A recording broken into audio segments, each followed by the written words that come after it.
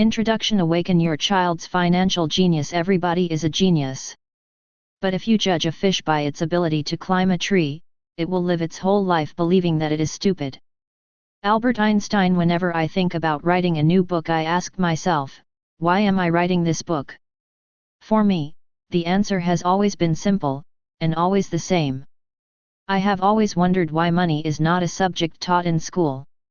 Day after day, our teachers drummed this into our heads: go to school to get a job. If you don't go to school, you won't get a good job. Why go to school? This caused me to ask my teachers, isn't the reason for getting a job to make money? If money is the objective for getting a job, why not get right to the point and just teach us about money? My question was never answered. The Emperor Has No Clothes. The Emperor's New Clothes is a Danish fairy tale written by Hans Christian Andersen, published in 1837. The plot: once upon a time, there lived an emperor who cared only about his clothes and about showing them off. One day 2 con men came to him and said that they could make him the finest suit of clothes from the most beautiful cloth. This cloth, they said, was very special. The cloth was invisible to the stupid and the lowborn. Being a bit nervous about whether he himself would be able to see the cloth, the emperor first sent 2 of his trusted advisors to see this special material. There was, of course, no cloth at all, but neither would admit that they could not see it, and so they praised it. As word of this special cloth spread, all the townspeople were now interested to learn how stupid their neighbors were. The emperor then allowed himself to be dressed by the con men in his special new suit, made of this special cloth, for the procession through town. Although he knew he was naked, he never admitted it for fear that he was too unfit and stupid to see that he was wearing nothing. He too was afraid that the townspeople would think that he was stupid. Of course, all the townspeople wildly praised the magnificent clothes of the emperor, themselves afraid to admit that they could not see the clothes, until a small child said, "But he has nothing on." The child's parents gasped and attempted to silence the child, but the child would not be silenced. As he twisted and turned, pulling his parents' hands from his mouth, he continued to say, "The emperor is naked." Soon, a few of his classmates were giggling and joined in. After a while, adults joined their children and began to whisper, "The kids are right. The old guy has nothing on. He's a fool and he expects us to be foolish with him." What Americans Really Want. In his 2009 book, What Americans Really Want, Really, Dr. Frank Luntz, a respected pollster who measures the heartbeat of America, asked this survey question: if you had to choose, would you prefer to be a business owner or CEO of a Fortune 500 company? Those questioned responded with the following: 80% the owner of a business that employs 100 or more people. 14% the CEO of a Fortune 500 company that employs more than 10,000 people. 6% don't know/refused to answer. In other words, Americans today want to be entrepreneurs. The problem is that our school system is training our kids to be employees. This is why school teachers and many parents continue to say, "Go to school to get a good, high-paying job." Few parents or teachers are saying, "Go to school to learn to create good, high-paying jobs." There is a tremendous difference between the skill sets of an employee and the skill sets of an entrepreneur. The skills required to be an entrepreneur are not taught in most schools. Dr. Luntz found that over 70% of full-time, corporate employees are considering or have considered starting their own businesses. Many people dream of becoming entrepreneurs, but few will take the leap of faith. The lack of financial education is the primary reason why most people will remain employees. Without a financial education, most employees are terrified of losing their job, not having a steady paycheck, or simply failing. Financial education and the transformation it delivers are essential for entrepreneurs. Forget MBAs. Dr. Luntz goes on to state, so how to equip a generation of Americans for success in entrepreneurship? Forget about MBAs. Most business schools teach you how to be successful in a big corporation rather than start your own company. But starting something from scratch and nurturing it as it grows is where our country has been at its strongest and most innovative. Killing the American dream. Americans have always wanted to be entrepreneurs. People immigrated to America, some enduring unimaginable hardships attracted by the promise of the American dream. Millions left the oppression of the kings and queens of Europe and the tyranny of communist dictators in other parts of the world, just for a shot at the American dream. Their American dream. The American dream is just as Dr. Luntz describes, starting something from scratch and nurturing it as it grows is where our country has been at its strongest and most innovative. Our schools seem to have forgotten about the American dream. The problem is that our educational system trains students to be A students academics or B students bureaucrats. Our schools do not train our young people to be C students, capitalists. Furthermore, it's these C students who so often follow an entrepreneurial path, carrying the torch of capitalism and creating new jobs. Ask entrepreneurs today and many will tell you that bureaucracies are actively destroying the entrepreneurial spirit of capitalism. They will also say many young graduates do not have the skills required for today's work environment. In fact, many have a bad attitude towards capitalists. Hatred of capitalists. In 2008, the Kauffman Foundation, a leading entrepreneurial think tank in America, commissioned Dr. Luntz to find out what Americans thought about capitalism. His survey found, it's hard to tell which has become the stronger emotion, respect for entrepreneurs or hatred toward CEOs. In November of 2012, Hostess Brands, the maker of iconic baked goods including Twinkies and Wonder Bread, shut its doors and filed for bankruptcy protection. The CEO of Hostess claimed the company forced to shut down due to union demands for higher wages and benefits. Making matters worse, it's not just the 18,000 plus workers who were affected. When the company closed, 18,000 families felt the impact as well. If there is an average of 4 people in a family, the number of lives impacted jumps to 72,000. This ripple effect spreads from each family, affecting schools and businesses such as dentists, grocery stores, dry cleaners, retailers, auto repair shops, even churches, and the rest of the community. It was later disclosed that the CEO of Hostess Brands and his team of merry men and women paid themselves millions in severance bonuses. Small wonder that Americans now hate CEOs. Many are graduates of our finest business schools, and it begs the question, is this what our business schools teach? Unfortunately, it is. Many of our brightest students go on to business schools, graduating with MBAs, and begin to climb the corporate ladder as employees, not entrepreneurs. The most ambitious become CEOs and executives of big business. CEOs are not capitalists. Later in this book I'll write about the fact that most CEOs are not capitalists. Most CEOs and corporate executives fall into a category called managerial capitalists, employees who work for real entrepreneurs. Entrepreneurs like Steve Jobs, Thomas Edison, Walt Disney, Mark Zuckerberg, and others, but who have no personal financial stake or investment in the business. Interestingly enough, Edison and Disney did not complete high school. Jobs and Zuckerberg never graduated college. Most A students, graduates from our finest schools, become managerial capitalists, employees rather than true capitalists. It is these managerial capitalists, typically A students who land high-paying jobs, who give capitalism a bad name. Managerial capitalists are scary. In his book, What Americans Really Want, Really, Dr. Luntz states, in today's world, capitalists frighten people and capitalism is shorthand for CEOs taking tens of millions of dollars on the same day their pens wipe out 10,000 jobs. Tragically, many people do not understand the difference between managerial capitalists and true capitalists. Just think of the CEOs who were paid huge bonuses, while millions lost their jobs, their homes, and their retirement nest eggs. Is this what our schools teach our best and brightest young people? Again, the answer is yes.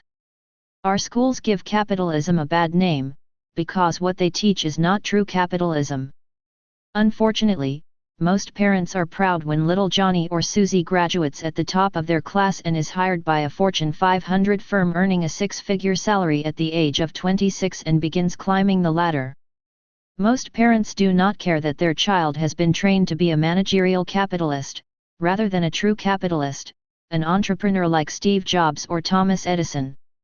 Today we have a global crisis because schools are more focused on greed, not generosity. Schools are about how much money can I make, versus how much money can I make serving others. Schools are about finding a high-paying job rather than creating high-paying jobs. Schools are about climbing the corporate ladder rather than how to create companies and corporate ladders.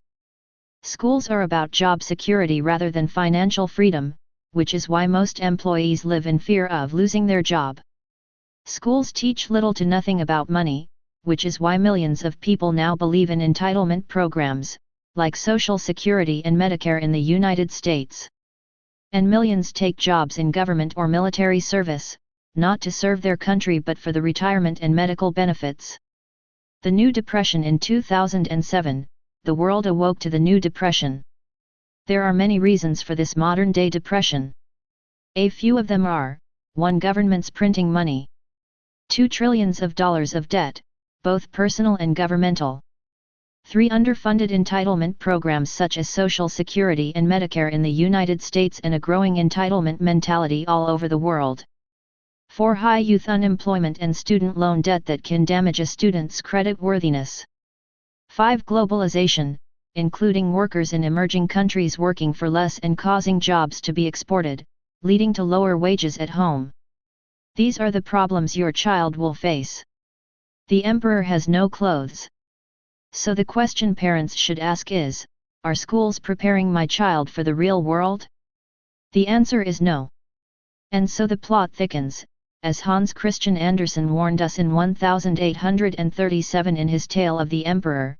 Soon the whisper spread from person to person until everyone in the crowd began shouting, "The emperor has no clothes." The emperor heard it, of course, and although he knew they were correct, that he was stark naked in front of the town, he held his head high and finished the procession. It seems to me that the school system cannot admit they are not preparing children for the real world.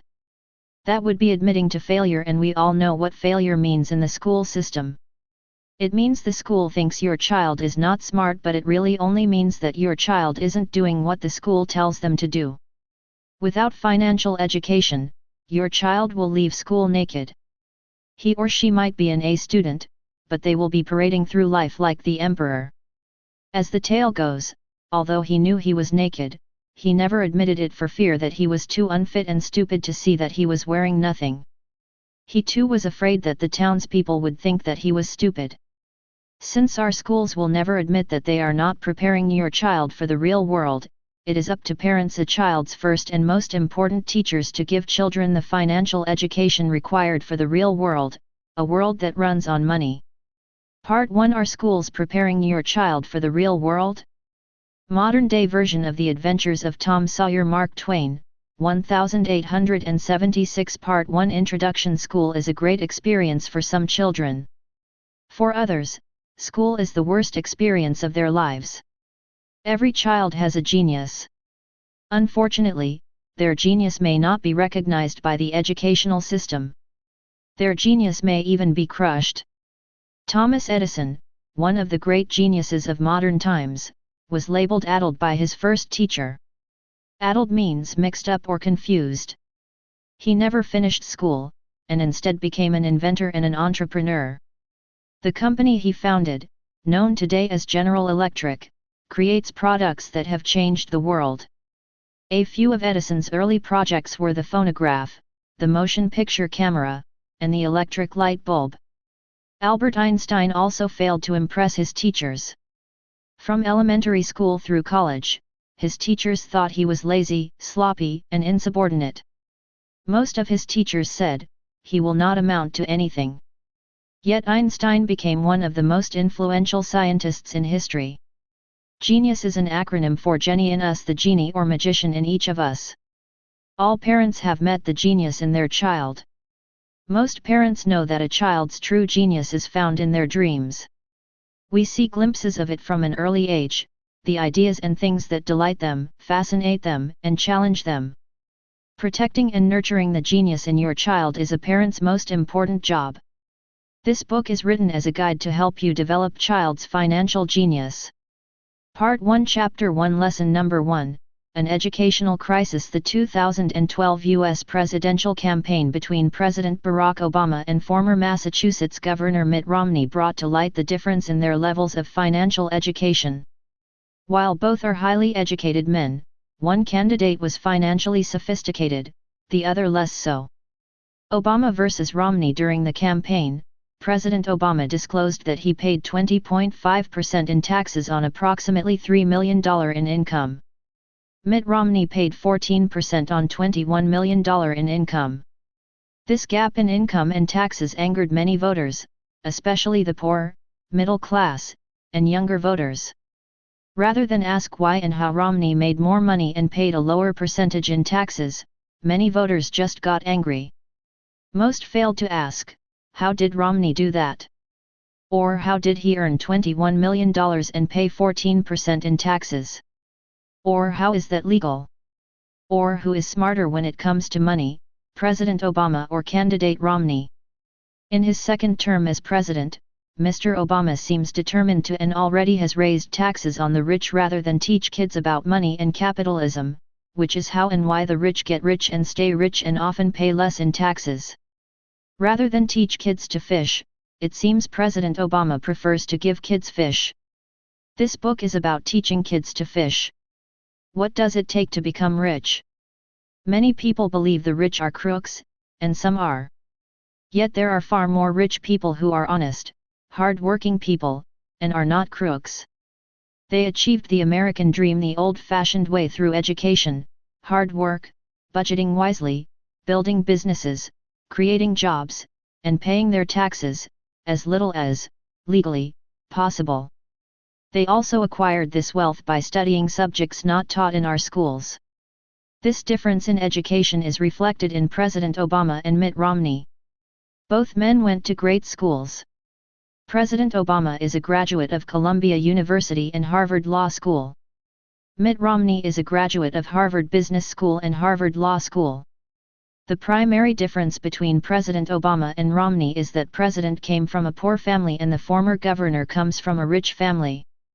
Their story is similar to the ones found in Rich Dad Poor Dad. The lesson of financial education is taught at home, not in school.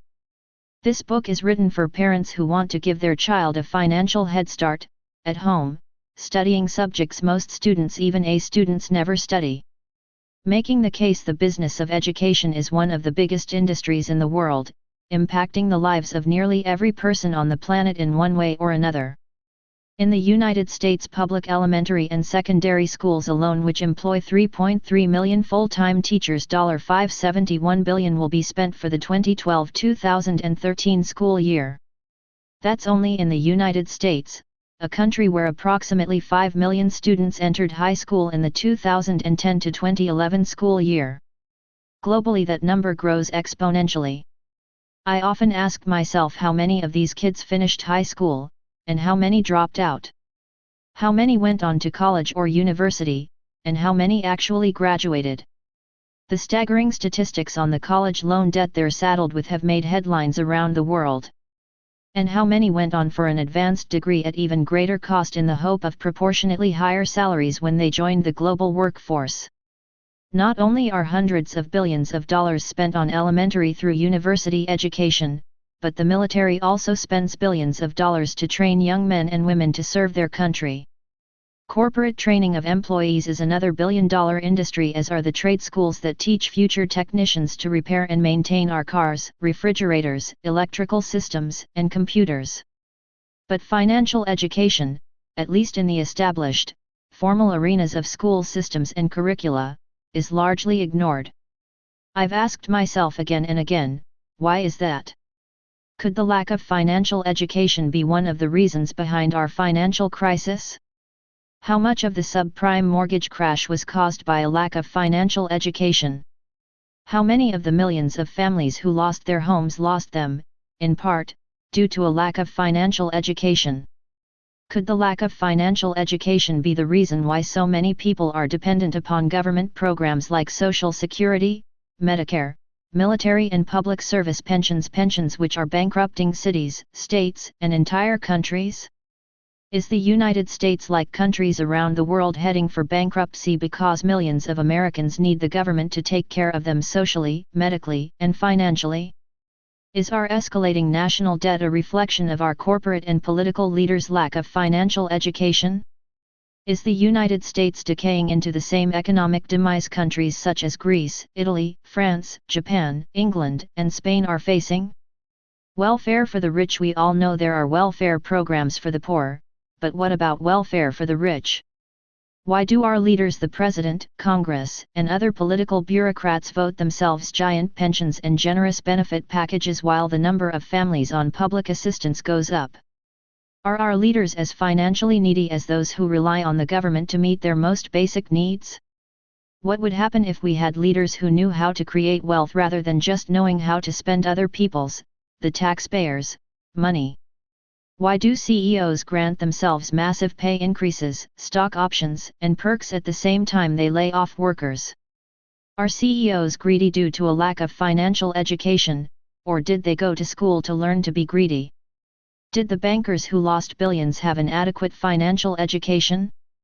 Why were millions of employees laid off, and thousands of small businesses closed, while the bankers who caused the crash were paid multi-million-dollar bonuses? Why do teachers' unions and government bureaucrats determine what our children learn? What about asking the kids and their parents what they need to learn? Why are many of America's highest-paid workers no longer from the private sector? Why are so many well-paid employees, so-called public servants, some of the highest-paid workers in America today? Why are firefighters and police officers retiring with millions in lifetime benefits? What has happened to government service? Who caused this financial crisis? Today's financial crises were not caused by poor, uneducated people.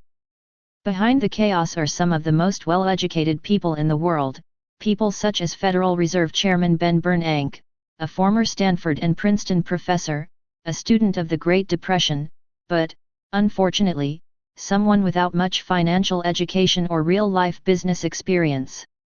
This book is about education. But not the education taught in our schools. An educational crisis. We are not in a financial crisis. We are in an educational crisis. This crisis begins when our children enter school, spending years, sometimes decades, learning nothing about money and being taught by people who know little about money. For some reason, our schools have a quasi-religious view about money. Schools seems to believe, for the love of money is the root of all evil. Timothy 6:10. Schools ignore the passage that reads, "My people perish from a lack of knowledge." Hosea 4:6. People are perishing economically due to a lack of financial education in our schools. Lao Tzu, the Chinese founder of Taoism in the 5th century BC, stated, "If you give a man a fish, you feed him for a day. If you teach a man to fish, you feed him for a lifetime." Unfortunately, rather than teach people to fish, we are teaching kids the Robin Hood philosophy of economics: take from the rich and give to the poor. That's also known as socialism. Ultimately, all that this generosity does is create more poor people.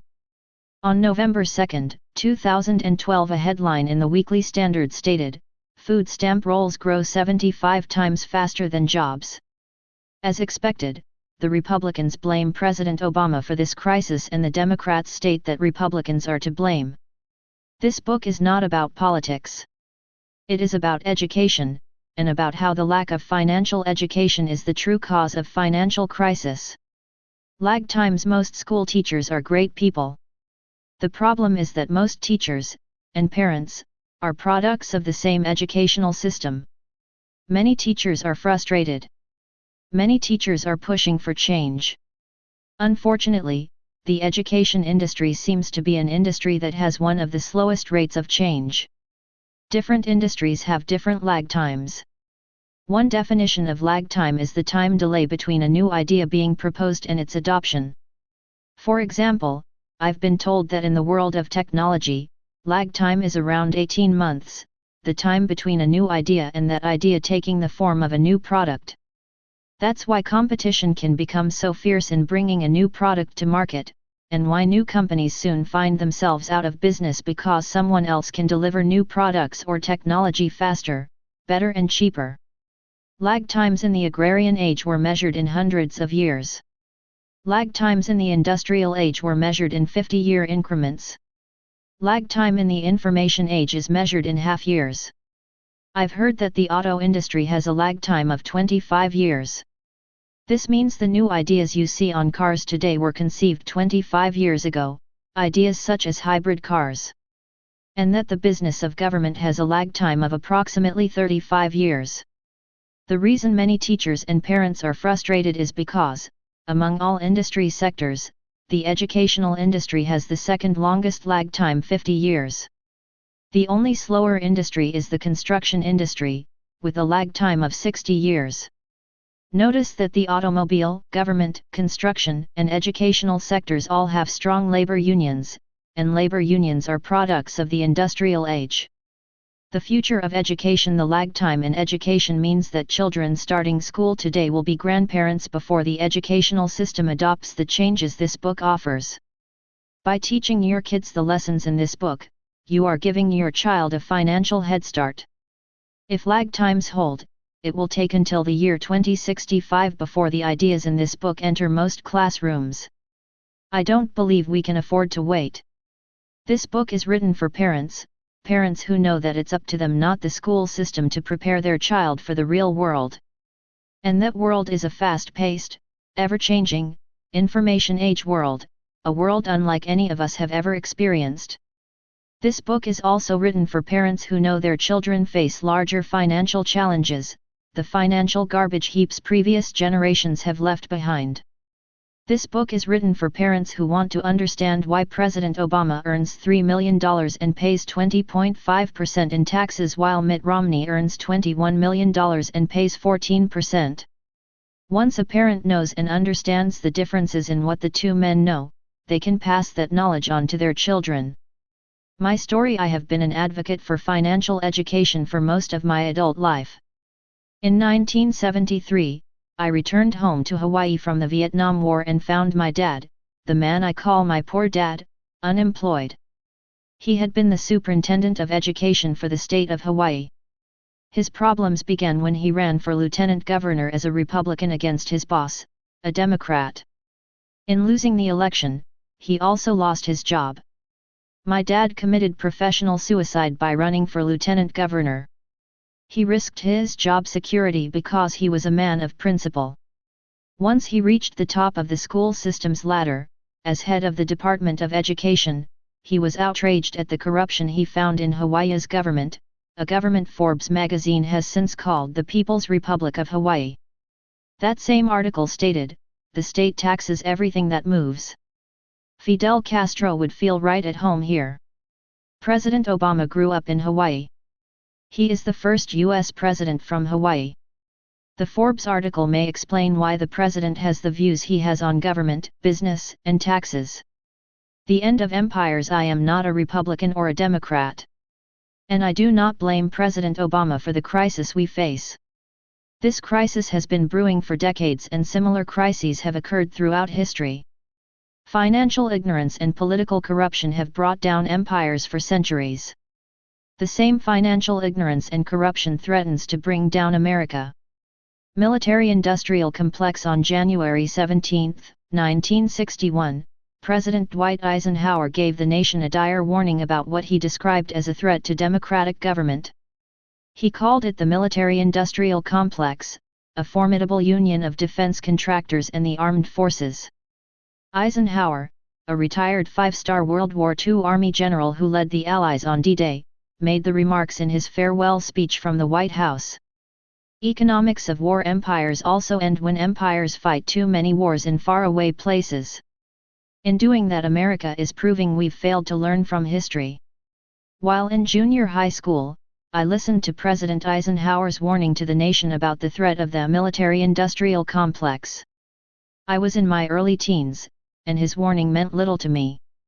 Returning from Vietnam in 1973, I understood the president's warning. We were not fighting for the freedom of the Vietnamese people. We were fighting for money. We had been lied to by the elites. We had no business fighting in Vietnam, apart from the issue that war is big business. When I returned from Vietnam, I knew it was time to stop blindly following orders. I knew it was time to start thinking for myself. I do not criticize my fellow sailors and soldiers. Most of the young men and women I met in the service were great people dedicated to their country. Our problem was that we were fighting wars to make the military-industrial complex richer. Anytime the military-industrial complex needs more money, they simply start another war. We are making the same mistakes, in my opinion, when it comes to printing money. The Roman Empire crumbled when the Romans began destroying their own money, fighting wars in faraway lands, and raising taxes on its workers. The United States is repeating the mistakes of the past, proving the old saying, those who fail to learn from history are doomed to repeat it. Studying subjects A students don't study. In 1973, I informed my dad I was leaving the military service. He was disappointed because he wanted me to stay in the military for the retirement and medical benefits. Counting my time at the military academy, I had 10 years accrued toward retirement. I only had 10 more to go. When I nixed that idea, my poor dad suggested I fly for the airlines, as many of my fellow Marine pilots were doing. When I told him I was through flying, he finally suggested I go back to school, get my master's degree, possibly my PhD, and climb the corporate ladder. I loved my dad dearly, but he was suggesting I do what he had done, follow in his footsteps, proving, once again, that we repeat mistakes if we do not learn from them. And while I loved my dad, I did not want to make the same mistakes he had made. If I had followed my poor dad's advice, I might be like him today, a highly educated but poor 60-plus-year-old, hoping my savings, pension, Social Security, and Medicare would take care of me. In 1973, I decided to follow in my rich dad's footsteps. I began by studying subjects my poor dad had never studied. This book is about the subjects I studied and the courses most people do not study, including A students. Because there is a big payoff for studying subjects A students do not study. In 1997, the book Rich Dad Poor Dad was self-published because every publisher we offered it to turned it down. As you might expect, most publishers are A students, like my poor dad. Most publishers me sent rejection letters stating, "We are not interested in your book at this time." A few more honest publishers stated, "You do not know what you are writing about." Or, "Your ideas are ridiculous. Your house is not an asset." Rich Dad Poor Dad was harshly criticized due to statements such as "Your house is not an asset." 10 years later, in 2007, millions of homeowners all over the world found out the hard way that their home was not an asset. As property values plummeted all over the world, millions were pushed into bankruptcy, experiencing firsthand that their home could be a giant liability. Savers are losers. I have also been harshly criticized for saying, "Savers are losers." Today, millions of people are aware that the central banks of the world, banks such as the Federal Reserve Bank in the United States, are printing trillions of dollars, contributing to the destruction of the purchasing power of people's savings. After the crash of 2007, banks lowered interest rates on savings. Before the crash, many savers lived off the interest on their savings. Today, millions of savers are living on their savings. In the year 2000, the price of gold was less than $300 an ounce. Today, gold is over $1,500 an ounce, which is yet another reflection of the loss in the purchasing power of the dollar. At the same time, banks are paying less than 2% interest on savings while inflation runs at 5%, although the government claims there is no inflation. That is why savers are losers. It's simple math. $1,500 for an ounce of gold is greater than $300 an ounce. Inflation at 5% is greater than 2% interest on your savings. You do not need algebra or calculus to figure out that savers are losers. Debt is good. Most financial pundits recommend that people get out of debt. To me, that shows a lack of financial education. The fact is that there is good debt as well as bad debt. Simply stated, good debt can make you richer and bad debt makes you poorer. Unfortunately, most people only know bad debt, the money they borrow to acquire liabilities versus assets. Taxes make the rich richer. Not only does good debt make you richer, good debt can also reduce what you pay in taxes. Learning to leverage good debt and understanding its ability to lower a person's taxes makes a good case for the importance of financial education. Since taxes are the number one expense for most people, doesn't it seem odd that taxes are not a subject taught in most schools? In this book, you will learn who pays the least in taxes and why. And this will offer another point of view on why President Obama paid taxes of 20.5% on $3 million of income and Mitt Romney paid taxes of 14% on $21 million. Oprah called in the year 2000, Rich Dad Poor Dad made the New York Times bestsellers list, the only self-published book on the list at the time. Then Oprah Winfrey called. I went on her television show and the Oprah effect took over. Rich Dad Poor Dad has become the number one personal finance book of all time. It was on the New York Times bestsellers list for over 6 years. To date, it has sold over 30 million copies worldwide, has been published in 53 languages and is available in 109 countries. The irony is, I failed English twice in high school.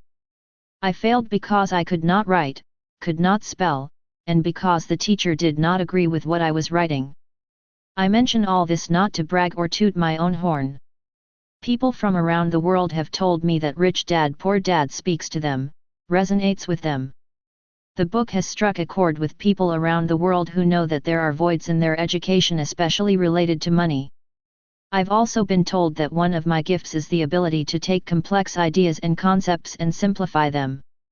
That's what I did in Rich Dad Poor Dad, and that's my goal in writing this book for parents. An important part of this book is the action steps for parents that you'll find at the end of every chapter. They were created to give you tips, tools, and resources in taking the first steps to teaching your child about money. Closing thoughts. President Obama and former Governor Mitt Romney are very smart men. Both appear to be good men. Both men received the very best in formal education, yet one made $3 million and paid 20.5% in taxes while the other made $21 million and paid only 14% in taxes. The difference, it seems, is not what they learned in school, but what they were taught at home. In many ways, the story of Romney versus Obama is similar to the story of Rich Dad versus Poor Dad. This book is written for parents who want their child to have the type of education most people do not receive, not even A students. Action step for parents: turn your home into a place of active learning. Kids learn most by doing. Unfortunately, in most schools kids are expected to learn by sitting at a desk, then coming home to sit, again, and do homework. Create a wealth education night. Set aside one night a week or a month to be a time for active learning about money. Make it a family ritual. And make it fun. Play games like Monopoly registered trademark or Cashflow registered trademark for kids, or Cashflow 101 registered trademark and 202 registered trademark, and use the time playing and having fun. In the process, opportunities will present themselves to discuss age-appropriate, real-life money activities, challenges, and problems as they relate to the game. I encourage you to check out the Rich Dad online financial games and content for mobile devices. That one night a week or month will serve as a foundation for a better life for your child, better family relationships, and a commitment to be a lifelong learner. Use this book for support and discussion material. Rich Dad also has a workbook and study guide, Awaken Your Child's Financial Genius, that delivers more focused content as well as games, activities, and exercises. The good thing about money is that there is a lot of information out in the world. All a person or family needs to do is dedicate the time to absorb it. And learn to tell the difference between education and a sales pitch. My Rich Dad played Monopoly with his son and me at least once a week for years. He used fun lessons from the game to teach us lessons in real life. My Poor Dad only asked, "Have you done your homework?" Part 1 Chapter 2 Lesson Number 2, The fairy tale is over. There are many reasons why the role of parents in a child's life has taken on a new and critical dimension. Few would argue with the fact that times have changed, and that, today, change is a constant in our lives. In most cases, and in my opinion, most of us are not changing with the times. The financial advice we got from our parents is old and outdated, obsolete in today's world. Making the case the fairy tale is over. Once upon a time, all a person had to do was go to school, get a job, work hard, and retire. Until a few years ago, the company you worked for took care of you when you retired, you received a paycheck and medical benefits for life. Today this is a fairy tale. Once upon a time, all a person had to do was buy a house, and the house went up in value. Homeowners got rich in their sleep. Many people could sell their home, some even pocketing a small fortune to sustain them through retirement, downsize to a smaller house, and live happily ever after. Today this is a fairy tale. Once upon a time, the United States was the richest country in the world. Today this is a fairy tale. Once upon a time, the US dollar was as good as gold. Today this is a fairy tale. Once upon a time, all a person had to do was go to college and they were virtually assured of earning more money than those who did not graduate from college. Today this is a fairy tale. In 2007, the subprime mortgage market collapsed, and the biggest financial disaster in history began. The fairy tale is now a nightmare. And the nightmare is not over, yet. Out of fear, millions of parents continue to advise their children, go to school and get a college degree so you can get a high-paying job. Panicked parents recite this mantra in spite of the fact that unemployment is high among young people, even those with college degrees. Many college graduates, unable to find work, go on to graduate school for advanced degrees. They then leave school even deeper in student loan debt, still searching for that elusive high-paying job. Education gets more expensive as prices around the world collapsed. Why did the cost of education go up? In 2006, home prices in the United States averaged $230,000.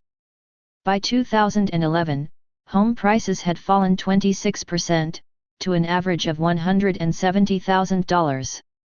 As home prices fell, the price of a college education rose by 4.6% between 2006 and 2007 to an average of $22,218. On October 9, 2007, the Dow Jones Industrial Average hit an all-time high of 14,164. By March of 2009, the Dow had fallen over 50% to 6,469. As the stock market crashed between 2007 and 2008, college tuition rose by 5.9% to a new average of $23,712. In July of 2008, oil hit a peak of $147 a barrel and crashed to about $40 a barrel before recovering. As oil prices were falling between 2008 and 2009, college tuition rose 6.2% to $25,177. In 2011, college loan debt surpassed credit card debt for the first time, over $1 trillion in the United States alone. Unforgivable debt today. Thousands of highly educated students leave school strapped with student loans, the worst possible debt of all. Student loans are the worst form of debt because student loans can never be forgiven, or discharged. With most other types of debt, like a home mortgage or credit card debt, a person can declare bankruptcy and the loans are wiped out. That's not the case with student loans. Even if a student dies, their parents are on the hook for repayment of the loan, if they were co-signers, as many are. The clock is ticking. Once a student graduates, the interest clock begins ticking and interest starts to accrue. Rather than get richer after leaving school, millions become poorer, going deeper in debt as interest on the original school loan starts to pile up. A student loan can negatively affect the student for life. A student loan can affect the home a student buys, if they can afford one, the quality of life for their family, if they can afford a family, and their hopes for a secure retirement, if they are able to retire. For many, a student loan will be the proverbial albatross around their neck, for life. What's a college education worth? For the first time in history, people are questioning the value of a college education. A few will even say that the ROI, return on investment, of a college education is not worth the investment. Between 2006 and 2007, the median starting salary for college graduates in America was $30,000. Between 2009 and 2011 it had fallen to $27,000. Future shock: for the first time in America, many believe their children will not do better financially than their parents. The unemployment crisis. Youth unemployment is an international crisis, a problem that has led to the Arab Spring, Occupy Wall Street, and other gatherings of unemployed youth.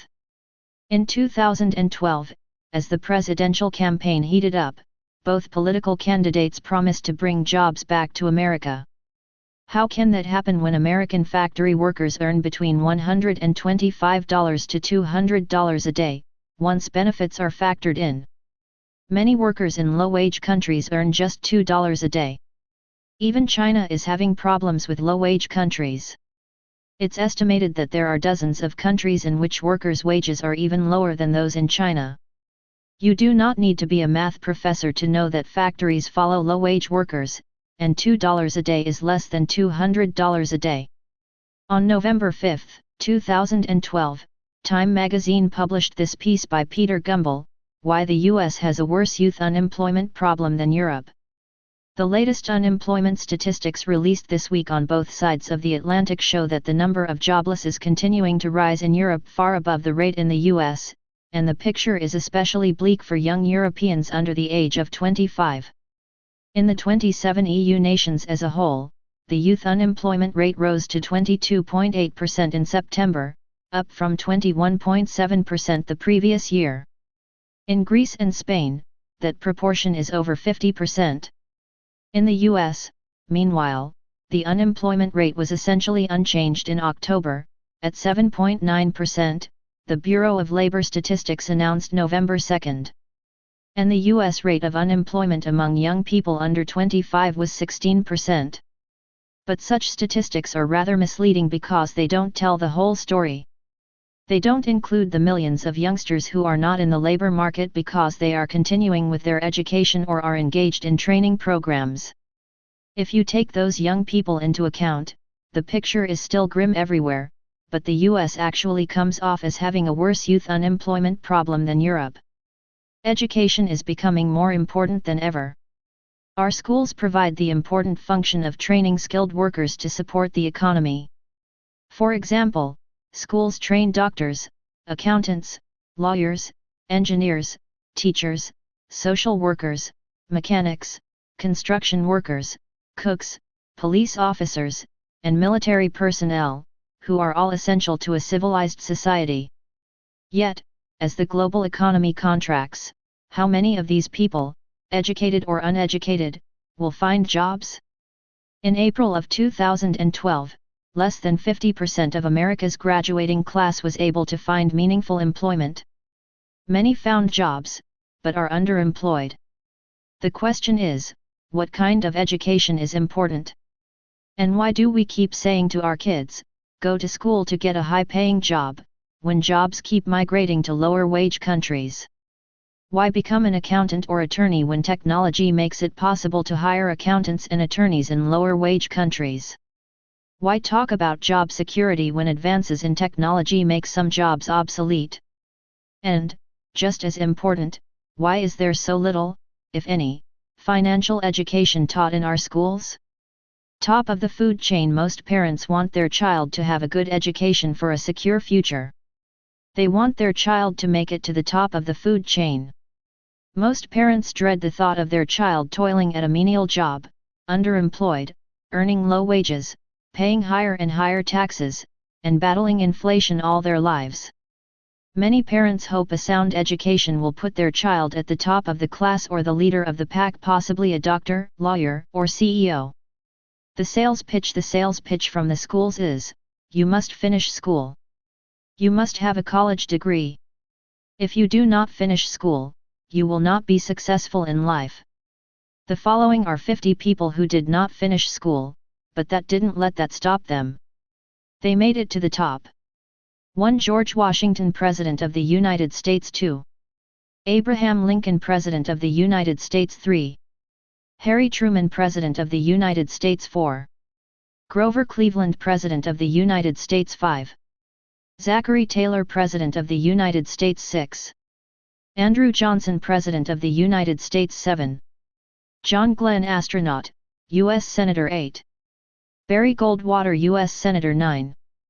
Benjamin Franklin, U.S. Ambassador 10. Winston Churchill, Prime Minister of England 11. John Major, Prime Minister of England 12. Robert Frost, Poet 13. Florence Nightingale, Nurse 14. Buckminster Fuller, Futurist and Inventor 15. George Eastman, Founder of Eastman Kodak 16. Ray Kroc, Founder of McDonald's 17. Dave Thomas, Founder of Wendy's 18. Ralph Lauren, Fashion Designer and Entrepreneur 19. Doris Lessing, Nobel Prize recipient in Literature 20. George Bernard Shaw, Playwright 21. Peter Jennings, News Anchor for ABC 22. Christopher Columbus, Explorer 23. T.D. Jakes, Pastor 24. Joel Osteen, Pastor 25. John D. Rockefeller, Founder of Standard Oil 26. Karl Rove, Presidential Advisor 27. Ted Turner, Founder of CNN 28. Quentin Tarantino, Movie Director 29. Peter Jackson, Movie Director, Lord of the Rings, 30. Mark Twain, Author 31. Leon Uris, Author 32. Carl Bernstein, Washington Post Reporter 33. Carly Fiorina, CEO of Hewlett-Packard 34. Charles Dickens, Author 35. Andrew Carnegie, Industrialist 36. William Faulkner, Nobel and Pulitzer Prize winner 37. Li Ka-shing, Wealthiest Man in Asia 38. Richard Branson, Founder of Virgin Atlantic Airways and Virgin Records 39. Enzo Ferrari, Founder of Ferrari 40. Henry Ford, Founder of Ford Motor Company 41. J. Paul Getty, Founder of Getty Oil 42. Jack London, Author 43. Larry Ellison, Founder of Oracle 44. Tom Anderson, Founder of MySpace 45. Mark Zuckerberg, Founder of Facebook 46. Steve Jobs, Founder of Apple 47. Steve Wozniak, Founder of Apple 48. Bill Gates, Founder of Microsoft 49. Paul Allen, Founder of Microsoft 50. Ringo Starr, Beatles. Stay in school. I'm not suggesting that kids should drop out of school, or that school is not important. Education is very important. The question is, what kind of education? And where will your child's education take them? Will your child's education prepare them for their future?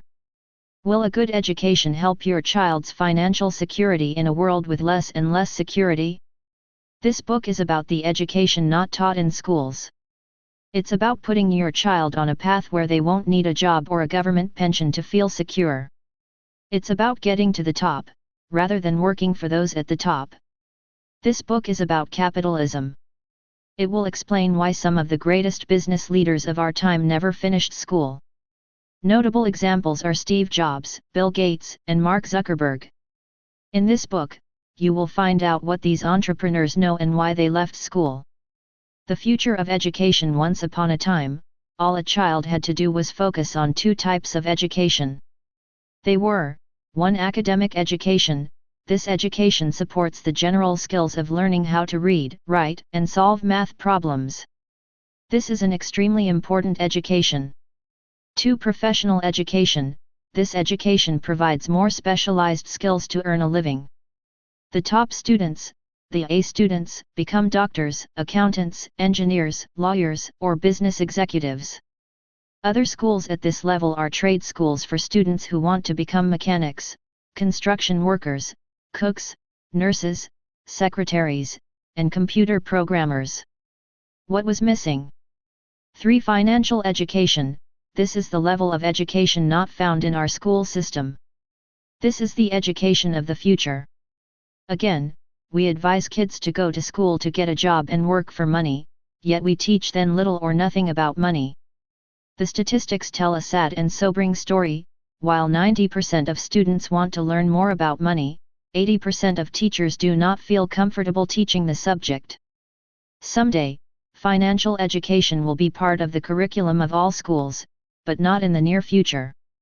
My story, my financial education began when I was 9 years old. It began with my rich dad. He was not my real dad, but my best friend's father. And he used the game of Monopoly registered trademark as an educational tool, and we would play the game for hours after school.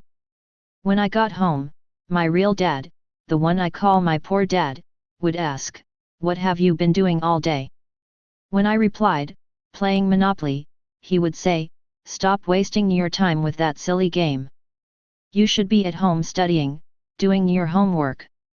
If you don't do your homework, you won't get good grades, you won't get into a good college, and you won't get a good job." Since I never achieved good grades, I was the eternal C student. My poor dad and I had this discussion on a regular basis.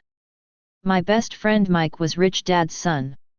We went to a school for rich kids. The good news was, we were poor kids. My rich dad was not yet rich, and my poor dad was successful, but never rich. This caused rich dad to step up our financial education by playing Monopoly with us on a regular basis. He wanted us to become smarter, and richer, than the rich kids. One day he took his son and me on a field trip. Rather than go to a museum or an art gallery, he took us to see his greenhouses, his rental properties. That was when I realized that rich dad was playing Monopoly, in real life. One day, he said, "These greenhouses will become my big red hotel." When I returned home and told my dad that rich dad was playing Monopoly in real life, my dad laughed. He thought the idea was ridiculous. His advice was to stop wasting my time with games and do my homework. At that time, my dad was the head of education for the big island of Hawaii. A few years later, he would reach the top of the state education system and become the superintendent of education for the entire state. My poor dad was an A student, class valedictorian, and class president. He loved school. He graduated with a 4-year degree from the University of Hawaii in only 2 years. He also attended Stanford University, the University of Chicago, and Northwestern University. My rich dad never even finished the 8th grade, because his father died, so he had to take over the family business. Although his formal education was limited, he would eventually become one of the richest men in Hawaii. When I was 19, rich dad purchased his red hotel right on Waikiki Beach. In 10 years, his little greenhouses had become a giant red hotel. At the time, I did not realize how profoundly the game of Monopoly and my rich dad's education would change the direction of my life. Rich dad was using a game Monopoly to train me to think like a capitalist. My poor dad and my rich dad were polar opposites. Both were very good men, but they never did see eye to eye. Their differences erupted when I was about 10 years old. My poor dad was not happy when I told him I had accompanied my rich dad to collect rents from his tenants in his greenhouses. My poor dad did not like the idea of me collecting rent. He was very upset. So was my mother. They thought it was a cruel lesson for a 10-year-old boy. To me, it was an eye-opening lesson about real life. Later I would learn why my mom and dad were so upset. We were renters. They too had a landlord knocking on our door to collect the rent. A few years later, when I was in junior high, they finally saved enough money to buy a home. My unfair advantage of formal education was important to both dads. Both dads expected their sons to go on to college, and we did. Rich dad's son graduated from the University of Hawaii, running his father's business between classes. Rich dad lesson games are better teachers than teachers. My father did not have the money to pay for my college education. Once I graduated from high school, I knew I was on my own. That inspired me to apply to the military academies. Although my grades were horrible, my SAT scores were decent and I was a pretty good football player. I received 2 congressional nominations, one to the U.S. Naval Academy at Annapolis in Maryland, and the other to the U.S. Merchant Marine Academy at Kings Point in New York. I accepted the appointment to Kings Point and graduated in 1969 with a Bachelor of Science degree. Looking back, I can see how my time with rich dad gave me an unfair advantage in life, especially when it came to money. Between the ages of 9 and 18, until I left for school in New York, I spent 1 or 2 days a week after school and 2 Saturdays every month working for free for Rich Dad. If you have read Rich Dad Poor Dad, you know how this disturbed my poor dad. My poor dad believed that my rich dad was exploiting us because he was not paying us. Being a member of the teachers' union, I shouldn't have been surprised to hear my poor dad muttering about child labor laws. Rich Dad never paid his son or me because he was training us to be capitalists. He did not pay us because he did not want to train us to be employees who worked for money. He was training us to be employers, entrepreneurs, capitalists who had other people's talents, and OPM, other people's money, working for the. Obviously, Rich Dad's ideas about work to learn, not to earn angered my poor dad, who was more of a socialist than a capitalist. Pictured on the following page is the cone of learning developed in 1969 by Drive Edgar Dale, a professor of education. Dr. Dale, 1900–1985, received his doctorate degree from the University of Chicago and taught for years at Ohio State University. Reprinted with permission. The original work has been modified. According to Dr. Dale, my rich dad's use of monopoly as a teaching tool, and then taking us to collect rent, was a very effective way of teaching his son and me about money. Entrepreneurship. Dr. Frank Luntz's book, What Americans Really Want, really reported that those surveyed, 81% say universities and high schools should actively develop entrepreneurial skills, and students 77% say the state and federal governments should encourage people to be entrepreneurs. 70% say the success and health of our economy depend upon it. Question: does this mean that reading and lectures are not important? Answer: no, at least not for me. The game of Monopoly inspired me to learn more. Today I read more, study more, and attend classes more because the game, the simulations of real-life experiences, inspired me to want to learn more. Although I am a poor and slow reader, I plow through complex financial and business books few people would choose to read. I credit the game of Monopoly for giving me a solid foundation upon which to build my real-world education. More importantly, I learned more, retained more, and wanted to learn more from the experience of Monopoly as a kid and applying what I was learning to collecting rent for Rich Dad. These lessons are locked in my brain. While I have a Bachelor of Science degree from a great school, I do not remember much of what I learned during those 4 years. For example, I remember taking 3 years of calculus, but I could not solve a math problem using calculus today. As the saying goes, use it or lose it. I would need calculus if I were a rocket scientist, but I do not need calculus to be rich. Elementary level math: addition, subtraction, multiplication, and division will do. In 1984, my wife Kim and I founded a financial education company with offices in the United States, Australia, New Zealand, Singapore, Canada, and Malaysia. We taught investing and entrepreneurship using games and simulations. Learning was fun and exciting. In 1994, we retired. Kim was 37, and I was 47. We retired on the passive income, the cash flow, that we received from our investments. Like Rich Dad, we were playing Monopoly in real life. And we still do today. And following the crash of 2007, our income, cash flow, went up as asset prices fell. Knowing how to do well even in a crash or in turbulent markets is an essential aspect of financial education. In 1996, Kim and I founded the Rich Dad Company. The Rich Dad Company produces financial education products such as the board games Cashflow Registered Trademark 101, Cashflow Registered Trademark 202, and Cashflow Registered Trademark 4Kids. Board games are great ways for families to learn together.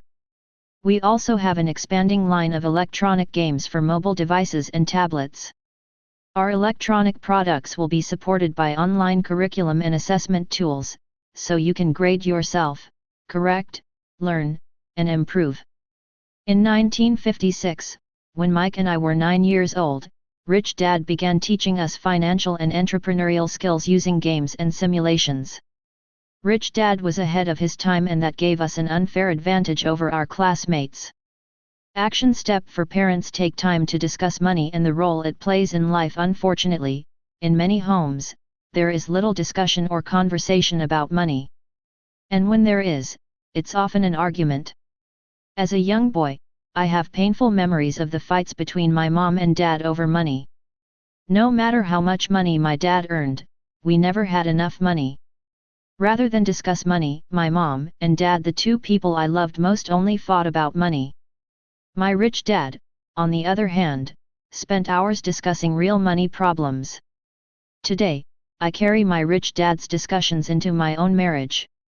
Rather than fight about money, Kim and I openly discuss our money problems.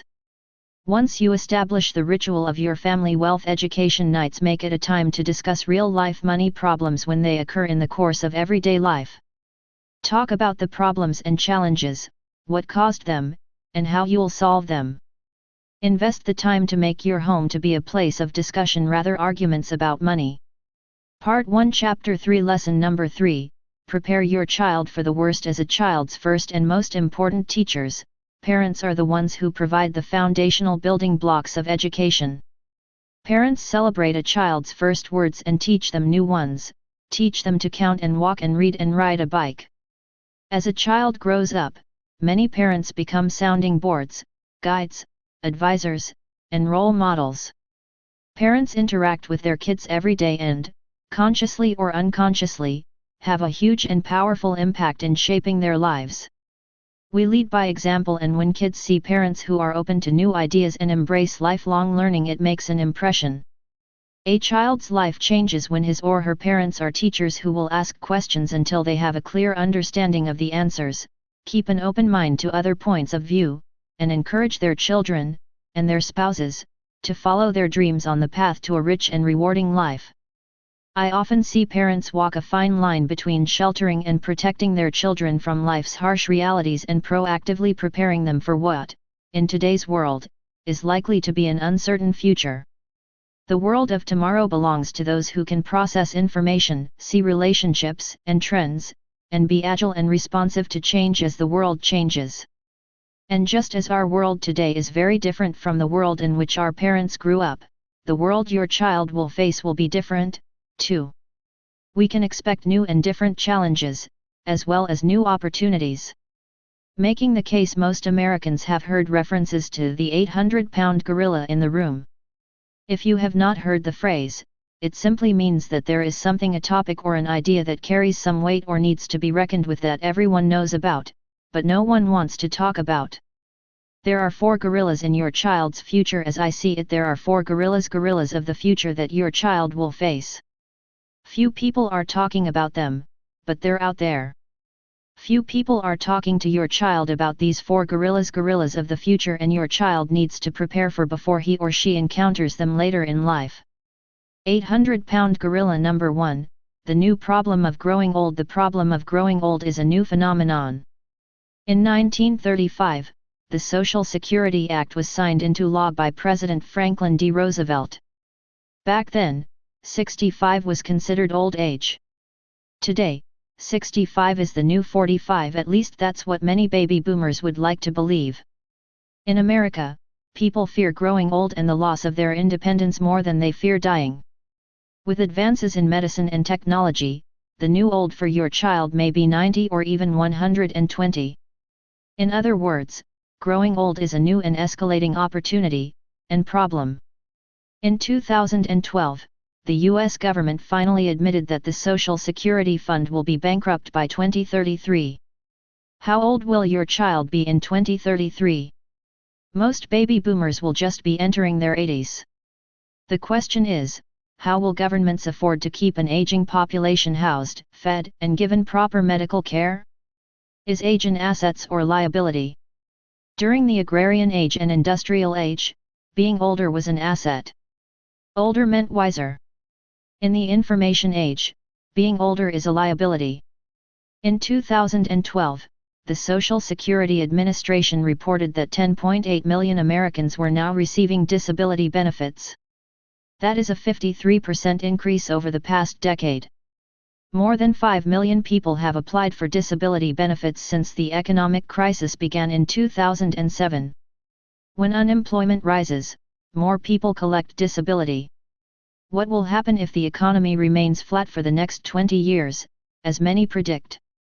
Today, many governments are going bust, unable to fund the retirement pension plans of their public workers. The state of California's pension system is a disaster. How will governments afford tomorrow's old people? This 800-pound gorilla will be your child's problem. Aging parents and boomerang kids. For years the American dream was a house of your own. Housing today is become multi-generational. 2, 3, and even 4 generations will be living under one roof.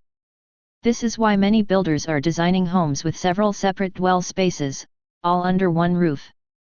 Today, many American families have boomerang kids who leave home and go to school, only to return unemployed and unable to survive in the real world. On top of boomerang kids, many adults have aging parents who depend upon them for care. In the United States, long-term and assisted living care can start as high as $8,000 a month, which is more than many people earn per month. Multi-generational survival will be your child's problem. Will your child move in with you, or will you move in with them and their kids? Will your child be able to afford your long-term health care if you are lucky enough to live a long life? The biggest gorilla, the most expensive problem on the horizon is not Social Security or multi-generational housing. The biggest gorilla sitting quietly in the room is Medicare. Medicare was created in 1965 and today is an unfunded liability estimated at over $100 trillion, more money than all the money in the world. Your child will wrestle with this $100 trillion gorilla, one way or another.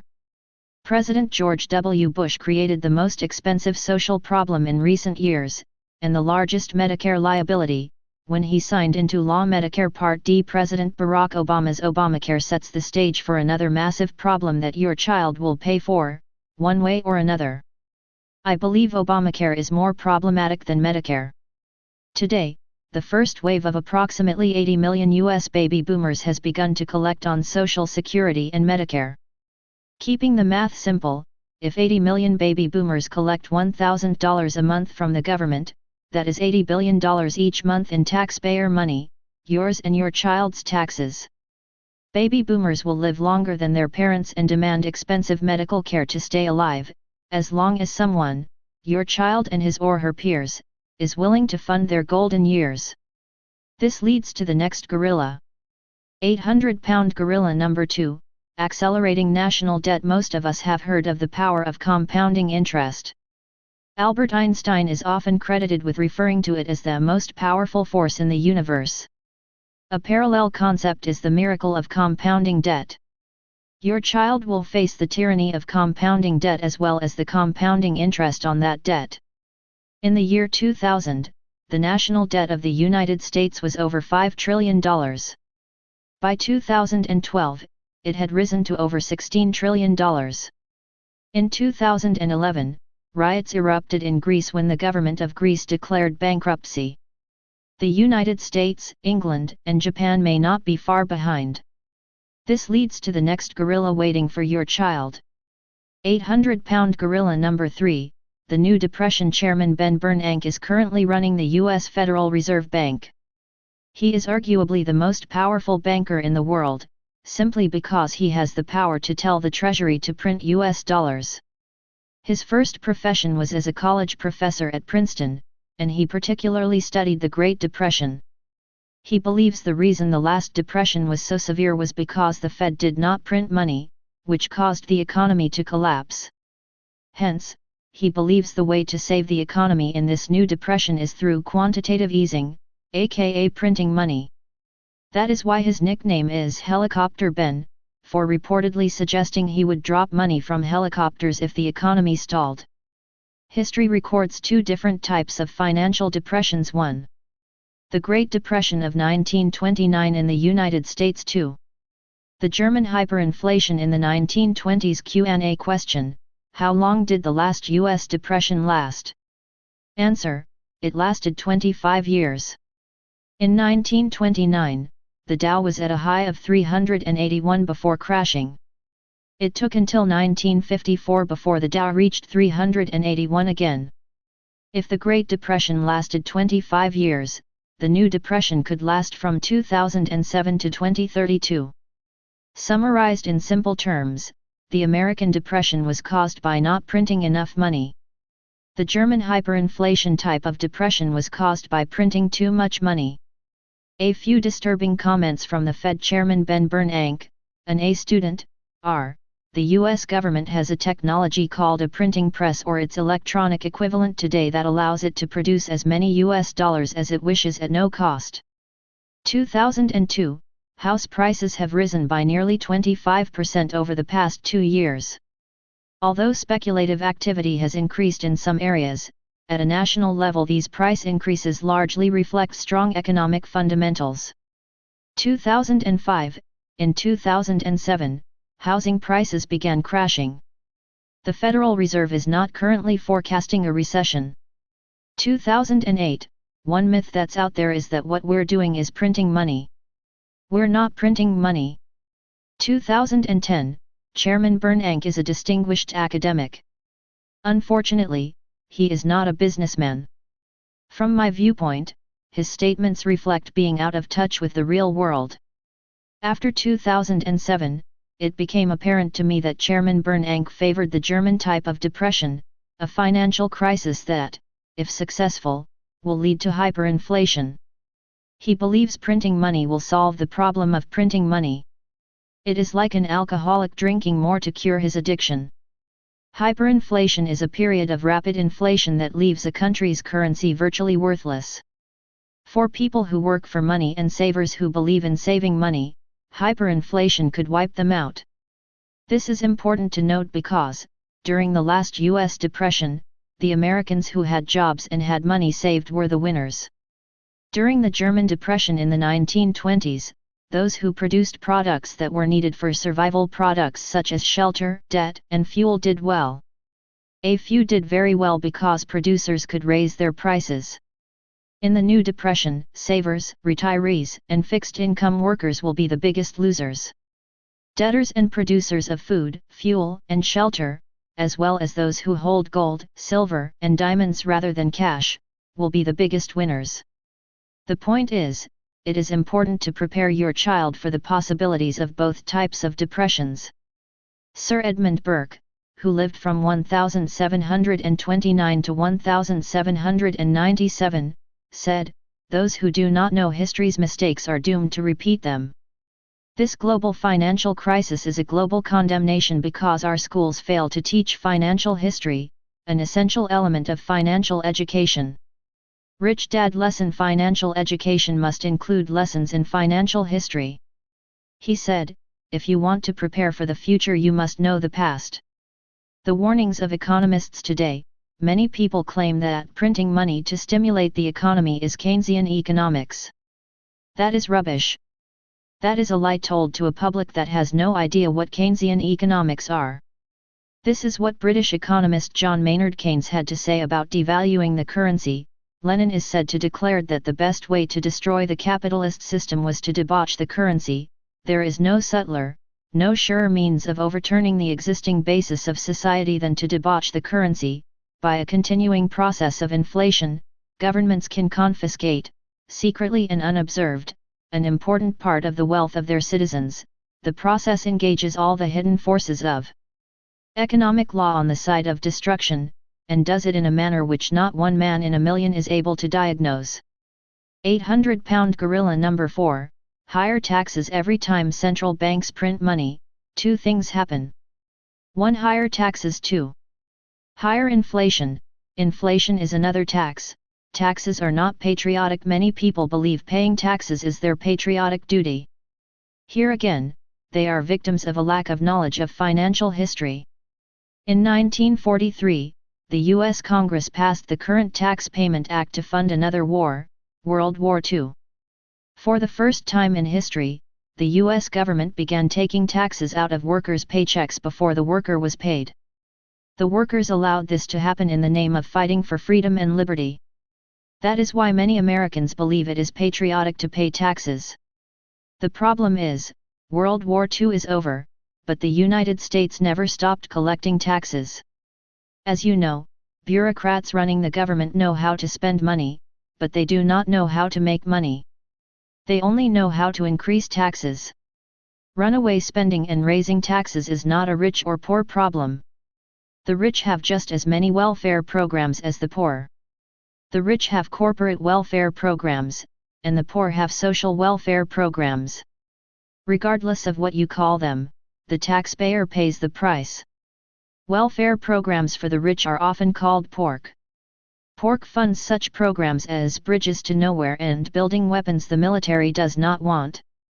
Pork is welfare for the rich because it funds projects that generate profits for rich business owners but that aren't needed.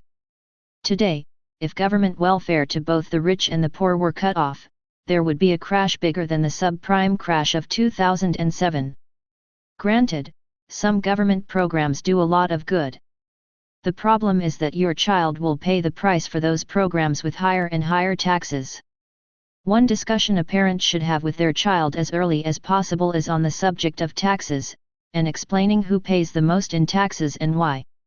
To illustrate and explain the subject of taxes, Rich Dad drew the cash flow registered trademark quadrant for me.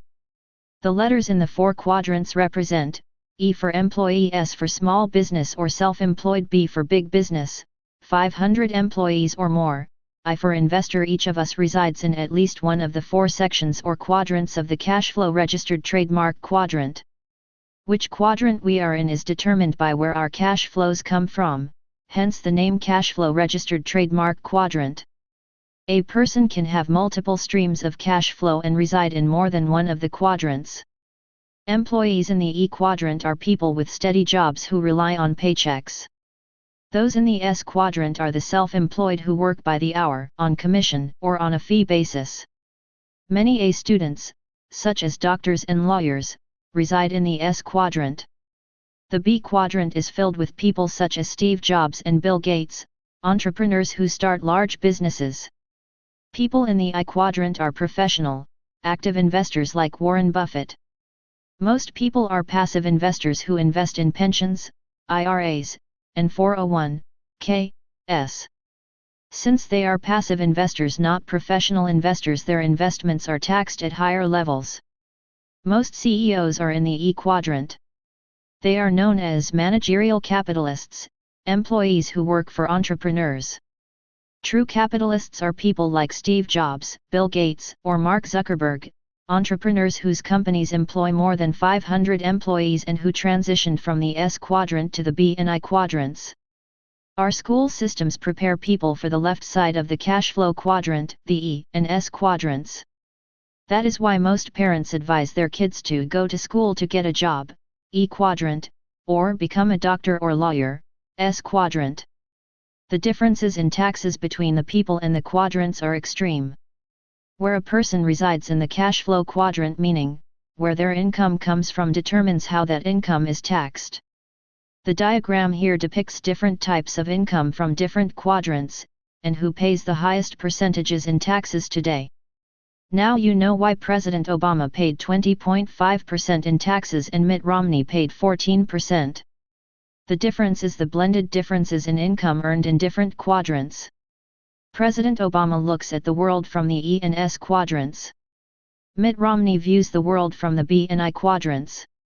Most socialists live in the E and S quadrants. The true capitalists live in the B and I quadrants. As you can see, advising and encouraging your child to go to school and get a job in the E quadrant or go to school and become a doctor or lawyer in the S quadrant is advising them to work for income on which they'll pay the highest percentages in taxes. The A students, the doctors and lawyers in the S quadrant, pay the highest tax percentage of all quadrants. Whenever the masses cry out, "Tax the rich," the taxes are raised on high-income wage earners in the E and S quadrants, people like CEOs, doctors, and lawyers. The truly rich, the true capitalists in the B and I quadrants, pay very little, if any, in taxes. To some people, people like President Obama, this may sound dishonest and unfair. Later in this book, we'll look at why tax breaks for those in the B and I quadrants are not only fair but also important to keep the wheels of the economy turning. Salary, $1 a year. Question: why was Steve Jobs' salary only $1 a year? Answer: he was a true capitalist. His income did not come from the E or S quadrants. By understanding taxes early in life, your child has time to make better life decisions about what they want to study and which quadrants are best for them. A person should never choose a quadrant just to pay less in taxes, but understanding the fundamental differences is a part of financial education. Understanding the quadrants, different types of income, and the taxes on that income, will give your child a foundation for making informed choices about money, business, and investing. Preparing your child for the B and I quadrants takes time. Steve Jobs, Bill Gates, and Mark Zuckerberg started their journey to the B and I quadrants as teenagers. These three men all dropped out of great schools, such as Harvard and Reed College, because school, primarily, prepares students for the E and S quadrants, not for the B and I quadrants. In preparing your child for the guerrilla wrestling that lies ahead, it is important that your child knows that there are different options open to them, options other than go to school, get a job, work hard, and pay higher and higher taxes. Later in this book I will go into why the tax rates are different in the different quadrants. You will also find out why it is that when people shout, "Tax the rich," the tax authorities tend to leave the B and I quadrants alone. No matter how hard President Obama tries, those in the B and I quadrants will find legal ways to pay less in taxes. The lesson on capitalism begins with the first chapter of Rich Dad Poor Dad. The lesson: the rich don't work for money. Simply said, the people who work for money, those in the E and S quadrants, pay the highest percentages in taxes. Those in the B and I quadrants are capitalist. Capitalists do what the government wants done, like creating jobs and affordable housing. Hence they pay the least in taxes. This is true in all Western economy countries. This difference in taxes will be further clarified in coming sections, because taxes are an important part of a person's financial education. Is it too late to change quadrants? Question: does a person need to be young to make the transition from the E and S quadrants to the B and I quadrants? Answer: no. Colonel Harlan Sanders did not start his journey until after he was retired. At the age of 65, a new freeway bypassed his little chicken shop and his business collapsed. That was when he left the S quadrant and began his Kentucky Fried Chicken franchise in the B and I quadrants. The Colonel's advantage was that he was pretty good at making chicken in the S quadrant when he started his journey to the B and I quadrants. Inspiration versus motivation. Inspire, the word comes from Latin inspiratio, meaning in spirit or inspired by God. Motivate, the word comes from Latin motorum, meaning to move. The B and I quadrants are demanding, which is why a strong financial education and an early start are important.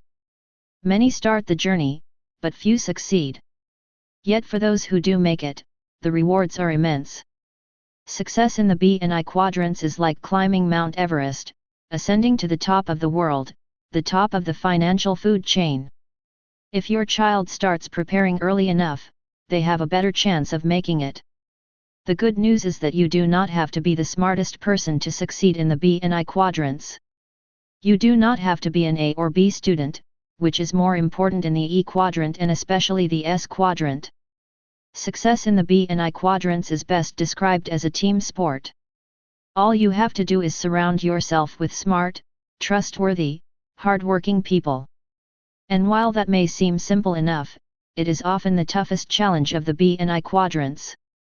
My story: in 1969, I graduated from the U.S. Merchant Marine Academy in New York. Since the Vietnam War was on, I volunteered to serve my country rather than begin my career as a merchant ship's officer, a profession I had prepared for with 4 years of schooling. I had a great job lined up as an oil tanker officer with Standard Oil, but I knew I had to serve my country. So in 1969, rather than sail for Standard Oil, I volunteered for military duty as a Marine and went to flight school. Driving through the gates of the U.S. Navy Flight School at Pensacola, Florida, was the beginning of a great adventure in learning. High school was a horrible experience for me. The academy was tough and competitive. But flight school was my love affair with learning. No matter how challenging the flight school was, the love of learning never left me. For the first time in my life, I loved being a student. Learning to love learning is important because education is a process, like the diagram below. Navy flight school was truly a process of turning a caterpillar into a butterfly. Flight school was more than educational. Flight school was transformational. Flight school challenged me mentally, emotionally, physically, and spiritually, and I loved the challenge. That is what education should do, inspire a student to learn more and become more. I believe one important job of a parent is to find the educational process that brings out your child's gifts and inspires their love of learning. It might be in music, gardening, medicine, art, or law. For me, it was flight school. As I said, learning to fly renewed my love of learning, just as the game of Monopoly registered trademark inspired me to become rich. Unfortunately, if you motivate externally rather than inspire internally, motivation becomes manipulation. It is most important that the educational process inspires the child and brings out their genius, rather than punishing them for not doing well on tests and making them feel stupid.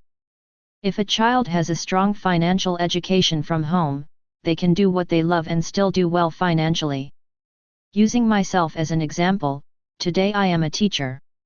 For most teachers, their income comes from the E quadrant. And while most teachers complain about not making enough money, I don't have that complaint. Why? Because I am a teacher in the B quadrant.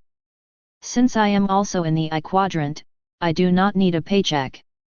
Most of my money comes from the I quadrant, which is taxed at a much lower rate, often 0%, legally. Use the quadrants to inspire. The lesson for parents is the quadrant is more important than the profession. Much of this book is about the differences in education, skills, and experience that are required to do well in the B and I quadrants. The real question is, which quadrant inspires your child the most? The E and S quadrants did not inspire me to learn. The B and I quadrants did. The profession a child chooses makes little difference. I am a teacher, but a teacher in the B and I quadrants, not the E quadrant. I never dreamed I would be a teacher, I just knew which quadrants I dreamed of. The same was true for Steve Jobs. If you read his biography, you'll learn that he did not dream of becoming an employee or self-employed small business owner. His dreams were bigger than that. Rich Dad lesson: it's not the profession that determines a person's earning ability. It's the quadrant. My mom and dad were ES, in the employee quadrant. They often said, the rich pay less in taxes because they're crooks. Although they were well educated, their education did not include the study of the quadrants, different types of income, and taxes. Preparing for the worst: one reason why people have trouble changing quadrants is because most people choose quadrants out of fear rather than inspiration. For example, most people choose the E quadrant because they fear not having money, a financial fear which causes them to seek job security, benefits, and a steady paycheck. Many people gravitate to the S quadrant due to a lack of trust. It's my experience that most S quadrant people do not trust many people. They want to do their own thing and be their own boss, which is why they often say, if you want something done right, do it yourself. The problem with the S quadrant is that you do not really own a business. You own a job. If you stop working, your income often stops. This means you own a business, not a business. A business in the B quadrant, on the other hand, continues to generate revenue, whether you work or not. Training for life: the reason Kim and I retired at 37 and 47 is because we had income coming in from the B and I quadrants. We had no income from the E or S quadrants. One reason I loved flight school so much was that we were inspired to face our fears every day. I was not in flight school for a steady paycheck or early retirement benefits, although I knew many student pilots who were. Career Marines are employees of the U.S. government. I was in the Marine Corps and flight school for the inspiration, the preparation for war. Rather than seek security, our instructors forced us to practice emergency maneuvers on each and every flight. Rather than hope and pray things would go right, the instructors would intentionally cripple the aircraft in some way, sometimes even killing the engine. They forced us to face our fears, keep our cool, and still fly. It was perfect training for life in the B and I quadrants. Many people will struggle financially simply because their emotions run their lives. Rather than face their financial fears, they hide from them. Many employees in the E quadrant hide under the blanket of a steady paycheck and job security. The self-employed in the S quadrant hide behind the veil of rugged individualism, the need to be the smartest and the best. Tell your children about the gorillas rather than shelter your children from the real world, advising them to get good grades and a good job that will protect them from the real world. Tell them about the 4 gorillas that loom in their future. When it comes to money, all children are smart. Let them prepare for their futures, just as my flight school instructors helped me prepare me for Vietnam. I know many experts will say that it is not good to scare kids, but this is not about scaring them. It is about preparing them for the future. By facing their fears and preparing for the worst, they have a better chance for a better life. Then, if your child decides they would rather seek job security in the E quadrant or independence in the S quadrant, they will at the very least make a better informed personal decision. If they believe their best chances for success are in the B and I quadrants, they have time to prepare. Just as Steve Jobs and Bill Gates started their process in their teens, it is best your child do the same, especially if they want to be entrepreneurs. Your child will face a much different world than the world we live in today. The financial opportunities will be enormous, but so will the problems. The bankruptcies of entire countries have just begun. The near bankruptcy of Greece was only the beginning. We hear people say, the next generation of Americans will not do as well as previous generations. One reason that may be true is because our schools are not preparing them for the real world, the world of the future. Simply said, don't just protect your child from the future. Prepare them for it. Final words on financial history. In 1971, President Richard Nixon took the US dollar off the gold standard. In 1971, the US dollar ceased being real money. The US dollar became currency, an instrument of debt, an IOU from the American taxpayers. The good news is that after 1971, the world economy boomed, but it was an economy based on debt. In 2007, the debt balloon exploded. Now we are in a financial crisis, a new depression. This may be the price we pay for not learning from the past. History repeats itself. Mayer Amschel Rothschild, born in 1744 and founder of the Rothschild banking empire, explained the cause of this global financial crisis. Give me control over a nation's currency, and I care not who makes its laws. In 1971, when President Nixon took the US dollar off the gold standard, it made no difference who made the laws. Republican or Democrat, it made little difference. The bankers of the world took control of the most powerful country in the world, the United States of America. Yet President Nixon was not the first American to fall to the power of the bankers.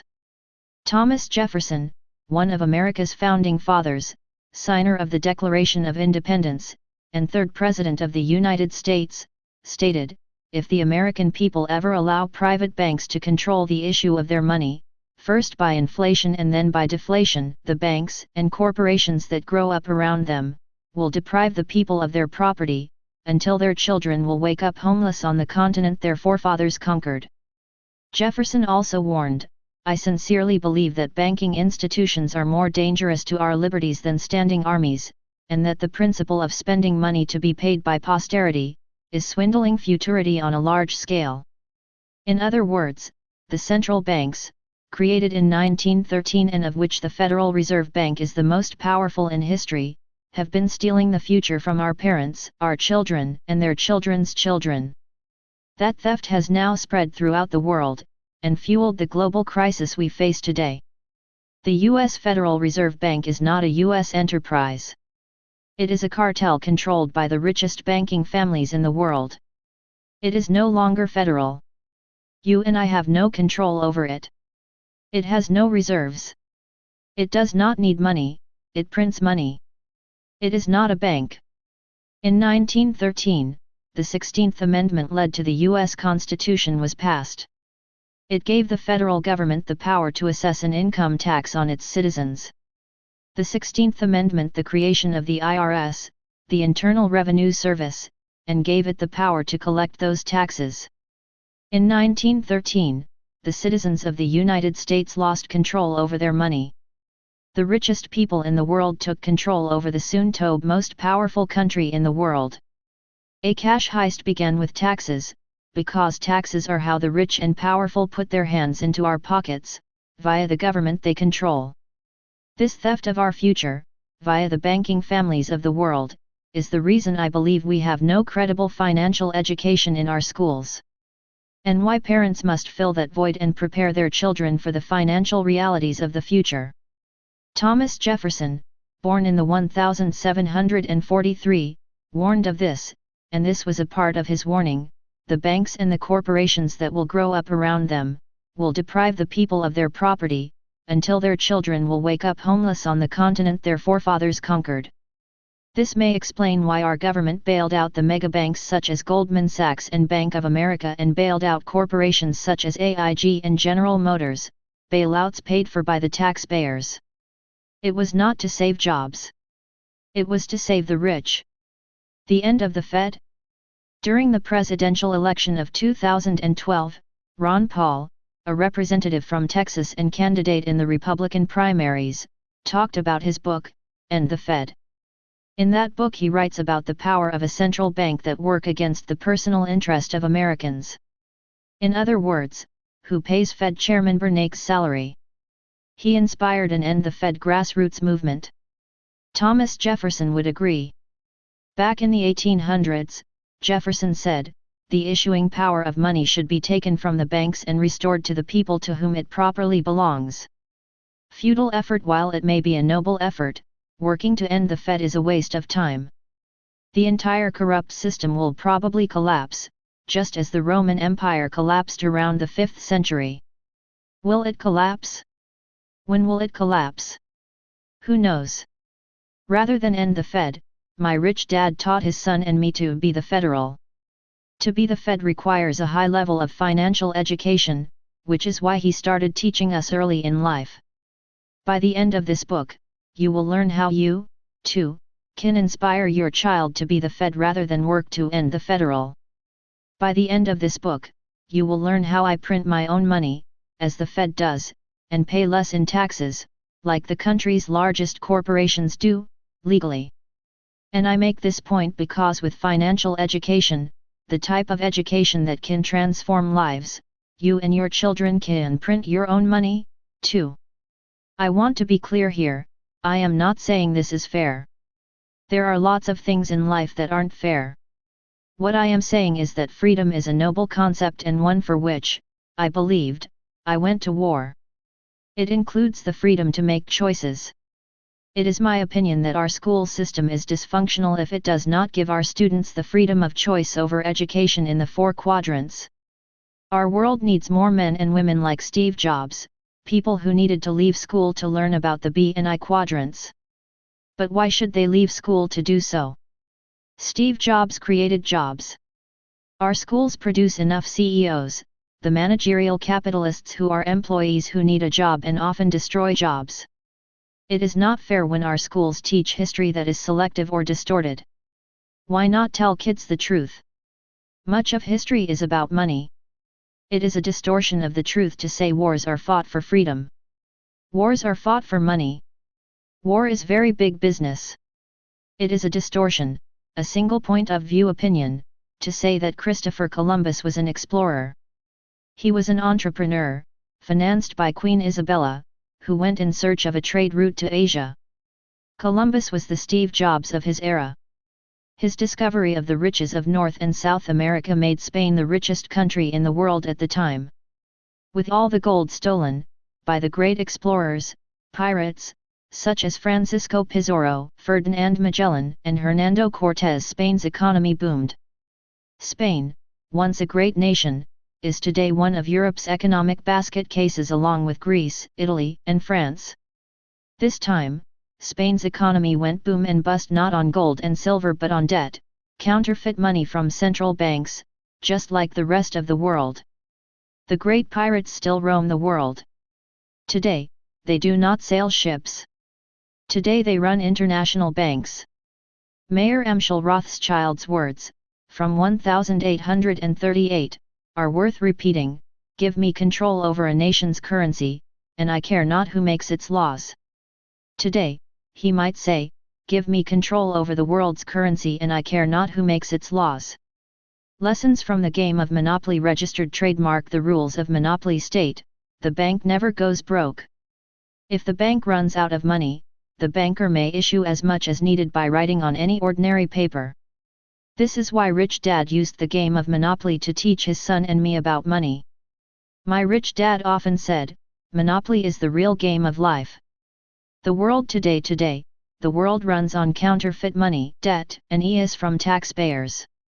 The bankers who built this global house of cards became very rich, many receiving handouts and bonuses from the government, as millions of taxpayers became very poor. This is not only true in America. It is true all over the world. International guerrillas. Here are a few modern-day examples of what happens when pirates take control of a nation's money. Japan. Japan's economy has been stagnant for over 20 years, although Japan has one of the highest savings rates in the world. So much for the idea that Americans need to save more money to save the economy. Greece went bust in 2012 and then retirees began committing suicide, unwilling to face old age and poverty. Spain, Italy, and Portugal are next. In many countries, the best and the brightest leave home in search of opportunity in other countries. This crisis is known as a brain drain.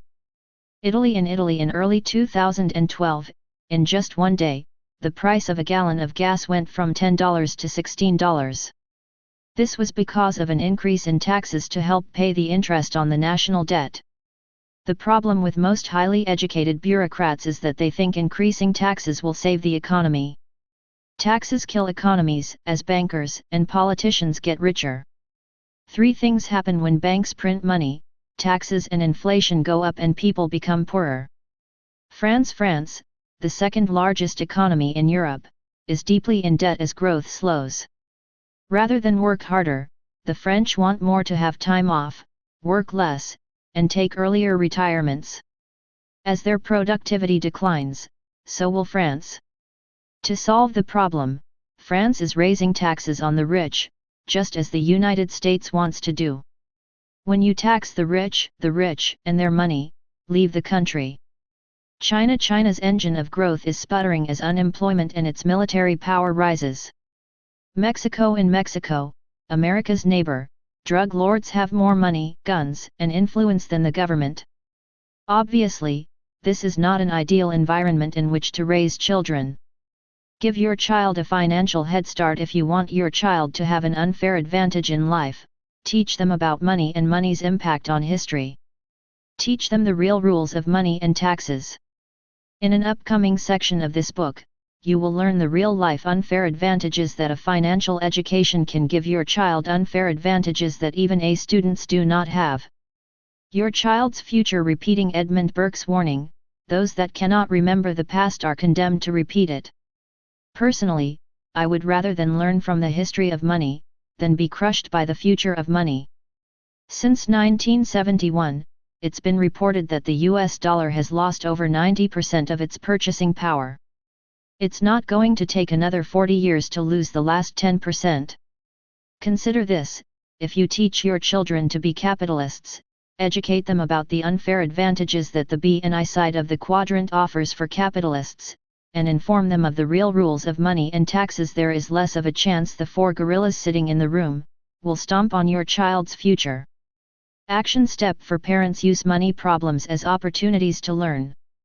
My mom and dad did their best to protect the kids from their money problems. The problem was all four of us kids knew we had problems. Rather than learn to face our money problems, we learned to hide from them.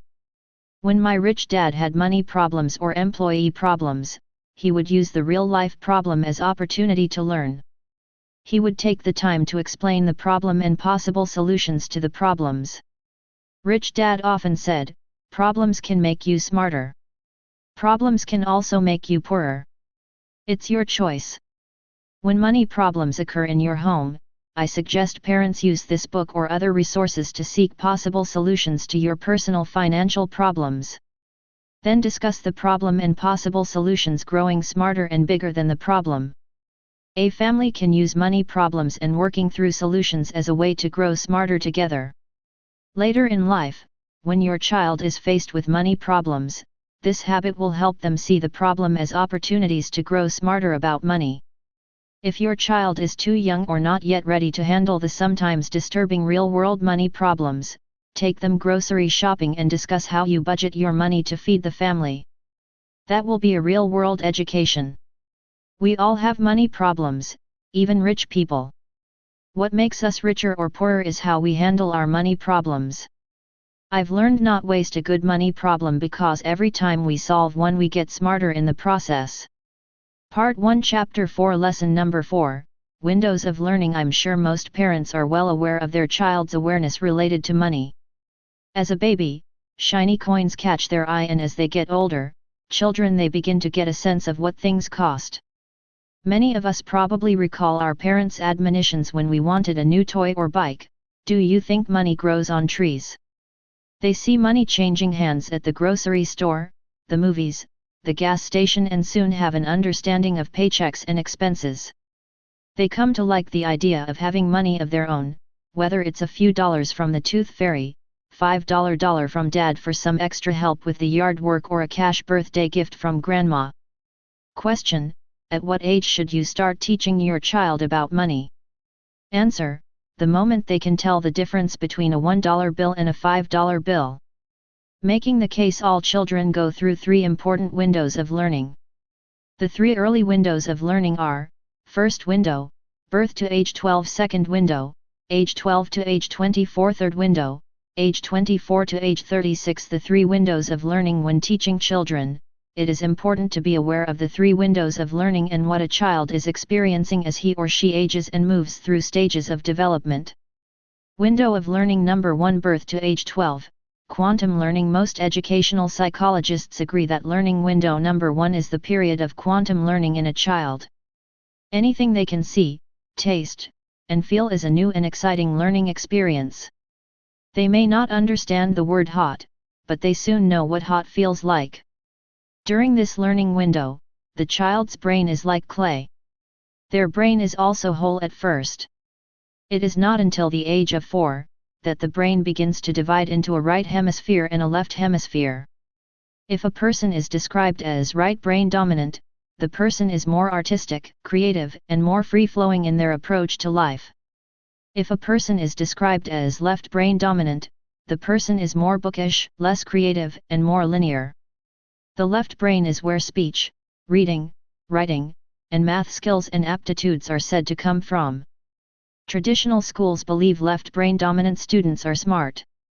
Art, music, and dance schools tend to attract right brain dominant students. If a child is left-handed, the tendencies the right brain or left brain dominance may be reversed. A number of researchers believe that great geniuses are dominant on both sides. One researcher studied individuals like Winston Churchill who, as a young boy, often reported flashes in the brain that stunned him. A few minutes later, he was able to articulate his flash of genius. In overly simple terms, the flash of genius took place in his right brain, the creative side. Since speech comes from the left brain, the flash of genius had to travel from the right hemisphere to the left hemisphere, which allowed him to talk about his new ideas. Today, we might say, a light went on in our head. As you might expect, not all researchers agree with this school of thought. One reason why games, such as Monopoly, are great teaching tools is because games engage both the left and right hemispheres of the brain. Games have the power to engage the whole person, not just the brain's left hemisphere. This is true for children as well as for adults. In other words, learning is as much a physical and emotional process as it is a mental one. Regardless of which side of this debate you land on, it seems to hold true that during this first window of learning, from birth to age 12, a child is a learning machine. Parents do not need to encourage them to learn. They learn actively, progressing from crawling to walking, talking, eating, and learning to ride a bicycle. The little learning machine often wears parents out. Then the child goes to school. This first window of learning is when the child learns language and accents. For example, the speech of a child born in Alabama may develop with a Southern accent, while a child born in New York may develop a distinctive New York accent.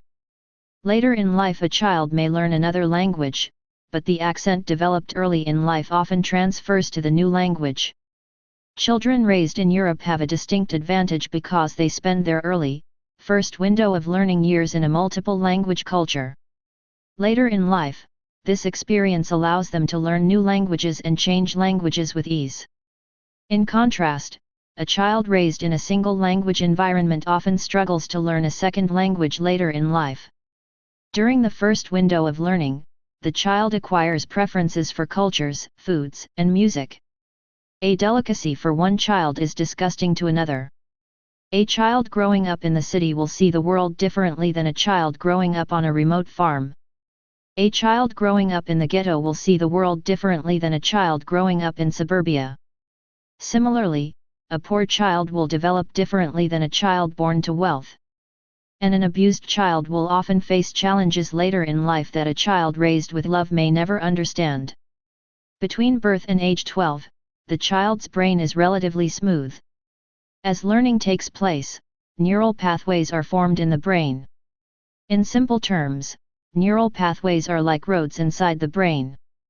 Just as a person moving to a new town needs to find their way around town and learn the path from their home to the supermarket, to work, and to church, a child's brain is forming neural pathways when it learns to crawl, walk, talk, and ride a bike. The reason age 12 is an important age marker is because after 12, the brain begins to erase, or wash away, parts of the brain that have not yet formed neural pathways. In other words, use it or lose it. Once neural pathways are formed and the unused parts of the brain are erased, it becomes more difficult to learn new things. Connecting the dots in learning new things is not as easy after age 12. Rather than simply connecting the dots, bridges now have to be built over the ridges and valleys in the evolving, aging brain. So there is some truth to the saying, you can't teach an old dog new tricks. The older you get, the more learning slows, and the harder it becomes harder to build new neural pathways. These age periods are called windows because that is what they are, a window, an opening, brief period of time during which to learn something. For example, there is a window to learn how to walk. If the child is deprived of learning to walk during the first window, there is a possibility the child may be crippled for life because the skeletal, muscular, and motor skills never developed. The same is true for learning to talk and socialize with other people. If a child fails to learn to read and write during the first window of learning, they may be challenged, even handicapped, for life. They can learn these skills later in life, it's just harder. If the window is missed, the window closes. I recall a story of a child who was locked in a closet by her parents. The child missed the first window of learning and most of the second window before she was found. Although she is free today, she remains severely handicapped mentally, physically, emotionally, and socially. She never developed the normal neural pathways that most children develop while growing up. Window of learning number 2, ages 12 to 24, rebellious learning. As a child enters their teens, they learn by rebelling. For example, if you tell a teenage boy, "Don't drink," chances are he will drink or at least be more inclined to experiment with alcohol. If they borrow your car and you say, "Don't speed," chances are they will speed. And if you say, "Don't have sex," the more curious they become about sex, especially with the peer pressure kids face today. The second window of learning is called the window of rebellious learning because that is how a child learns during this period of life. They want to learn what they want to do or what to learn. They want to make up their own minds, rather than be told what to learn. They begin to exercise their power to think and choose for themselves. Most intergenerational conflict come from this window of learning. For example, in music, teenage and growth rebellion generates new forms of music. In the 50s, it was Chuck Berry and Elvis. Rock and roll shocked adults who were listening to jazz. In the 60s, the Beatles and the Rolling Stones exploded rock and roll through the new medium known as television. In the 1970s, John Travolta was the king of disco. In the 1980s, Nirvana introduced grunge music led by Kurt Cobain. Today's rap and hip-hop really started to take off in the 90s. And of course, Michael Jackson blurred the lines between black and white, music, dance, theater, music videos, and elaborate choreography. The challenge of window number 2. The real challenge of rebellious learning is that the child is not yet aware of the word consequences. For example, if you say, "Don't speed," they do not yet understand the consequences of speeding, the possible results of their actions, consequences such as traffic tickets, car accidents, and, even worse, death. As a parent, you are well aware of the risks and consequences, but the child is not. The lives of many teens veer off track during this rebellious period. They can develop drug habits, drop out of school, father or give birth to children, or begin their careers in crime, primarily because they do not understand the ramifications of their actions. It goes without saying that this second window of learning is a very important window. The child's relationship to his or her parents during this time is crucial. During this period of development, much like the first window of learning, a parent is the child's most important teacher. This is not to say that a parent is a bad parent, or the child is a bad child, if the child gets into trouble during this time. This second window of learning has an important function. It's a time when a child instinctively rebels and experiments, because this is how he or she learns during this period of life. The relationship between parent and child is often tested in dealing with consequences when a child gets in trouble. This is a critical time in the developing relationship between parent and child. For example, how do parents respond when their daughter wrecks the car? How do parents respond if their son is arrested for drunk driving? This is when the parent-child relationship is tested. This is when the parent finds out how good a teacher they are, or are not. How does a parent respond when they find out their clean-cut, college-bound son is earning a few $1,000s a month selling drugs? Does the parent have their son arrested, or do they do their best to cover up his criminal behavior? What does a parent do when they find out their child is cutting classes and has disciplinary problems in school? Blame the school for their child's problems? Or resolve the problem responsibly with the school, the teacher, and the student? What does a parent do when their teenage daughter comes home, announces she is pregnant, and does not know who the father is? Obviously, there is no one easy answer to any of these situations. Every circumstance is different, just as every child is different. In a home with more than one child, the differences between them can be astounding. The lessons between parents and each child are unique and oftentimes challenging. This is a time when communication is critical as well as a willingness to see other points of view. I believe the most precarious time in an individual's life is during the second window of learning, ages 12 to 24. If a child can get through those years, they have a better chance of doing well in life. So the question is, how well prepared are you, as a parent, to handle the second learning window, the years during which your child is learning by rebellion? If you have done a good job during the first learning window, you may have a better chance of guiding your child through the second. You're in good company if you've used this sentiment in navigating those years. Hopefully they'll grow out of it. Most kids do, but as we all know, some don't. That's when the role of a parent becomes even more critical. Window of learning number 3, ages 24 to 36. Professional learning. This learning window is where the adult learns to make their way in the world. Obviously, this is another very crucial window of learning. This is where the parent observes how well they and the school system did as parents and teachers. As most adults know, the real world is not always fair, equal, or kind. The real world can be a very tough teacher. During the third learning window, the individual begins to grow roots, professionally. For example, if they have gone to medical school, they begin to find out how good a doctor they are or are not. They find out if they chose the right profession.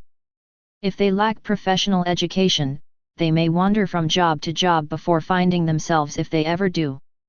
Many young adults struggle to find the courage to follow their dreams. And, so often, that's where a child's genius, his or her special gifts and talents, are found. During this learning window is traditionally when young people marry, start a family, and buy their first home. This is when the financial realities of the real world sink in. Life becomes more and more about money, and often the lack of it. How a young person addresses increasing financial pressures will depend upon what the child learned about money during the first and second learning windows. Since 2007, millions of young people have been unable to find meaningful employment or have been underemployed during their third window. Failing to develop during the third window of learning can adversely affect the rest of their lives. That is why global youth unemployment is a greater problem than just young people not finding a job. A generation of unemployment among young adults is likely to present massive problems years into the future, problems your child may have to deal with. A schoolteacher may teach your child for a semester or a year, but a parent is a teacher for life. The consistency and stability that a parent brings to a child's life as that lifelong teacher throughout all the windows of learning reiterates why parents are a child's most important teachers. My story: obviously, I did not know about the windows of learning when I was 9 years old. I just knew something was missing in school. What was missing was the subject of money. That's why I went in search of my rich dad. I instinctively knew I needed another teacher, a different teacher. My search for a new teacher really began when I was 7 and saw my mom sitting at the kitchen table crying. She was crying because bills were piling up and our family was out of money. I can still remember her showing me the family bank statement, filled with lines of red numbers. In the 1950s, banks sent typed bank statements to customers. The statement came on gold-colored paper. At the beginning of the month, after my dad deposited his paycheck, the numbers were in black. As my parents wrote checks, the black numbers turned red, indicating that there was not enough money in the bank account to cover the checks. Their checking account was overdrawn. It deeply disturbed me to find my mom crying. At the age of 7, I could not understand why someone would cry about money. My first window for learning had opened. I asked her what Dad was doing about this problem.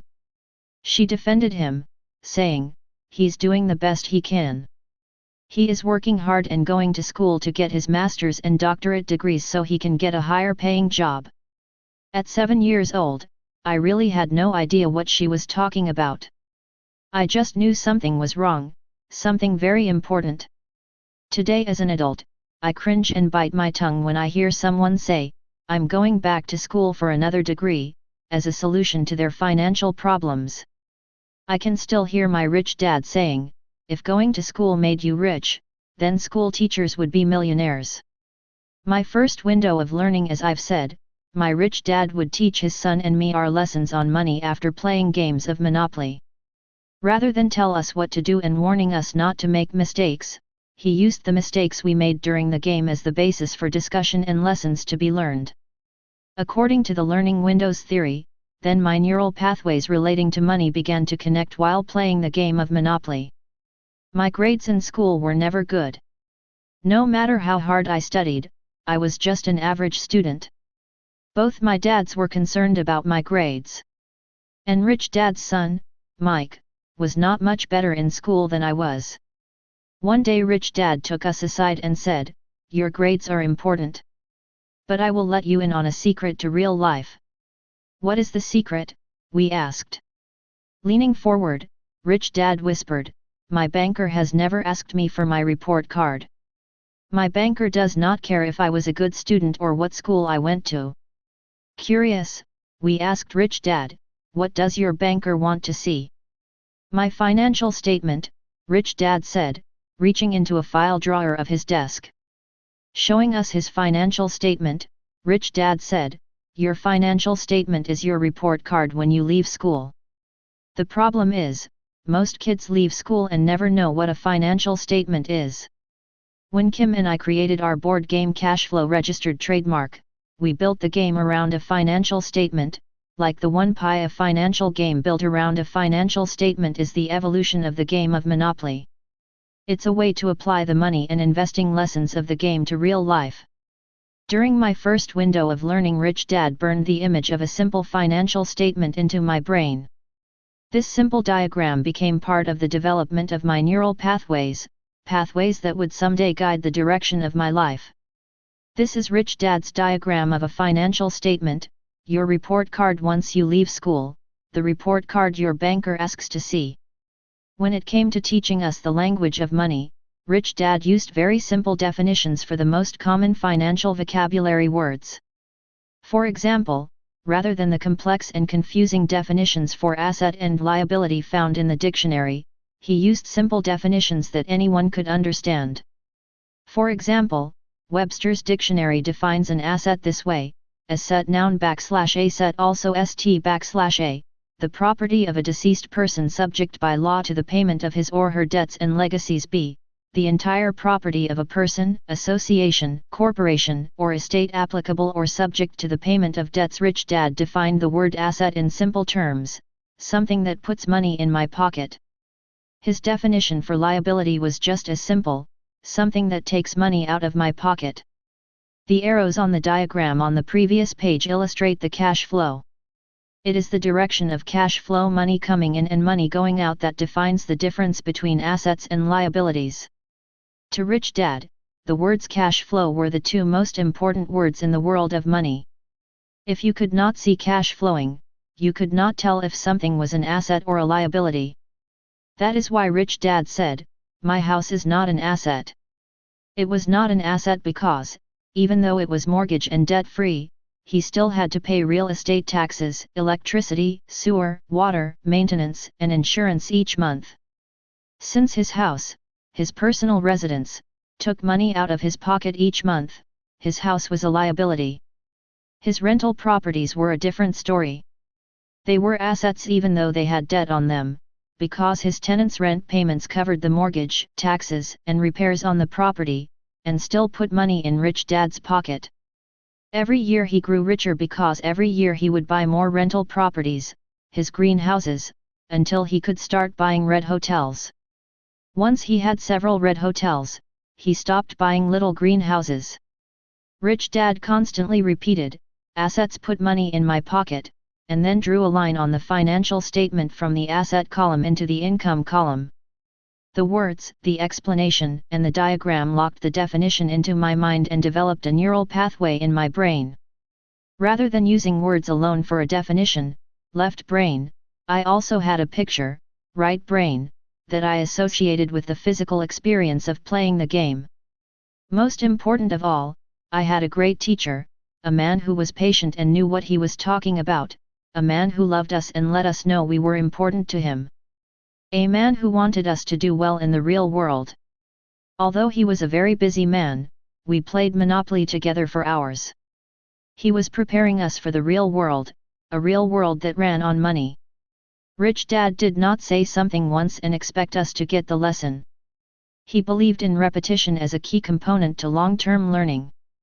No matter how many times he told us something important, we could count on the fact that he would say it again and again.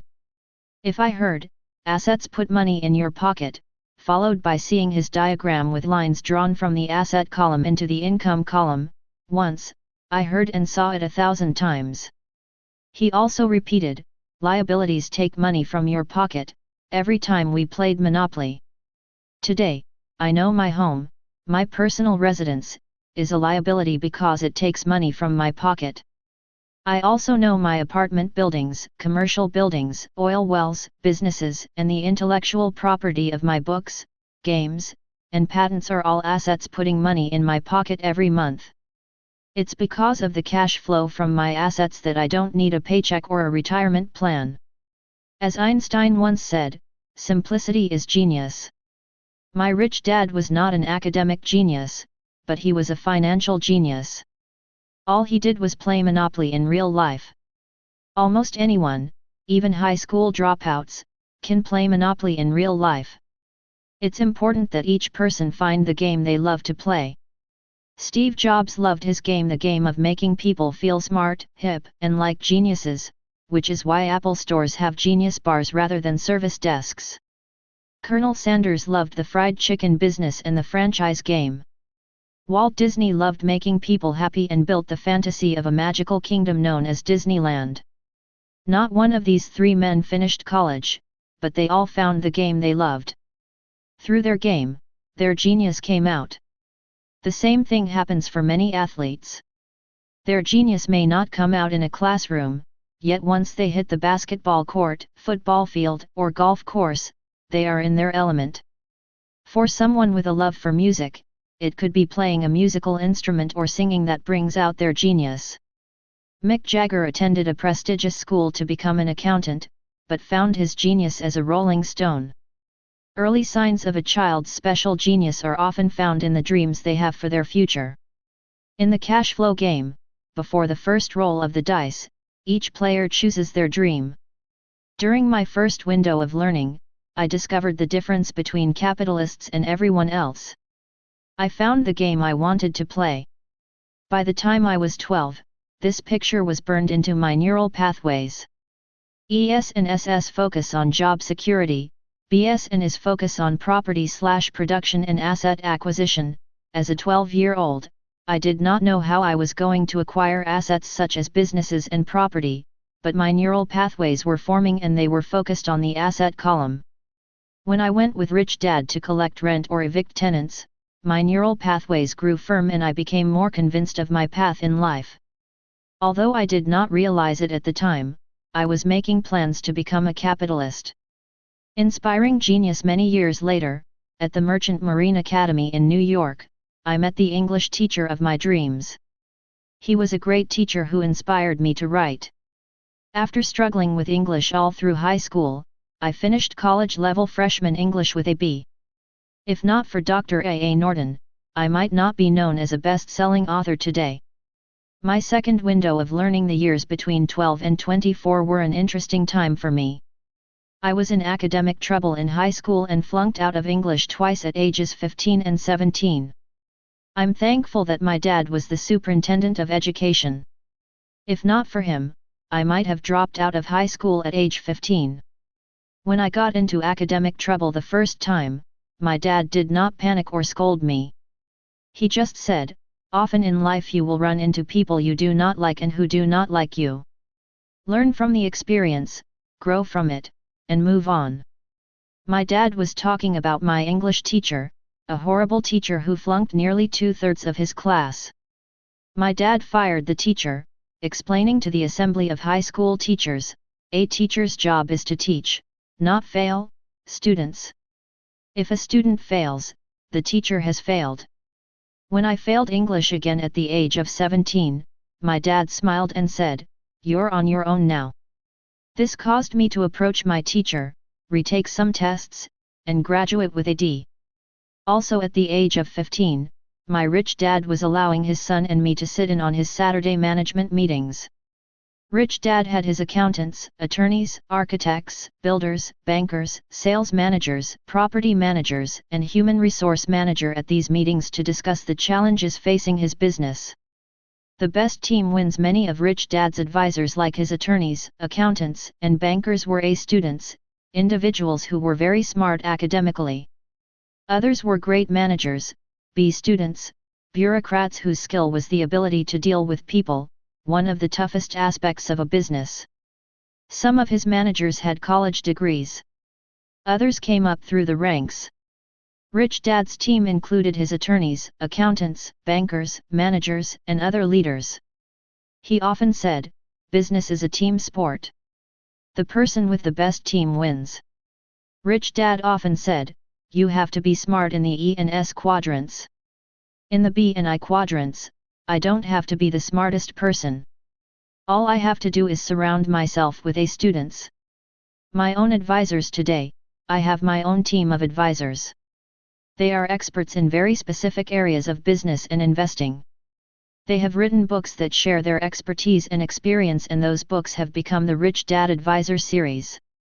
Thinking is hard work. Henry Ford, another man who did not finish school, had a great team of advisors. There is a story about Henry Ford that goes something like this: a group of academics met in his office, in an attempt to prove him stupid. Once the meeting got started, the academics began asking him questions.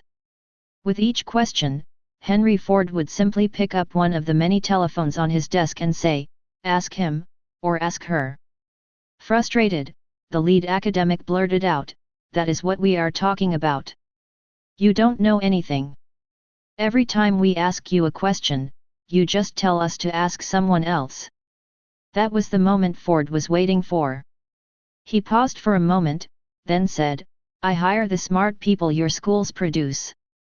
They give me answers, like you train them to do. My job is to think." He then spoke words he is famous for today: "Thinking is the hardest work there is," which is probably the reason why so few people engage in it. The meeting was over. The power of languages. I was not good at learning languages. Not only did I flunk English twice, but I also failed French, Spanish, and Japanese. Yet in my rich dad's meetings, I noticed that different professions spoke different languages. For example, attorneys spoke the language of law, accountants spoke the language of accounting, bankers spoke the language of banking, and gardeners spoke the language of landscaping. I realized that if I wanted to be a capitalist, I had to learn the different professional languages within the English language. I knew I could make more money than most A students if I studied the languages of money. While still in high school, during my second window of learning, I made a mental note to pay close attention to the words different professionals used. In other words, I knew I would have an unfair advantage if I learned to speak and understand different words and languages of the different professions, even if we all spoke English. During my second window of learning, between 12 and 24, I routinely observed Rich Dad, a man without much education who left school at the age of 13, leading very smart, talented, and experienced people. When I asked him how a person without much formal education could lead such a diverse group of people, he replied, "Respect. We are all smart at something. We all have special skills and talents the others do not. They know I need them, and they need me. So mutual respect goes a long way. Respect is more important than money. If a person feels their genius is respected, they work 10 times harder. If they do not feel respected, then they want more money and want to work less." An important lesson I learned during my second window of learning was the importance of diversity. Having 2 dads allowed me to see that my poor dad operated in a mono-professional culture. Almost everyone around him was a teacher with at least one college degree. Those with PhDs tended to look down on those with master's or bachelor's degrees. Later in my life, this lesson would become more relevant as I recognized the truth in the saying, "Birds of a feather flock together." Today I notice that police officers hang out with police officers, attorneys hang out with attorneys, and real estate agents hang out with other real estate agents. At the age of 18, as I entered the U.S. Merchant Marine Academy in New York, I was aware that if I wanted to be a student of capitalism, I had to learn to be a leader and a generalist, not a specialist such as a doctor, lawyer, technician, or teacher. I knew I had to learn to work with people from all walks of life, people with diverse educational, ethnic, and economic backgrounds. Today, one of my personal role models for business leadership is Donald Trump. Although he is rich and successful, he treats most people, rich or poor, with respect. My experience in working with Donald is that his communication, even when it's tough, is always respectful. One reason why both Donald and I acknowledge and support the network marketing industry is because success in this industry requires tremendous personal development and personal leadership skills. In other words, if you want to learn, there are people and organizations in that arena what are willing to guide you. My key point is this: too many students continue in school and become educated and more specialized. Capitalists, students, must be generalists, not specialists. Leadership skills and people skills are essential if you want to be a capitalist. If you are a genius who is an introvert, someone who enjoys texting over talking, your chances of becoming a capitalist are probably slim.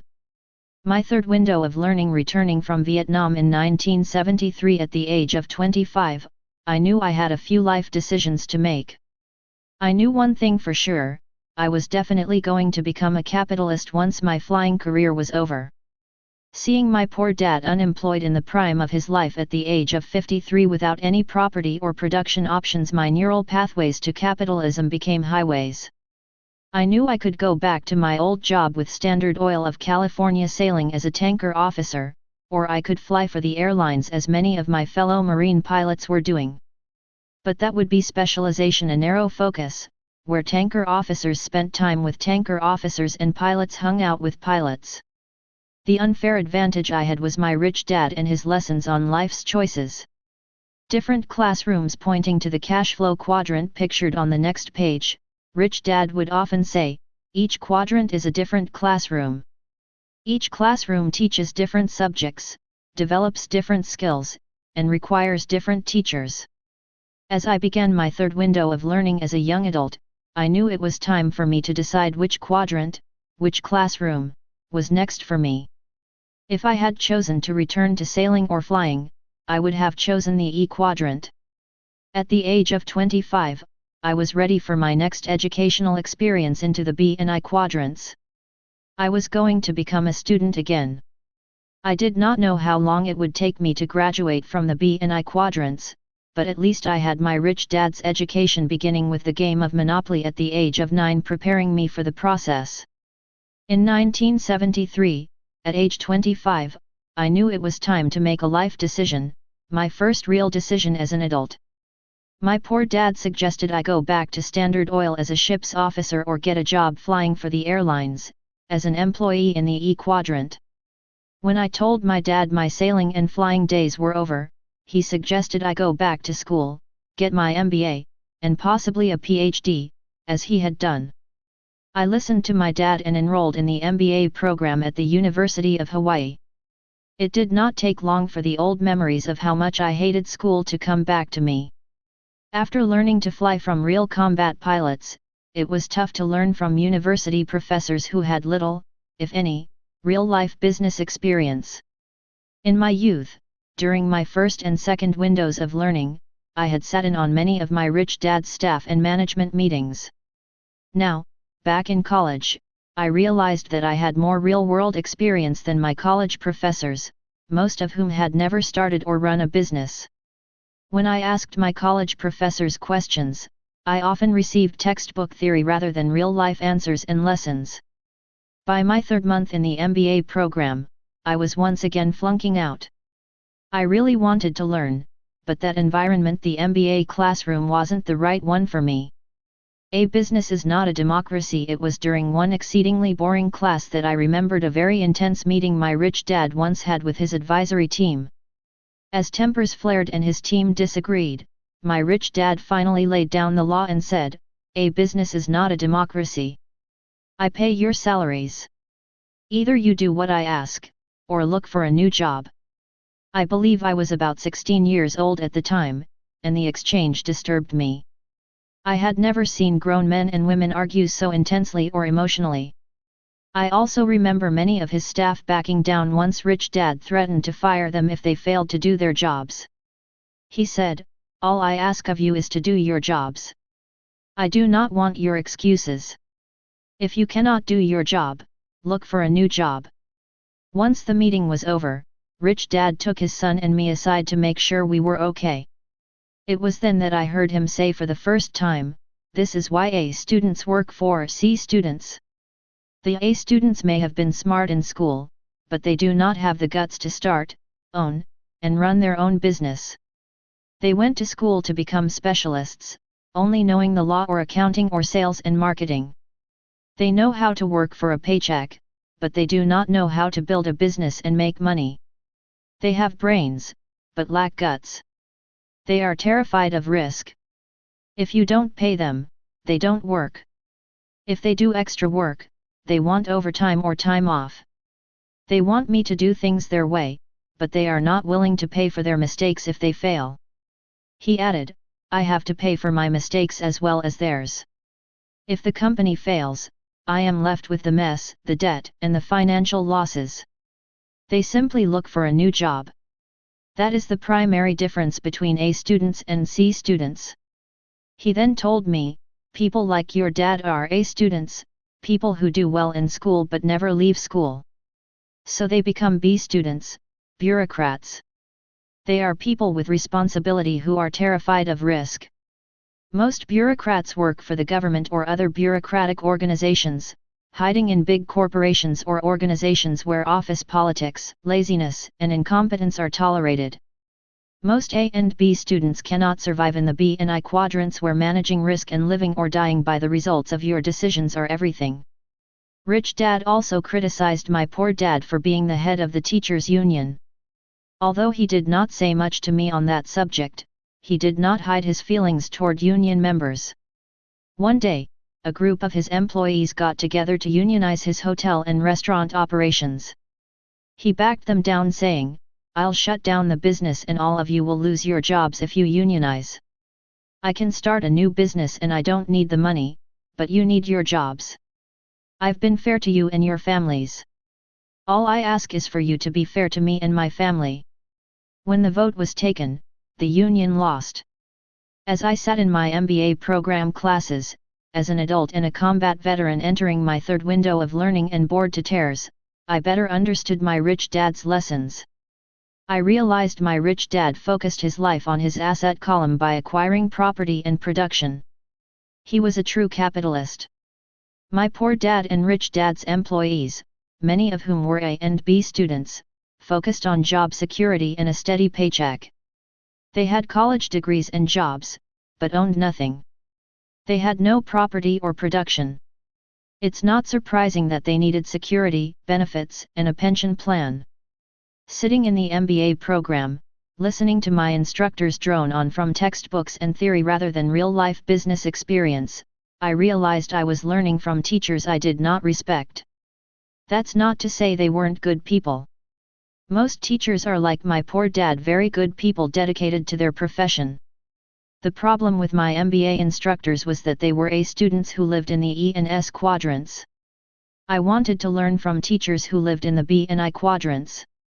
I dropped out of the MBA program after 3 months, the only time I ever dropped out of school. Not surprisingly, poor dad was disappointed, my rich dad wasn't. I didn't miss a beat in continuing my real-world education. I had signed up for a 3-day real estate investment course on my rich dad's suggestion. I recall challenging his suggestion and saying, "But I'm not interested in real estate." I also reminded him that I didn't have much money. Rich Dad just smiled and said, "That's why you need to take a course in real estate investing. Real estate is not about property. Real estate is about debt and using OPM, other people's money, to get rich." It finally dawned on me that my rich dad was, once again, steering me to the education I was seeking, education for life in the B and I quadrants. The simple diagrams below illustrate this point. Education is a process. If you want to become a doctor, you go to medical school. If you want to become a lawyer, you go to law school. If you want to become a capitalist in the B and I quadrants, you need to choose your teachers, your classrooms, and your educational process carefully. In 1974, while still flying for the Marine Corps, I began applying to IBM and Xerox because they had the best sales and management training programs. Just before completing my contract with the Marine Corps, I was accepted into the Xerox Corporation's training program and was flown to their training headquarters in Leesburg, Virginia. Xerox was another step in connecting the dots, the educational process, to develop my neural pathways for the B and I quadrants. At Xerox, I struggled to overcome my shyness, knocking on doors and learning to handle objections and rejection in order to sell Xerox copiers. Finally, after 2 years, selling started to come more naturally, an integral part of who I was becoming, a capitalist in the B and I quadrants. Starting early is a head start if not for my rich dad's teaching, which began in my first and second learning windows. I might have followed in my poor dad's footsteps, earning an MBA, climbing the corporate ladder, and competing with A and B students, rather than hiring them as employees who would work for me. Rich Dad lesson. Remember, in 1971, once President Nixon took the US dollar off the gold standard, the dollar became debt. This means those who learn to use debt to acquire assets will have an unfair advantage over those who never use debt, or use debt to acquire liabilities such as a house, car, or clothing. Rather than working to acquire property and production, assets as my rich dad called them, I might still be working for a paycheck, paying higher and higher taxes, and praying that I wouldn't outlive the money in my retirement account. I want to repeat an important point. I am very pro-education, just not the education taught in traditional schools. If you want your child to be an employee in the E quadrant, or a doctor or lawyer in the S quadrant, traditional education is fine. If you want your child to have every opportunity for success open to them, then they must have every opportunity for education. And in many cases that means a departure from the traditional, into less conventional, real-world learning environments and classrooms.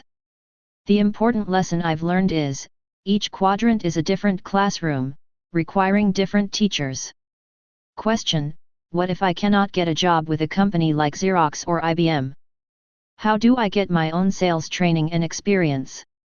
Answer: sales training and experience is vital for anyone wanting to be an entrepreneur, especially in the B and I quadrants.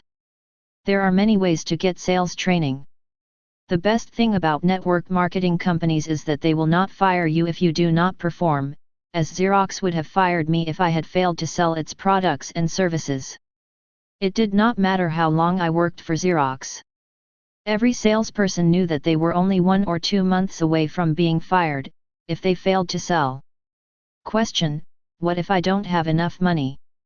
Answer: that is why I recommend taking real estate investment courses. If you truly understand the skill sets in the B and I quadrants, you'll see that you are not supposed to use your own money. Your job is to learn to raise capital using OPM, other people's money, in this case, your bank's, not using your money. Simply said, capitalists know how to use debt to make them rich. It is known as OPM, other people's money. Becoming a capitalist is hard work and relatively few make it. That is why investing in your education, yours and your child's, is crucial, especially today. People who are not actively studying and learning, regardless of which quadrant they live and work in, are falling behind rapidly.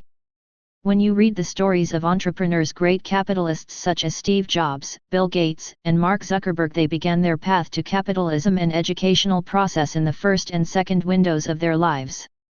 So did the Beatles and many professional athletes. This is not to say your child must know their professional calling in their first and second windows of learning. What I am saying is, regardless of their profession of choice, all children will be dealing with money. Why not begin their financial education early so they can better choose which quadrant is the best quadrant, the best classroom, for them? My rich dad prepared his son and me for the real world of money. Most schools do not. This is why a parent's love, patience, and guidance are essential through all 3 learning windows, and why lessons about money need to be a part of what a child learns, from an early age, at home. Windows of wisdom. As windows close, new windows open. After age 48, new windows to learning open. These windows are often called wisdom windows. This means our new learning is filtered through what we've learned earlier in life. How well we use these windows of wisdom depends upon the quality of our wisdom. This means, if we have had a lot of experiences, good or bad, in our earlier years and learned from them, then our new lessons combined with wisdom can be very powerful. I'm sure you've heard people say things like, "I'm glad I went through that. It was a bad experience at the time, but it made me a better person today." All he knows is the concept of capital gains, the profit margin between what you pay for something, a share of stock, for example, and what you sell it for. That is how he was taught to invest when he was in college. He was doing well until the stock market fell from approximately 14,000 to 7,000. Now he is afraid to get back into the stock market, not sure if prices will go up and afraid that they'll go down. The same thing happened to his house. It fell in value from approximately $4 million in 2007 to $1.5 million today. Old dogs, old tricks today. As an older dog, I notice how slowly I learn and adapt to new technology. I often need to ask for help when using my computer or cell phone. My old neural pathways get in the way of creating new ones. I have a friend, a doctor in his early 70s, who lost a lot of money in the 2007 market crash. He never managed his own money because he turned his life savings over to a personal money manager. The money manager made some bad decisions, and now my doctor friend will not be able to retire for years, if ever. One concept he does not seem to grasp is the concept of cash flow. When I explain to him that cash flows into my bank account every month, he draws a blank. Even when I explain the concept of cash flow using the game of Monopoly, for example, one greenhouse that pays $10 every month, his mind has difficulty with the concept of money always coming in, without the continual investment of his time. When I explain to him that I have thousands of rental apartment tenants sending me checks every month, a blank look crosses his face. He does not get it. He has neural pathways that only understand capital gains, but no neural pathways to comprehend cash flow, even though he played Monopoly registered trademark as a kid. He understands that one greenhouse will pay him $10 a month, but in his mind Monopoly is just a game for kids. Good news, remember, windows of learning open, and they close. And with age, in most cases, comes wisdom. How well we use these windows of wisdom depends upon the quality of our wisdom. This means, if we have had a lot of experiences, good or bad, in our earlier years and have learned from them, then our new lessons combined with wisdom can be very powerful. I'm sure you've heard people say things like, "I'm glad I went through that. It was a bad experience at the time, but it made me a better person today."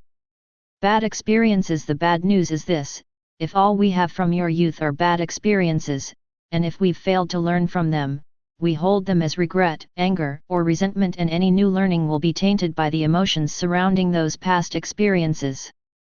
We all know people who live lives of regret.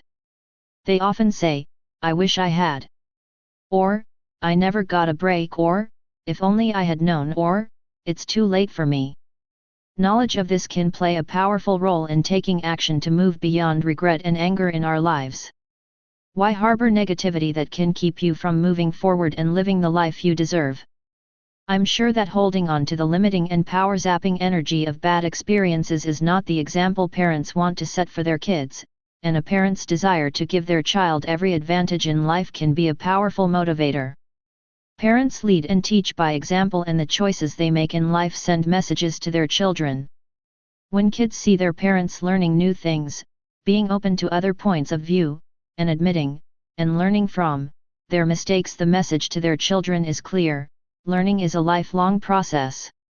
These are the kinds of role models kids need, and if this role model is a parent who embodies the real-life lesson of learning from life's challenges and bad experiences, then the child truly does have, in his or her parents, that special teacher who has walked the talk related to the power of change and choices.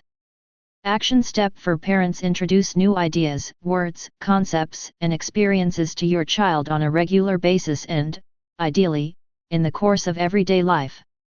This can take place at home, at the bank, at the movies, in the shopping mall, on vacation, even at church.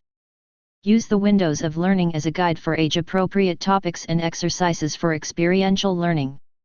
Parents can create a game or exercise around a new concept or idea and offer positive reinforcement throughout the process. Look for ways to integrate new vocabulary, words, and ideas into your everyday conversations so that the new concepts and words become second nature to your child. Window of learning number 1, birth to age 12. Quantum learning: investing time for games, fun, discussion, and family bonding will pay off when the child enters the second window of learning. This first window is when the brain is whole and neural pathways are being connected. After age 12, learning is a bit more difficult. In order to learn something new, a new neural pathway needs to be built from scratch. It really is harder to teach an old dog new tricks, which is why this window is an important one and a time to work with your child to learn new words and definitions and begin to explain basic concepts like debt, assets, liabilities, profit, inventing, and starting your own business. The study guide, Awaken Your Child's Financial Genius, offers games, crossword puzzles and word search games to reinforce these new words. Window of learning number 2. Ages 12-24 Rebellious learning. This is a stage at which to encourage exploration. So encourage your child to find answers to the questions that arise. Provide the tools to investigate the consequence of actions and be open to discussing the process with them. This is a great time to introduce the concept of consequences. In this stage of rebellious learning, telling a child not to do something is likely to trigger the opposite response. Rather than say don't do something, ask, what do you think the consequences might be if you did that? Encourage your child to make their own decisions, and if they falter or fail, don't rush in to rescue them. We learn from experiencing the real-life consequences of our actions and decisions and working through them. Look for ways to make the word consequences a part of your daily vocabulary. One of the best ways to make a statement about the value of education and lifelong learning is to learn and grow alongside your child as they mature into adulthood. Window of learning number 3, ages 24-36 Professional learning. As your adult child finds their path in life, it's likely that both your role as parent and your relationship has evolved. If you have established a good relationship with your child and time invested in family financial education nights, chances are that will be paying dividends. You may even see your son or your daughter mirroring activities and discussion you had with them when they were in the first and second windows of learning. A strong foundation of financial education in the home will prepare kids for the choices that will present themselves as they grow up and, ideally, your daughter or son began seeing how they could make money work for them as they moved through the second window of learning. This is a time when parents see their adult child exploring and finding their passion in life, and it's an opportunity for parents to support decisions and choices that will allow their son or daughter to create the life and lifestyle that celebrates their unique gifts and how they will share them with the world. Many young adults leave school, even with a college degree, and still not know what they want to do when they grow up. Today a child has more choices, careers, and professions available to them. If they have a secure attitude towards learning, they may value learning over money. Part 1 Chapter 5 Lesson Number 5, Why Valedictorians Fail. Good grades and academic success can be a double-edged sword.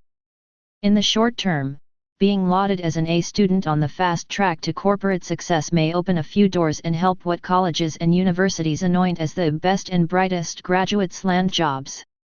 And while academic success may prepare some students for life as an E, there's more to a rich and wonderful life than the job you leave school well qualified to do. The real world is a whole new game, an exciting, fast-paced game where different rules apply. Most people would agree that the majority of world-class entrepreneurs' jobs, Branson, Gates, and Zuckerberg among them, don't fit this description. They obey the rules, work hard, and like learning, but they are not the mold breakers. They work best within the system and aren't likely to change it. The world of the future belongs to those who can embrace change, see the future and anticipate its needs, and respond to new opportunities and challenges with creativity and agility and passion. Making the case why valedictorians fail, especially as capitalists. In 1981, Karen Arnold, a professor at Boston University, began a study of valedictorians and salutatorians from graduating classes of Illinois high schools. Professor Arnold states, while these students had the attributes to ensure school success, these characteristics did not necessarily translate into real-world success. I think we've discovered the dutiful people who know how to achieve in the system. To know that a person is a valedictorian is only to know that he or she is exceedingly good at achievement as measured by grades. It tells you nothing about how they react to the vicissitudes of life. What happens to valedictorians? In her book, Lives of Promise, What Becomes of High School Valedictorians, Professor Arnold states that high school valedictorians go on to do well in college, averaging an overall 3.6 grade point average.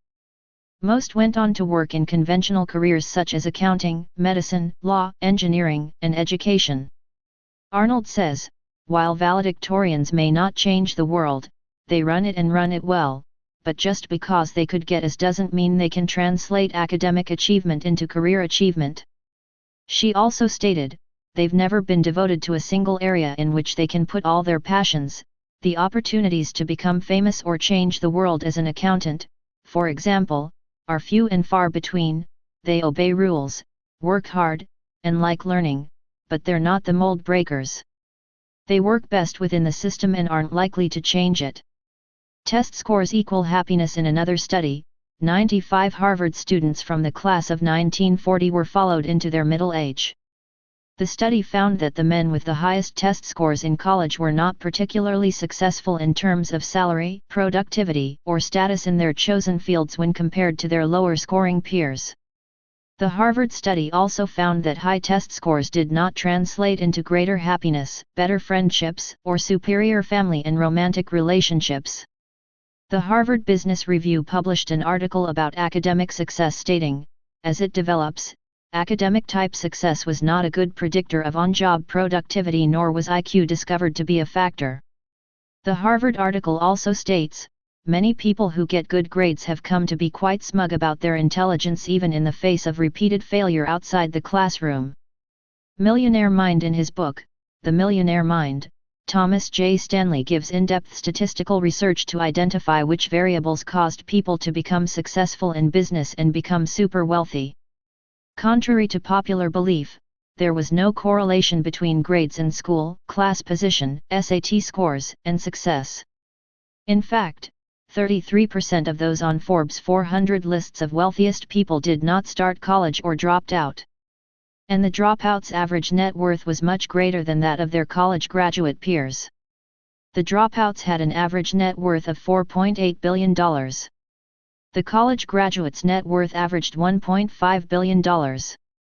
When the college dropouts' net worth was compared to their peers who graduated from Ivy League schools such as Harvard, Yale, and Princeton, the dropouts' net worth was 200% higher. Lessons from the cone of learning. The cone of learning is again pictured below. The cone explains why valedictorians do well in the E and S quadrants, but tend to fail in the B and I quadrants of capitalists. Reprinted with permissions. The original work has been modified. Most valedictorians do well at the bottom of the cone of learning. Most valedictorians are excellent readers and learn well by listening to lecture. Studies have found that only about 25% of students learn primarily via reading and lecture. Most students do not learn best that way. The educational system emphasizes reading and lecture as the primary ways to learn, even though long-term learning and retention through those methods is often minimal. One reason why most valedictorians do not succeed at higher levels of the cone of learning is because students are conditioned to think that making mistakes is bad and shows they are stupid. So they avoid the risk of making mistakes. Hence, many do not succeed at the top of the cone of learning doing the real thing. Again, Professor Arnold stated, they obey the rules, work hard, and like learning, but they're not the mold breakers. They work best within the system and aren't likely to change it. My story. My dad was a valedictorian. My father came from a family of 6 children. 3 of the 6 were valedictorians and my dad was one of them. All 3 valedictorians became PhDs. 2 of the non-valedictorians received master's degrees. The remaining sibling earned only a bachelor's degree. My dad was probably an academic genius. He read and just studied voraciously and graduated with his bachelor's degree in 2 years from the University of Hawaii. Although he worked full-time and raised a family, he also found time to attend advanced courses at Stanford University, the University of Chicago, and Northwestern. He ultimately earned his PhD from the University of Hawaii. At the same time, he was recognized as one of the 2 top educators in the history of Hawaii. He lost his job at the age of 53 and was not prepared to do anything else. He was a teacher at heart, a former government employee, who had few marketable skills outside of teaching. Cashing in his retirement fund and savings, he purchased a brand-name national ice cream franchise. His business venture soon went bust. I returned from Vietnam in 1973 to find my dad, a very good man, sitting at home looking through the newspaper's want ads for a job. According to the cone of learning, my father attempted to do the real thing at the top of the cone and lost everything. Being a valedictorian did not help him in the real dog-eat-dog world of business. He went from the E quadrant straight to the B and I quadrants and lost. My dad did well in school as an A student. He did well as a bureaucrat in the government. Unfortunately, when it came to money, business, and investing, he missed learning in all three learning windows. He could not survive in the cutthroat world of the B and I quadrants. Success does not guarantee success. My message in this chapter is a simple one: success in one quadrant does not ensure success in another. In my father's case, being a valedictorian helped him in the E quadrant as a government bureaucrat, but his good grades were of no help in the B and I quadrants. This supports the findings of the Boston University and the Harvard University studies. That is why most valedictorians remain in the E and S quadrants, while college dropouts such as Jobs, Gates, and Zuckerberg and hundreds of others find and develop their genius in the B and I quadrants. My rich dad often said, most A students are content to know that 2 plus 2 equals 4. But most A students do not know how to turn 2 plus 2 into $4 or millions more. Capitalists want to know how to make 2 plus 2 equals $4 million. To a capitalist, that kind of math is worth studying. A final word: most valedictorians succeed if they play it safe inside the E or S quadrants. But the moment they enter the highly competitive and fast-paced world of capitalism, the B and I quadrants, the college they went to and their grade point average may not do them much good. At the risk of repeating myself on this important point, success in one quadrant does not guarantee success in others. The earlier a parent teaches their child about the different quadrants, the earlier their child can begin preparing for life. Action step for parents: discuss your child's dreams and the different ways success is defined outside of the school system. I believe that a child's genius is found in their dreams. Creating an environment in which your child is free to discuss his or her dreams, even the most grandiose visions for the future, is a meaningful and important exercise. You may be surprised by the vivid and magical nature of what your child will share. And this is a time to encourage and support the thought that their future is theirs to create. Use the cone of learning as a guide for discussion. Explain to your child why reading is not always the best way to learn. Explain the importance of simulations or practice and how it prepares us for real-world experiences. You may want to take your child to watch a sports team at practice. Explain to them that practice is where teams simulate doing the real thing and where the mistakes they make are nothing more than opportunities to learn how to deal with challenges and setbacks that may arise in the future. Part 1, Chapter 6, Lesson Number 6, Why Rich People Go Broke. The first step in making changes in our lives starts with a change, a shift in context, change in the way we look at things and the filters we use to process information and experiences. We often see the imagery of a caterpillar changing into a butterfly used to illustrate change. It's a good visual because change is a process, and what we become in the process is as important and powerful as how we emerge.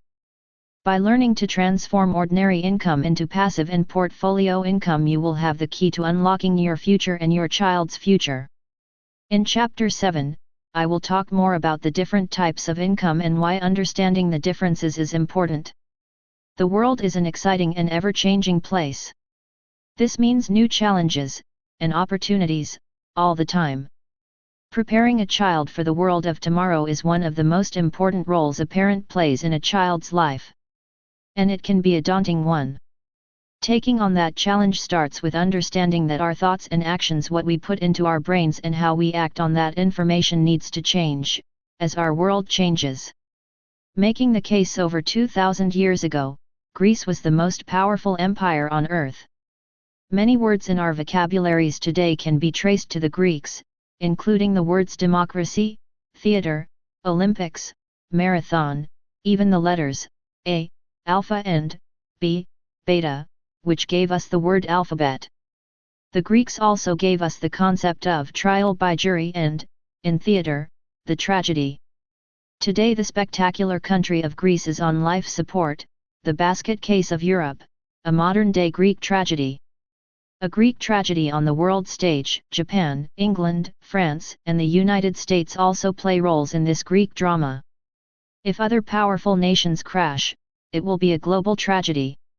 All over the world, millions of retirees, the global baby boom generation, many of whom were once rich, now live in fear of outliving their retirement savings.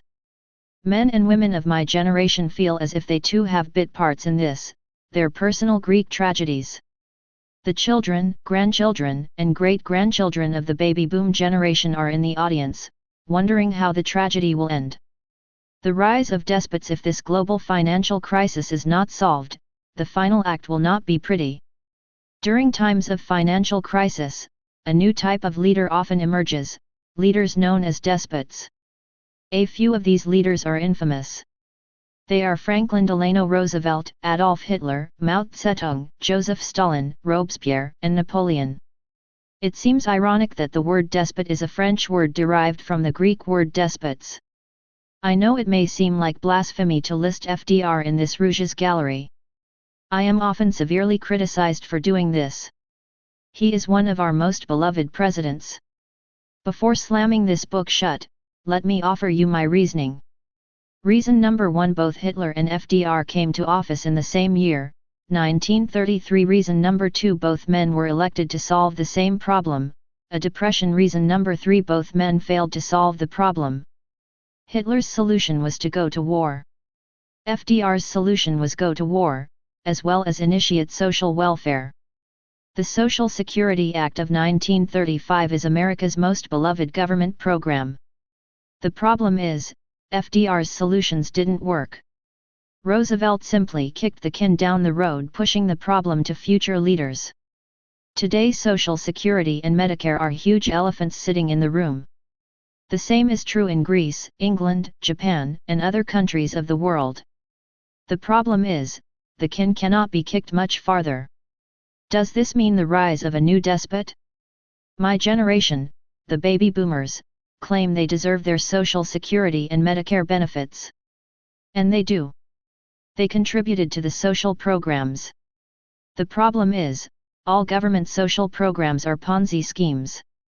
A Ponzi scheme is a swindle where the older investors are paid back from new investor money.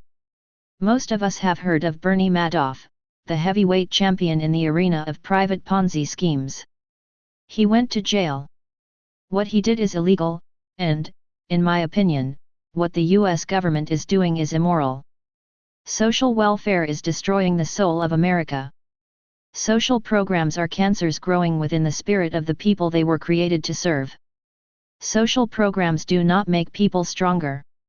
They keep people weak, depending on the government to solve their problems. I realize there are people who may deserve government programs. Some people are truly in need. The problem is, millions of able-bodied Americans are also on government welfare. This includes the leaders of our country from the president on down. The president and Congress receive government welfare checks that would make even Bernie Madoff blush. The government breadline includes our military retirees, government employees, public servants such as the police and firefighters, and teachers. I do not criticize these people or their professions. I have tremendous respect for the work our military personnel, police, firefighters, teachers, and other government service workers perform. Their work is important. What I am fearful of is the growing entitlement mentality, the attitude that the government should take care of me, which has become so pervasive in our culture. Today, when a worker loses his or her job, the first thing they do is apply for unemployment benefits. How can it be called a benefit? How does the growing sense of entitlement related to this book and to parents as they work to prepare their children for the future? It's really pretty simple, when you think about it. I am critical of our school system and much of traditional education for failing to teach people to fish. Instead of teaching kids to fish, teaching kids the skills and attitudes that will make them strong and self-reliant and resourceful, our schools breed a culture of entitlement. It is this entitlement mentality that is eroding the foundations this country was built upon. The entitlement mentality is bringing down the American empire and the world. The fiscal cliff. The dust had barely settled following the 2012 U.S. presidential election when the fiscal cliff battle engulfed Washington. The battle was between Democrats who wanted to tax the rich and Republicans who wanted to cut back on Social Security and Medicare government welfare. The problems that underlie this crisis have not been solved, and the crisis is morphing. The reason that it has not been solved is because our financial problems are social problems. We have too many people who are not only expecting the government to take care of them, they need the government to take care of them. Because they can't, or choose not to, fish for themselves. As you already know, this problem will soon be your child's problem, one of many that the next generation will inherit. So what is a parent to do? The entitlement wagon insanity. Some people say that Albert Einstein gave us this definition of the word insanity. Insanity is doing the same thing over and over again and expecting a different result. It is insanity to say to your child, go to school and get a job, when jobs are being shipped overseas or replaced by advances in technology. It is insanity to say, work hard, when the harder you work, to earn more money, the more taxes you pay. It is insanity to say, save money, when money is no longer money, but debt, an IOU from the taxpayers. It is insanity to say, your house is an asset, when it is really a liability. It is insanity to say, invest for the long term in the stock market, when professional investment houses are using multi-million-dollar computers to invest for the short term, often in and out in milliseconds for HFT, high-frequency trading, against amateur investors, in some cases their own clients. You may as well go to Las Vegas. Albert Einstein is also credited with saying, we can't solve problems by using the same kind of thinking we used when we created them. The following are some new thoughts on how to solve an old problem, the problem of how to prepare your child for the future and the role that money plays in it. Here is a different point of view on education. We begin to solve the problem by changing our context of the problem. Content versus context. Pictured below is a water glass, partially filled with water. For purposes of this lesson, the water in the glass represents content. The water glass itself represents context. Education is about content. Traditional education focuses on content, reading, writing, and arithmetic.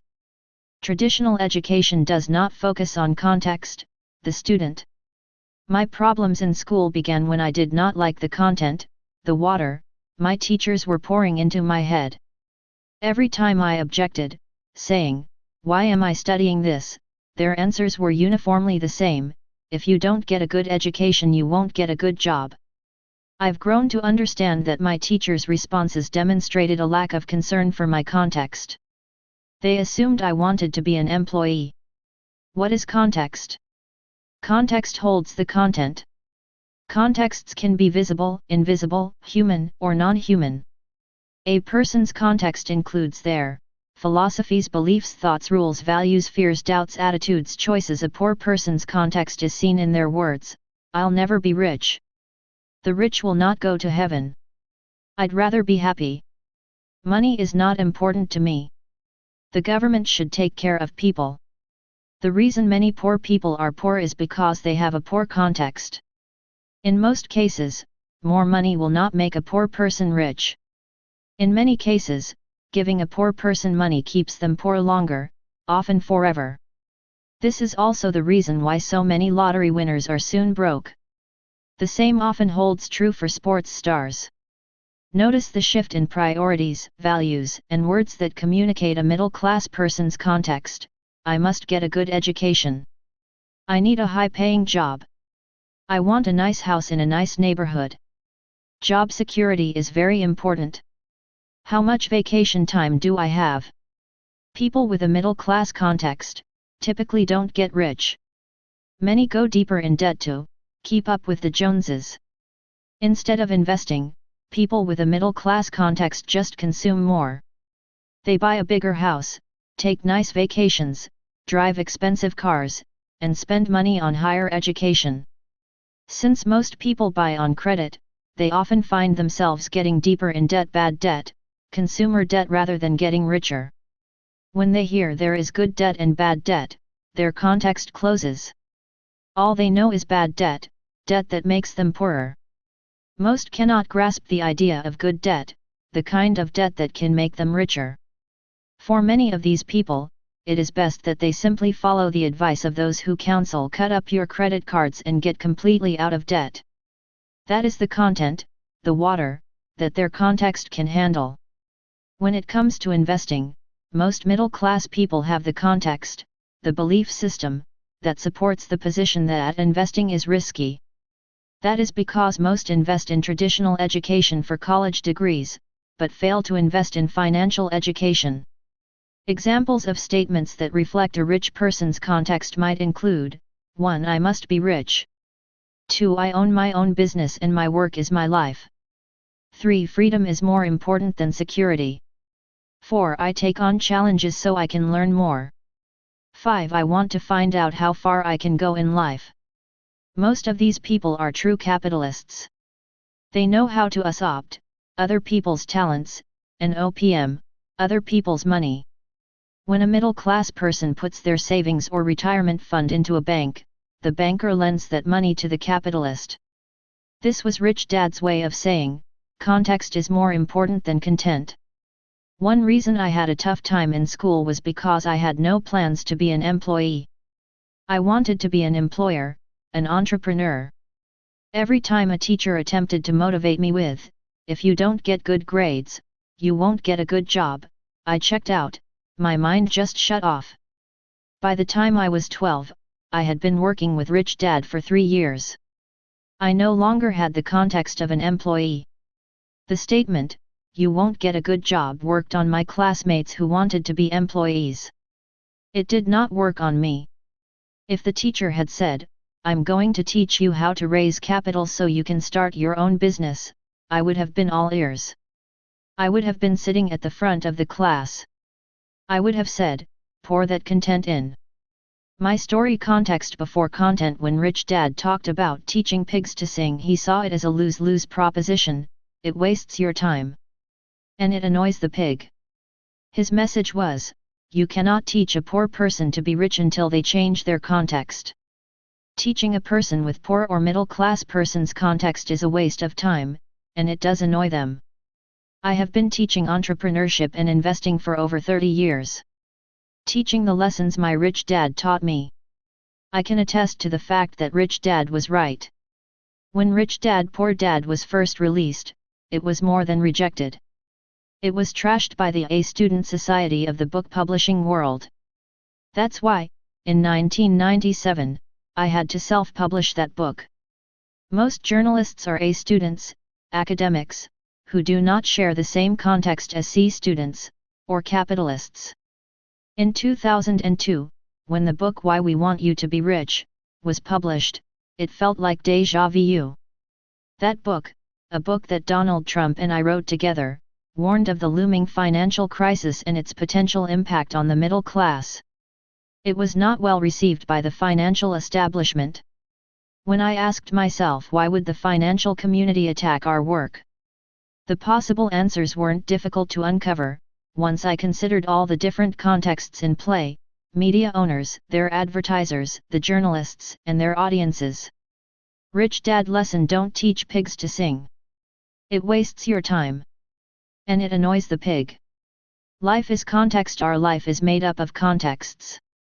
Some contexts are invisible while others are physical and tangible. A few examples of other contexts are: 1. The Constitution of the United States is a context. The Constitution represents the values on which America was founded and which govern its operation. 2. A religion is a context. For example, Christians have a different context than Muslims. This means their content is also different. Christians believe Jesus is the Son of God and Muslims believe that Jesus is a prophet. In another example, if I said to a devout Christian, Prophet Muhammad said, the odds are their context would slam shut. But if I said, Jesus said, to a Christian, chances are their context would remain open. In other words, when someone says, keep an open mind, they are really saying keep an open context. During the U.S. presidential race of 2012, opponents of President Obama called him a Muslim, although the president said he is a Christian. Opponents of Mitt Romney would whisper, "He's not a Christian, he's a Mormon." That is how powerful contexts can be. 3 economic philosophies are contexts. For example, during that same election, many people called President Obama a socialist. Others called Mitt Romney a capitalist. Depending upon your personal economic context, you would accept or reject the candidate based upon their economic philosophies. For example, if you were a socialist, Mitt Romney being labeled a capitalist would be a turn-off. If you were a capitalist, the idea of voting for a socialist would be unthinkable. For a church building is a physical context. So is a gym.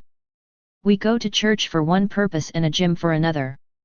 One is for spiritual revival and the other for physical revival. 5. A school building is a physical context. So is an office building. Many schools now encourage parents to take their child to work. Unfortunately, when most kids go to work with their parents, they are confronted with the context of employees rather than the context of the entrepreneurs, the employers that created the business. 6. A home is another physical context. As parents, ask yourself this question: what is the context of our home? Is it a context of a poor family, a middle-class family, or a rich family?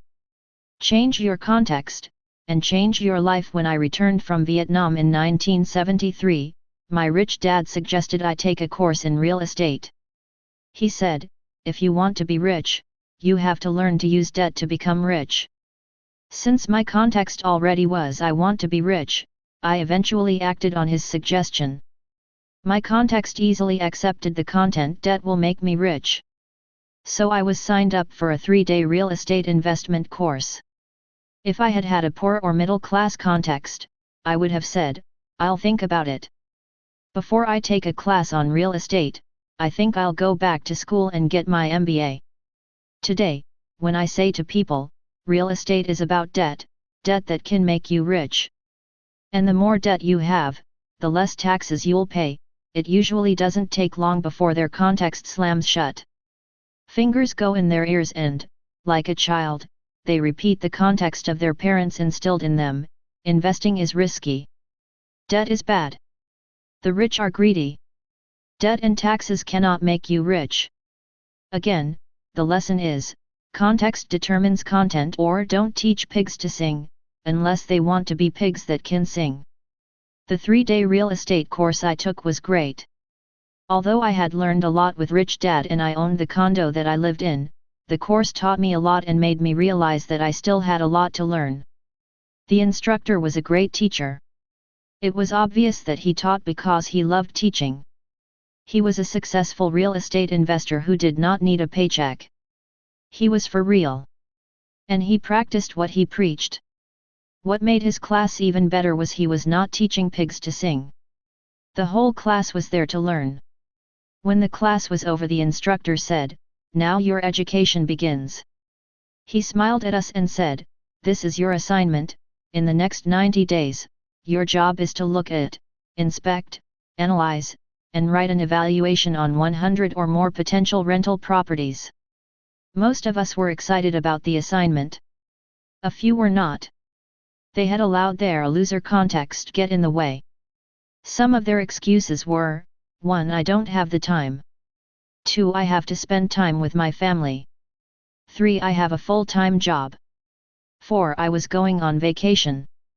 5. I don't have any money. The instructor just smiled, saying, "I repeat what I said. The course is over. Now your education begins." More than a mindset. Many people think context is only your mindset.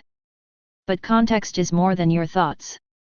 Context is your core, your body, your mind, and your spirit. While mindset may be easy to change, a complete change in context runs deeper. Using money as an example, the reason so many people are poor is that they have a poor person's context related to money. Taking a 3-day real estate course without internalizing and applying what you learn will not change your context. When I told my rich dad of the instructor's assignment to look at and evaluate 100 properties in 90 days, he smiled and said, "Good teacher. Rich Dad did not use the word context. Instead he said, if you do the assignment, you will change both yourself and your view on the world. You will begin to see the world through the eyes of a rich person.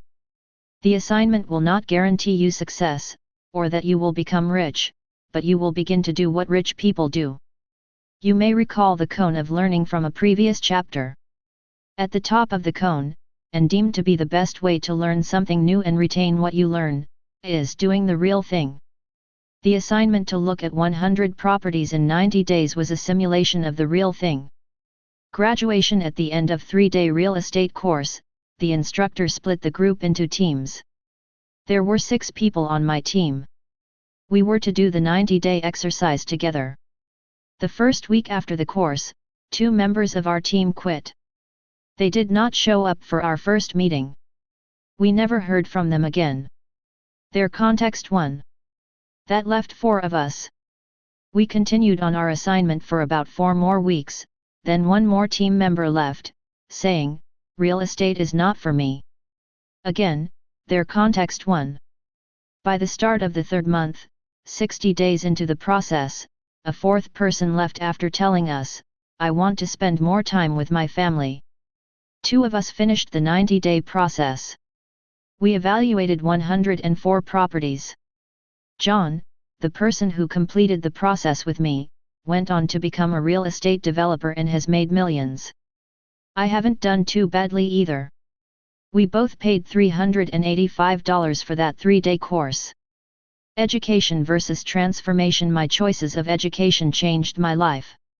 Within a few months of starting my MBA program, as a gesture to keep my poor dad happy, I lost interest and dropped out. The problem with that program was that I knew it would not transform my life.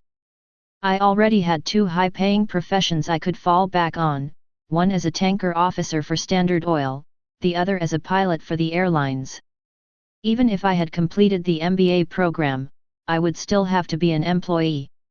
I signed up for the real estate class because I was looking for my next Navy flight school experience. I wanted to be transformed. I wanted to evolve into a butterfly, not move through life as a caterpillar, a person clinging to a job, a steady paycheck, and benefits. Contexts in the quadrant. The 4 quadrants in the cash flow quadrant are contexts.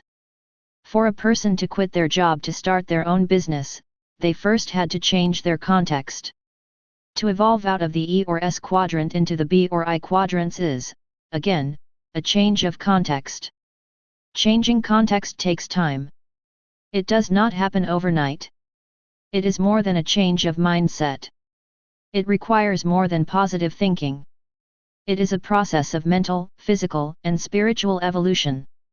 It requires tremendous faith, courage, self-esteem, and a hunger to learn quickly. Rich Dad Lesson. If you want to change your life, change your context. Donald Trump and I love speaking to young people at colleges. And we especially love talking to network marketing organizations. The reason is that the people in network marketing are voracious learners. They have high energy and are excited and anxious to learn. Why are they so energetic?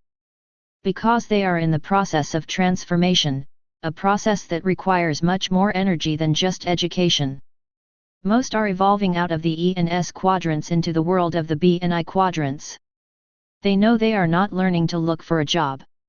They know the world they are entering is a world without a steady paycheck. That's why they are great audiences. Donald and I share their context, which is why they love our content. The way a person transforms themselves is by transforming their income. When a person transforms their income, they transform their life. Financial education must include knowledge of the 3 types of income. Most people, even A students, learn about only one type of income. The rich work for the additional 2 types of income. 3 types of income in the world of money. There are 3 types of income, 1 ordinary, 2 portfolio, 3 passive. These 3 types of income exist all over the world. And, in most cases, the poor and middle class work for ordinary income. The rich work for portfolio and passive income. Even the game of Monopoly teaches this vital lesson. In Monopoly, when you buy a greenhouse, let's say you pay $200, and the greenhouse pays you $10 a turn, the player converted their money. The player converted $200 of income from a paycheck into $10 of passive recurring income every month. You do not need to be an A student to understand that transformation of income. Rich Dad lesson: if you want to transform your life, you need to learn to transform your income.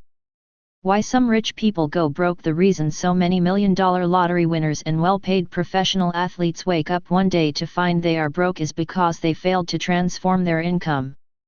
Many doctors, lawyers, and high-income S-quadrant entrepreneurs are in trouble today, or not as rich as they could be, is because they failed to transform their income. Financial experts say, work hard, save money, and invest in a 401k, but a person who follows that advice is not transforming their money. When people work for money, they are working for ordinary income, the most highly taxed of all the three incomes. When people save money, they are working for ordinary income, in this case the interest on their savings. And when Americans withdraw their money from their 401k's and retirement plans, they withdraw their money as ordinary income. This is true not only in America but also in most Western countries, although the names of the retirement plans or programs may be different. It is crucial that parents understand the distinctions among the different kinds of income and teach their children how to transform their lives by learning to transform their money. What are the key differences among the three types of income? Ordinary income is generally paycheck money. It is the most highly taxed of all three incomes. Most people go to school to learn how to work for ordinary income. After graduation, most go on to become wage earners. If you work for money, you are working for ordinary income. Ironically, interest on savings is also taxed at ordinary income rates. And when you retire, your 401k income will be taxed as ordinary income. In my opinion, there are better ways to save for retirement than a 401k plan. Portfolio income is also known as capital gains. Most investors invest for portfolio income or capital gains. A capital gain occurs when you buy low and sell high. For example, if you buy a stock for $10 and sell it for $15, this is a capital gains event with a profit of $5, and that profit is taxed as portfolio income. Taxes are one of the many reasons why I rarely invest in stocks. It makes no sense to me to take risks by investing in stocks only to pay taxes if I win. Capital gains on real estate and stocks are currently taxed at 20%. Dividends from stocks are also taxed at 20%. Passive income is also known as cash flow. In the game of Monopoly, the $10 a player receives for rent on one greenhouse is an example of passive income or cash flow. Passive income is taxed at the lowest rates of all three incomes, sometimes zero. Investing for tax-free cash flow requires the highest level of financial education and experience. This will be discussed more in later sections of this book. Transform Your Life. The 90-day assignment following my 3-day real estate class was a process of transformation.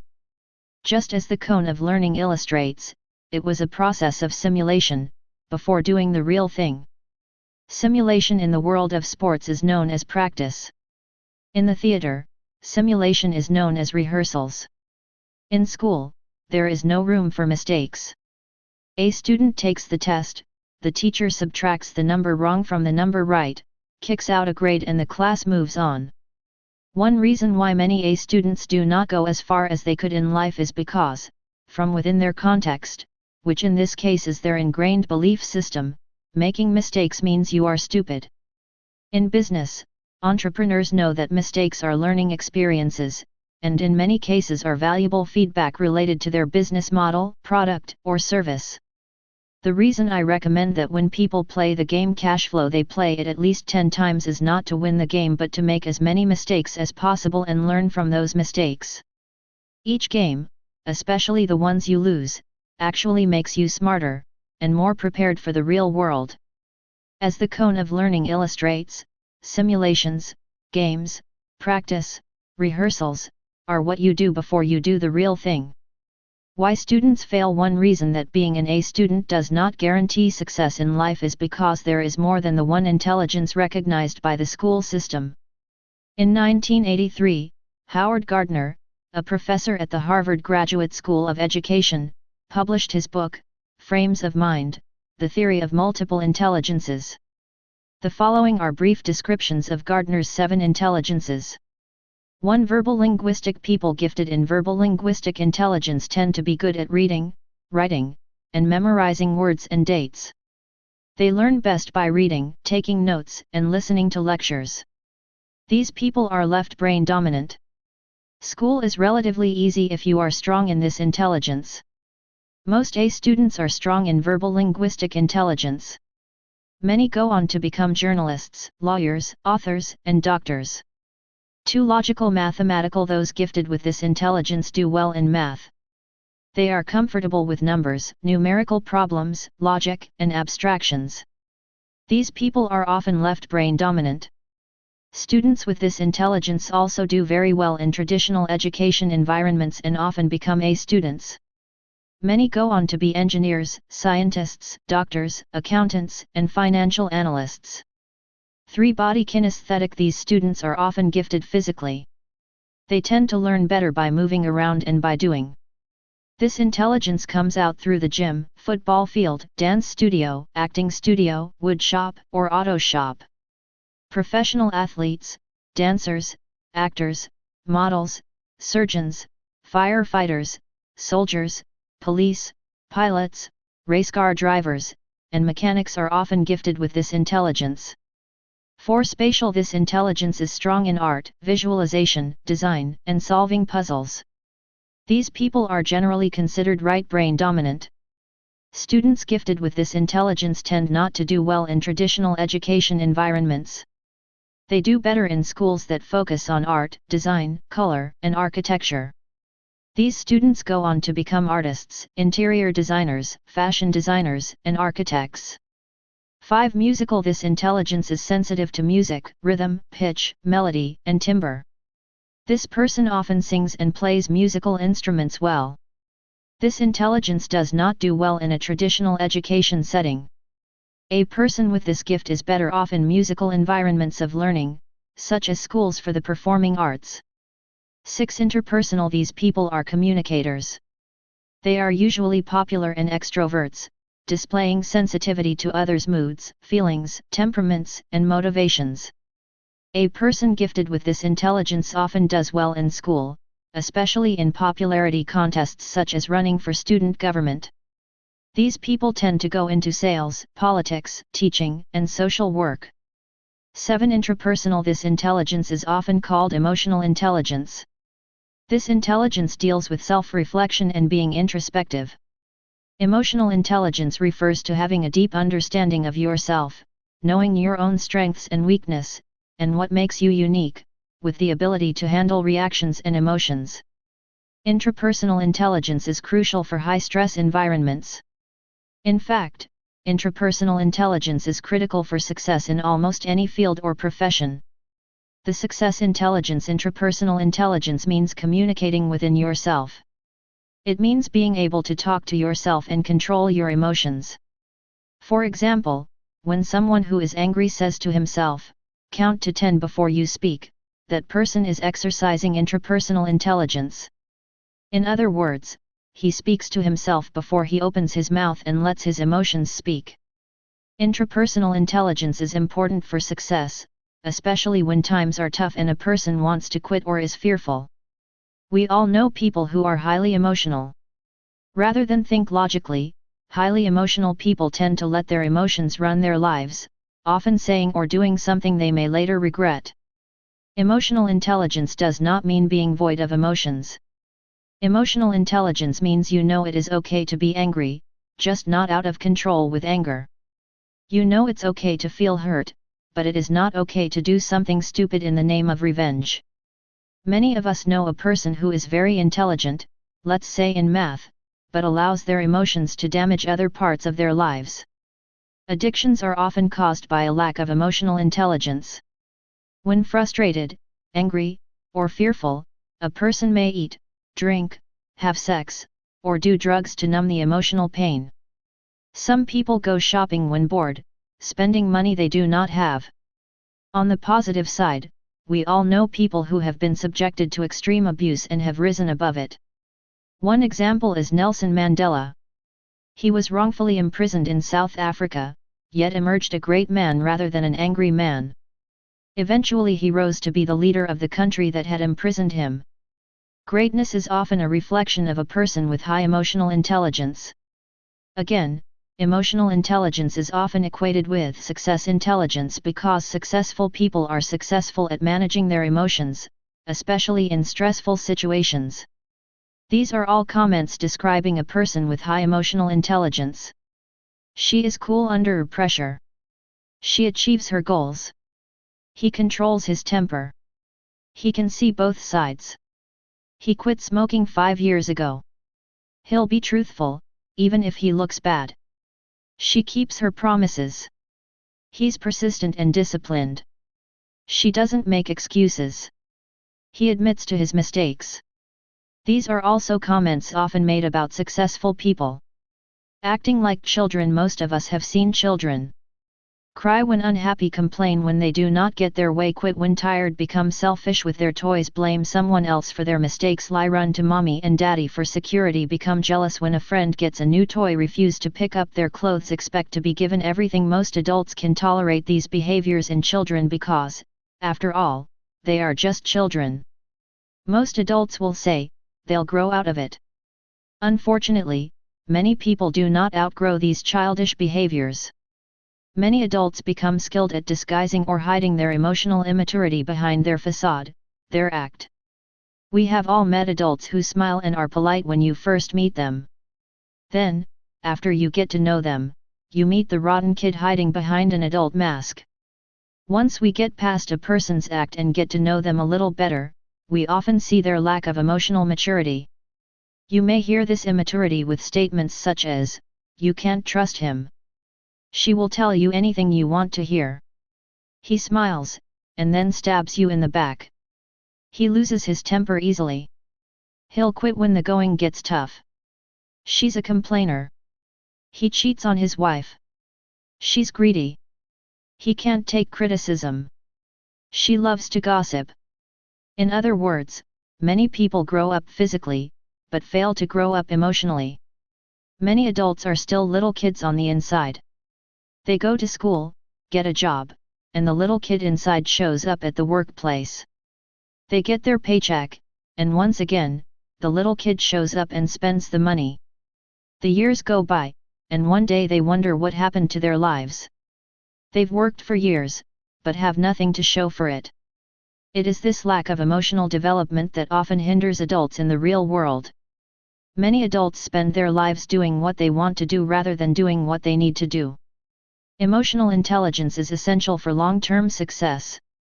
In practice, it may mean going to the gym rather than staying in bed, taking financial education classes even if you don't want to, being kind when others aren't, going for a walk rather than eating, not having a drink even if you want one, telling the truth even if it makes you look bad, making a phone call you don't want to make, volunteering even when you are busy, controlling your temper instead of losing it, turning the TV off and spending time with your family, especially if your favorite show is on. Simply said, growing into an adult often means growing up emotionally. Caterpillar to butterfly. When my 3-day real estate course was completed, my transformation began.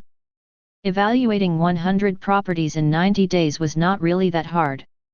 Almost anyone could do it. All I had to do was keep going for 90 days, and apply what I had learned.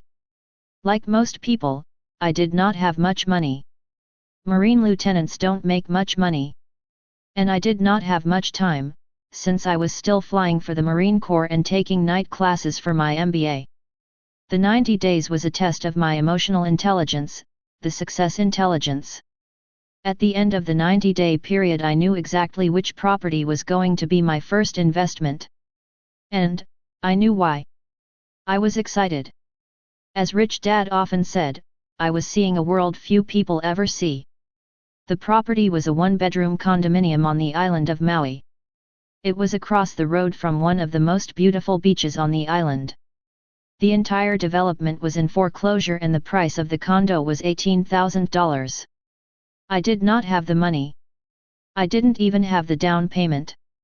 Following what I was taught, I used my credit card to pay $1,800 for the 10% down payment.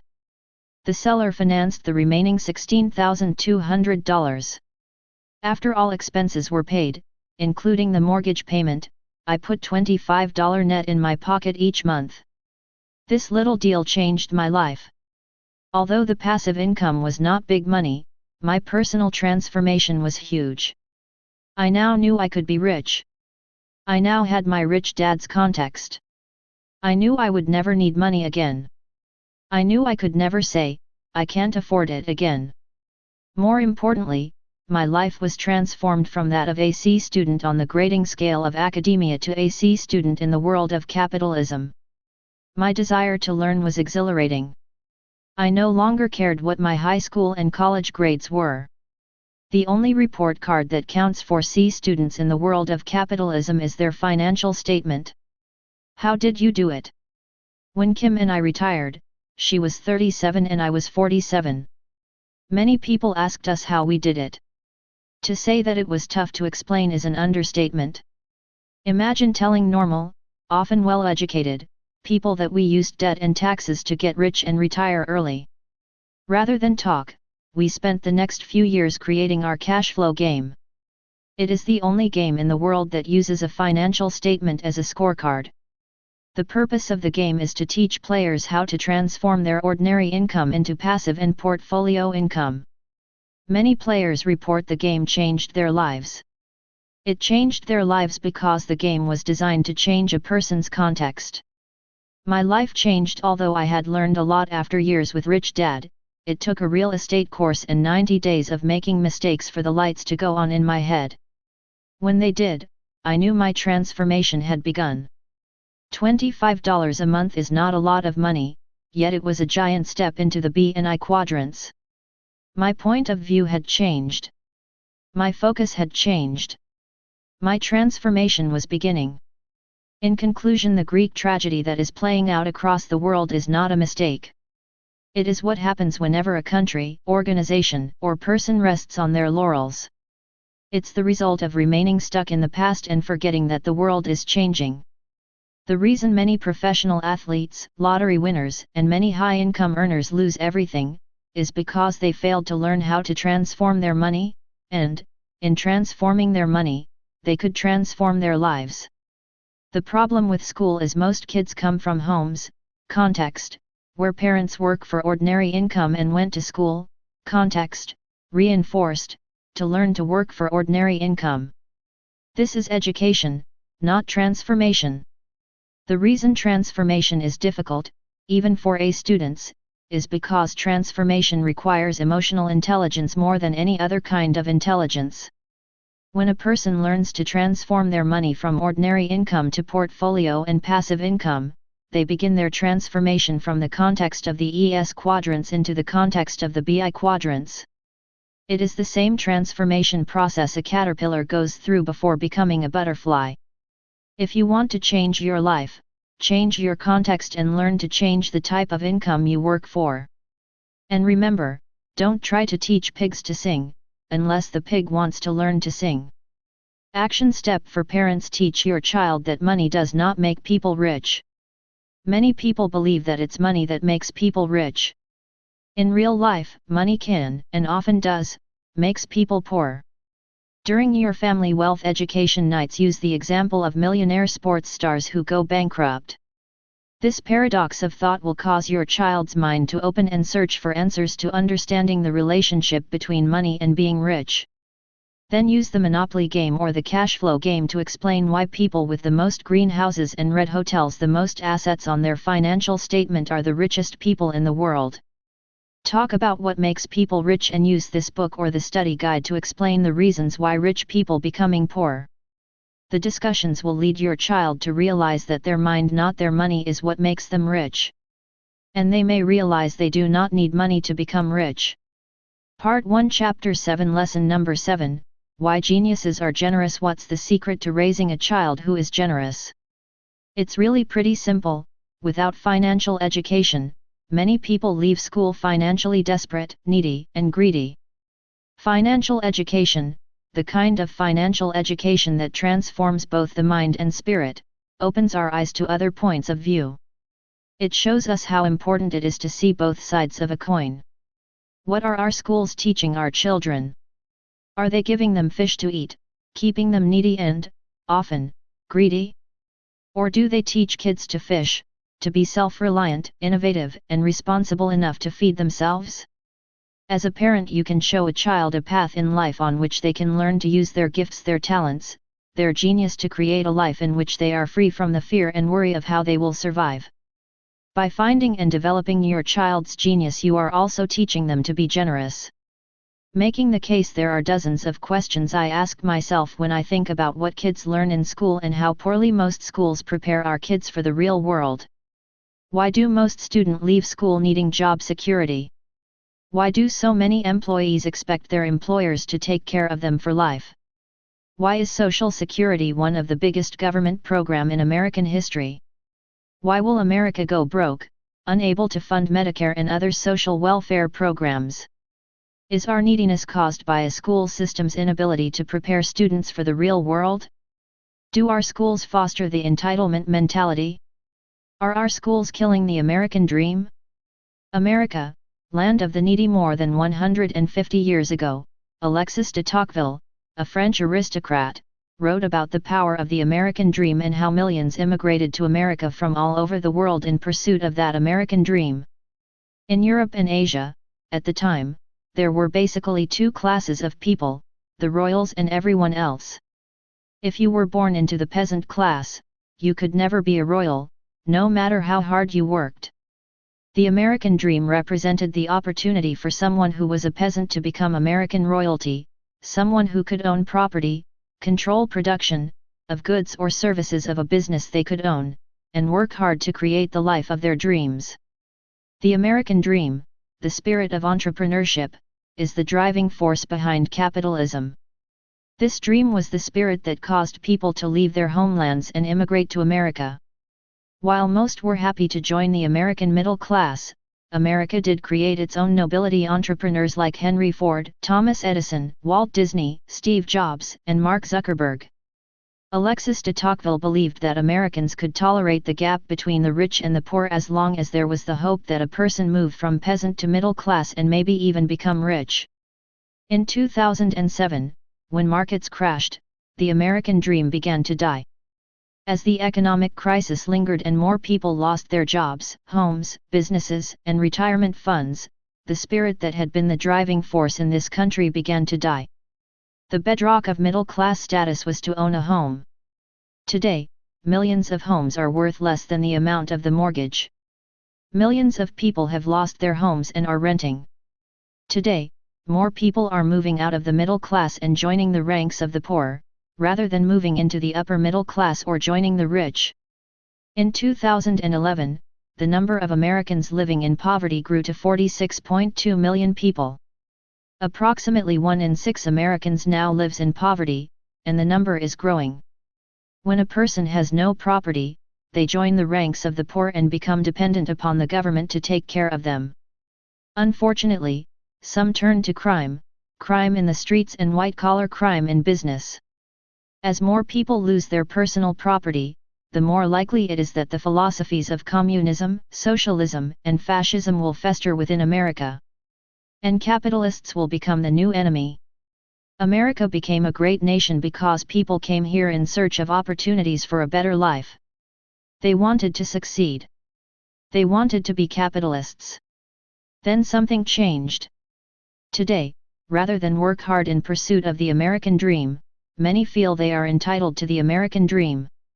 All over the world, millions of people, not just Americans, seem to think the world owes them a living. Many people go to school, receive a great education, get a job, and then expect either the company they work for or the government to take care of them for life. The growing entitlement mentality has played a role in the way individuals view personal financial responsibility. These questions come to mind: to what extent are the financial problems, especially those faced by Greece, France, and the state of California, a result of an attitude of entitlement? Why do some of the best entitlement benefits go to our leaders, the President of the United States, our congressional leaders, and other government workers? Once a president or congressman is elected, we the taxpayers take care of them for life. I ask myself, if they are qualified to be our leaders, why can't they take care of themselves? Why do our public servants feel entitled to financial security for life? When did the shift from public servants to self-funding servants occur? How many public servants work for the job security and benefits rather than to be of service? Why do CEOs and other corporate executives feel entitled to bigger and better financial packages than their employees? If they're smart enough to be high-paid employees, shouldn't they be smart enough to take care of themselves? Why do people the world over feel that they are entitled to have their government or their employer take care of them for life? Where does this attitude of entitlement come from? Does it come from our schools and a school system run by teacher unions that fight for tenure and job security and benefits for life? Why do teachers grade students but refuse to be graded on their performance as professionals? Do they pass their entitlement mentality on to our kids? Could financial education have an impact on the entitlement mentality we see within the U.S. school system? America's View of Capitalism. In the introduction to this book, I quoted from Dr. Frank Luntz's book What Americans Really Want, Really. Specifically, I quoted his comments on whom Americans respect today and whom they hate. I want to repeat what he wrote here, because it is so aligned with the key points in this chapter, the idea that our schools teach students to be needy and greedy. It's hard to tell which has become the stronger emotion, respect for entrepreneurs or hatred towards CEOs. Dr. Luntz also states, in fact, by better than a 3-to-1 ratio, Americans now trust entrepreneurs more than they trust successful CEOs. In today's world, capitalists frighten people, and capitalism is shorthand for CEOs taking tens of millions of dollars on the same day their pens wipe out 10,000 jobs. Dr. Luntz found that Americans respect entrepreneurs still pursuing the American dream. He writes, the small business owner, even if she, female-owned small businesses are among the fastest growing components of the shrinking economy, is successful, isn't making bonuses totaling tens of millions. She has no golden parachute, unless her business is providing skydiving lessons. She has to look her employees straight in the eye when it comes time to lay them off rather than just issuing a corporate edict.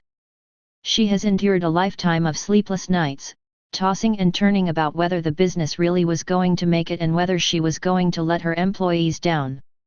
Americans realize that there is far greater risk in investing your own time, your own money, and your own heart into starting a small business, and it's even harder to make it a successful one.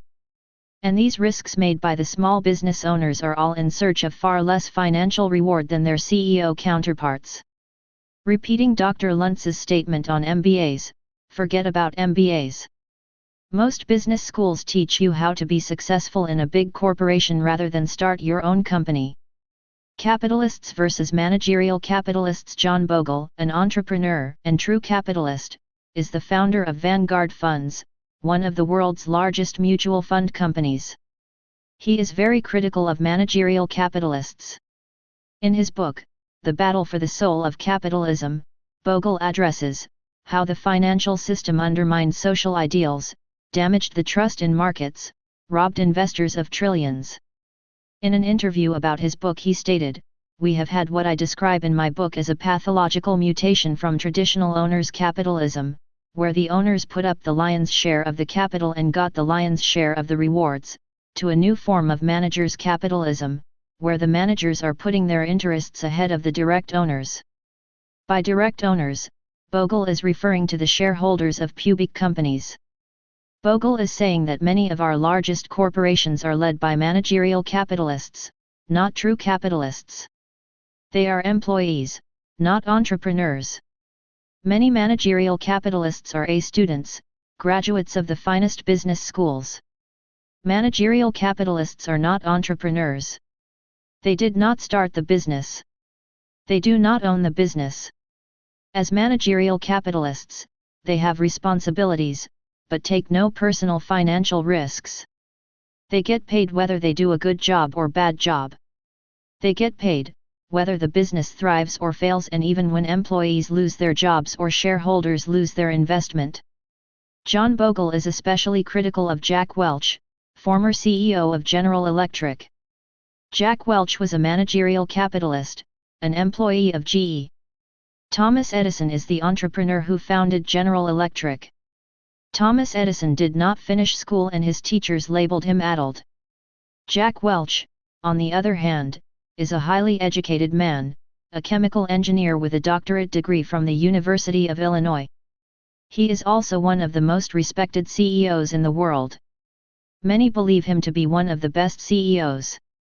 Jack Welch is a frequent guest on financial talk shows as an authority on business. Bogle disagrees, describing Welch as a managerial capitalist who did a great job for Jack Welch in lining his own pockets, but a poor job for General Electric's employees and shareholders. Jack Welch's greed was exposed during his divorce proceedings. In his book, The Battle for the Soul of Capitalism, Bogle has this to say about Jack Welch. Jack Welch of General Electric gained an equally unwelcome spotlight for his extramarital peccadillos. His divorce proceeding illuminated the stealth compensation typically awarded to retired chief executives but rarely disclosed. If not for his divorce, even shareholders, the true owners of GE, would never have known how much Welch was being paid. While his total compensation as GE's CEO surely approached $1 billion, his lavish retirement benefits, valued by one commentator at $2 million per year, included a New York apartment with daily flower deliveries and wine, and unlimited use of a company jet. Nonetheless, he seems to have little to spare, given that his charitable giving came to just $614 per month. Bogle notes Jack Welch's retirement compensation was awarded by GE's board of directors, also managerial capitalists. They made these awards despite the fact that the stock market did not think Welch did a very good job. In 2000, the market high for GE was $600 billion. When Jack Welch retired, GE's value had declined to $379 billion in early 2005. If Thomas Edison was alive, I wonder if he would have rewarded Jack Welch so lavishly. The mutual fund industry expressing concerns about the retirement system as a whole, Bogle takes aim at CEOs of investment firms. He believes retirement is going to be the next big financial crisis in this country. Bogle, an insider in the mutual fund industry, is especially disturbed by the greed in the mutual fund industry. He says, "When I came into this business there were relatively small, privately held companies, and these companies were run by investment professionals. Today, that has changed in every single respect. These are giant companies. They are not privately held anymore. They are owned by giant financial conglomerates, whether it's Deutsche Bank, Marsh & McLennan, or Sun Life of Canada. Basically, the largest portion of mutual fund assets are run by financial conglomerates, and they are in the business to earn a return on their capital in the business and not a return on your capital." Bogle points out that in mutual funds, you, as the investor, put up 100% of the money and take 100% of the risk. The mutual fund company puts up no money, takes no risk, and yet keeps 80% of the returns. The investor gets back 20% of the gains, if there are gains. Warren Buffett agrees. Warren Buffett is regarded as one of the greatest investors of our time. He is a capitalist. He is an entrepreneur. He is not a managerial capitalist. This is what Warren Buffett has to say about these corporate money managers, managerial capitalists, most of whom are A students from great schools. He says, "Full-time professionals in other fields, let's say dentists, bring a lot to the layman. But in the aggregate, people get nothing for their money from professional money managers." If this is true, it might be stated another way: those who choose not to become financially educated or play an active role in their investments and, instead, turn their money over to professional money managers, are abdicating responsibility for their financial future and, if Buffett is on target, getting little value for it. Positioned another way, how great is the risk of turning your money over to a professional who brings little value to the undertaking of making your money work for you. Bureaucrats, B students. The vast majority of students who graduate from grade schools and high schools are B students. They're taught, by and large, by A students, some of the brightest students who continue their education to become teachers. What becomes of those B students as they choose their path in life? It's my opinion that they become bureaucrats. What is a bureaucrat? Decades ago, Rich Dad said, the problem with the world is that it's now run by bureaucrats. He defined a bureaucrat as someone who is in a position of authority such as a CEO, president, sales manager, or government official but who takes no personal financial risks. Explaining further, he said, a bureaucrat can lose a lot of money, but they do not lose any of their own money. They get paid, whether they do a good job or not. When you look at the bureaucrats who run the country, especially our political leaders, I think you'll find that most are attorneys. Federal Reserve Bank Chairman Ben Bernanke is a former college professor. He is also an A student who became a B student, a bureaucrat, and the most powerful banker in the world. And we wonder why we are in a financial crisis. Rich Dad said, a true capitalist, an entrepreneur, knows how to take $1 and turn it into $100. Give a bureaucrat $1, and they'll spend 100. And we wonder why we have a global financial crisis. What do schools teach? Without financial education, many people leave school financially desperate, needy, and greedy. Most of us have heard the saying, desperate people do desperate things. It could also be said that needy people do desperate things. The diagram below is Maslow's hierarchy of needs. It depicts a theory first proposed by psychologist Abraham Maslow in his 1943 paper titled A Theory of Human Motivation. His theory is fully expressed in his 1954 book Motivation and Personality. Maslow's hierarchy suggests that people are motivated to fulfill basic needs before moving on to other, more advanced needs. This hierarchy is most often depicted as a pyramid in which the lowest levels are made up of the most basic needs, while the more complex needs are located at the top of the pyramid. Source: Abraham Maslow. Reprinted with permissions. The original has been modified.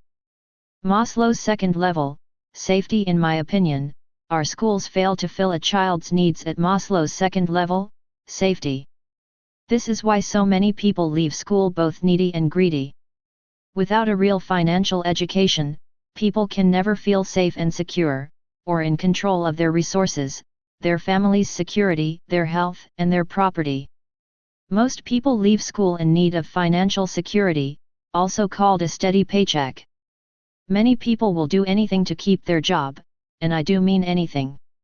Without financial security, people become desperate, clinging to a job and living in fear of losing their job, home, benefits, and pensions. Many end their working years in need of dependent upon Social Security and Medicare. This is why some CEOs and money managers will violate their ethical and moral principles and values, in some cases actively cheating their employees, shareholders, or clients. I'm sure you can think of examples of corporate CEOs or money managers who used deception and cunning, or even criminal behavior, to create their own wealth. Several of those who come to my mind made headlines and history, and may be in prison today. This is why John Bogle's words, reiterated here, are so telling in terms of what goes on in the boardrooms of our biggest corporations. Jack Welch of General Electric gained an equally unwelcome spotlight for his extramarital peccadillos. His divorce proceeding illuminated the stealth compensation typically awarded to retired chief executives but rarely disclosed. In other words, if Jack Welch had not cheated on his wife, it may never have been discovered just how much he and his board had been cheating the true owners of GE. Again, another morality issue. Note that the word morality is at Maslow's second level. Is this what our schools teach the best and brightest students? I am afraid it is. My story: I believe that the American dream is dying because many of us have lost our moral compasses.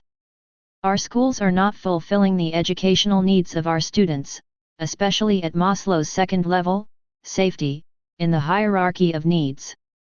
We see so many kids, especially from poor neighborhoods, who turn to street crime and violence. Rich Dad often said, needy people become greedy people. Greedy people become desperate people. And desperate people do desperate things. The greatest gift my rich dad gave me was showing me both sides of the employee-entrepreneur coin. He exposed Mike and me to the life of an entrepreneur and offered us an environment in which entrepreneurial thinking could thrive. Today, I do not need a job, a steady paycheck, money, bonuses, government support, or social security and Medicare. My wife and I have reached at Maslow's fourth level, the esteem level. This confidence allowed us to be entrepreneurs, starting the Rich Dad Company in 1996, 2 years after we retired in 1994. The Rich Dad Company propelled us into Maslow's fifth level, the self-actualization level. We do not need paychecks. We work because we love our work, sharing what we know so others can also grow and prosper. While we make a lot of money, most of that money does not go into our pockets. Most of the money is spent on growing the company, investing in new and better technology, more people, and new product development. That is what true capitalists do. Unfortunately, a lot of money is also spent protecting the business from greedy people. Greedy people, like most business owners, we have run into some very greedy people in the course of doing business. We have been lied to, cheated, and ripped off by needy and greedy people, most of them A students, a few of them white-collar criminals. Unfortunately, that is part of the entrepreneurial process in our so-called justice system. Or, from a different point of view, our injustice system. Rich or poor, we all have had our own challenges with dishonest or deceitful people. That is what happens when schools fail to fulfill students' needs at Maslow's second level. Many students, even A students, leave school needy, greedy, desperate, and even worse with a sense of entitlement, the idea that the world owes them a living. The good news is that we have met some fantastic people along the way. We would never have met them had we not taken our leap of faith in starting the Rich Dad Company. We would not have met them if we had retired in 1994, kept our money, and played golf every day. I remember the first time Donald Trump said something that my rich dad often said, "Out of every bad partnership, I have met good partners." That is true for Kim and me as well. We met most of our rich dad advisors through business dealings that were, initially, not pleasant or profitable. This lesson proves the saying that every cloud has a silver lining. My advisors were the silver lining, the positive outcome to some very dark and challenging times in my life. Education's failure question: what happens when the educational system fails at Maslow's second level? Answer: a new American dream emerges. Alexis de Tocqueville told the world about the power of the American dream, the dream that anyone could become rich. More than 150 years later, it seems like the new American dream is that Social Security and Medicare will keep Americans alive. The new America, according to the CBO, the U.S. Congressional Budget Office, the increase in incomes between 1979 and 2007 in the United States looked like this: poor, income grew 18% over 30 years; middle class, income grew 40% over 30 years; rich, income grew 275% over 30 years. Then in 2007, the bottom fell out when the boom went bust. Today, incomes for the middle class and poor have stopped going up, yet the rich seem to be getting richer faster. In 2011, the number of Americans living in poverty grew to 46.2 million people. That translates to approximately 1 in 6 Americans who now live in poverty, and that number is growing. When a person has no property, they join the ranks of the poor and become dependent upon the government to take care of them. Oftentimes this leads to increased violence, both on the streets and in our homes. Students on food stamps: nearly 47 million Americans rely on federal food assistance benefits, food stamps, a 12-year high attributed to the weak U.S. economy and high rates of unemployment over the last 5 years. A lesser-known fact is that college students are among the fastest-growing segment of our economy to rely on food stamps. As tuition fees go up and financial aid opportunities vanish and parents who were once a source of financial support have lost jobs or homes and become ineligible for college loans for their children, students have had to fend for themselves. The next poor are teachers headed for the ranks of the poor. USDA advertising via Veronique Deruga. At NRO's Corner comes this amazing ad from the USDA about how food stamps will help you look amazing. In the radio spot, two retired ladies talk about their mutual friend Margie, who looks amazing. One asks the other, what's her secret? The answer, it turns out, is food stamps. In 2011, the California State Teachers Retirement System, CalSTRS, realized it faced a long-term deficit of $56 billion. A deficit is the gap between assets and estimated liabilities. CalSTRS collects $6 billion a year, but needs $10 billion each year to meet its obligations. A shortfall of more than $4 billion a year is a lot of money, especially for government bureaucrats who do not know how to invest or how to make money. Most pension fund managers are not from the I quadrant. Most are employees in the E quadrant, pretending to be professional investors. If they were true investors, they probably wouldn't be employees. If the California teachers' retirement plan goes bust, the taxpayers will be stuck with yet another massive bailout. Worst of all, millions of teachers will slide from the middle class and join the poor.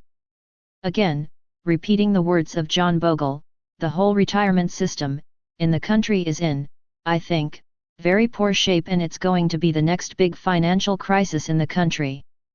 Generous capitalists' parents can teach their children to be generous capitalists. And it can start at home. This is important because your child will not learn to be a capitalist, much less a generous person, in school. My rich dad taught his son and me to be generous capitalists using the BI triangle. Our schools program students to look for work on the right side of the cash flow quadrant, in the E and S quadrants. Notice that the BI triangle is made up of the 8 integrities of a business. They are: 1. Mission, 2. Leadership, 3. Team, 4. Product, 5. Legal, 6. System, 7. Communications, 8. Cash flow specialist versus generalist. Most schools teach students to be specialists. Students who graduate with a degree in product design seek jobs at the product level of the BI triangle. Students who graduate from law school fill roles at the legal level of the triangle. Those with degrees in engineering or computer science tend to focus on jobs at the systems level of the triangle. Students who receive degrees in marketing focus on jobs in the communication section of the BI triangle. And students who receive a degree in accounting, typically find a job at the cash flow level of the triangle. Entrepreneurs are generalists. One reason why entrepreneurs, like Steve Jobs and Bill Gates, leave school is because they did not want to be specialists. They hired specialists. Generalists must be mission-driven, have strong leadership skills, and surround themselves with a smart team, often A students with experience in the real world. Why most entrepreneurs fail. There are 3 primary reasons why most small businesses fail. They are: 1. The entrepreneur does not have all 8 integrities in place. For example, most new entrepreneurs focus on product. They may have a great product, but are likely deficient in some or all of the other 7 integrities. 2. The entrepreneur is a mono-professional. The saying "birds of a feather flock together" applies here. For example, attorneys get together with other attorneys to form a business such as a law practice. Or techies get together with other techies to form a web company.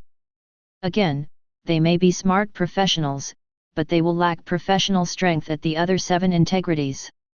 3. The entrepreneur lacks a sense of mission.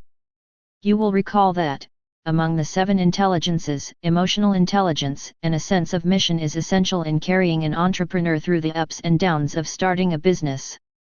Almost all notable entrepreneurs faced trials and tribulations that would destroy mere mortals. Steve Jobs was kicked out of Apple, the company he founded. He was fired by the CEO he hired, John Sculley, and his board of directors, all, by the way, managerial capitalists, only to return years later to lead Apple to be the most profitable company in the world. Bill Gates went to trial in a case known as the United States versus Microsoft. The United States Department of Justice filed a lawsuit in 1998 for alleged violation of the Sherman Antitrust Act. Microsoft was accused of being a monopoly. Mark Zuckerberg went to trial against the Winklevoss twins who claimed that they gave Mark the idea for Facebook. Mark settled the claim for $160 million. The twins are still asking for more. As the saying goes, success has many parents, but failure is an orphan. Without an entrepreneur's sense of mission and strong emotional intelligence, Apple, Microsoft, and Facebook might not be here today. Generosity is the key to success. Contrary to popular belief, many of the most successful entrepreneurs are generous. If you look at the BI triangle, you will see that to start a successful business, a B quadrant entrepreneur must provide jobs. Most students come out of school, looking for jobs. They need a job because schools don't teach students how to satisfy one of Maslow's basic needs, the need for safety. That is why most A students work for C students. If a parent will take the time to explain Maslow's hierarchy of needs and the BI triangle to their child, the child may, over time, realize their objective in life is to reach Maslow's fifth level, self-actualization, rather than get stuck at the second level, mired in the need for job security and a steady paycheck. It is difficult to discover our genius, the genie in us and the magic we were born with, if we live in terror and fear at the second level of Maslow's hierarchy. I believe genius is found at Maslow's fifth level. At that level are found powerful and beautiful words, values, and abilities essential for today's world.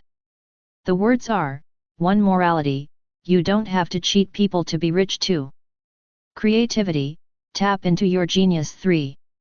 Spontaneity, live without the fear of making mistakes. 4. Problem solving, focus on solutions. 5. Lack of prejudice, having a wider context on life. 6. Acceptance of fact, not afraid to face the truth. A final word: your child's ability to dream of the life they'd like to live and pursue it is defined by the safety, confidence, and love they experience at home. Action step for parents: discuss the difference between greed and generosity. My poor dad always thought my rich dad was greedy. My rich dad thought my poor dad was greedy. They had two different points of view based upon their contexts related to money, greed, and generosity. Entrepreneurs and capitalists are generous when they choose to invest in businesses, products, and services that create jobs and opportunities for others to thrive. Also discuss why and how Steve Jobs became a billionaire, by sharing his genius and revolutionizing the way the world communicates. Then discuss Mark Zuckerberg or the founders of Google, as well as gifted athletes or musicians who have generously shared their genius with the world. On a regular basis, encourage your child to find his or her genius and share it. Your challenge will be: the school system has its own definition of what a genius is. It may not be the same definition of your child's genius. Remember that different genius comes out in different environments. Thomas Edison's genius came out in a laboratory, and Steve Jobs' genius came out in his family's garage where he started Apple Computers. Mark Zuckerberg created Facebook in his college dorm room as he created a way for his fellow students to connect and communicate. One of your most important jobs as a parent is to encourage your child to find the environment where his or her genius shines. Part 2. Another point of view: the test of a first-rate intelligence is the ability to hold two opposed ideas in the mind at the same time, and still retain the ability to function. F. Scott Fitzgerald. Part 2. Introduction. Rich Dad said that one of the problems with school is that kids are taught to live in a world of right or wrong. That isn't realistic and it isn't intelligent. In real life there are often more than one answer or solution to questions or problems. In school there is only one right answer. As teachers grade tests, they are looking for right answers.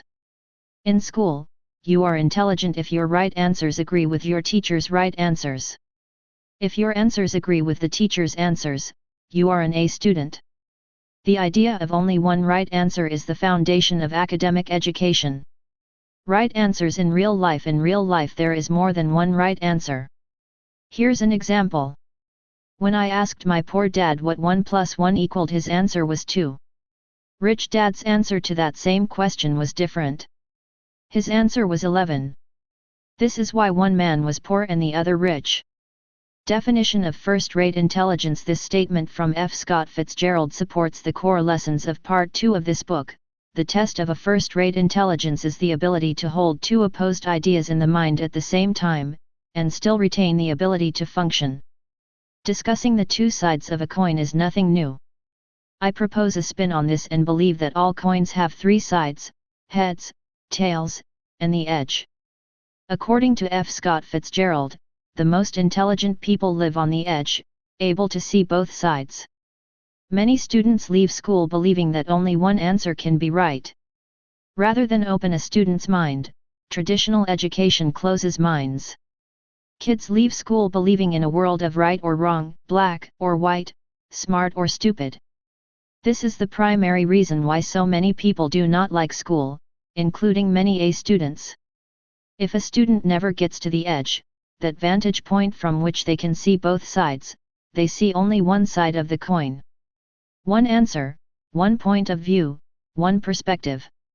Rich versus poor literature that's studied in school is filled with stories of rich versus poor. Books such as A Christmas Carol by Charles Dickens, the story of an unhappy rich man named Scrooge, or stories of Robin Hood, who took from the rich to give to the poor, tend to vilify the rich and honor the poor.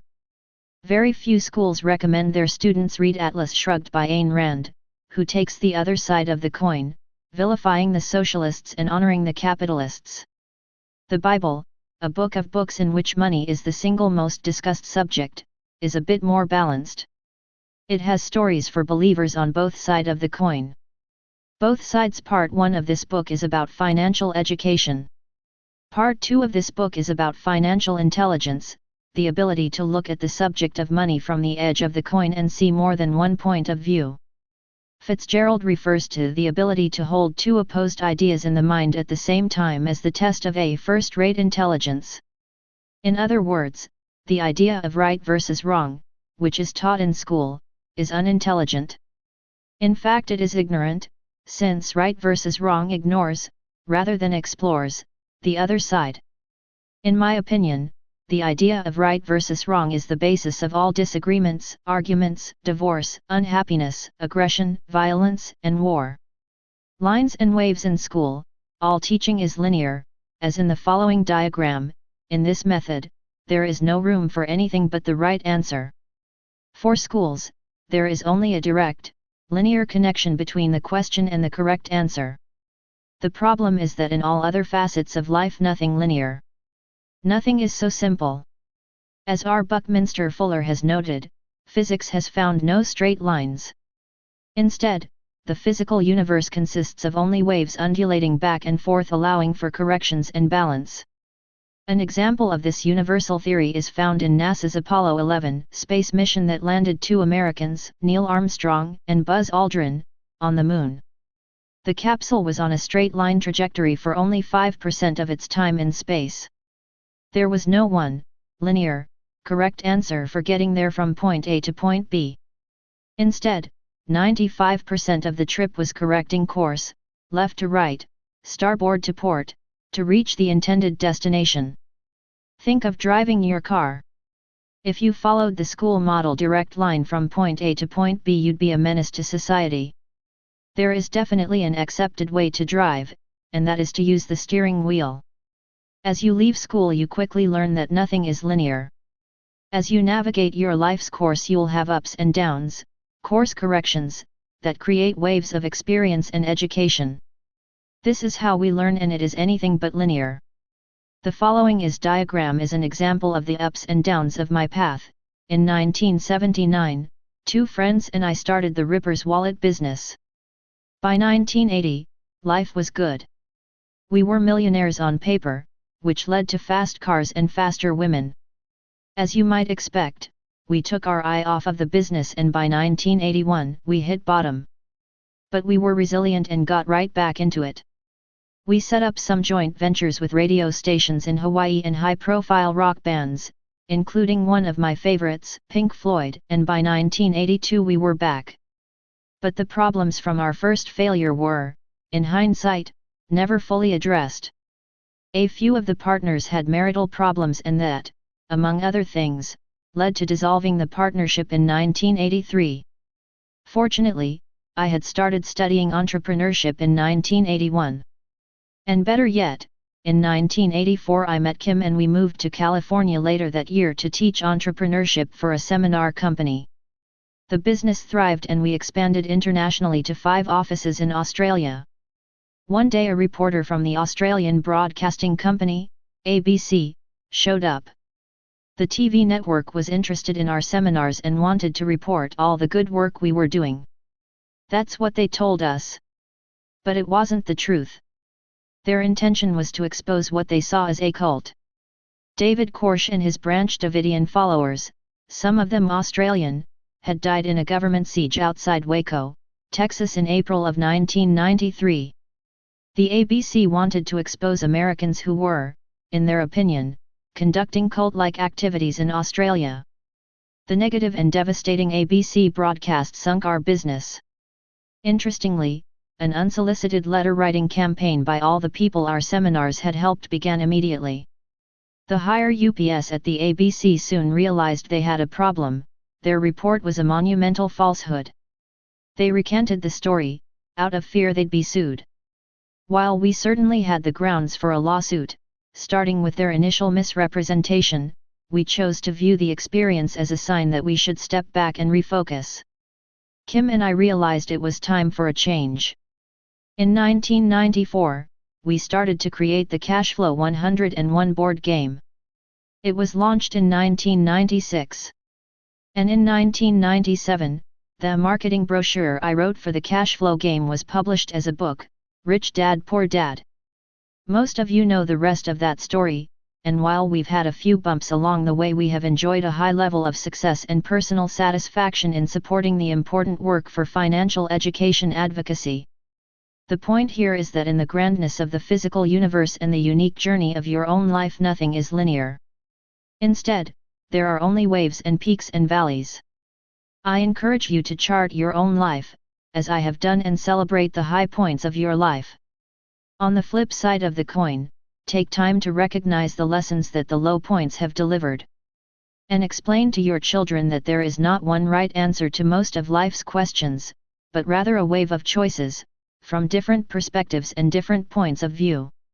Opposing Points of View Part 2 of this book will explore the opposing points of view found in the cash flow quadrant. For example, on the ES side, taxes are bad, debt is bad, the rich are greedy. On the BI side, taxes are good, debt is good, the rich are generous. Communist versus socialist versus fascist versus capitalist. Part 2 will tread lightly on the minefields of economic philosophies, philosophies of communism, socialism, fascism, and capitalism. Many people have heard these words and know that they can be very emotionally charged. Part 2 of this book will attempt to diffuse the emotional booby traps in these words so that people can better decide if they, or their children's schools, are teaching kids to be communists, socialists, fascists, or capitalists. What is intelligence? Intelligence has many definitions and many meanings. Intelligence, for the purposes of this section, is to simply the ability to get out of the trap of a right or wrong world that our schools promote and look at the world of money from as many sides, as many perspectives, as possible. As Abraham Maslow described in his hierarchy of needs, the fifth level, the highest level of human existence, is the level of self-actualization. Self-actualization is the level at which a person is able to face the world with a lack of prejudice and acceptance of facts. One such fact might be, there is more than one right answer. Attaining self-actualization also means that a person is generous, giving back rather than being a taker. As I've stated in an earlier chapter, I believe that the reason so many people are greedy is because schools do not prepare people for Maslow's level 2, safety. When people live in fear, when they do not feel safe, it is human nature to become a taker instead of a giver. The lesson is, if your mind is open to opposing ideas, your intelligence will go up. If your mind is closed to opposing ideas, your ignorance is in control. Intelligence or ignorance? Your ability to keep an open mind and appreciate multiple points of view is a conscious choice. And one that can open your world, and shape your child's future. Part 1 Chapter 8 Lesson Number 8, The Entitlement Mentality. In January 2013, French actor Gérard Depardieu obtained a Russian passport and left France. The taxes on the rich were too high. In 2013, the state of California raised state income taxes and the rich began moving to tax-free states such as Nevada. In 2013, a friend of mine gave up his family's winery business in Italy and moved to a country that offered tax breaks for the rich. In 2013, a friend of a friend who had a 400-employee construction business closed his doors after 24 years. He said, "Obamacare raised my employees' medical insurance by 24%. I lose money if I continue to stay in business." In 2013, a pediatrician I know stopped practicing medicine. She said, "I cannot afford my malpractice insurance. It makes no sense to work for the insurance company." Making the case in 1935, President Franklin Delano Roosevelt signed into law the Social Security Act. The act was an attempt to limit what were seen as dangers in modern American life: old age, poverty, unemployment, and the burden of widows and fatherless children. Today, Social Security is one of the largest government programs in American history. In 1964, President Lyndon Johnson launched his Great Society Initiative, government programs designed to save the poor. That program led to the creation of Medicare, Medicaid, and the Older Americans Act. These programs were expanded under Republican presidents Richard Nixon, Gerald Ford, and George W. Bush. Today, Medicare is the most expensive program in American history.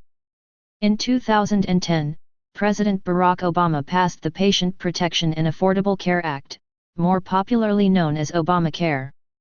Unfortunately, this Affordable Care Act is costing American businesses approximately 29% more for medical insurance for their employees. When expenses go up for a business, it often means that jobs are lost. This means Obamacare will take a toll among the working poor and middle class, as well as the rich and the business owners. Saving the middle class. In 2012, during the presidential race, both President Obama and Republican candidate Mitt Romney promised to save the middle class. What happened to saving the poor? Why do we need to save the middle class? Will today's middle class become the poor people of tomorrow? My story. For years my Sunday school teachers drummed this lesson into my head: give a man a fish and you feed him for a day. Teach a man to fish and you feed him for a lifetime. Are our schools failing to teach people to fish? Or are our schools teaching students that they are entitled to their daily fish? Is this why there are more and more people dependent upon the government for life support? In Chapter 7, looking at Maslow's hierarchy of needs, it seemed obvious to me that our schools fail students at the second level of his pyramid: safety. Maslow describes the needs at this level to be security of body, employment, resources, morality, the family, health, and property. A dozen questions come to mind. Could the failure to teach children to fish be one of the reasons for the breakdown in American culture? Could it be that unemployment, dwindling financial resources, the loss of one's home, and inadequate healthcare are driving forces behind the rise in crime, immorality, obesity, and unstable families? Do social programs such as Social Security, Medicare, and Obamacare make problems worse, or better? Does giving people fish increase their dependence on government programs? And is this why Social Security and Medicare and now, Obamacare are turning into financial disasters? Most importantly, will your children be expected to pay the bill? As more and more of the 76 million baby boomer Americans begin collecting Social Security and claiming Medicare benefits, will that cause more middle-class Americans to slide into poverty? Is this why, in 2012, both President Obama and Mitt Romney promised to save the middle class? As most of you know, it's the middle class that carries the heaviest tax burden. For many, taxes are their single largest expense. If you studied Obamacare, you'd find that it is really a tax, not an affordable health care plan. The question is, who will pay the tax? Not the rich or the poor. This tax burden will fall on the middle class, possibly your child, due in large part to the fact that schools have failed to teach students to fish. I'm entitled. In 2012, I was listening to the radio while driving in my car. A U.S. congressman was the guest and was answering questions from callers. One caller, a young man, said, "I joined the Navy in 1990. I retired in 2011. I am 39 years old. Where are the retirement benefits I am entitled to?" The congressman never answered his question. All he did was thank the young man for his service. This sums up this troubling trend. And poses the inevitable question, how can so few people pull such a heavy wagon? The entitlement wagon. As I listened to that radio show, I wondered where this entitlement mentality comes from. I fought in Vietnam. I served in the Marine Corps for 6 years. I don't think I'm entitled to anything. As I drove, my thoughts drifted back to 1969, the year I joined the Marine Corps. I remembered that 2 of my relatives, both high-ranking Army officers when they retired, came up to me, shook my hand, and said, "Remember to stay in for 20. That meant stay in for 20 years, for the retirement benefits to which I'd be entitled, the paycheck and medical care for life. At the time I thought that was strange. I had resigned from a high-paying job with Standard Oil of California, earning $4,000 a month, which in 1969 was a good starting salary and included 5 months off each year, and joined the Marine Corps, earning $200 a month. I joined the Marines to serve my country, not for the pay or a lifetime of entitlements. It was a teenager when President John Kennedy took office, and I was responding to the words from his inaugural address, "Ask not what your country can do for you, ask what you can do for your country." In 1974, I resigned my commission and left the Marine Corps. I did not stay in for 20. The Vietnam War was almost over, I had served my country, and it was time to move on. For me, it was a privilege to serve my country. I was entitled to nothing. I was grateful for the experience. If anything, I felt I still owed more to my country. Financial crisis, or education crisis. As the radio show continued, the young naval retiree would not let the congressman off the hook, demanding that he was entitled to more benefits. Again, I asked myself, where does this entitlement mentality come from? And why are so many people dependent upon the government for basic life support? Why is Social Security one of the largest programs in U.S. history? And what will Obamacare, this Affordable Health Care Act, do to my business? Will I be forced to let employees go as healthcare costs skyrocket? What will happen when 75 million American baby boomers, 38% of whom are classified as obese, begin collecting medical care they are entitled to under the Act? And what will happen when baby boomers outlive their retirement savings? The average monthly Social Security benefit check in 2011 was $1,200. When inflation hits, there will not only be an increase in poverty, but increases in homelessness, crime, moral degeneration, and taxes, as well as a government that prints more counterfeit money to solve the problem. We don't need hyperinflation. 50% of Americans are already on the edge. 146 million Americans classified as working poor as reported by The Week in February 2013. Many economists have a broader definition, saying that the working poor are those whose incomes do not cover basic needs: food, clothing, housing, transportation, child care, and health care. By that standard, there are more than 146 million Americans in the poor but working class. People in this category generally have no savings and survive from check to check, often filling in the gaps by going into debt. Why are 15% of all Americans, 46 million people, on food stamps? Today there seems to be many more questions than answers. So again, I ask, why is there no financial education in schools? And is the lack of financial education the reason why so many people feel the government should take care of them? Isn't it obvious that our financial crisis is a crisis in education? In a February 2013 article, The Week reported that some 46.2 million Americans now live in families where someone is working but earning less than poverty line, $11,702 a year for an individual or $23,021 for a family of four. I realize that many people do need government support. I am also aware that many do not. Yet, not surprisingly, they must be asking themselves, why work when the government is handing out cash, paying you not to work? Why don't you teach me about money? As a young boy, I often asked my teachers, why don't you teach me about money? Why don't you teach me how to be rich? I never received an answer to those questions. It took me years to realize that there were two reasons my teachers could not answer my questions. 1. They themselves had no financial education, so they could not teach me how to be rich. And 2, they didn't think that learning about money was important because they expected the government to take care of them. My teachers were much like my poor dad, also a teacher and head of the teachers' union. Today we have teachers, and teachers' unions, spreading the gospel of entitlement. Ask most teachers their ambition in life and their answer is, tenure. Another word for entitlement. Mass entitlement mentality. Millions of people want the security of a paycheck and benefits for life. The entitlement mentality is especially prevalent with B students, people who seek a lifetime of security working for government bureaucracies.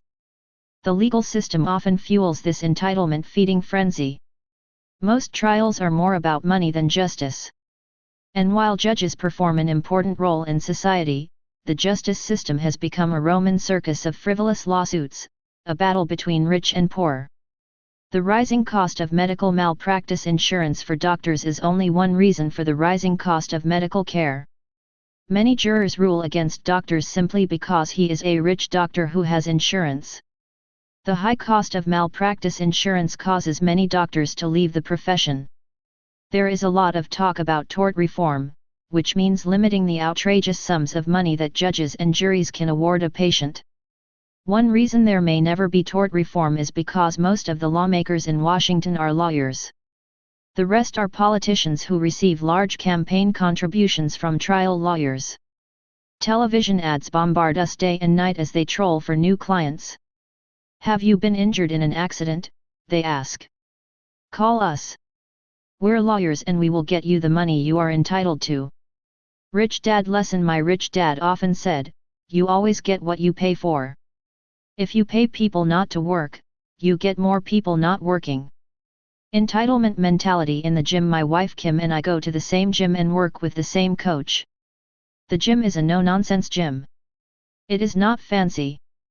The gym specializes in training professional athletes, such as NFL and NBA players, and Olympic hopefuls. You won't find a yoga studio, color-coordinated workout clothes, or smoothie counters for socializing. A large area of the gym is dedicated to physical therapy. For over 3 years, a legal aid has come in 3 to 4 days a week for physical therapy. He does not come in during his lunch hour or after hours. He comes in during work hours. He has his shoulder worked on by a therapist for about an hour and then goes back to work. He does not lift weights, or do anything strenuous. He is about my age, in his 60s, and severely overweight. One day I asked him what he was doing at the gym. He smiled politely and said, the government pays for my rehab, so I take advantage of it. I only have 2 more years before I can retire and I want to make sure I get everything I am entitled to. I know most public servants are good people. Yet I am disturbed every time I hear the word entitlement. It is difficult for me to be objective. Many public servants fail to realize that governments do not have money to support these programs and benefits. The money comes from taxpayers, fellow citizens, and, soon, your children. But I am entitled. Many Americans say, I am entitled to Social Security and Medicare. I've been paying into those programs for years. While that may be true, here are the facts. If you began paying into Social Security in 1950, you receive at least $30 back for every $1 you put in. This leads to the conclusion that Social Security is a Ponzi or pyramid scheme. Since the government has no money, the $30 comes from younger workers, robbing Peter Jr. to pay Paul Sr. Leaders with an entitlement mentality. The entitlement mentality starts with the President of the United States and prevails through the Senate and Congress. Over the years, these public servants have voted for themselves the most generous entitlement benefits package in history. Is this what happens when our educational needs are not met at Maslow's second level? Safety? The real campaign issue during the presidential campaign of 2012, former Governor Romney was secretly videotaped speaking to an audience of wealthy donors at a private fundraiser. He was talking about the 47% of all Americans who do not pay income taxes. The 30-minute speech, riddled with controversial statements, was posted on the internet.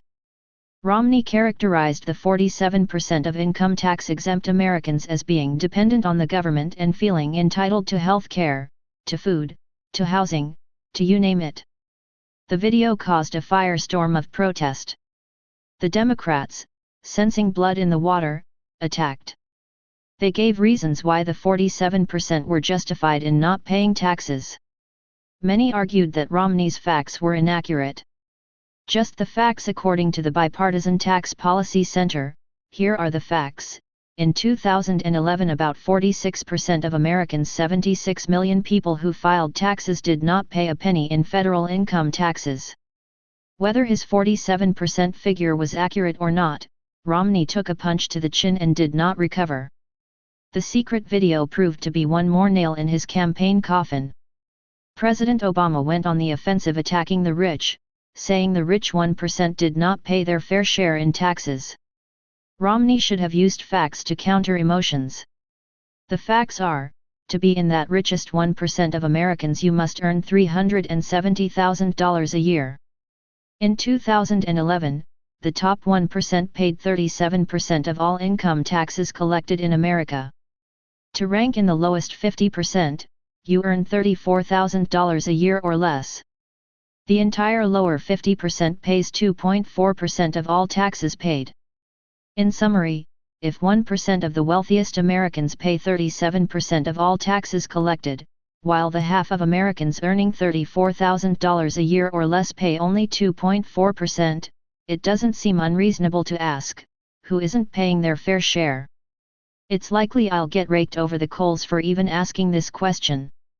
If you are incensed by it, please ask yourself, how emotionally attached are you to entitlements? And instead of getting distracted by the political sideshow of rich versus poor, wouldn't you be better off being financially educated? Taxing the rich. In 2013, President Obama kept his campaign promise to tax the rich. But is he really taxing the rich? In 2013, taxes on individuals earning over $400,000 a year went up. Once again, the 1% is being asked to pay more than their fair share, more than the 37% of the tax load they already carry. Millions of Americans think this is fair. They believe we should tax the rich. My point of view is different. Obama is not taxing the rich. He is taxing high-income earners. It's the middle class that pays the lion's share of taxes collected. This is why both President Obama and candidate Romney pledged to save the middle class. The middle class is slowly sliding into poverty. By the year 2020, millions of baby boomers who were middle class during their working years will retire and join the ranks of the poor, just as Social Security and Medicare move closer and closer to going bust. Your child will pay for this. This is what happens when we give people fish, rather than teach people to fish. Question: why do you say we are taxing high-income people, not rich people? Answer: with a little financial education, the answer is clear. A simple lesson in financial education: there is more than one type of income. There are 3 types of income. This is true in countries around the world. 1. Ordinary income. 2. Portfolio income. 3. Passive income. Different types of income are taxed at different rates. When President Obama raised taxes in 2013, he raised taxes on people who earn ordinary and portfolio income. He did not raise taxes on the rich, because the truly rich earn passive income. In overly simple terms, this is an overview of who works for what type of income: 1. Ordinary income, the poor; 2. Portfolio income, the middle class; 3. Passive income, the rich, from investments in the B and I quadrants. What do schools teach? When schools advise students to land a high-paying job, their advice is to work for ordinary income, the highest taxed of all three incomes. When a teacher advises you to save money, the interest income on savings is taxed at ordinary income tax rates. And when money managers advise you to invest in 401(k), when that money is withdrawn at retirement, it is taxed at ordinary income rates.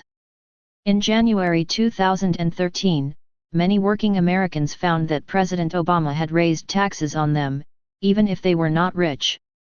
In January, workers found out their FICA, Federal Insurance Contributions Act, a payroll tax for Social Security, went up when it returned to its pre-crisis level. Social Security is a tax on ordinary income. Question: why do schools teach students to work for ordinary income? Why not teach kids about the three types of income?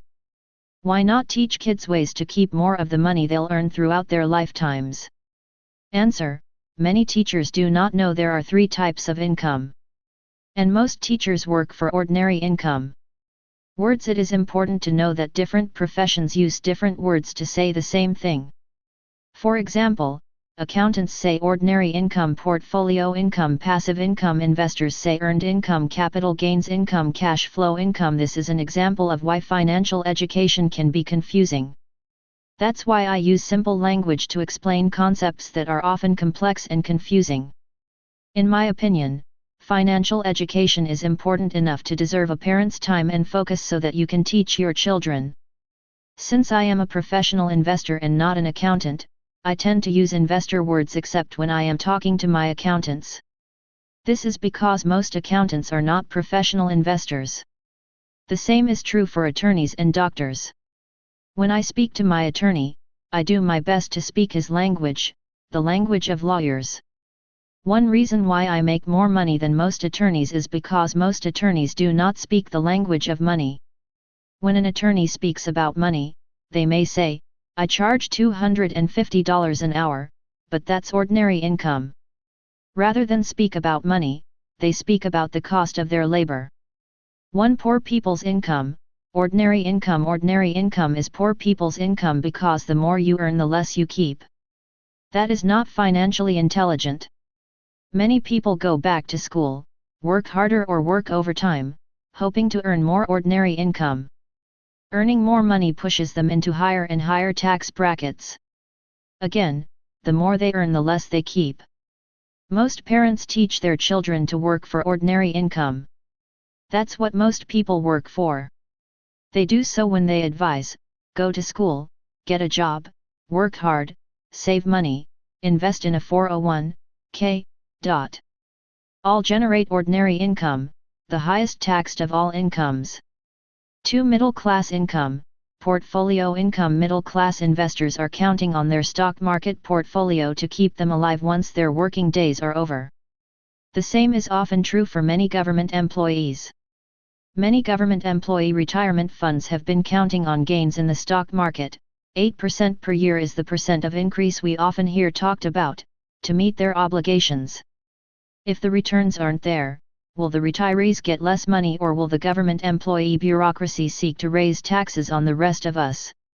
Stockbrokers and financial planners teach people to work for portfolio income. Portfolio income is also called capital gains, which means buying low and selling high. Stockbrokers and financial planners advise investing for portfolio income, or capital gains, when they say, the stock market goes up on average 8% per year, or invest for the long term, or this stock pays a great dividend. A real estate broker teaches people to invest for portfolio income, capital gains, when they say, your house will appreciate in value. Here is a series of Q&As to further clarify portfolio income and capital gains. Question: did President Obama raise taxes on real estate investors? Answer: he did in small ways. Yet, real estate in the United States still offers tax breaks that stock investors do not receive. Question: what types of breaks? Answer: if person buys a house for $100,000 and sells it for $150,000, the real estate investor does not have to pay the capital gains tax on the $50,000 gain, if the investor uses what is known as an exchange. A stock investor would have paid capital gains taxes on the $50,000 capital gain. Question: how much did President Obama raise taxes on portfolio income? Answer: for high-income employees, those earning over $200,000 a year as individuals, or $250,000 a year for married couples, he increased taxes on long-term capital gains, portfolio income, by 60% in 2013. Here's the math: 15% to 20% plus 3.8% for Obamacare, or 15% to 23.8% equals 60% tax increase. As I have said, I am not a tax expert or specialist. And even at a basic level, taxes and numbers can be confusing. I encourage you to find a tax professional who is a good teacher as well as a good accountant. He or she can help you understand taxes and how they impact your life. On the subject of taxes, there are two final points I want to make. Without financial education, most people actually believe politicians are raising taxes on the rich. The tax increases affect anyone who works for ordinary income. This is one reason why lesson number 1 in Rich Dad Poor Dad is: the rich don't work for money.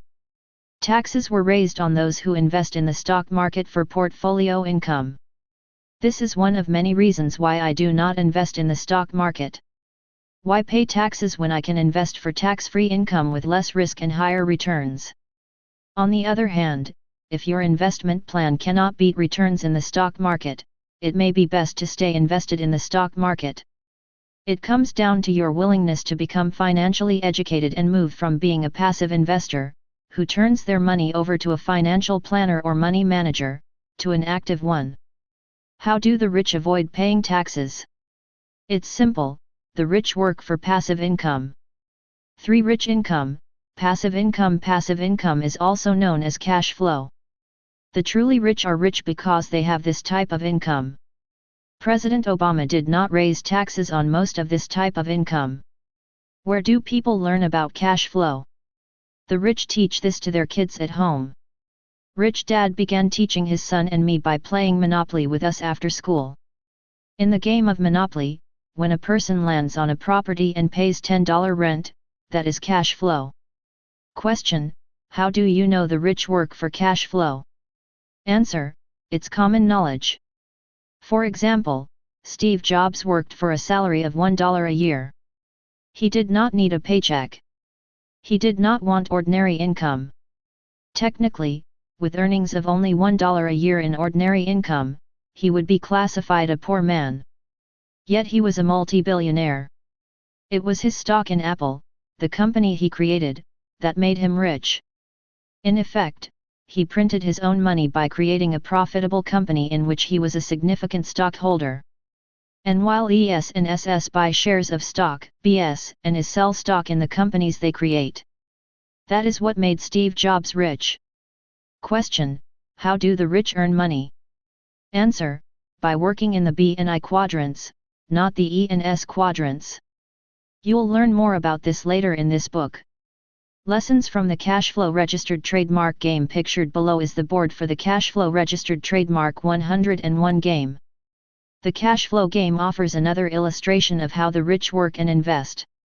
In the center of the game board is the rat race. When schools advise your child to get a good job and invest in the stock market, they direct your child to a life in the rat race. The outside track is the fast track. This is where the rich work and invest. The object of the Cashflow game is to transform ordinary income, your paycheck, into portfolio income and passive income. When you have enough passive income, you exit the rat race and begin to enjoy life on the fast track. Cashflow is the only game that teaches players the differences between the 3 types of income. As you know, in real life there really is a rat race and a fast track. Schools and most parents program their children for the rat race, a life of living paycheck to paycheck, reacting to the cards life deals them. Financial education gives your child choices. Which track are you advising your child to spend their life on, the rat race or the fast track? Question: is this fair? Answer: no. But this book is about education. Education is not about being fair. Most parents want their child to get a good education to get ahead in life. Education is about giving a child an unfair advantage in life. That is why many parents will spend small fortunes sending their child to private schools, hoping a private school education will give their child a head start in the world. When it comes to grades, some students receive As and some receive FS. Is that about being fair? Is it fair that our schools do not teach students about the 3 types of income? And while we're on the subject of fairness, is it fair that 47% pay nothing in taxes and 1% pays 37% of the taxes? Question: are you saying to cheat on taxes? Answer: no, I would never recommend cheating on taxes. Quite likely those most tempted to cheat on their taxes would be ES and SS, because those quadrants have very few tax advantages. The bulk of tax advantages are found in the B and I quadrants. This book is about education. Education is about having more choices in life. If your child knows there are 3 types of income, they have more choices. If you have more choices, you do not have to cheat on taxes. The rich avoid taxes legally by knowing what types of income to work for and controlling where their income comes from. Question: what is the difference between the 47% who pay no taxes and the rich who pay little or nothing in taxes? Answer: financial education. Most of the 47% who do not pay taxes can do very little to improve or change their financial status in life. Most lack the education and technical skills to change quadrants. A few simply lack the ambition or desire to change. Why work and pay taxes when you can just receive a check from the government? The middle class only knows to work harder and longer for ordinary income. That is why so many go back to school or stay in school longer. Or they work overtime. Or they work at 2 or 3 jobs. Or they work hard to earn a raise in pay. All this does is push them into higher ordinary income tax brackets. So while they may earn more money, they keep less of it. When the middle class invests, most invest for portfolio income, primarily in the stock market. Most buy, hold, and pray that their money will be there when they need it. Leading the way, only one college in America has a financial education program. The college is Champlain College in Vermont. The rich have the financial education to acquire passive income. With financial education, the rich have the ability to increase income and reduce taxes by doing what the government wants done. Later in this book, you will find out that the tax code is not about levying taxes, but about tax incentives and how to, legally, reduce taxes. Much of this book is about how to do what the government wants done. For example, if I provide jobs, I receive tax breaks. If I drill for oil, I receive substantial tax incentives. If I use debt to invest, I receive tax breaks. I also receive tax breaks for providing affordable housing for those that cannot afford to buy a home. Unfortunately, most students leave school looking for a job rather than learning how to provide jobs. Most people use oil rather than drill for oil. Most people try to get out of debt rather than learn how to use debt. And most students leave school dreaming of buying their own home, rather than providing homes for other people. It all comes down to financial education. The entitlement mentality. My primary concern is that the entitlement mentality is spreading. Without financial education, many people adopt an entitlement attitude toward life. I don't blame them. If I were out of money and did not have my rich dad's education, I probably would too. As an entrepreneur, I have been out of money many times. The difference is that I knew I would become smarter and richer if I solved my own financial problems, rather than expect the government to take care of me. If our educational system does not start addressing Maslow's second level of needs safety, I am afraid the growing entitlement mentality will cause a great country to dissolve into a poor country. It has happened before and, in my opinion, it is happening again. Unfortunately, it will be decades before our schools offer much financial education. In the meantime, if you as a parent do not supplement your child's education with financial education, much of your child's future earnings will go toward funding entitlement programs not just for the poor but for our president, judges, retired military, government bureaucrats, teachers, police and firemen, and Social Security and Medicare for America's retirees. Lessons for your child. The good news is that you do not need to be a rocket scientist to understand the 3 types of incomes and taxes. If I can understand it, so can you. Even if you, as a parent, are learning this for the first time, you can apply what you learn immediately. Millions of people around the world have done it. Here's an example. Do you know someone who has started a part-time business, owns a rental property, or represents a network marketing company? Generating income through any of these 3 avenues is a first step in moving toward passive income. The hardest part is getting started. Draw these 2 lessons on a piece of paper and discuss them with your child. 1. 3 types of income: ordinary income, income of the poor, portfolio income, income of the middle class, passive income, income of the rich. 2. Who pays the most in taxes? Keep in mind that the intent here is not to discuss taxes but to discuss the importance of financial education, and how the educated choices and decisions a person makes throughout his or her life determines if they'll spend a lifetime working for money, or if they'll put their money to work for them. College Student Survey ACIRP, Cooperative Institutional Research Program, survey of college freshmen reported that 81% of all college students want to be very well off financially. The problem is, most will attempt to get rich, working for ordinary income, in the E and S quadrants. When they invest, most will invest for portfolio income from the stock market. Few will ever learn about passive income, or cash flow, unless that education starts at home. The B and I quadrants require financial education and experience. The more you discuss these differences, the more open your child's mind will be to the real world he or she will someday enter. Remember, education is a lifetime process. It is more than an evening discussion. These 2 simple examples hold true for most Western countries. When I am teaching, someone will always raise his or her hand and say, "You can't do that here." I pause and then say, "You might not be able to do it here, but I can." I go through this banter in almost every country in which I teach, even in America. In other words, the rich are welcome everywhere. And the first step is a solid financial education. The problem is, most will attempt to get rich, working for ordinary income, in the E and S quadrants. When they invest, most will invest for portfolio income from the stock market. Few will ever learn about passive income, or cash flow, unless that education starts at home. Question: why is it so important that my child understand the rules of the rich and how to become rich? Answer: there are many causes for this financial crisis. An often overlooked cause is the growing entitlement mentality, an attitude that is spreading across the world. Today, not only do we have poor people believing in entitlement, we have A students, the academics of the world, and B students, the bureaucrats, lobbying for and supporting more and more entitlement programs.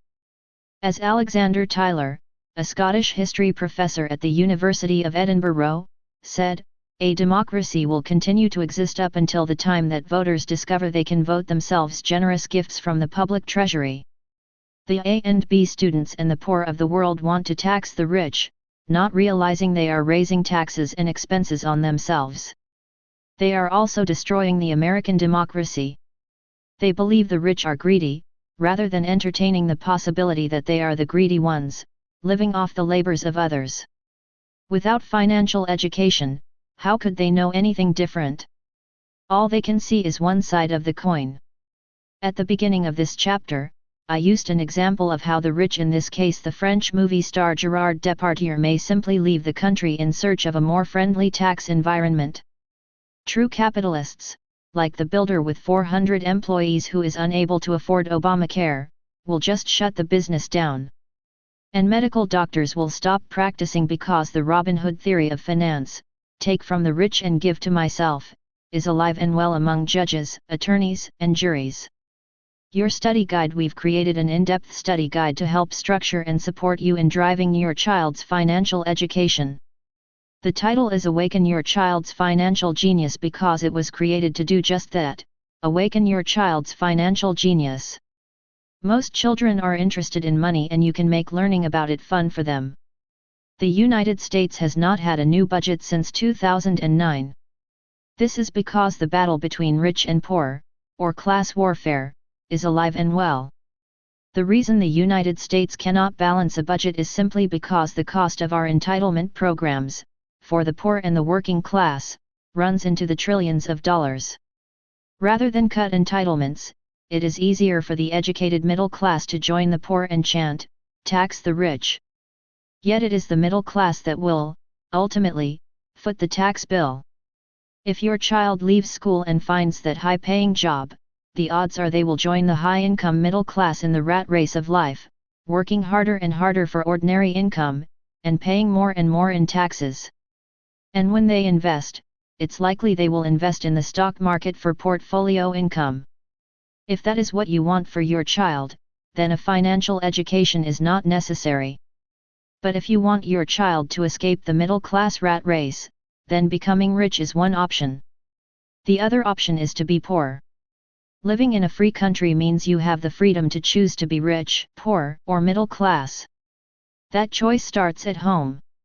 Rather than teach your child that he or she is entitled to free fish for life, the poor, or work for fish, the middle class, I believe it is smarter to teach your child to be a provider of fish, the rich. The choice is yours. Final words. The central banks and investment banks of the world have looted billions of dollars from billions of people. It is also true that many greedy rich people have ripped off people in order to gain their wealth. Yet, when you look at the balance sheet of many countries, it is entitlement programs that are the biggest threats to those countries and the world economy.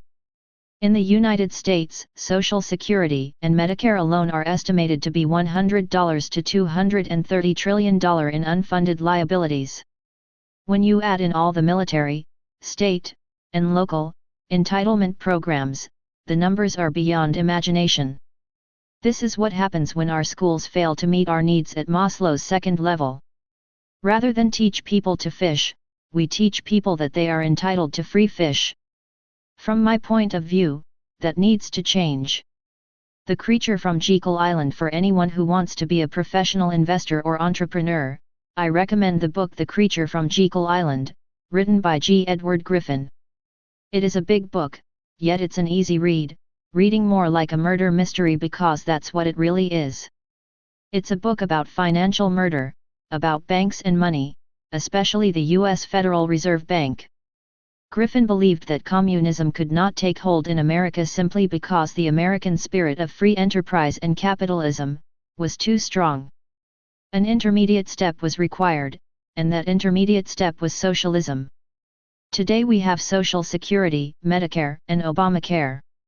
In other words, Americans have to first become dependent upon their government for life support, which would erode the American spirit. With a weakened and needy spirit, Americans become dependent, addicted to government handouts and entitlement programs. The result is a country ripe for communism. I am not saying that this is true. I leave that decision up to you. As a person who joined the Marine Corps to fight for capitalism and against communism, then returned home to see the American spirit dying and entitlement mentality growing, Ed Griffin's views have a ring of truth to them. His concerns are my concerns. This may be why there is no financial education in our schools. G. Edward Griffin states, financial dependence on the state is the foundation of modern serfdom. It's been said that Abraham Lincoln stated, "You cannot bring about prosperity by discouraging thrift. You cannot strengthen the weak by weakening the strong. You cannot help the wage earner by pulling down the wage payer. You cannot further the brotherhood of man by encouraging class hatred. You cannot help the poor by destroying the rich. You cannot keep out of trouble by spending more than you earn. You cannot build character and courage by taking away man's initiative and independence. You cannot help men permanently by doing for them what they could and should do for themselves. Action step for parents: do your part to fight the entitlement mentality. Don't give your kids money. Today the Western world is on the verge of economic collapse because millions have the entitlement mentality. This entitlement mentality starts at home. Sometimes it starts by trading money for time or love, in rich and poor neighborhoods alike. Sometimes parents buy their kids clothes, high-end athletic shoes, toys, even cars so the child can keep up with his or her classmates. If your child's classmate is given a new bicycle, it's easy to feel entitled to a new bicycle, too. That is where the entitlement mentality begins. Many sports programs teach kids that everyone gets a trophy, even if they lose. What is that teaching a child? That everyone is entitled to be a winner? Rather than teach your child that he or she is entitled to money and success, teach them that money is simply a medium of exchange. Exchange means I give you something and you give me something in return. And, I believe, the more you give, the more you will receive. When a child is given something for nothing, the seeds of entitlement are planted. Also discuss the concept of give and you shall receive. That's another way of being generous. I was fortunate. I had 2 dads and neither one of them gave me money.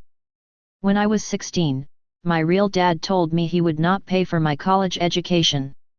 That gave me 2 years to prepare and find a way to fund my college education. That is why I applied for and received congressional nominations to the U.S. Naval Academy and U.S. Merchant Marine Academy. In service academies and in the Marine Corps we were taught to be of service to both God and country. My rich dad insisted that I work for free. He did not want me to develop the mindset of an employee who would my time for a paycheck. In exchange for my work, rich dad gave me the best financial education in the world. With that financial education I have been able to create wealth out of nothing, which is what entrepreneurs do. I have written 2 books with Donald Trump. An added benefit of that has been getting to know his 3 children. They are bright, attractive, respectful, and do not have an entitlement mentality. They have worked for what they have. Both of his sons, Don Jr. and Eric, have said to me, "Our dad would not hesitate to fire us if we did not do our jobs." One day, Don Jr., Eric, and a few of my friends were together on the island of Kauai in Hawaii. Don and Eric were texting their sister Ivanka. When they were through, I asked them what the 3 of them were talking about. Both boys said, "We were sharing recipes." "Recipes?" I replied. "You know how to cook? I thought you had servants." Both boys laughed and Eric said, "My parents had servants. We didn't. We had to learn to cook and clean. Our parents made it very clear that their wealth was their wealth. We knew from an early age that we were expected to create our own wealth. We know we have had many privileges, but we got very little for free." Part 2 Chapter 9 Another point of view on intelligence. If you read Rich Dad Poor Dad, you know my poor dad was very upset that Rich Dad did not pay me with money for the work I did for him. Rich Dad was a very generous man. He believed in fair exchange. He also believed that financial education was much more valuable than money. He paid his employees money. In most cases, he paid them quite well. Many worked for him for most of their lives. He often said, "My employees value money more than financial education. That's why they are employees." Making the case Rich Dad did not believe in the concept of free. He believed a free education was not valued, which may be the problem with the government's public education program. They're free. Rich Dad had a lot of compassion for my poor dad and the teachers who worked for the government. He often said, "How can teachers teach when kids and parents expect, rather than respect their free education?" He also felt the concept of a free education, while a noble idea, is one of the reasons the entitlement mentality is so pervasive today. From a young age, children are trained to believe the government will take care of me. Rich Dad believed the financial education and coaching he was giving me were much more valuable than money. That is why he did not pay me in money. In exchange, I worked for him for free, doing things that would have cost him money. Question: how did you survive without money? Answer: by working for money during my free time. My story: my mom and dad started giving me an allowance of $1 a week in high school. Even in the 1960s, $1 a week did not go far. Rich dad did not pay me because he did not want me to think like an employee. He felt the rest of the world would teach me to think that way. In other words, he was training me to think differently about money, which was priceless. He did not tell his son and me what to do. He gave us choices. Rather than telling me to look for a job, Rich Dad encouraged me to think like an entrepreneur and instead look for opportunities. With that advice, I did many things to make money. For example, on Saturdays, I would be up at 5 o'clock in the morning to surf with my friends, since the surf is usually better in the morning. I would then go to Rich Dad's office and work for him for a few hours. To earn money, I would then go to the golf course in the afternoon and work as a caddy, carrying a golf bag for 9 holes for $1. It was only a 9-hole course, so I could make $2 by carrying 2 bags. I could make more on a Saturday afternoon than the weekly allowance my parents gave me. On top of that, I got in shape for football season. The advantage to this was that instead of looking for a job, I was always looking for opportunities. By looking for opportunities, rather than a job, Rich Dad was training me to look at the world as an entrepreneur from the S quadrant of the cash flow quadrant, rather than an employee in the E quadrant. If I saw a pile of rubbish in someone's yard, I would knock on the door, and negotiate a fee for clearing away the rubbish. It was great education in business, as well as self-esteem. I got to be pretty good as an entrepreneur in the S quadrant. I was making a nice sum of money, while still working for Rich Dad for free. Bigger opportunities. Once Rich Dad realized that I was pretty good in the S quadrant, his new lesson was for me to move on to the B quadrant. To begin the lesson, he had me read the story of the adventures of Tom Sawyer. In that story, Tom takes on the task of painting a fence. Rather than paint the fence himself, he gets his friends to paint the fence for him. Rich Dad's assignment was for me to find a job so big that I could not do it myself. He said, people in the S quadrant take on tasks they can do themselves. For example, a lawyer can do most of the legal work himself. But an entrepreneur in the B quadrant takes on the impossible. That is why they are the richest people in the world. For about a week, I looked around for a really big opportunity. Finally, I saw a man staring at a rather large field filled with very tall weeds. I went up to him and asked if there was anything he needed done. The elderly man said he needed the weeds in the field cleared. He used to do it himself, he told me, but now he was getting too old. The field was about 2 acres in size. He told me he would pay me $50 if I would pull, not cut, the tall weeds. Once I heard $50, I heard nothing else. I took the job, of course. He then told me it had to be done by the next weekend. Calling Rich Dad with the news, he added to my assignment. He said, like Tom Sawyer, your job is to hire other people to do the work. Your job is to cut the deal, get the work done, get paid, pay the workers, and make a profit. At school on Monday I recruited 10 classmates to begin work immediately. After school on Monday, only 6 showed up at the field. By Tuesday, not much had been accomplished. My employees were having too much fun playing and not working. They were rolling in the weeds, not pulling them. By Wednesday, none of them showed up to work, even though they promised they would.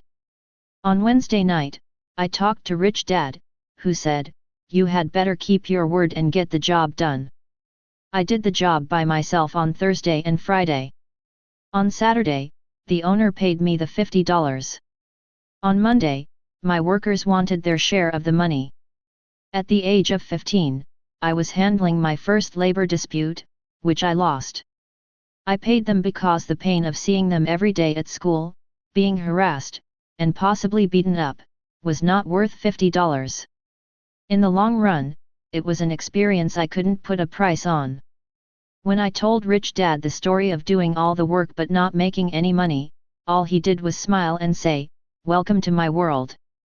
In collecting rents for Rich Dad, sitting around the table at Rich Dad's office with his advisors, his A students, and now dealing with my employees, my view of the world of business was taking shape. At 15, and entering my second window of learning, I knew that if I wanted to be an entrepreneur, I had to learn a lot more than people who wanted to be employees. My intelligence was increasing. My mind was opening.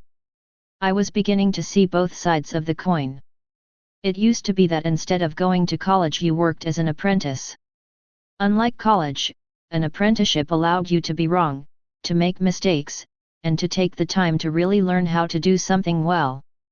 It is no wonder that Donald Trump's television show, The Apprentice, is so popular. The idea of an apprenticeship, of gaining real mastery over your area of interest, appeals to all of us. Looking back, I know why Rich Dad never paid me in dollars. He paid me with an apprenticeship of real-life lessons, lessons that in hindsight have proven to be priceless. Action step for parents: explain the concept of 3 sides to every coin. Select any coin and use it as a teaching tool. Explain to your child that schools and the traditional classroom environment are often focused on right answers. Think of a few examples in which there could be several answers to a question or problem as an example of how to look at things from several different vantage points. Use the coin to illustrate heads on one side, as one point of view, and tails on the other. Also discuss the edge of coin, and how intelligence is the ability to use the edge as a vantage point to see and appreciate multiple points of view. Real-life challenges and questions are seldom as black or white or right or wrong as schools would have us believe. Intelligence is the ability to see both sides of the coin, from the edge. Part 2, Chapter 10. Another point of view on report cards. I was a poor student in school. My report cards were never very impressive. So when I realized that a banker was more interested in the cash flow of a property than the grades on my report card, I knew I had a shot in life. Thanks to my Rich Dad, I understood cash flow. And I learned that our report card, in real life, is our financial statement. A banker can tell a lot about a person from their financial statement, and in the real world financial intelligence is more prized than as NBS in school. Making the case: schools have students believe that good grades are important. In this chapter, you will find out why good grades are important in school, but are less important after a student leaves school. The reason a banker does not ask you for your report card is because your banker is not interested in your academic intelligence. Your banker is interested in your financial intelligence. Your financial statement is your report card after you leave school. It's your report card as an adult. The problem is, most students leave school living in the past. A few bask in the glory of having been A students in school. Many fail to focus on the report card for their future, their personal financial statements. This is why many A students who may have had good grades in school have failing financial report cards as adults. And, on the flip side, why many students who struggle in school become financial geniuses once they leave that academic environment and enter the real world. Your choices and your actions are determined by which report card is important to you. What is a financial statement? A financial statement is made up of 2 parts, an income statement and a balance sheet. Both the income statement and balance sheet work hand in hand. Financial intelligence involves the ability to know and understand the relationship between them. When most students leave school, their primary focus is on the income statement. They are looking for a job and a paycheck. They need income to pay for living expenses. The graphic shows the cycle. For many young people in America, their first expenses are rent, food, transportation, and entertainment. If they do not have the money, some moms and dads give them the money they need. This does little to increase their financial intelligence. As they enter the third window of learning, from ages 24 to 36, many get married and start a family. When the first child arrives, so do more expenses. And as most parents know, children become more expensive with age. When children arrive, many parents are forced to grow up. In the third window of learning, people begin to think about earning more money. Many take their work more seriously. Some go back to school. By the time they are 36, the end of their third window of learning, most young couples are trapped in the rat race of life. Life becomes a scramble to earn enough money to cover increasing expenses, with most people living paycheck to paycheck. Between the years 1971 and 2007, many people survived the rat race by using their home as an ATM, their personal automatic teller machine. They could use and abuse their credit cards, because the value of their homes continued to go up in value. They would then apply for a home equity loan to pay off their credit card debt. In the language of money, they converted short-term debt into long-term debt, even lifetime debt. Then the housing market crashed. Since the housing market is one of the key drivers of the economy, when housing crashed, jobs began disappearing. Life became harder for many adults and their kids. This is what happens when parents and teachers advise a child to go to school and get good grades to get a high-paying job. If you follow that advice, your focus is on the income statement. Most people spend their lives focused on their budget, how much money they make and how much money they spend. Without financial education, most people do not know about the power of the balance sheet. Without financial education, most people use the power of the balance sheet against them. It takes financial education to use your balance sheet to make it work in your favor. Without financial education, many people abuse the balance sheet. The result, they become poorer. The financially educated know how to use the power of their balance sheet to make themselves richer. My story: at 9 years old, I knew I was going to be rich. Playing Monopoly registered trademark with my rich dad, I knew I would someday use the power of the balance sheet to become a rich man. At the same time, my poor dad, then in his 30s, was focused on his income statement. He was constantly in school, taking courses for his master's degree and his PhD. He was in school to make more money, a bigger paycheck. When I was 14, my dad finally worked hard enough, saved enough money, and bought his first house. Although I was just a kid, I would cringe every time my poor dad proudly said, "Our house is an asset and our biggest investment." Even at 14, I knew our house was not an asset. I also knew there were better investments than a personal residence. I already knew that 4 greenhouses or a red hotel, producing income, were much better investments. Assets and liabilities: my poor dad wanted me to do what he was doing, which was to go to school and focus on the income statement. My rich dad was teaching me to focus on the balance sheet. From playing Monopoly with rich dad, I knew the power of little greenhouses and red hotels. You do not have to be a college graduate to know the difference between assets and liabilities. You don't have to be a college graduate to know that a personal residence is a liability, or that greenhouses and red hotels are assets. If you read Rich Dad Poor Dad, you already know Rich Dad's simple definitions for assets and liabilities. They are: assets put money in your pocket, even when you're not working. Liabilities take money out of your pocket, often requiring you to work harder. The following simple line drawings explain the differences between assets and liabilities. In this simple diagram, you can see the relationship between the income statement and the balance sheet. This relationship is very important. It is the other side of the coin. It takes both documents to determine which are assets and which are liabilities.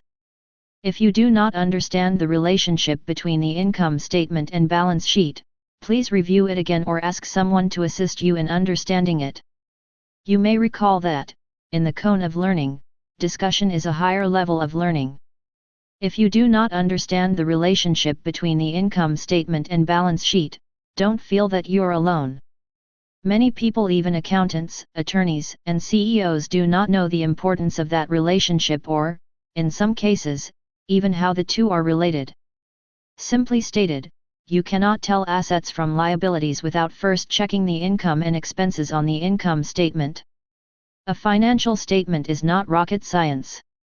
All a person has to do is ask, is this taking money from my pocket? If it is, it's a liability. If it's putting money into your pocket, it's an asset. A Warning for the Future in Rich Dad Poor Dad, first published in 1997, I wrote, "Your house is not an asset."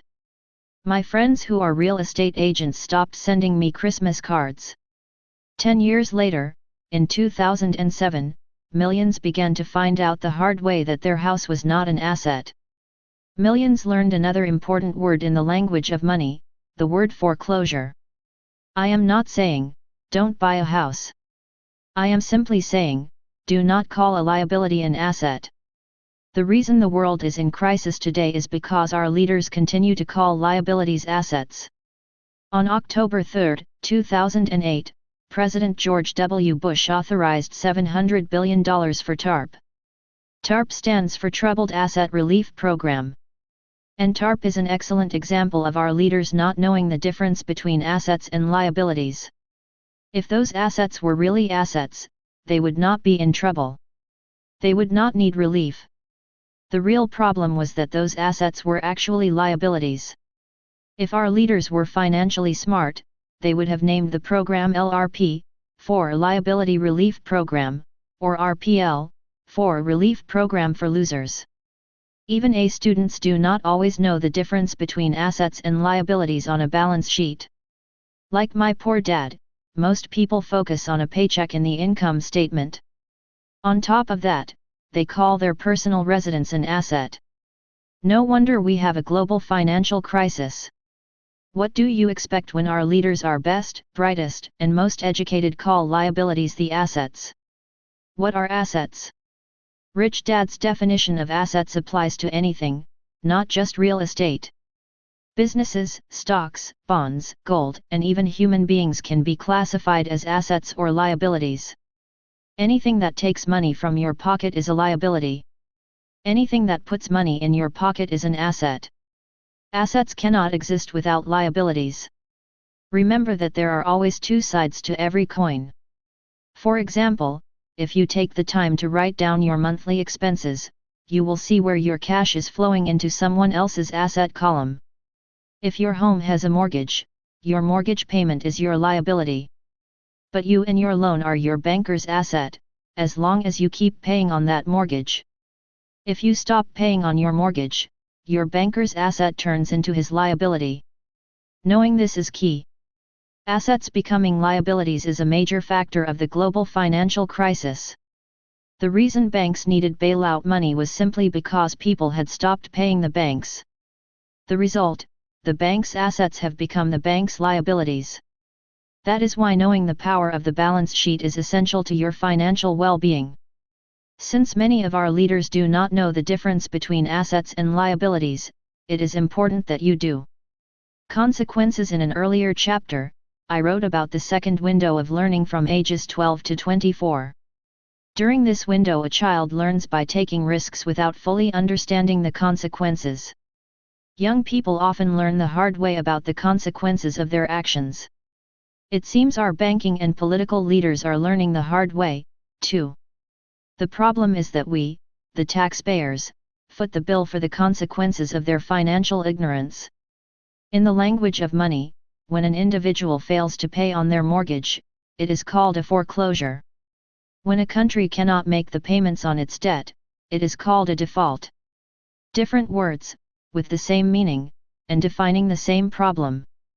When people got angry with subprime borrowers for buying homes they could not afford, they should have been even angrier with our subprime leaders for borrowing money they, too, can never pay back. This is why financial education needs to be taught at an early age. 3 financial classes. When a banker looks at a person's financial statement, it is easy to see which of the 3 financial classes the person fits in. For example, the working poor tend to have low-paying jobs and, as a result of that, limited expenses. Generally, they have no assets and no liabilities. Most of the poor rent and use public transportation. This class tends to live at the survival level. They live paycheck to paycheck, if they have a paycheck. If they require banking services, they prefer to use pawn shops or payday loan companies for emergency financing. The middle class earns more money but, generally, has more expenses and liabilities. New cars, bigger houses, exotic vacations as well as keeping up with the Joneses impact the expense column and the liabilities. I am often asked why I place a 401k plan as a liability. The answer is simple. Your retirement plan is an unfunded or underfunded liability that actually takes money out of your pocket. After a person retires and the retirement plan begins to put money back in your pocket, it then becomes an asset that, hopefully, provides enough cash flow to cover your living expenses for the rest of your life. There are 3 problems with most retirement plans. 1. Due to market fluctuations and inflation, you may never know how much money you really have. 2. You never really know how long you will live. 3. You never really know how much money you will need. Obviously, many of the rich have jobs, expenses, and liabilities. But I intentionally left salary from a job and the expenses and liabilities columns blank in order to emphasize the difference between the rich, the poor, and the middle class. The point I want to make is that the rich focus on the power of their asset column. The middle class, by and large, have few assets and many liabilities. The truly poor have no idea what assets and liabilities are. This is a copy of the financial statement from Rich Dad's Cashflow 101 game. Notice the highlighted lines in the income column. Those lines represent the income from assets in the asset column. The cash flow game was designed to teach players, young and old, to harness the power of the balance sheet. A player's financial intelligence increases the more the player's mind recognizes the power of the balance sheet. There are thousands of subtle financial lessons embedded in all of the cash flow games.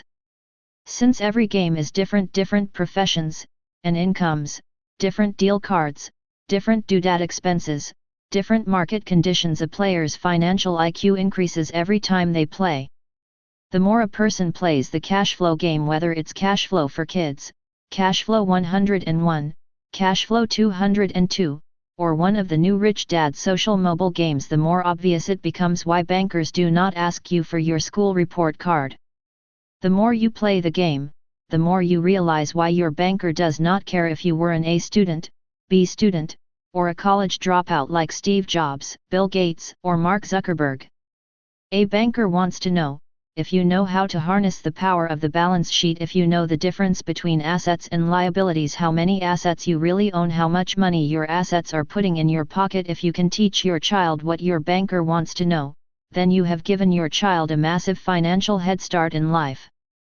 Action step for parents: discuss why bankers do not ask for your report card. Talk about school report cards and what they measure and represent. Then discuss the types of reporting related to money and finance. The goal of credit ratings, like a FICO score, or credit reports, are much the same as a report card. They communicate how a person is doing in terms of managing their financial life. As a person begins to make purchases and invest, the lender, a creditor, bank, mortgage company, or auto dealership will make determinations related to a person's credit worthiness based upon credit scores or a person's financial statement. If a person is seeking a business loan or financing for an investment property, a banker will ask for a financial statement. A financial statement is your real-world report card.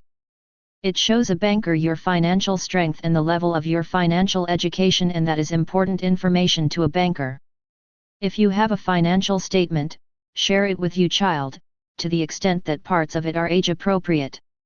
It's a great tool to reinforce new vocabulary words and the concepts of income and expenses and assets and liabilities.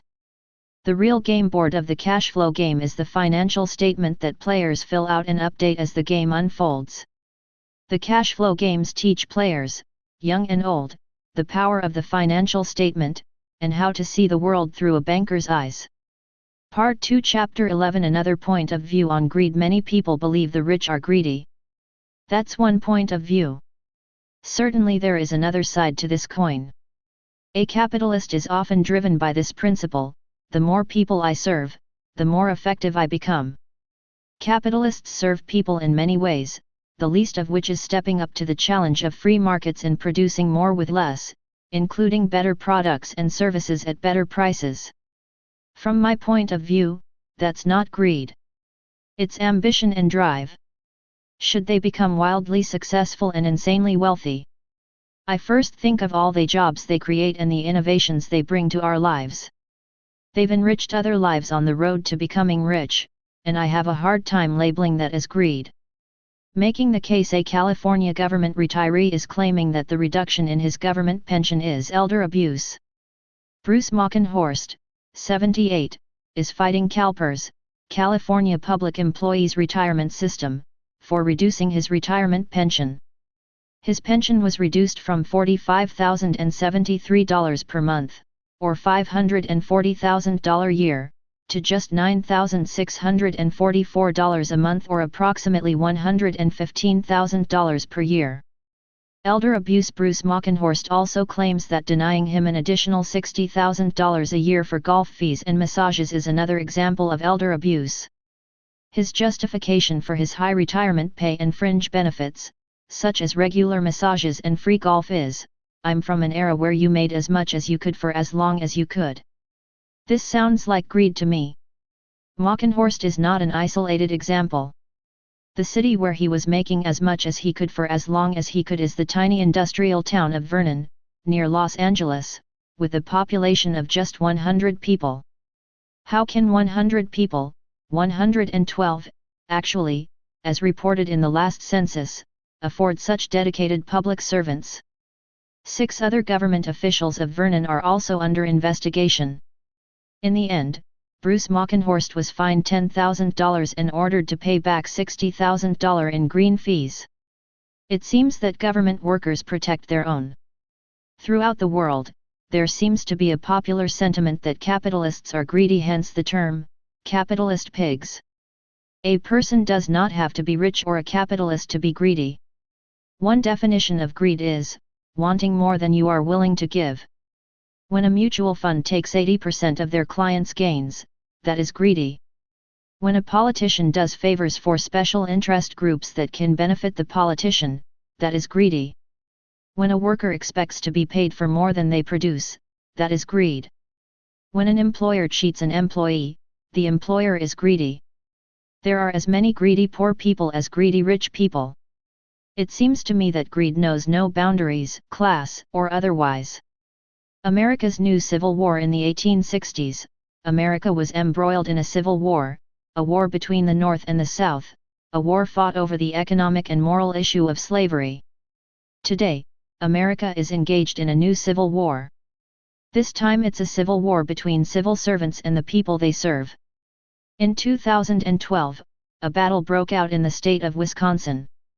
The fight was an election to unseat, recall, their newly elected governor. Many workers were angry with Governor Scott Walker for cutting their pay and retirement benefits, benefits the state could no longer afford to pay. All across America, people and the press began taking sides. Although the recall failed, the battle in Wisconsin brought to light the generous pay and benefits that government employees enjoy. No longer are civil servants the low-paid servants of the people. Once taxpayers realized that public servants were being paid more than many private sector workers, the Civil War spread to other states. In California, arguably one of the most socialist states in America, total pension costs for government employees rose by 2,000% between 1999 to 2009. In 2011 alone, California spent $32 billion on public employee pay and benefits, which is up 65% over the past 10 years. At the same time, spending on higher education is down 5%. In bankrupt San Bernardino, California, 1/3 of the city's population of 210,000 live below the poverty line, making it the poorest city of its size in California. But a senior police officer can retire in his 50s, and take home $230,000 in one-time payouts on his last day on the job, as well as a guaranteed $128,000 a year pension. When police officers or other civil servants retire with that much in pension benefits, many cities cannot afford to hire replacement police officers. The size of police forces across the country is decreasing, and this may be one of the major reasons. Is this public service or personal self-service? The police unions put money behind city council elections, and the city council poured money into pay and pensions for unionized employees. And 3 months before the city of San Bernardino declared bankruptcy, the city council paid out an additional $2 million to retiring city employees. Other words, in addition to greed, come to mind.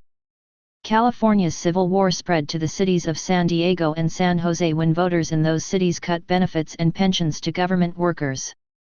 Once again, the voters' anger flared.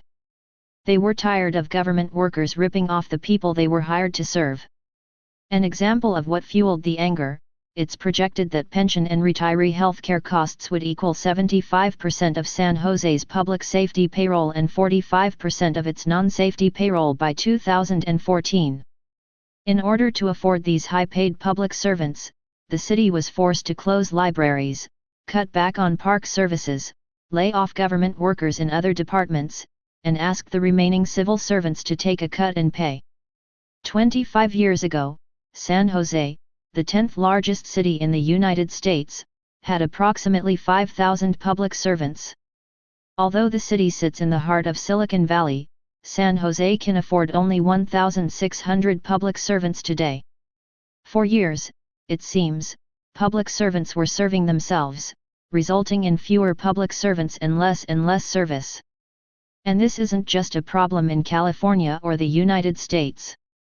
In many ways, the problems with public servants in California are the same problems Greece and France are facing: more and more money paid for less and less service. Ohio's government pension liability is now 35% of the state's entire GDP. Residents will have government services cut while their public servants, many of whom are paid more than most of the people they serve, enjoy a guaranteed retirement with generous cost of living increases year after year. Is this public service, or greed? How did this happen? All over America, powerful public sector unions are asking for regular pay increases. Politicians give in to the unions because they need union support at election time. Due to balanced budget requirements, most governors and mayors are limited in terms of how much they can grant in salary hikes.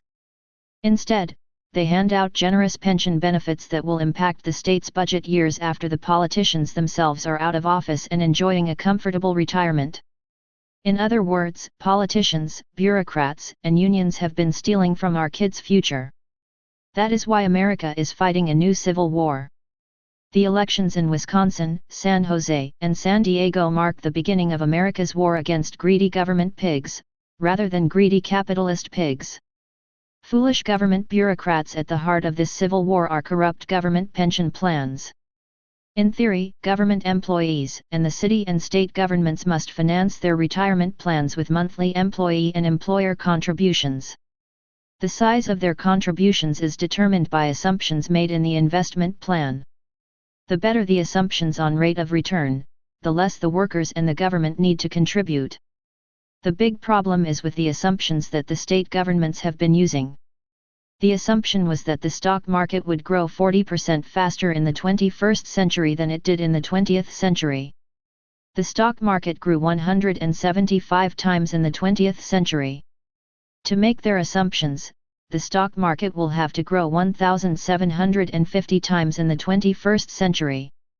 Can government bureaucrats truly be that naive? Who can actually believe the stock market will grow at that rate? While 1,750 times growth might be possible, anyone who bets their future on such projections must also believe that pigs will fly in the 21st century.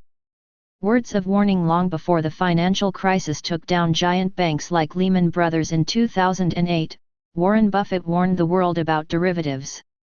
He called them weapons of mass financial destruction.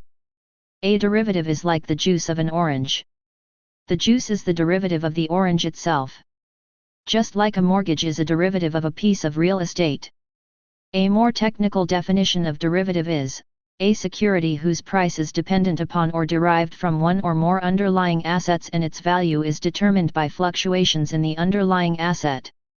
Today Buffett, often called the Oracle of Omaha, is sounding a new alarm. He is calling the costs of public sector retirees a time bomb, the biggest single threat to America's fiscal health.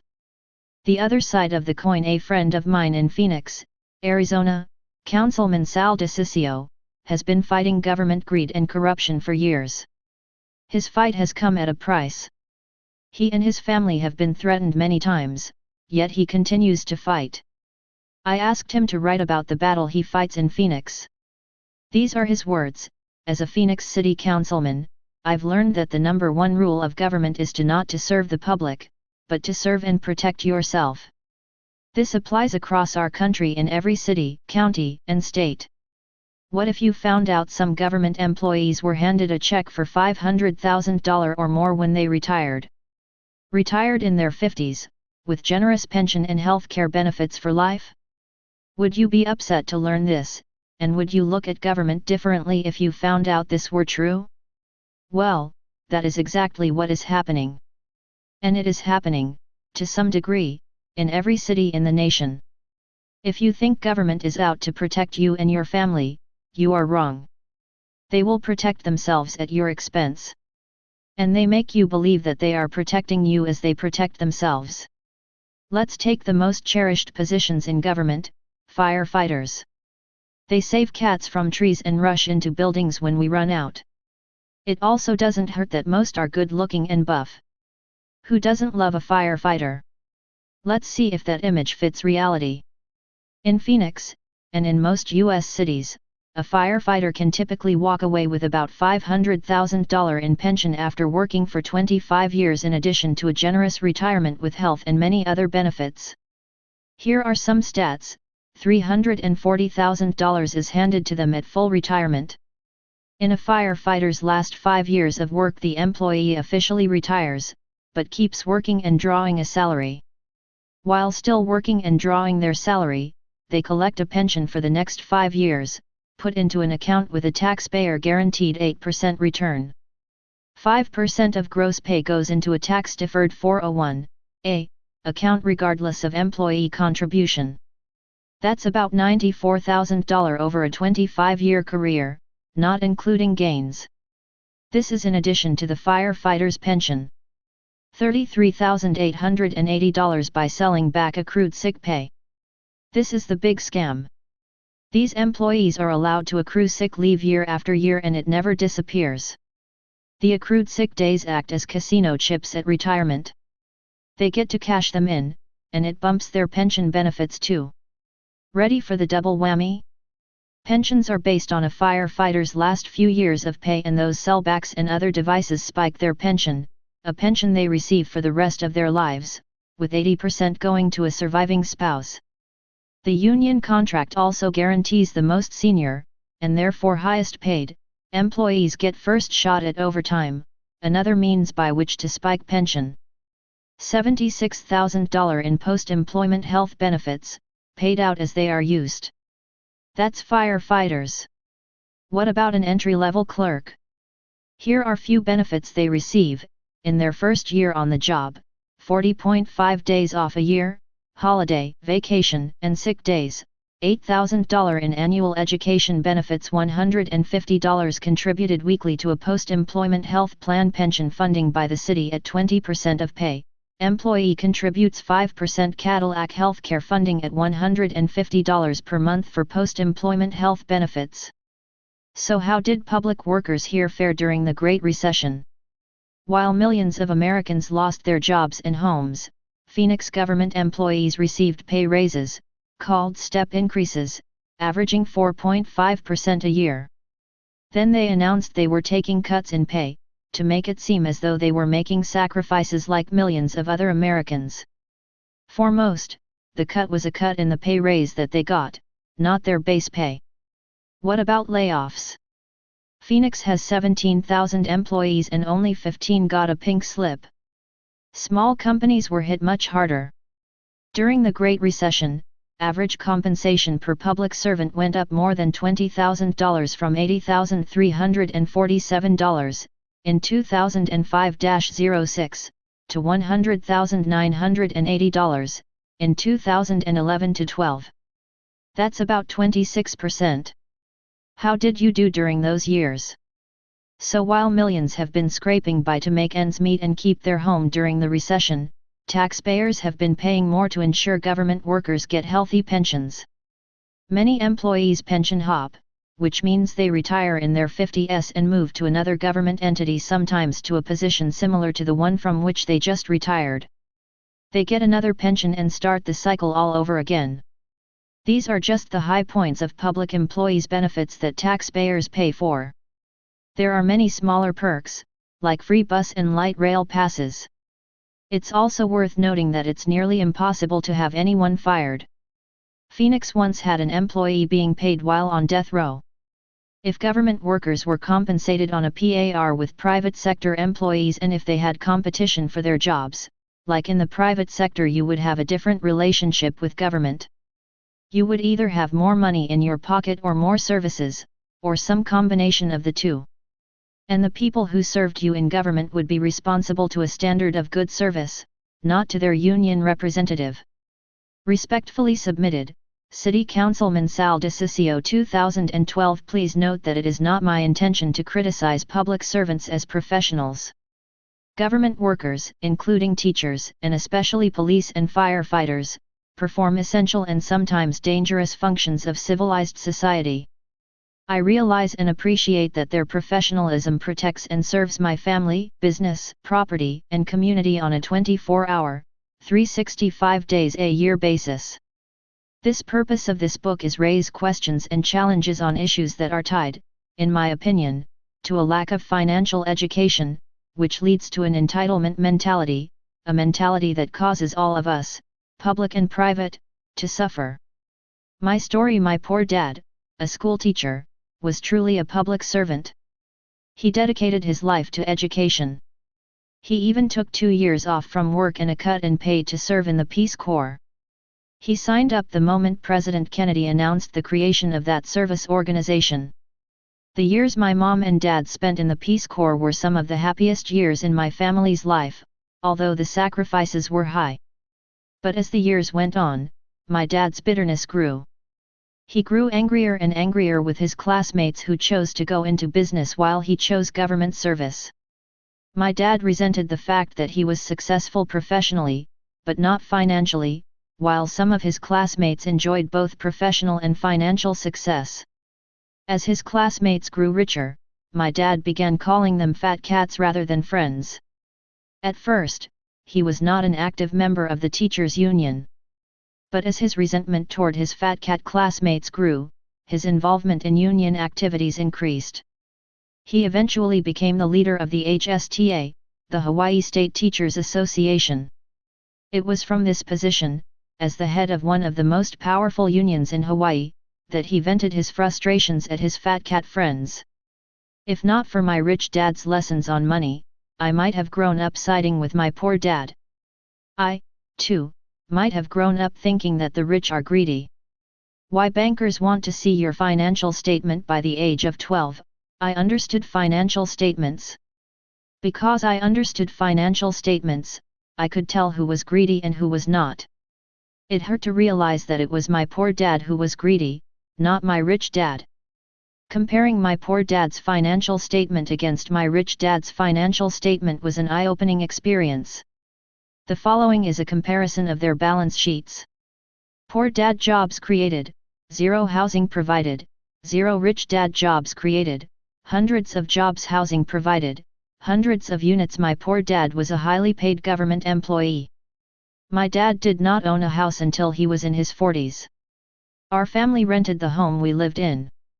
Although he hired people, he never created any jobs. Taxpayers paid the salaries and benefits of the workers he hired. If my poor dad hired a bad employee, the taxpayers paid for his hiring mistakes. He didn't. And in many instances, my dad could hire, but he could not fire. That is one reason why many of our government institutions are so inefficient. In contrast, my rich dad created hundreds of jobs and paid tens of thousands of dollars in salaries every month. His investment in real estate provided homes for hundreds of low-income renters. My poor dad could not see my rich dad's actions as generous. From his point of view, my rich dad was a greedy person who exploited workers and took advantage of people like him, people who could not afford to purchase their own home. My two dads were on opposite sides of the same coin. Each one thought he was right and the other one was wrong.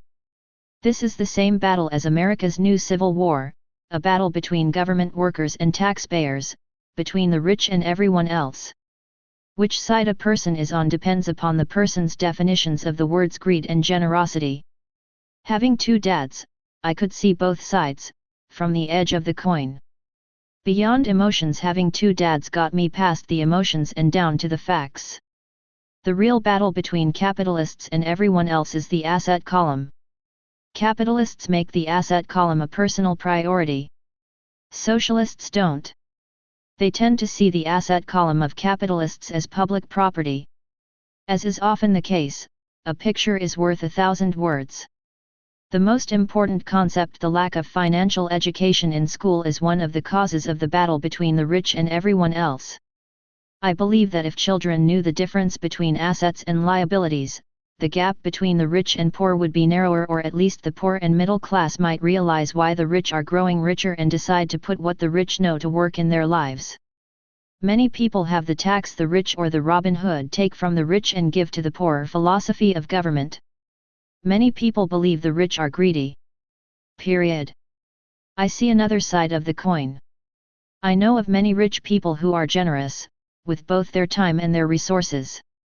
If this economic crisis is not solved soon, this centuries-old sentiment against the rich will soon dominate the economic, social, and political agendas. It may be disguised as taking from the rich and giving to the poor, but the core issue will be financial ignorance caused in part by the lack of financial education in schools. The four economic groups today: there are four economic groups. 1. The poor. 2. The middle class. 3. The rich, $1 million a year in income. 4. The mega rich, $1 million a month or more. Here are some examples of rich versus mega rich. A medical doctor may be rich. The owner of a pharmaceutical company may be mega rich.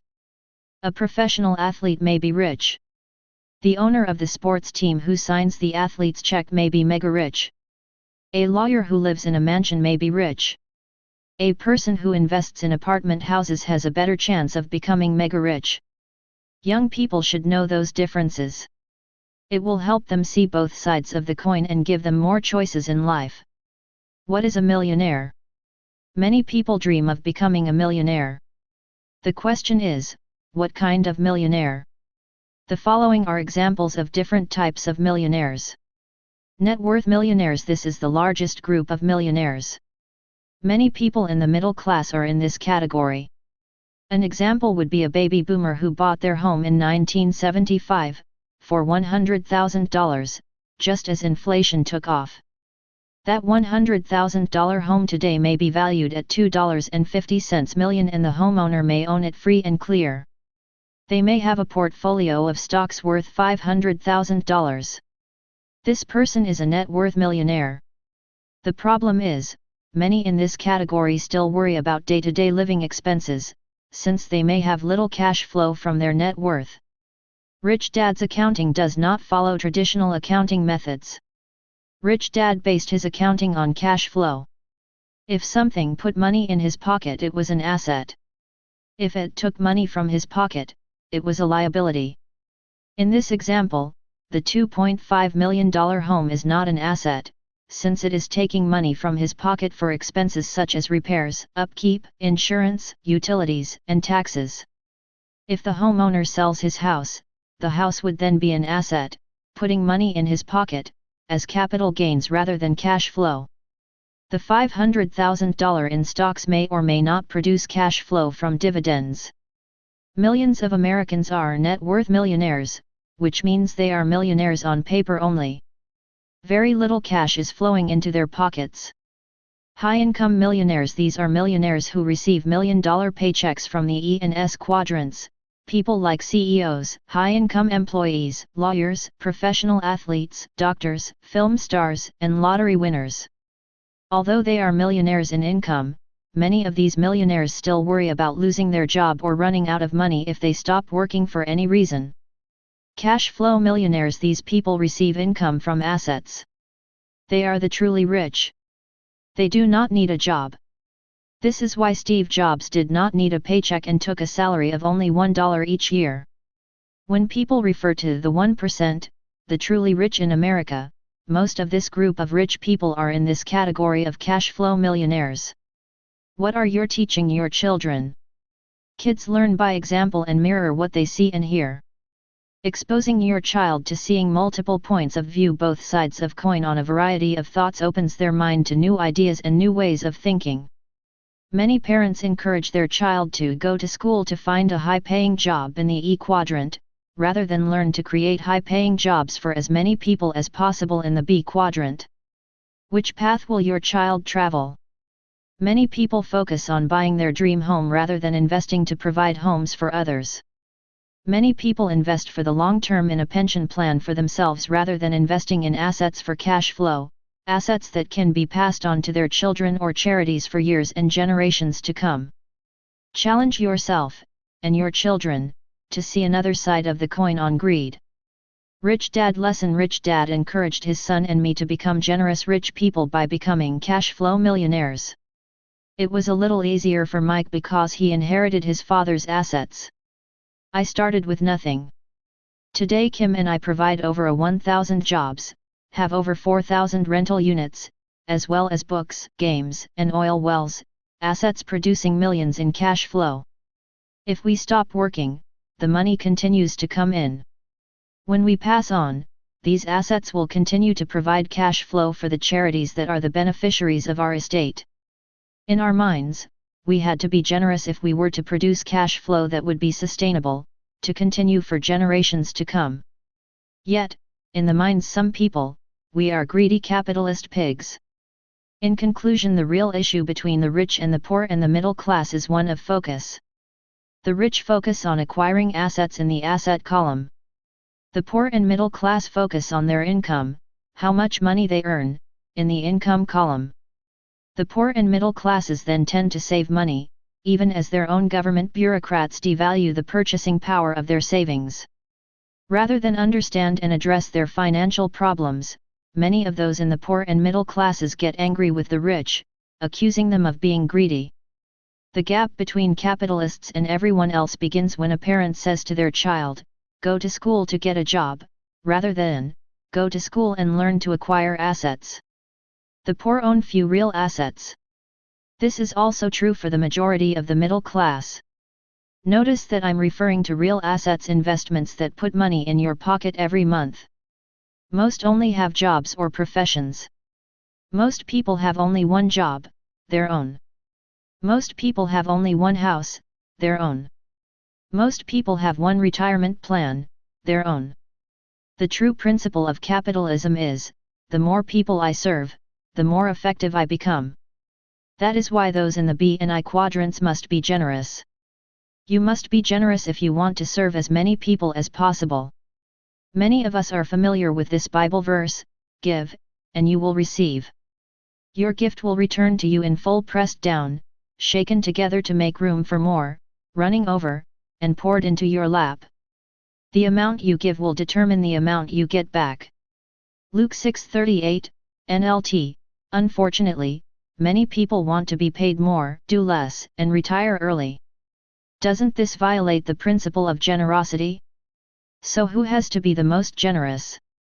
When offering your child another point of view, please discuss the power of generosity, the principles of being generous regardless of the quadrant they choose, and results of being generous and sharing, rather than greedy.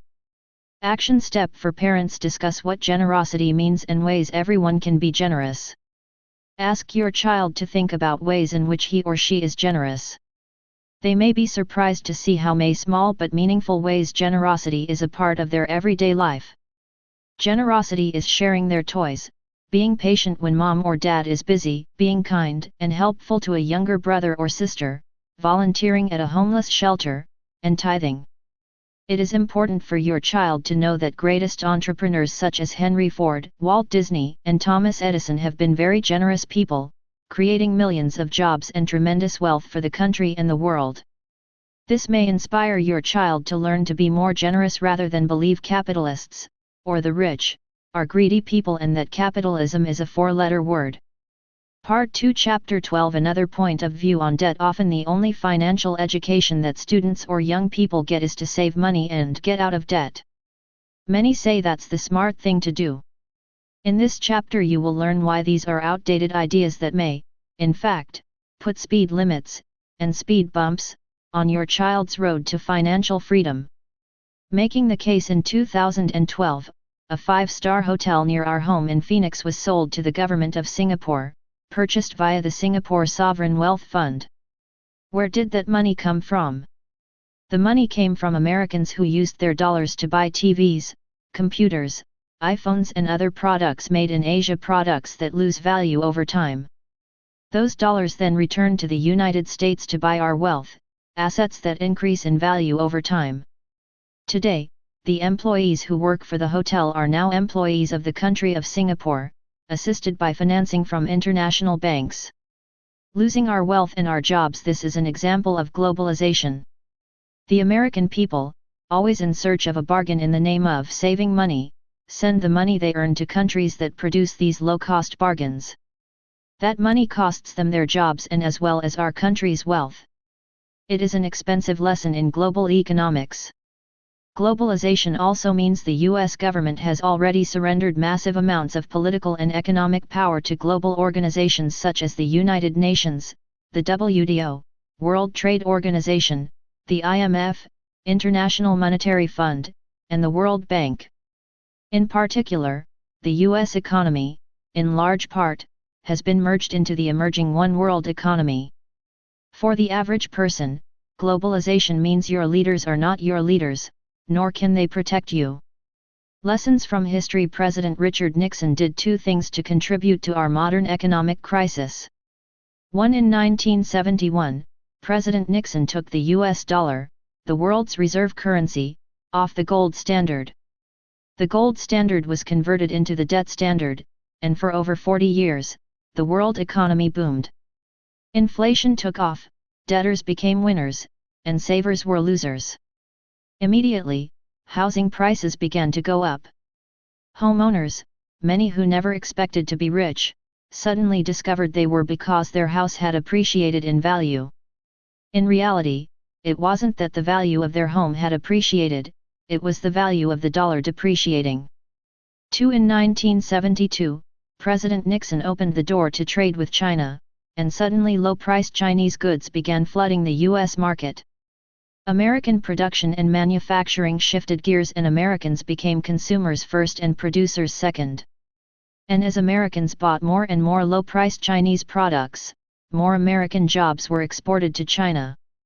As American factories closed, some were actually packed up and shipped to low-wage countries such as China, Guatemala, and countries in Eastern Europe. American wages were stagnant, but Americans felt wealthy as long as their home continued to appreciate in value. Instead of earning more money, Americans began using their credit cards to keep on shopping. And rather than pay off their credit cards, Americans used their homes as ATMs and refinanced their homes to pay off their credit card debt. The fairy tale ended in 2007. Houses dropped in value and were soon worth less than the mortgage. People lost their jobs because spending dried up. Many lost their homes. In 1913, President Woodrow Wilson signed a bill creating the Federal Reserve Bank of the United States. Did President Wilson sign willingly, or was he coerced by the power somewhere so organized as to allow the creation of the Federal Reserve Bank of the United States? Is this what Amschel Mayer Rothschild meant when he said, "Give me control of a nation's money and I care not who makes the laws"? I have asked myself many times, is this why there is no financial education in our schools? Is this why our schools advise students to work hard, save money, get out of debt, and invest in a government-sponsored retirement plan? Debt is good. The average person believes debt is bad. And debt is bad for most financially uneducated people. This is why they listen to financial experts who say, get out of debt. Cut up your credit cards and save, save, save. If a person had a basic financial education, they would have some financial intelligence, be able to stand on the edge of the coin, and look at the other side of the coin, the side where debt is good, and debt makes you rich, and debt can be tax-free wealth. Turning debt into gold. For centuries, alchemists attempted to turn lead into gold.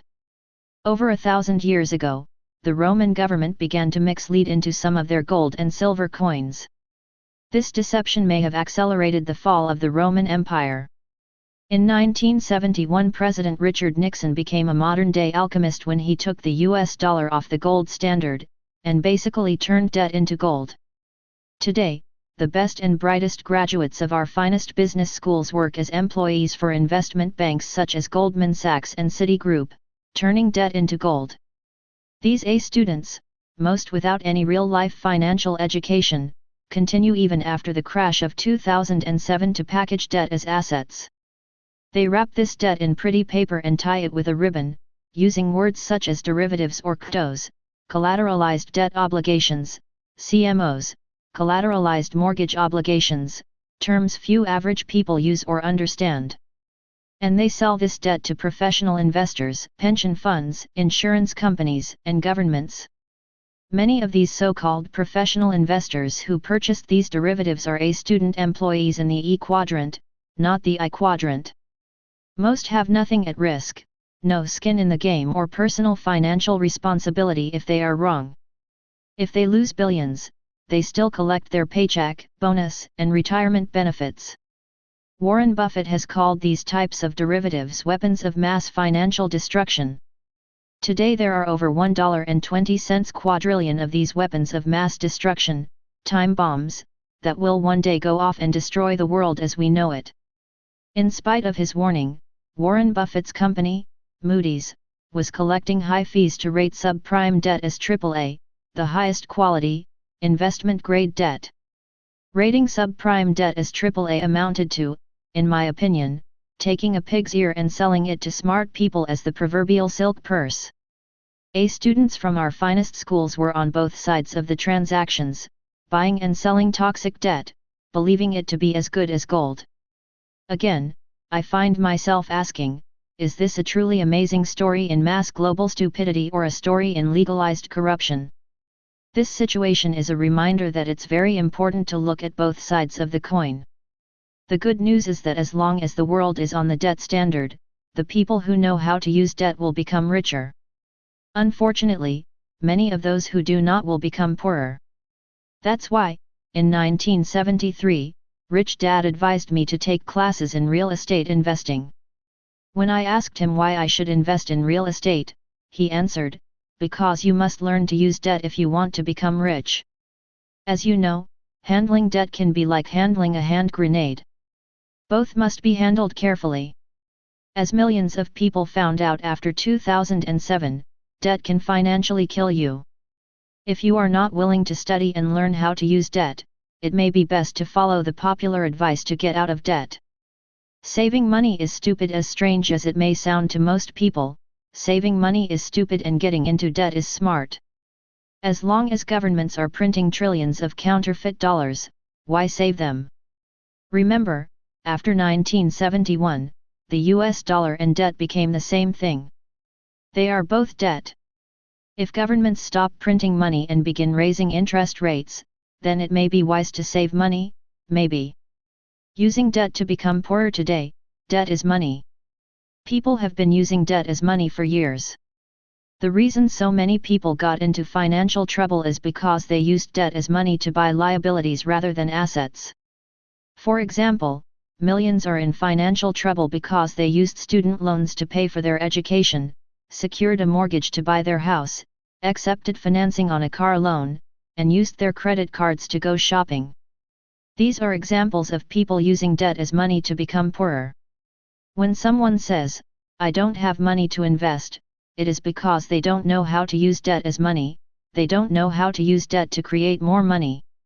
Debt makes bankers rich. When you look at a bank's financial statement, your savings are the bank's liability and your mortgage is your bank's asset. Remember, the way you can distinguish assets from liabilities is to ask, which direction is the cash flowing? Rich Dad lesson: your debt makes bankers rich. Your savings makes your banker poorer. In fact, your banker really does not need your savings. Banks can print their own money through the fractional reserves process. Remember the rules of monopoly: the bank never goes broke. If the bank runs out of money, the banker may issue as much as needed by writing on any ordinary paper. Your bank is paying you interest on your savings, so your savings is the bank's liability because your interest is taking money from your banker's pocket. Your mortgage, or any debt, is the bank's asset because your mortgage puts money in your bank's pockets. You may have noticed that banks have incentive programs to use their credit cards. Every time I am in the airport, the airlines are always asking me to sign up for their credit card so I can get bonus points or miles for getting into debt. I have yet to see bankers offering me bonus miles for saving money. The only reason banks want your savings and checking accounts is to get your debt business. Use debt to acquire assets since dollars are taxed and debt is tax-free, which makes more sense to learn to use. In 2007, the banks of the world began printing trillions of dollars. They were following the rules of monopoly, printing trillions of dollars electronically, to prevent a collapse of the debt bubble, a bubble that had been inflating since 1971, the year Nixon turned the dollar into debt. Every time money is printed, taxes go up, inflation causes food and energy prices to go up, as savings and the purchasing power of the dollar go down. As inflation goes up and the dollar goes down in value, does it make sense to save dollars? As the dollar declines in purchasing power, does it make sense to go back to school only to work harder for more of it? As inflation goes up, doesn't it make more sense to learn to use debt to acquire assets that are likely to go up in value with inflation and provide cash flow? To me, it makes more sense to learn to use debt than to get out of debt. My story today: I use 100% debt financing as often as possible to acquire real estate assets that put money in my pocket. It sounds simple on paper, but in reality it can be tough. It took me a while to establish a track record as a real estate investor and prove to the banks that I understood real estate and property management. This is why I recommend taking real estate investment courses. Why work for money when you can use debt, increase your cash flow, and become wealthier? Kim and I started small, with single-family rental properties. We learned from our mistakes, studied so we'd become smarter, and then applied what we learned to our next investment.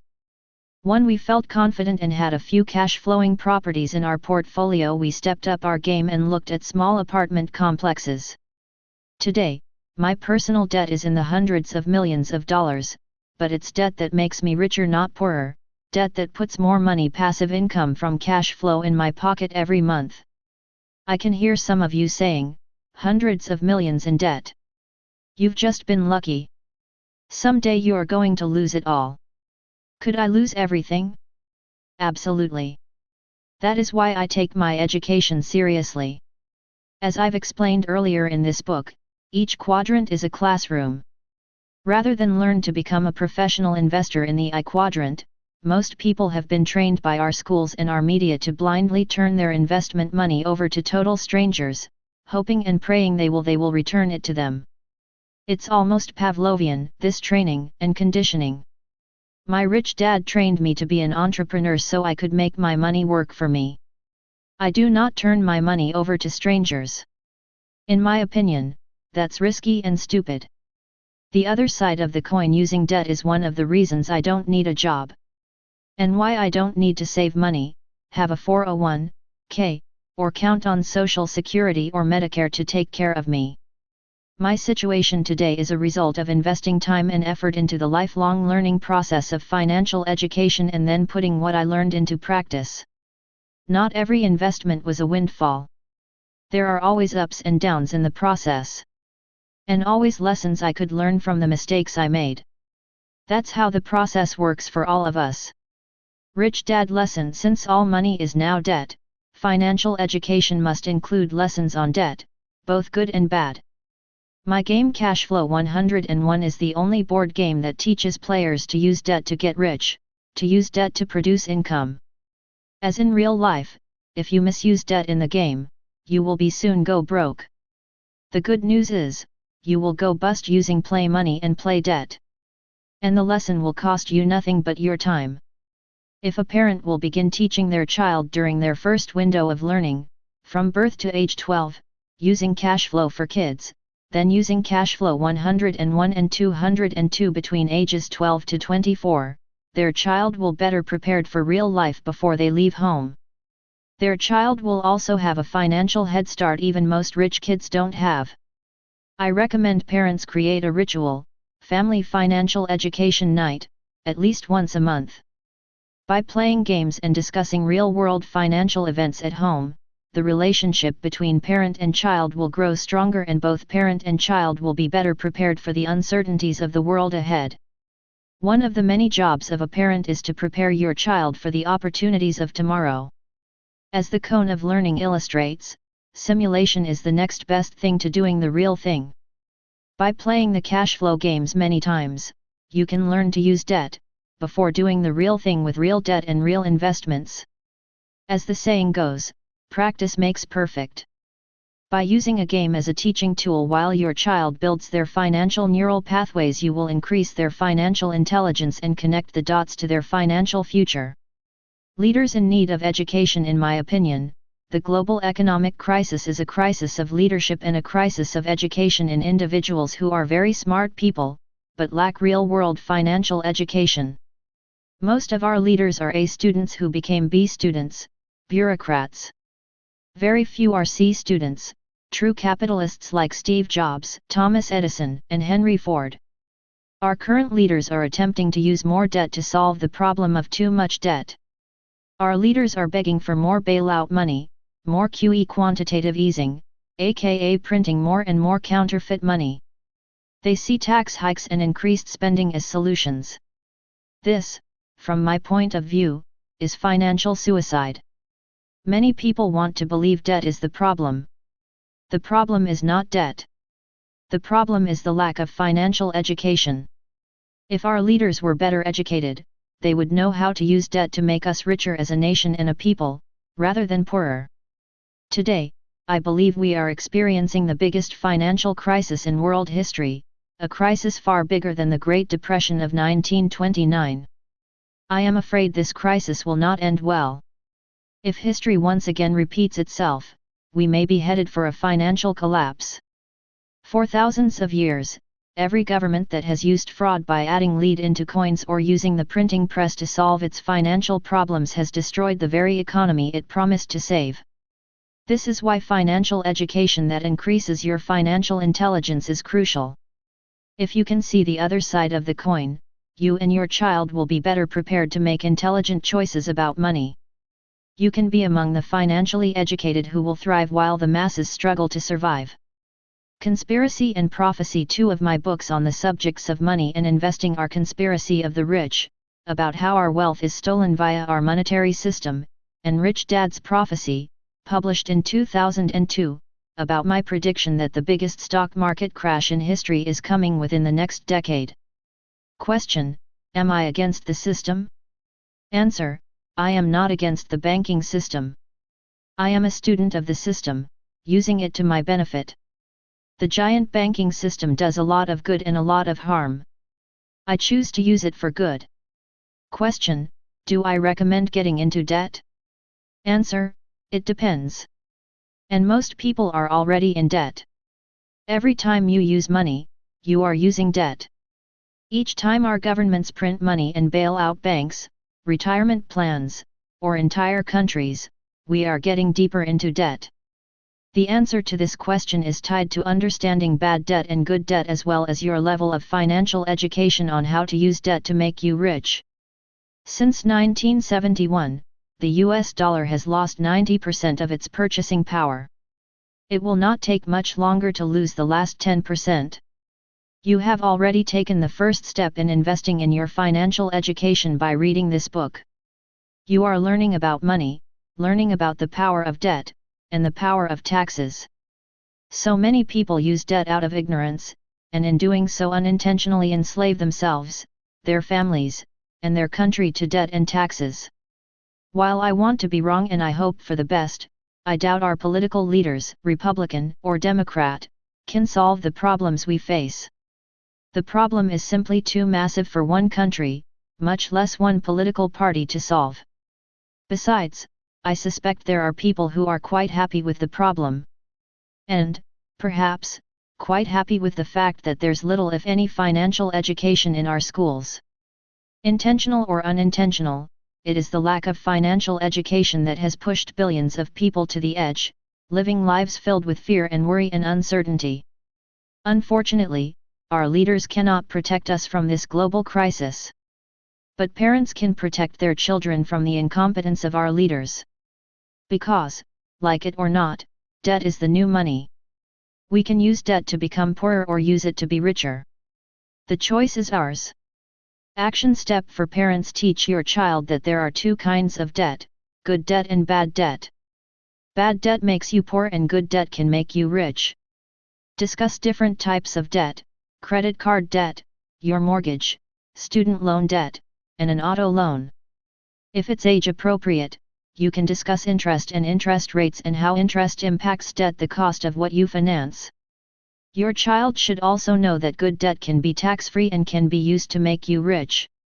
This means the more good debt you use, the more money you make and the less you pay in taxes. Other topics for a family finance discussion might be interest on credit card statements, your mortgage loan interest rate, as well as news coverage that discusses interest rates.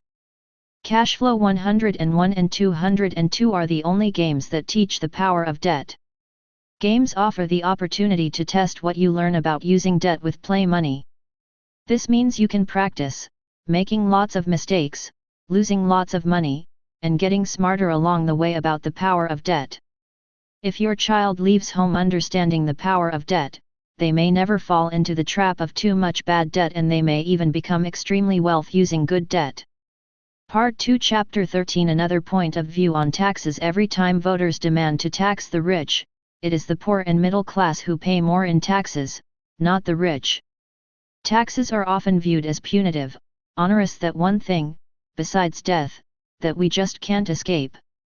In fact, the other side of the coin on the tax code is that it includes a very long list of tax incentives, incentives from the government for those in the private sector to address specific economic needs and receive tax advantages for doing it.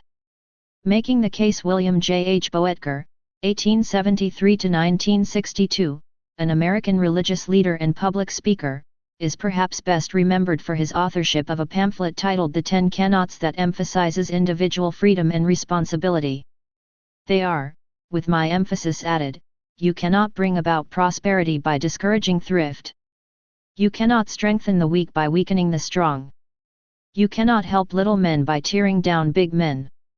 You cannot lift the wage earner by pulling down the wage payer. You cannot help the poor by destroying the rich. You cannot establish sound security on borrowed money. You cannot further the brotherhood of man by inciting class hatred. You cannot keep out of trouble by spending more than you earn. You cannot build character and courage by destroying men's initiative and independence. And you cannot help men permanently by doing for them what they can and should do for themselves. Taxes favor capitalists in economics. 101. There are 3 things a person can bring to market. 1. Labor. 2. Property. 3. Capital. Most students, even A students, go to school to learn a trade and sell their labor. They go to school to get a job. Few students go to school to learn to sell or develop their property or sell their capital. In Rich Dad terms, people who sell their labor are on the left side of the cash flow quadrant. People who sell property and capital operate from the right side of the cash flow quadrant. Repeating from the opening section of this book, here are the tax rates per quadrant. A progressive income tax applies to the E and S quadrants, with those in the S quadrant paying the highest percentages. In the E and S quadrants, the more you earn, the more you pay in taxes. In the B and I quadrants, percentages go the other way. The I quadrant pays the least in taxes. On the right side, the more you earn, the less you pay in taxes. Again, the difference is that people in the E and S quadrants sell their labor. People in the B and I quadrants sell their property and capital and hire labor. You may recall from Rich Dad Poor Dad that Rich Dad's lesson number 1 is, the rich don't work for money. When parents say to their child, go to school and get good grades so you can get a good job, parents are advising their child to sell their labor, to work hard for money. In high school, every time my grades were low, my teacher threatened, "If you don't get good grades, you won't get a good job." I would say, "Good. I don't want a job." In economic terms, I had no plans to sell my labor. This does not mean the rich do not work hard. They just work hard for something else. They work hard to acquire assets that put more money in their pockets and allow them to keep, thanks to better tax rates, more of what they earn. The government needs help. The government needs a lot of help, so it offers tax incentives as stimulus packages to those in the B and I quadrants. These are legal government tax loopholes. The following is a snapshot of my personal balance sheet. My story: since 1973, I have worked to create or acquire assets that sell property and capital. I have not wanted a job selling my labor. The U.S. tax code has over 5,000 pages dedicated to loopholes which are not really loopholes. They are intentional tax incentives and stimulus plans. I will describe, as simply as possible, the loopholes I use. My taxes made simple: business. The tax code offers me tax incentives to provide jobs. The more jobs I provide, the more I can make and the less I pay in taxes. From the government's perspective, the more people working, the more government is collecting in taxes. Real estate. The tax code wants me to provide housing. The more housing I provide, the more money I make and the less I pay in taxes. Debt. One advantage of real estate is debt. Debt is capital. And, today the dollar is debt. If I stop borrowing, the economy slows. That is why the government wants me to get into debt. That is why interest rates on debt have continued to go down during the financial crisis. The deeper in debt I get, the more money I make and the less I pay in taxes. Stocks. While stocks are good for most people, I do not invest in stocks. While stocks have made a few people very rich, they have also made many people poorer. When you invest in stocks, you place your money with employees and managerial capitalists, rather than entrepreneurs, or true capitalists. The primary reason I choose not to invest in stocks is simply because there are not enough tax incentives and far too much risk for me.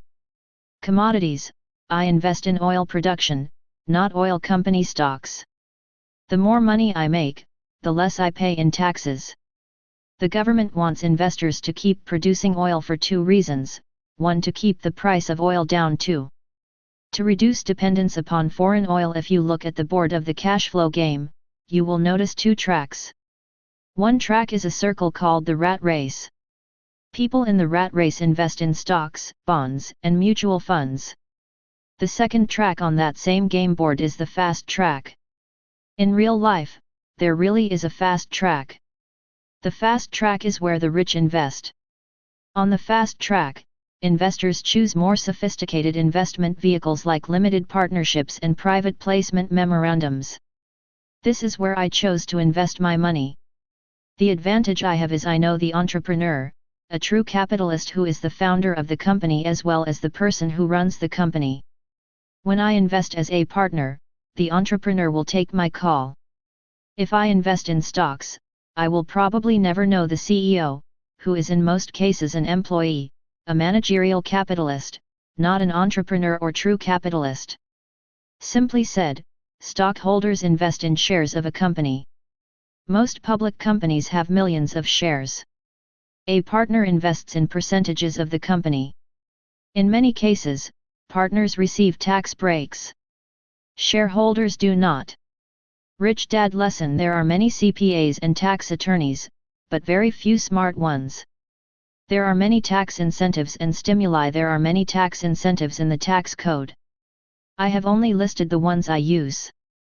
The lesson here is that the tax code is an incentive and stimulus plan for capitalists on the right side of the cash flow quadrant who provide jobs, housing, use capital, debt, and produce essential commodities such as food and oil. There are many other tax incentives. Before investing for tax incentives, always seek professional advice from tax accountants and tax attorneys. If you would like to learn more about tax incentives, My personal tax advisor, Tom Wheelwright CPA, has written a Rich Dad Advisor book, Tax-Free Wealth. It would be a good book for you to read, and one you may want to share with your tax advisors as well. Who pays the highest taxes? The tax code punishes those on the left side of the cash flow quadrant with higher taxes. The people who pay the highest taxes are people who have a job, people who have only one house, people who save money, people who have a 401k retirement plan. These people generally pay ordinary income tax on everything. The more they earn, the higher their taxes. Question: why do people pay more taxes on a 401k plan? What about the tax-free money your employer matches with your contribution? Answer: it all depends upon your point of view. First of all, the money your employer supposedly gives to you is your money anyway. He did not donate it. He just did not pay it to you, and then he lets you think he is giving you extra money. Second of all, the reason financial planners say, when you retire, your taxes will go down is because most people plan to retire on less money than they earned prior to retirement. If your income is higher when you retire, then the income from your 401k will be taxed at the higher level, since income from a 401k is ordinary income. Earlier in the book, I wrote about how the financially educated are always working to transform their ordinary income into portfolio and passive income. Friend and Rich Dad advisor, Andy Tanner has a very interesting, entertaining, and disturbing book titled 401k Aus. If you have a 401k, you may want to read his book. Financial education in school. The financial education being taught in school is, go to school, get a job, work hard, save money, buy a house, get out of debt, and invest in a 401k. From a tax point of view, this is subprime financial education. If you follow that kind of financial education, you will turn your children into tax slaves for the rest of their lives. They will work for capitalists, trading time for money, rather than becoming a capitalist. Tax education for your kids. Millions of people believe in the principle of taking from the rich and giving to the poor. This is the basis of taxation. This is also the basis of the Robin Hood theory of economics, also known as socialism. When President Nixon took the US dollar off the gold standard, two things were guaranteed to happen: 1. An increase in taxes, 2. An increase in inflation. When the government prints money, they do so by issuing government bonds, treasury bills, treasury notes, municipal bonds, and other instruments you and I would call ES. All bonds are debt, and all debt comes with a percentage of interest paid with the repayment of principal. Keeping the numbers simple, if a government offers a bond for $1 million and the interest is 10% per year, then someone has to pay that $100,000 a year in interest. In many cases, that person is you or me, taxpayers. The US national debt is now over $16 trillion and climbing. You do not have to be a Nobel Prize-winning economist to know that this is a lot of interest and a lot of taxes. Today, an increasing percentage of our tax dollars are flowing to banks and countries such as China, creditors that hold our debt and expect to be repaid. Inflation goes up when governments print money because that new money dilutes the existing financial pool, and the result is that the purchasing power of the dollar goes down. You can look at the chart of gold pictured below to gain some idea of how much money the Federal Reserve has been printing. Source: Kitco.com. You can also see it in the price of oil. This is what happens when the Fed prints more money. Source: MondayGabe.com. Obama's second term. It is obvious that President Obama is in the tax the rich frame of mind, especially in his second term. The problem is, the more he attempts to tax the rich, the more the poor and middle classes will pay in taxes. Question: why is this? Answer: because most tax laws target high-income employees.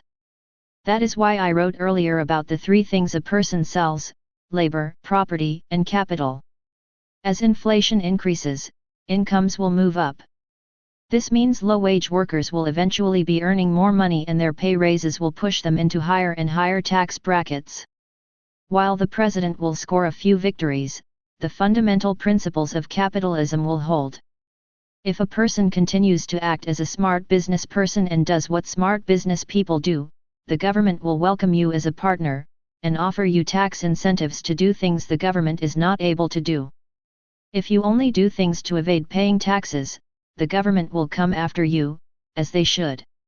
A final word in summary: the government offers tax breaks to employers, because the government needs more jobs, debtors, because the dollar is now debt, real estate investors, because the government needs more housing, commodity producers, because we need food and oil. If private citizens did not do what the government needs done, we would have communism, an economic system where the government controls the economy. This is why General Motors, aka Government Motors, cannot produce an economical electrical car. Solyndra, Obama's darling, could not produce solar panels. Ask yourself these questions: why is government housing some of the most dangerous housing in the world? Why is the U.S. Postal Service going out of business? Why is Medicare corrupt, expensive, and inefficient? Why are our governments going bankrupt? And, to get to the heart of the messages in this book, why are our schools failing to educate our children with the information they need to make responsible and smart choices with their money? Ask yourself this question: if the government took over the airlines, would you continue to fly? That's one of the reasons why governments offer tax incentives. Action step for parents: Rich Dad lesson: taxes are your single largest expense. True financial education must include lessons on taxes, who pays them, and why some people are offered tax breaks. Teach your child to look at taxes from 2 points of view. While it's true that taxes can make some people poor, they can also make others rich. It's a matter of point of view. So often taxes are viewed as punitive, a burden that very often is a family's single largest expense. The rich see taxes as an incentive program that the government offers businesses and individuals that do work that the government wants or needs done. Some of the kinds of things that merit incentives are the creation of jobs, supplying affordable housing, and energy-related initiatives.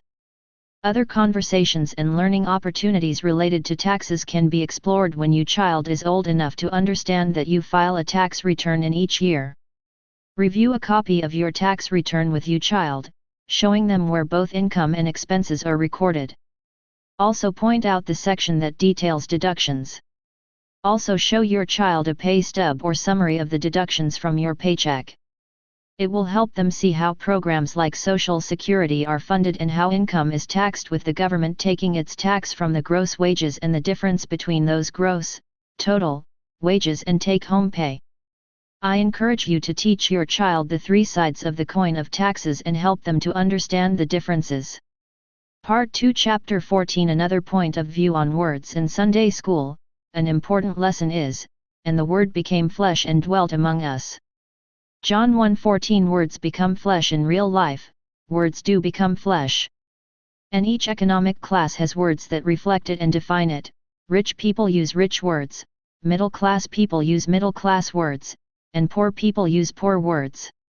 It's said that what you think about you bring about. I believe that the same is true for what we say and the words we use. Favorite words of poor people are, I can't afford it.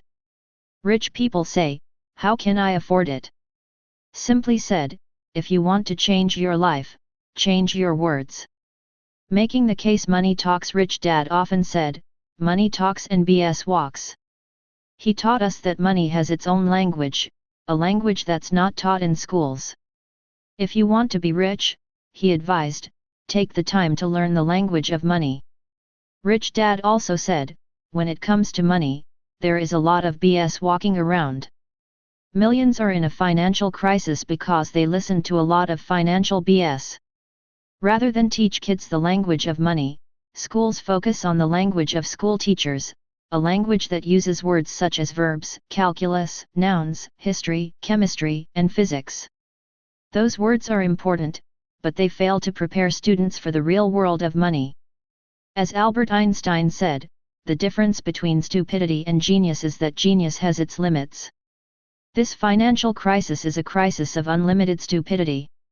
Words can hurt. There is a childhood rhyme that goes, sticks and stones may break my bones, but words will never hurt me. Nothing could be further from the truth. Few things affect a child's future more than words. Words are incredibly powerful. Words can hurt, words can heal, words can make them rich, words can make them poor, words can encourage, words can discourage, words can carry lies, words can carry truth, words can cause pain. The power of words. Many financial problems begin with words. Many people get into financial trouble due to bad financial advice, financial BS, or blue sky, from those they believe have their best interests at heart. Many times that's just not the case. What is blue sky? Blue sky is when salesmen, or women, say anything to make a sale. If the customer wants to hear their money will grow in a mutual fund, the salesman will say, mutual funds have returned 8% per year on average. They may not tell you those gains occurred during the boom years between 1970 and 2000. They may use words and information that support their sales pitch and omit what doesn't. And hope that the customer is not financially savvy enough to notice. One reason many government pension funds are in serious trouble is because they based future projections on the stock market going up 8% on average. Talk about financial BS. Many government employees will be hurt because they did not understand the words of money. Other examples of financial blue sky are, your house is an asset. Diversification is a way to reduce risk. Invest for the long term in a well-diversified portfolio of stocks, bonds, and mutual funds. Many people mistake these words for financial education. They are not. In most cases these words are sales pitches, disguised as financial education. When a real estate broker says to you, your house is an asset and your biggest investment, he is probably saying to himself, buy this house. I need the commission. If a financial planner advises you to invest for the long term, they might just as well be saying, send me a check every month. I need the commission. By the time you retire, I'll be long gone. When financial planners advise you to diversify, they are really advising you to diversify. They are really saying, buy different products because I do not know which ones will do well and which ones will fail. But I get a commission on all of them. The worst thing is, even when people believe they are diversifying, most aren't. When the average investor diversifies, they tend to diversify within the same asset class. They may buy high-growth mutual funds, emerging market mutual funds, and bond mutual funds all within the same asset class. Technically, they are not really diversified, because all the investments are in the same investment vehicle, mutual funds. When a banker advises you to save money, they are also saying, so that I can give you a credit card and maybe a home loan.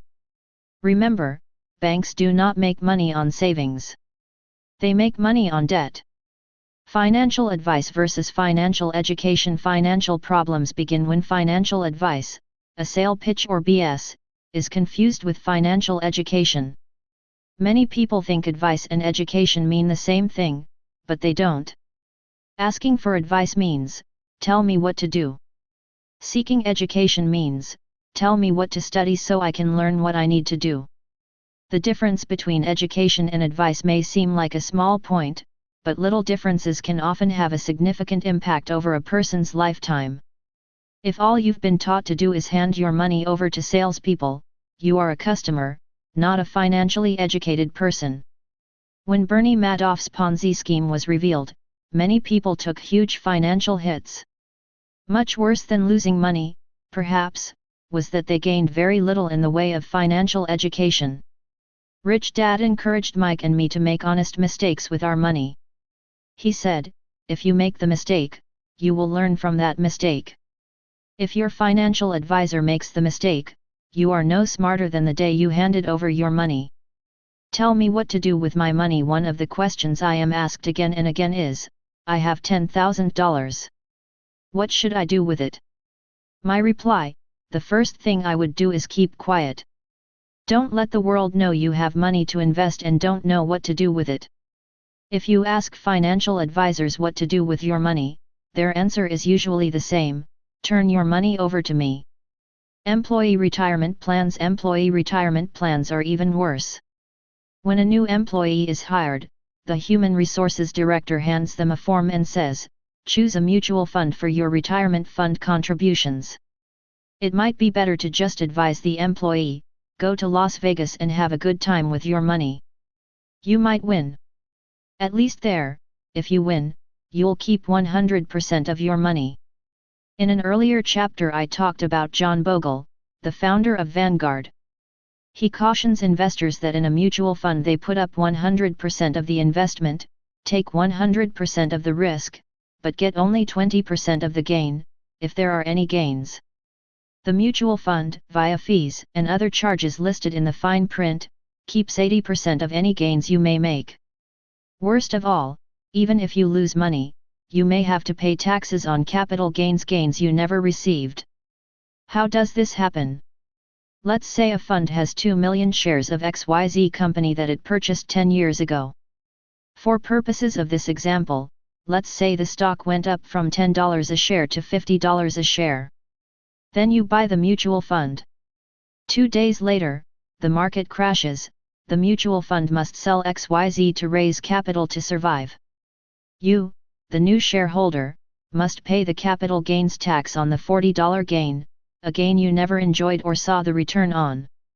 The stock market might be called a government-sanctioned Ponzi scheme. The early guys get their money and the new guys pay the taxes. That is why financial advisors say, invest for the long term and diversify. Blue sky, again. To be fair, anytime a person invests for capital gains, buying low and selling high, the transaction could be viewed as a Ponzi scheme.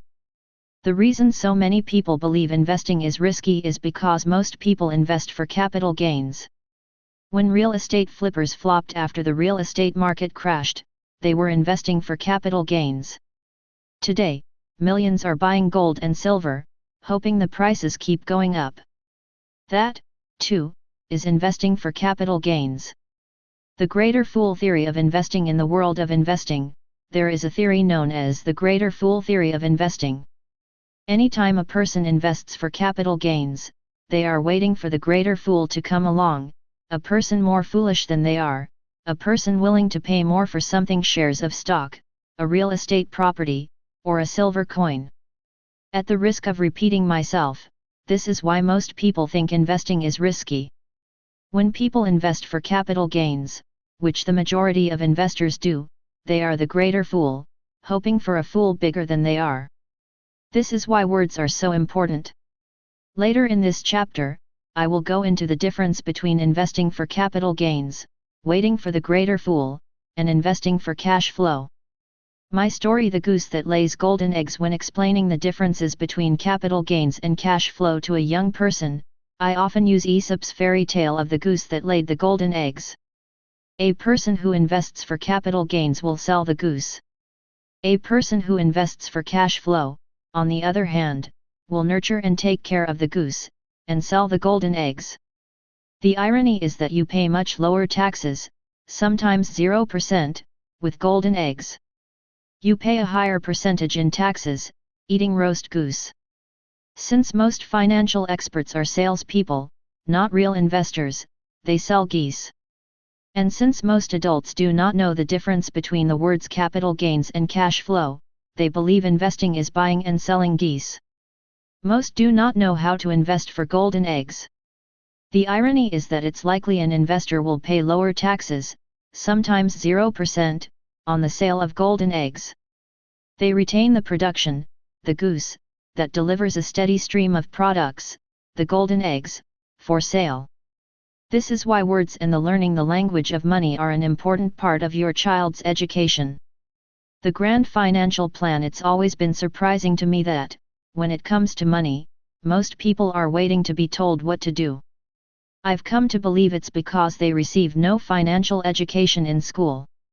This is exactly what the big banks and financial services industry wants. Your financial ignorance is part of their grand financial plan.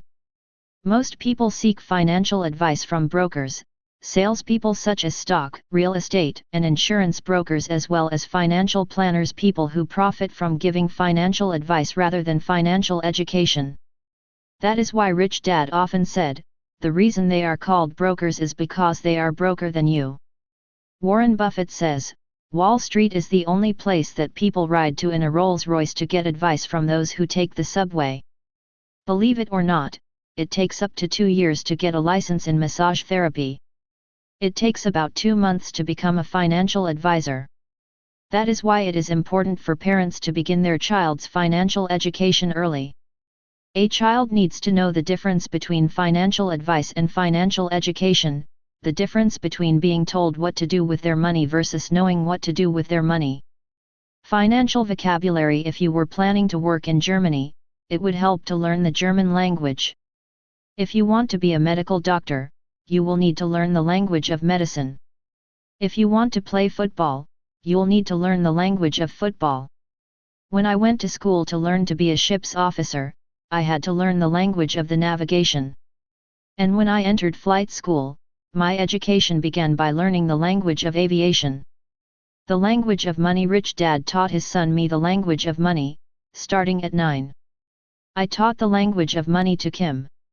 That is how Kim and I retired early in life, so we could then get on with our life work as advocates of financial education. Kim and I created the cash flow games so parents could learn and teach the language of money to their children. The good news is, there are only 7 basic words of money to learn. Once you master those 7 words, your financial vocabulary will grow, you will think differently, and your view of the world will change. By playing cash flow, your child will learn the difference between the goose and golden eggs, between capital gains and cash flow. If they understand the differences between just those 2 financial terms, they will tip the scales and put the odds of a more secure financial future in their favor. If they learn all 7 basic financial terms, who knows where they will go in life? They may never need a job. They may choose to take a job for the experience, but not the need for a paycheck. They may become employers rather than employees. They may become real capitalists, rather than managerial capitalists. Your report card in real life pictured below is the financial statement from the cash flow game. The real game of cash flow is played on the financial statement. Your financial statement is your report card in the real world, the report card a banker will ask you for. By playing the game repeatedly, you and your child will begin to master the 7 basic words of money, the foundation of a financial vocabulary. The foundation of a financial vocabulary begins with the words income, expenses, assets, and liabilities, the key components of a financial statement. If a person does not understand one or more of these basic words of money, their lives can be damaged financially. For example, millions are in trouble today simply because they were told, your house is an asset. For most people, their home is a liability. Others are in trouble because they were told, get a job, but did not understand the 3 different types of income: ordinary, portfolio, and passive income. Income from a job is considered ordinary income and taxed at the highest rates. The English language has more than 1 million words. The average person has command of somewhere between 10,000 and 20,000 words, which means there is always room for increased intelligence related to vocabulary and the language of money. The 7 words of money. The good news is that the 7 basic, most important words of money are ones that may already be familiar to you.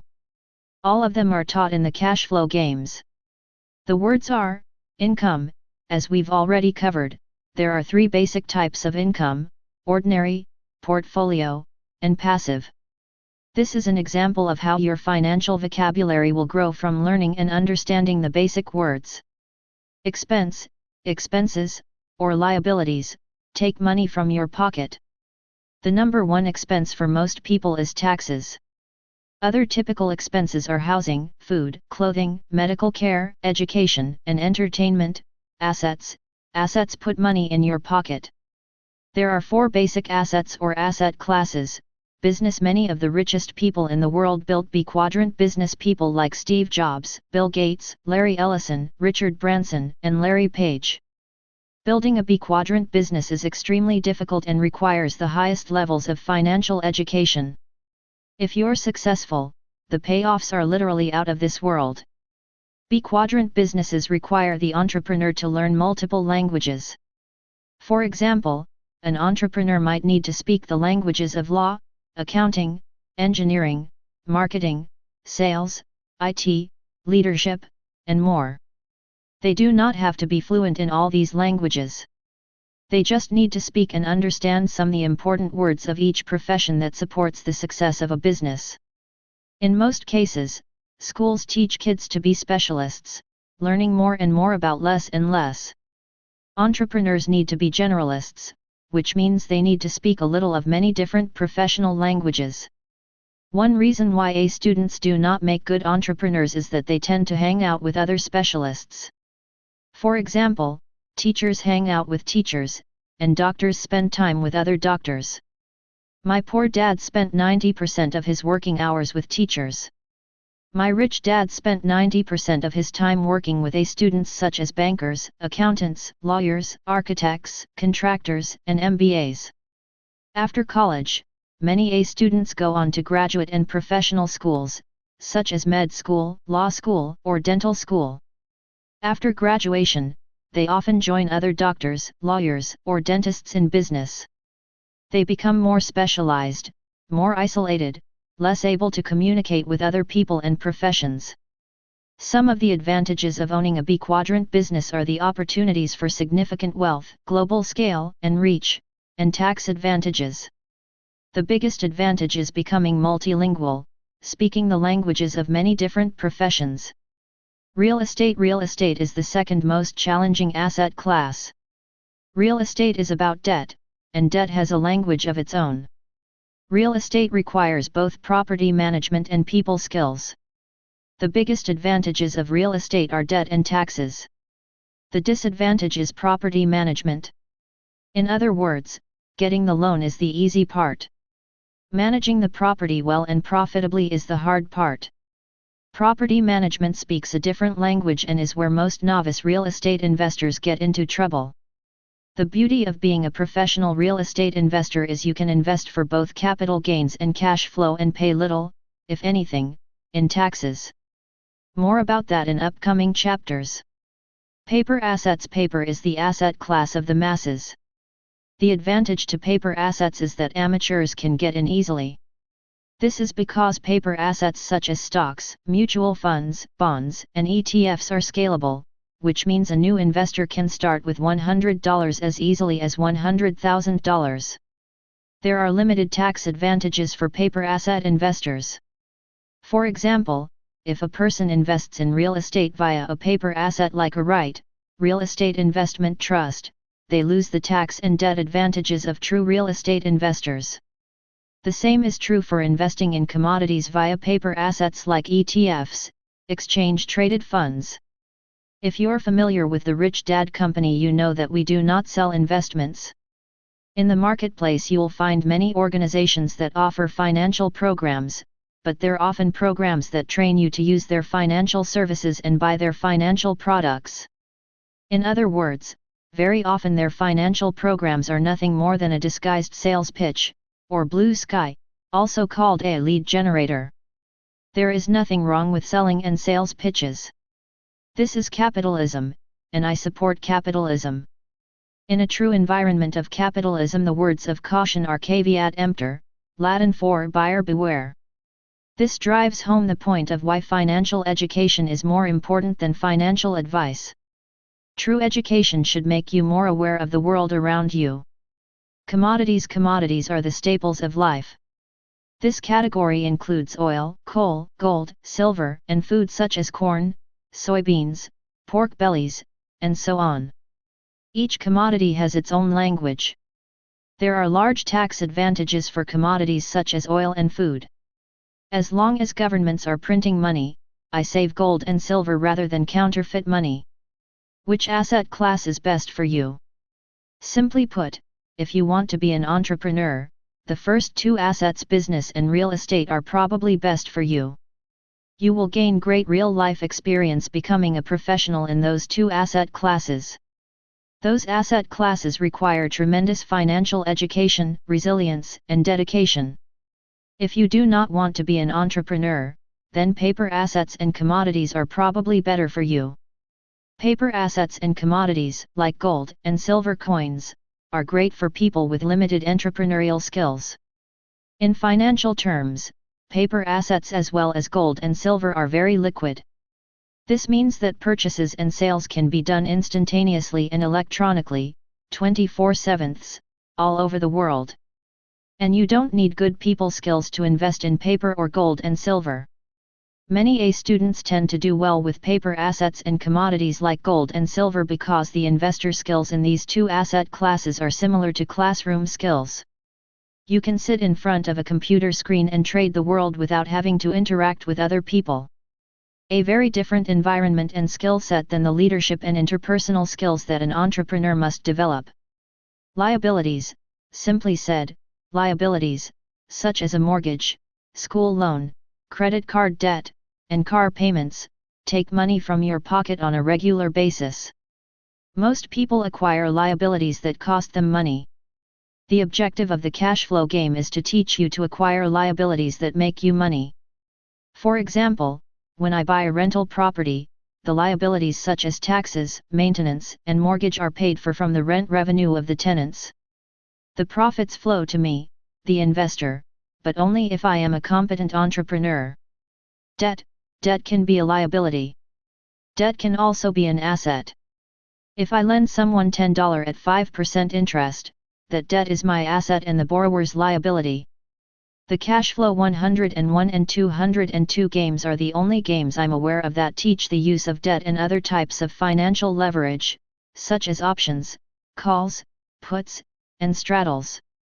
Learning to use debt or options to become rich is an incredible unfair advantage. Cash flow, according to Rich Dad, the words cash and flow are the most important financial words of all. Until you learn to see cash flowing on a financial statement, you may have a difficult time determining assets from liabilities, and expenses from income. I believe Rich Dad Poor Dad was a success because I used simple diagrams so readers could see cash flowing. For example, cash flow pattern of a poor person, cash flow pattern of middle class person, cash flow pattern of a rich person, capital gains. Capital gains occur when the value of an asset increases in value. For example, if a stock you purchased for $10 a share is trading at $15 a share when you sell it, there is a capital gain of $5 per share, which is taxed at the capital gains tax rate. The transaction looks like this: if the transaction were 100 shares of stock, your capital gains would be $500, your approximate tax liability would be $100, $92.50, or nearly 1/5 of your profit. To review, investing for capital gains is buying and selling the goose. Investing for cash flow is investing in the goose that lays golden eggs, and then selling the eggs. Money talks. If you understand what money is saying to you, your financial intelligence goes up. The word debt can be both good and bad. If someone owes you money, that is good. If you owe someone else money, and cannot pay it back, that is bad. Seeing both sides increases your intelligence.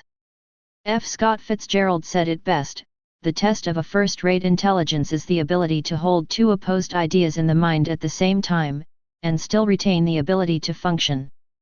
$1 trillion trouble in 2000. The U.S. national debt was $5.5 trillion.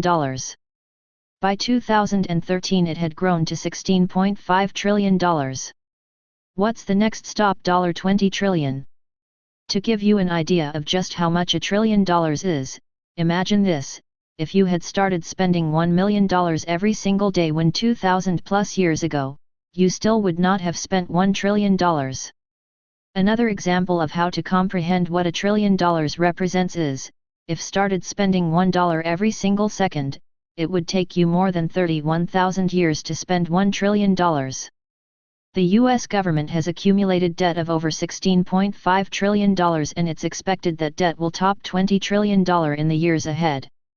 This is debt burden that your child will be expected to carry. In my opinion, this state of affairs speaks to the level of first-rate intelligence among our leaders in Washington. Your child's future. Compare the 7 basic words of money with the 7 basic concepts of traditional school. Words of academic education: go to school, get a job, work hard, save money, get out of debt, buy a house, fund a retirement plan. Words of financial education: income, expense, assets, liabilities, debt, cash flow, capital gains. Given the 4 800-pound gorillas facing children today, which child will have a better chance of doing well? The child with only the language of school, or the child who also learns the language of money? Einstein's words to students: in the words of Albert Einstein, education is what remains after one has forgotten what one has learned in school. That's his way of saying that for many people education just goes in one ear and out the other.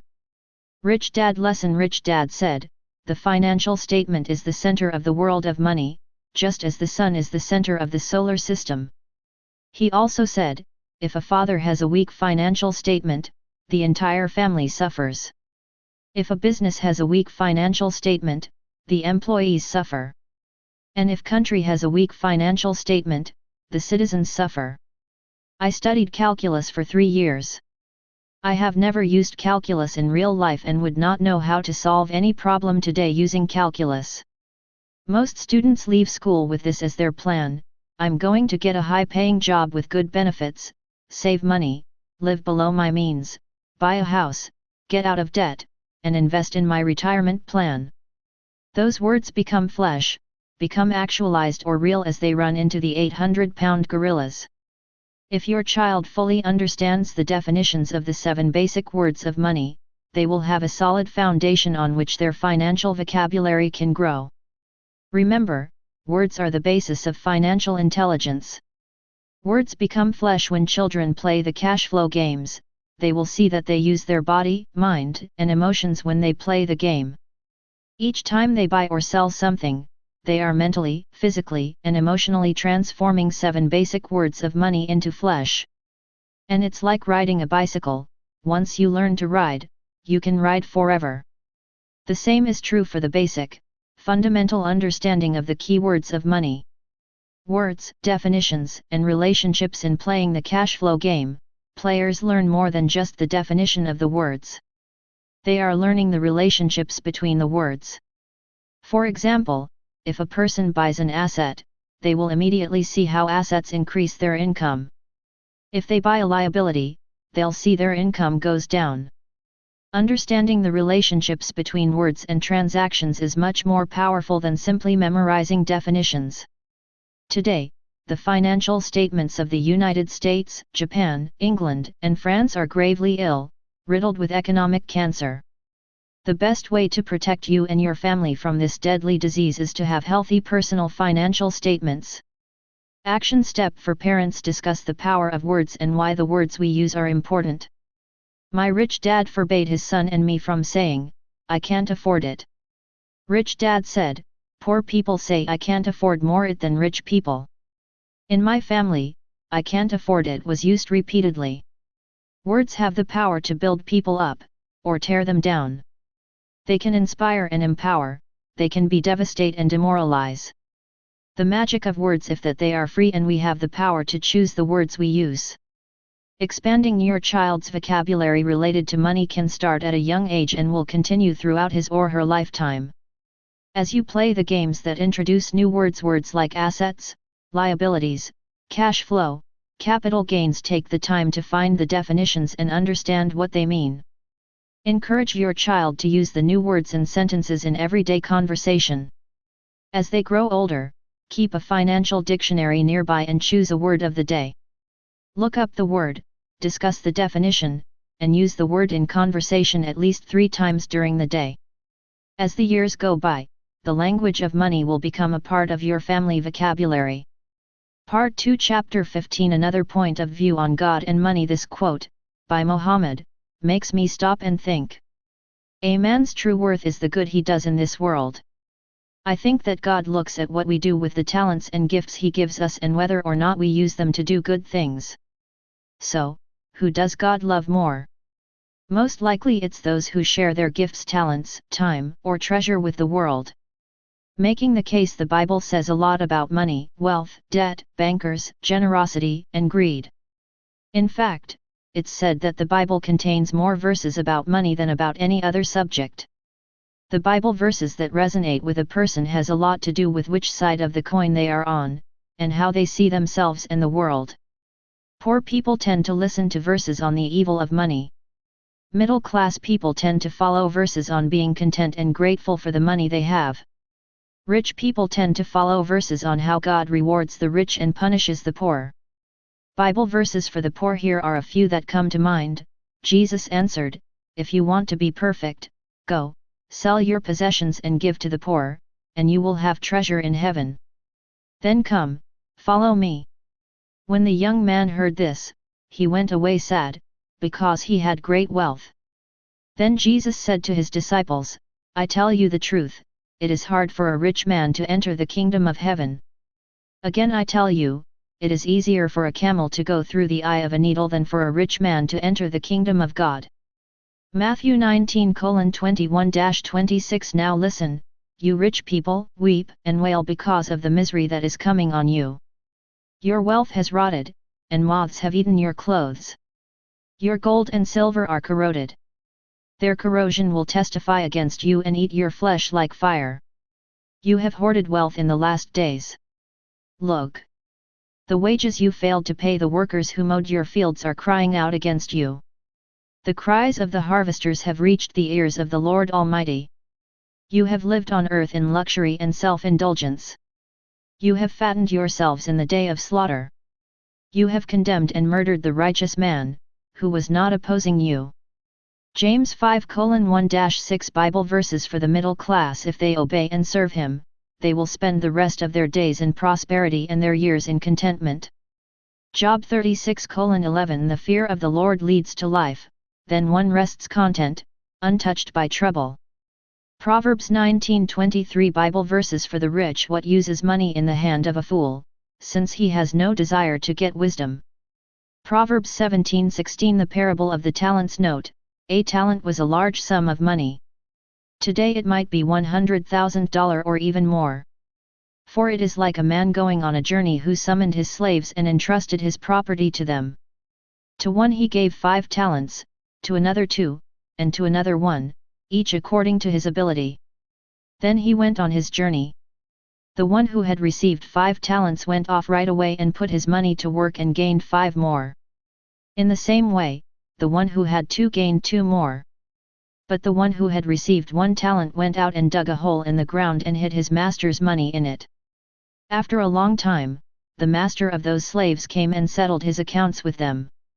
The one who had received the 5 talents came and brought 5 more, saying, "Sir, you entrusted me with 5 talents. See, I have gained 5 more." His master answered, "Well done, good and faithful slave. You have been faithful in a few things. I will put you in charge of many things. Enter into the joy of your master." The one with the 2 talents also came and said, "Sir, you entrusted 2 talents to me. See, I have gained 2 more." His master answered, "Well done, good and faithful slave. You have been faithful with a few things. I will put you in charge of many things. Enter into the joy of your master." Then the one who had received the 1 talent came and said, "Sir, I knew that you were a hard man, harvesting where you did not sow and gathering where you did not scatter seed, so I was afraid, and I went and hid your talent in the ground. See, you have what is yours." But his master answered, "Evil and lazy slave. So you knew that I harvest where I didn't sow and gather where I didn't scatter? Then you should have deposited my money with the bankers, and on my return I would have received my money back with interest. Therefore take the talent from him and give it to the one who has 10. For the one who has will be given more, and he will have more than enough. But the one who does not have, even what he has will be taken from him. And throw that worthless slave into the outer darkness, where there will be weeping and gnashing of teeth." Matthew 25:14-30. The question: which verses most resonate for you? Verses for the rich, the poor, or the middle class? My story: although I am not very religious, my spiritual and religious education has served me well. This education has given me life and guidance during some very tough times in my personal life, in war, and in business. When I mention God in this section, I do not mean a specific religion's God. I mean a spiritual being, not a human being. I believe in a spiritual God. I use God as an acronym for General Overall Director. I like what Steve Jobs said, heaven has many doors.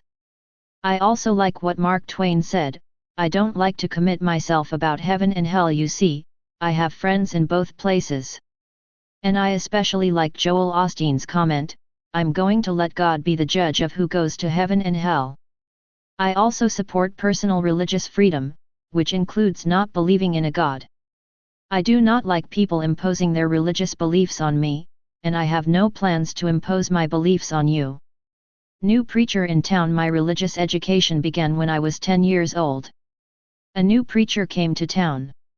He was young, single, handsome, and from Texas. He wore cowboy boots, jeans, and always had his guitar slung across his back, ready to play and sing. When he spoke, he taught lessons on life, rather than preaching of hell and damnation. The kids loved him. He was like the Pied Piper. Young people began to come to church without being dragged by their parents. The church ladies were disturbed. He was gone in less than 18 months. During those 18 months, for the first time in my life, I looked forward to going to church. I learned a lot about God, money, religion, and spirituality. Reverend Ichabod arrives. The young pastor was replaced by Reverend Ichabod. The kids named him after Ichabod Crane in Washington Irving's short story, The Legend of Sleepy Hollow, first published in 1820. Reverend Ichabod was tall and skinny with a pointed nose. The kids felt he was mean, continually preaching about God's wrath. Although he was skinny, he ate a lot, much like the Ichabod in the Sleepy Hollow story. Once his family arrived, the church seemed to have a potluck dinner every week. We kids believed he held potluck dinners because he was cheap, feeding his family of 6 kids and his own unbelievable appetite to test the generosity of the congregation. His sermons always had something to say about money, greed, the rich, the goodness of the poor, and giving more to the church. He often quoted these Bible verses, "It is easier for a camel to pass through the eye of a needle than for a rich man to enter the kingdom of God, and for the love of money is the root of all evil." Spiritual versus religious education. It did not take long for us kids to realize the difference between spiritual education and religious education. The young preacher with the guitar wanted biblical lessons to be used as a guide to life. He spoke to our spirits. Reverend Ichabod taught religious education with fear. He was dogmatic. He was into right and wrong, good and bad. To him, life was black or white, with no shade of gray. He had little tolerance for other religions. He was a more powerful speaker than the young preacher. Church attendance went up, but the people attending began to change. Same religion, different messages. The young preacher spoke of the love of God. Revered Ichabod spoke of the fear of God. The young preacher spoke about money as the result of generosity. Revered Ichabod spoke about money as the result of greed. The young preacher spoke about God inside us. Revered Ichabod spoke about the God outside of us. Learning about both sides of the religious coin was a great education. After 6 months, I stopped going to Reverend Ichabod's church. I did not like his side of the coin and went in search of a new spiritual teacher. Spiritual education. The young preacher focused spiritual education more than religious education. In addition to teaching us about the Bible and Jesus, he spent time teaching us about the spiritual power inside each of us. He often said, "We have the power to create our own heaven or hell here on earth." I do not know if it is true, but it has been a useful belief. He also taught us, God has already given us that power. It is up to us to find and use that power in us. This lesson about God inside of us really bothered some of those church ladies, which is one reason why the young preacher didn't stay around very long. I do not know why this upset them, but it did. In Vietnam, I witnessed many times the spiritual power inside of us that the young preacher spoke about. As a friend said, "I am alive today because dead men kept fighting." A number of times, we took the guns and rockets off our gunship and became a medical evacuation helicopter.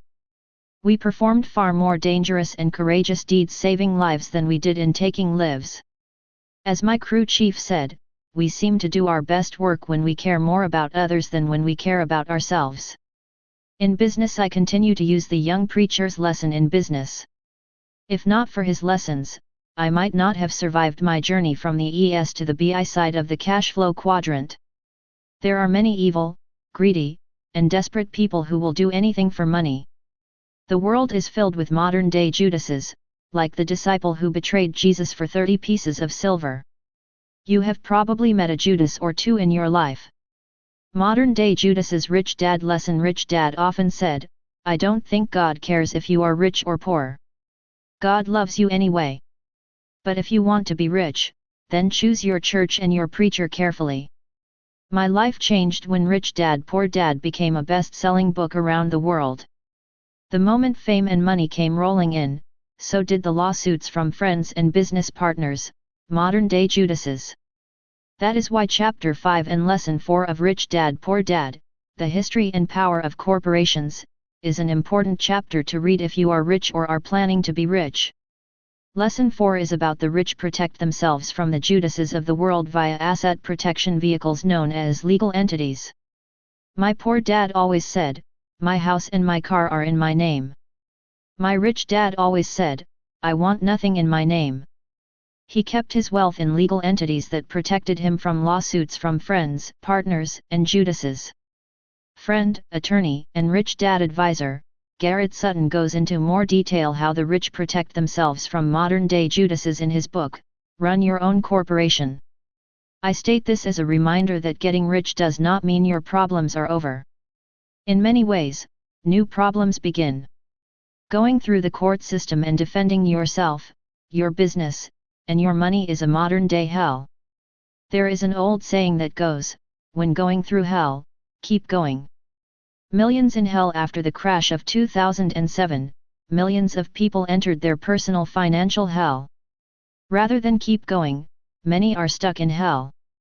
Many are blaming the rich for their financial problems. Many young people are also in financial hell, burdened with school loans and low-paying jobs. If they do not make personal changes, many will be in financial hell for life, even though they're highly educated. Albert Einstein has these spiritual words of wisdom: imagination is more important than knowledge.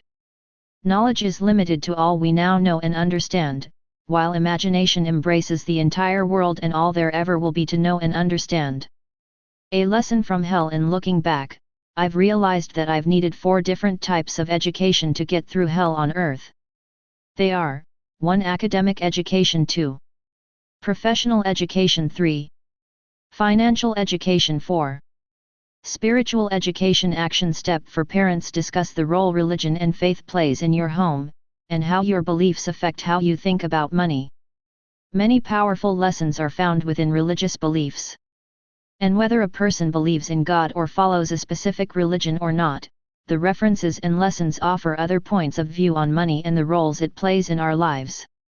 Consider discussing generosity related to God and money. Talk with your child about choices and how, with every dollar that's earned, you have the choice to spend it, invest it, or tithe. Discuss the concepts of honesty and truthfulness, as they relate to life and business dealings, and your religious beliefs. Talk with your child about spiritual money and importance of giving back. Part 3. Give your child an unfair advantage: the true purpose of banks, stock exchanges, insurance companies, government tax departments, pension funds. Part 3. Introduction. There are many benefits to a financial education.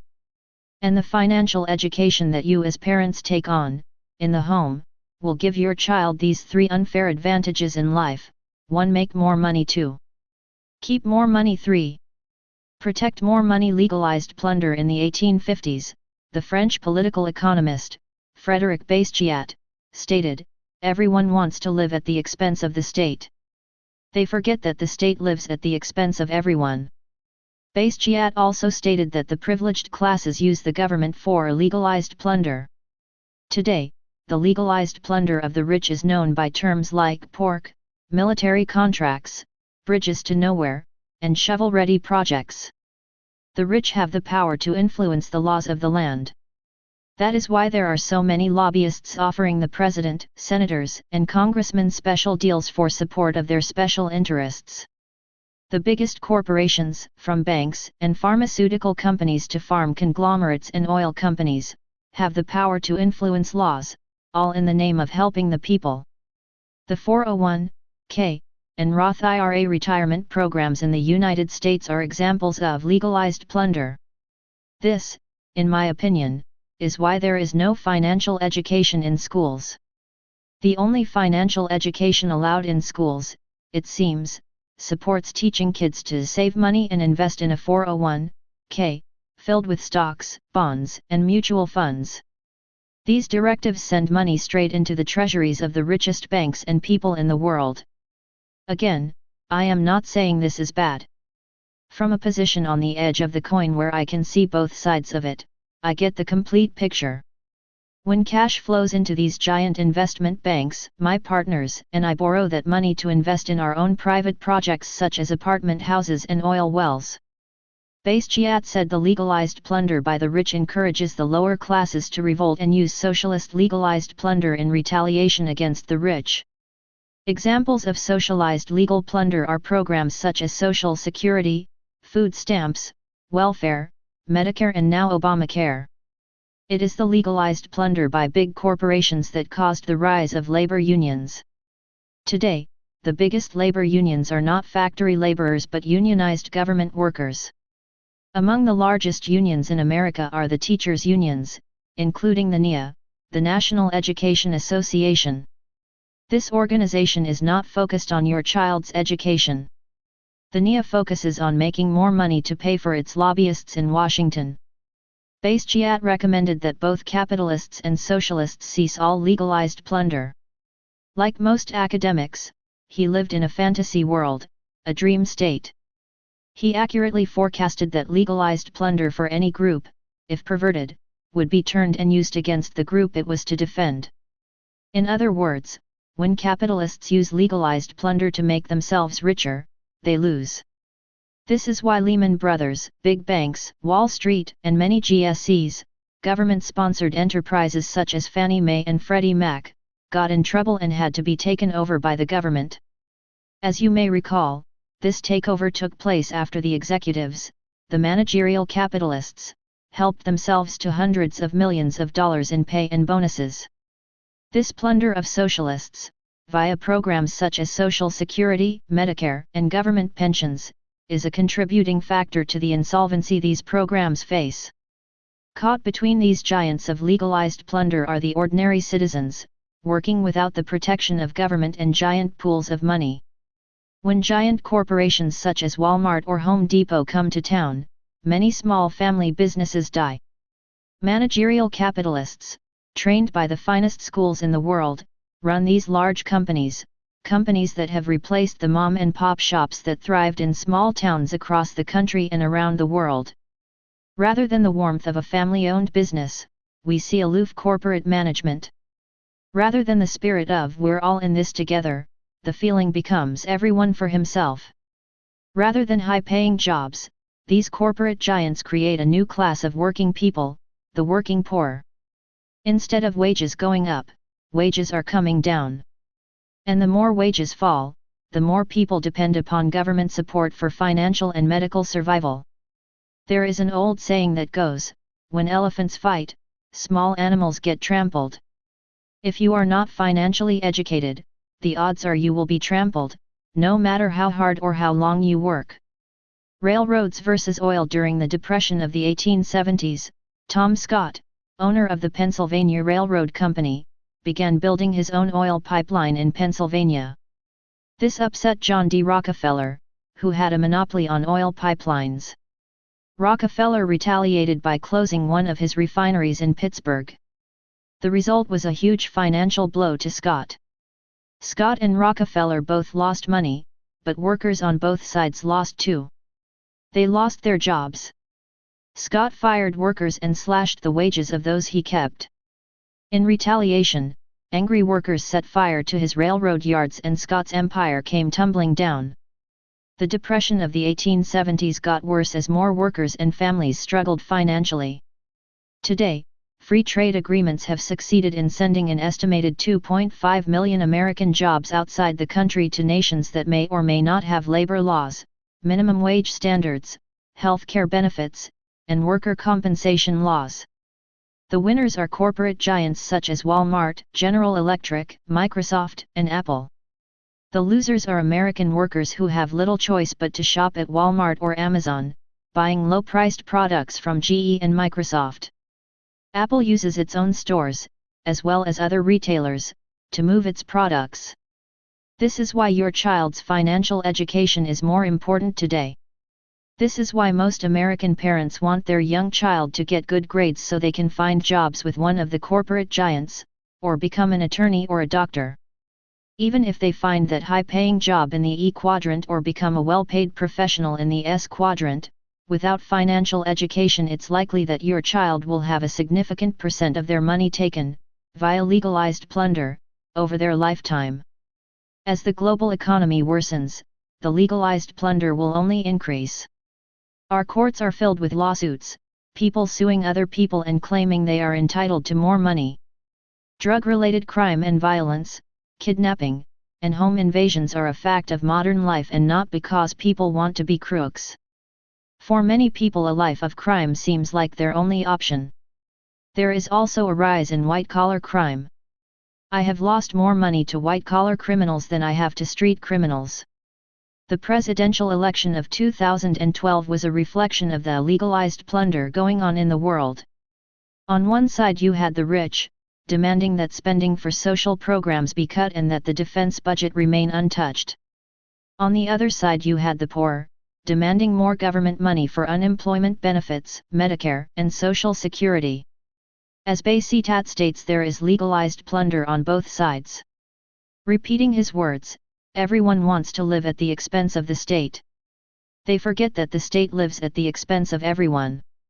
In other words, we are no longer capitalists.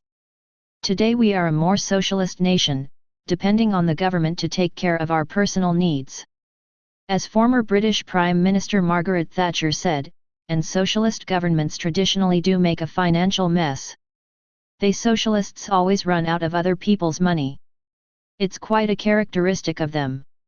Part 3 of this book focuses on the importance of giving your child a financial unfair advantage and how to do that. Financial education is the best defense when elephants are fighting. Part 3 Chapter 16 The 10 Unfair Advantages of a Financial Education. This chapter will summarize the first 2 parts of this book by reviewing the 10 unfair advantages of a financial education and how they can impact your child's life. Reviewing these 10 unfair advantages will better prepare you to understand the fourth and final part of this book.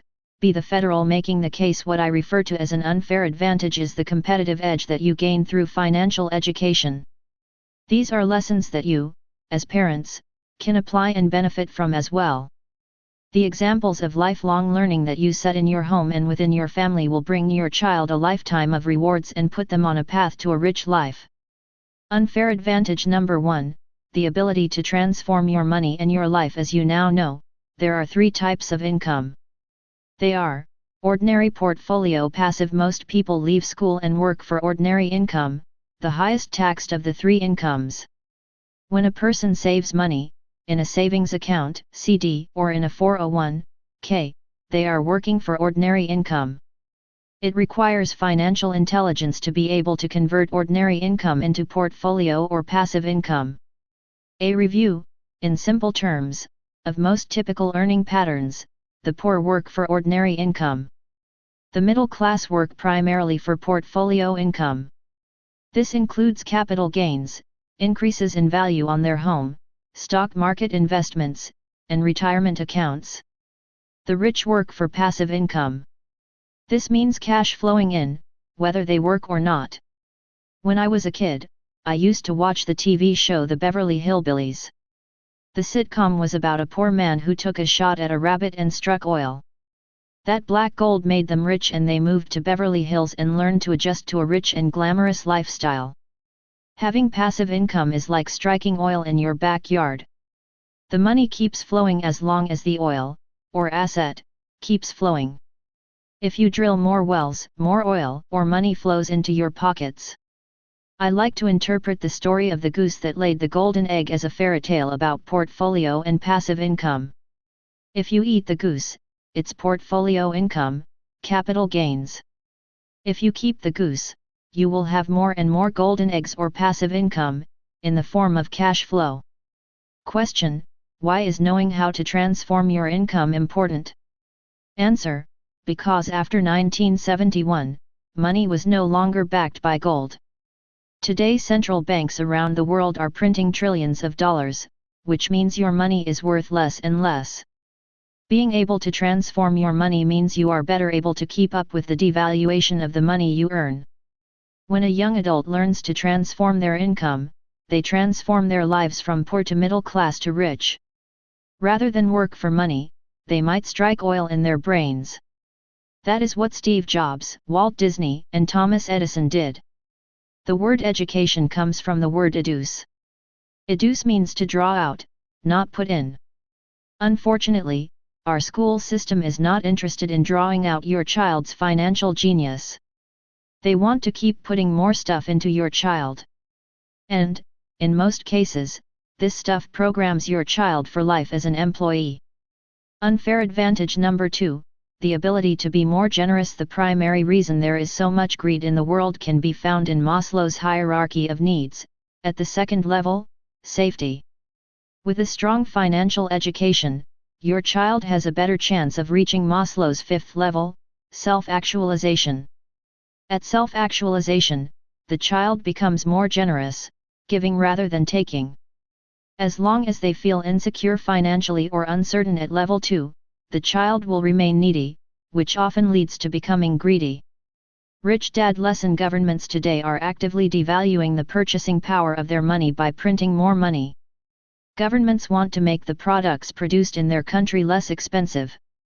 If wages go up and money stays strong, products become more expensive on the global markets, and exports slow down. Lower wages means we can export more products, which, in turn, keeps more workers employed. Poorer, but employed. This is why your child needs to know how to transform their income, especially ordinary income, into portfolio or passive income. The king of rock and roll. When I was a kid, a few stories of Elvis Presley's generosity made the news. In one story, a woman had admired his diamond. With a smile, he took off his ring and gave it to her. He clearly believed in sharing his blessings with others and gave to many people and many charities. His beneficiary choices were diverse and showed no preference for age, race, or creed. He saw only the need. There is a film titled 200 Cadillacs that documents his generosity. According to Maslow's hierarchy of needs, Elvis reached the top of the pyramid. He reached the top by sharing his gifts, his talents as an entertainer, and the more he gave, the more he received. There is a saying my Mormon friends taught me: God does not need to receive, but humans need to give. This may be why the Mormon faith is so powerful. They not only preach tithing, they practice tithing. It is a requirement. The word tithe comes from the same word as 10, and it means to give back 10% of what you earn. Many people say, I'll tithe when I have the money. The reason they do not have the money is because they do not tithe. Unfair advantage number 3, lower taxes. The more generous you are, the lower your taxes. That may be a bit of an oversimplification, but it's accurate in principle. As stated in parts 1 and 2 of this book, the tax laws are guidelines from the government. If you do what the government wants done, the government offers tax incentives or a tax stimulus. Most people have only one house. The government offers tax breaks for those who provide housing. Along the same lines, the government offers tax breaks for people who create jobs. Most people leave school looking for a job. Most people work hard to stay out of debt.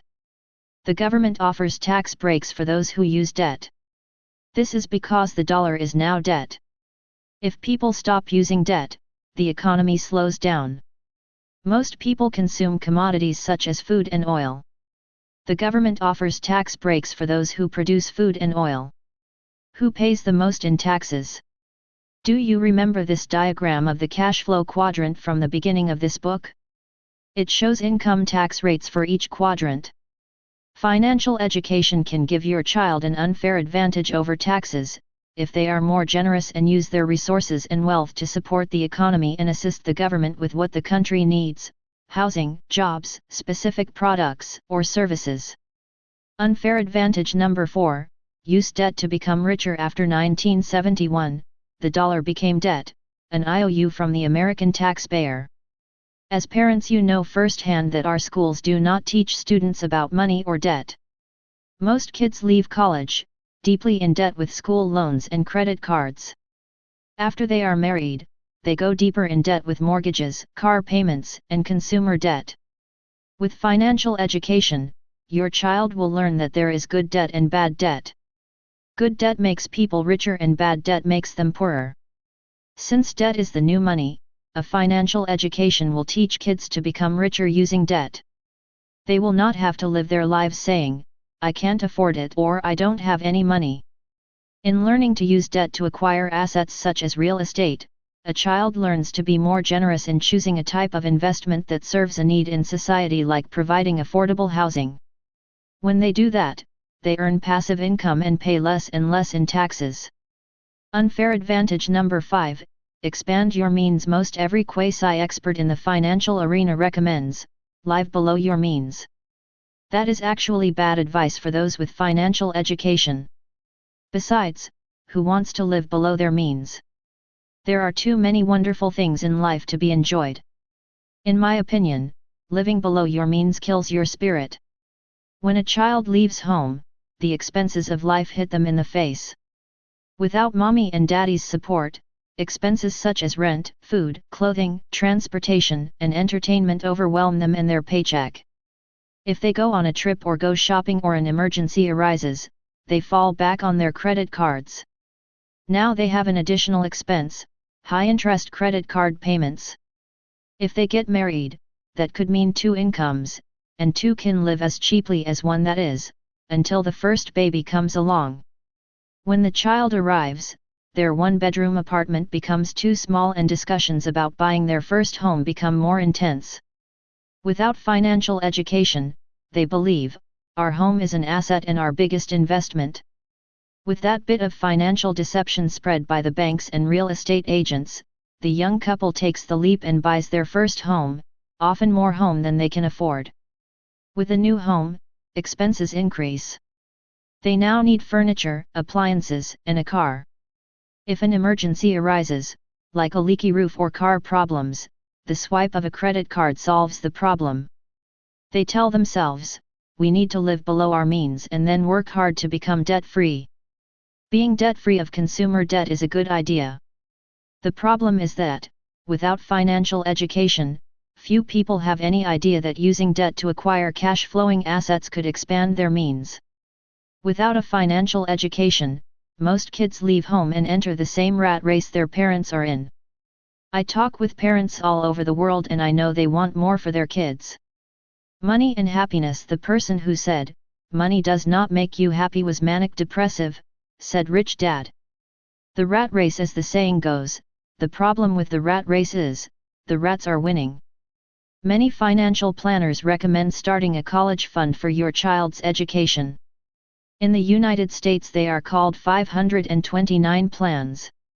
While the idea, the context, is good, the government requires that the content in the 529 plan be primarily mutual funds, the most expensive and inefficient way to save money. This is another example of Basitat's legalized plunder, another example of how big corporations create laws that send more money into their pockets. How to beat the rats rather than do as the rats tell you to do, learn how to beat the rats. The way to beat the rats is by expanding your means rather than living below your means. Teaching your child to expand their means gives your child an unfair advantage. How I expand my means. I love cars. If I had more garages, I would have more cars. The problem is, cars are liabilities. My solution to buying more cars is to expand my means by first buying an asset and then letting the cash flow from the asset pay for my liabilities. I will use a simple example I have written about in a previous book. Years ago, a rare Porsche convertible came up for sale. The price was $50,000. I had the money. My problem was, if I bought the Porsche, I would be buying a liability and losing my $50,000. When I talked with Kim about it, she didn't tell me not to buy the Porsche. She simply said, buy an asset that buys the Porsche. I gave the dealer $5,000 to hold the Porsche for 90 days. It took me a while, but I finally found a mini storage business in Texas and bought it with the $50,000 cash and a loan from the bank. The cash flow from the mini storage rentals more than covered the monthly payments on my Porsche. Today, I have the Porsche, and it's paid off. Once it was paid off, I used the cash flow from the mini storage to buy other toys. A few years ago, we sold the mini storage and invested the gains, tax deferred, into an apartment complex. Rather than making us poorer, the Porsche made us richer. I used the same process when I bought my Bentley. This is an example of expanding your means and having your assets buy your liabilities. Kim and I follow this process religiously. Another example is our beach house. Before buying our beach house in Hawaii, we spent a few years buying more apartment houses. The cash flow from the apartment houses, our assets, pays for our beach house, a liability. Rather than liabilities making us poorer, creating assets to buy our liabilities makes us richer. Living below your means does not make most people happy. The luxuries of life are to be enjoyed. Rather than live below your means, teach your child to go for the good life and become richer. Let their dreams of life's luxuries give them the ambition and incentives to move forward. If your child adopts this process early, they will beat the rats in the rat race. All it takes is a little financial education to learn to have your assets buy your liabilities, which can be a powerful unfair advantage. In other words, even liabilities make you richer if you buy assets that pay for your liabilities. Why money doesn't make you rich? It seems impossible for multimillionaire athletes to go broke. However, Sports Illustrated found that after 2 years of retirement, 78% of NFL players are bankrupt or under financial stress. How can that be possible? There are many contributing factors to the suddenly wealthy becoming suddenly living hand-to-mouth again. Horrific spending habits, bad investments, generosity, and child support can put the wealthiest athlete into the poorhouse. And it's not just the NFL. Within 5 years of retirement, an estimated 60% of former NBA players are broke. Unfair advantage number 6. Increase your emotional intelligence. When I purchased my Porsche by first buying real estate that generated cash flow, I was playing Monopoly registered trademark in real life. Starting with small greenhouses, Kim and I slowly began buying bigger properties like the mini storage. The reason most people will not follow that process is because they lack emotional intelligence. Earlier in this book, I introduced a list of Gardner's multiple intelligences. As a review, I'm listing them here. 1. Verbal linguistic. 2. Logical mathematical. 3. Body kinesthetic. 4. Spatial. 5. Musical. 6. Interpersonal. 7. Intrapersonal. Emotional intelligence is often called the success intelligence. One indication of high emotional intelligence is delayed gratification. One reason why so many people struggle financially is because they cannot delay their gratification. Most people would run out and buy the Porsche or Prius on credit, using bad debt. By teaching your child to buy assets first and then use their assets to buy their liabilities, you are increasing the child's success intelligence. Unfair advantage number 7. Understand the different paths to wealth. There are many paths to becoming a millionaire. A few are: you can marry for money, but we all know what kind of person does that. You can win the lottery. The lottery is for losers because without the millions of losers, there would be no winners. You can win the game show, Who Wants to Be a Millionaire? Whoever designed this game show must be an A student. Only an A student would think that knowing the right answers would make you rich. Very few people become rich by knowing the right answers. Most people become millionaires by making mistakes first and learning from those mistakes. Many mistakes. You can become a professional athlete. The problem is that many professional athletes are bankrupt 5 years after retirement. If they lose their millions, it's hard to make their money back as they get older. You can become a millionaire by being financially intelligent. Different types of millionaires. Many people claim to be millionaires.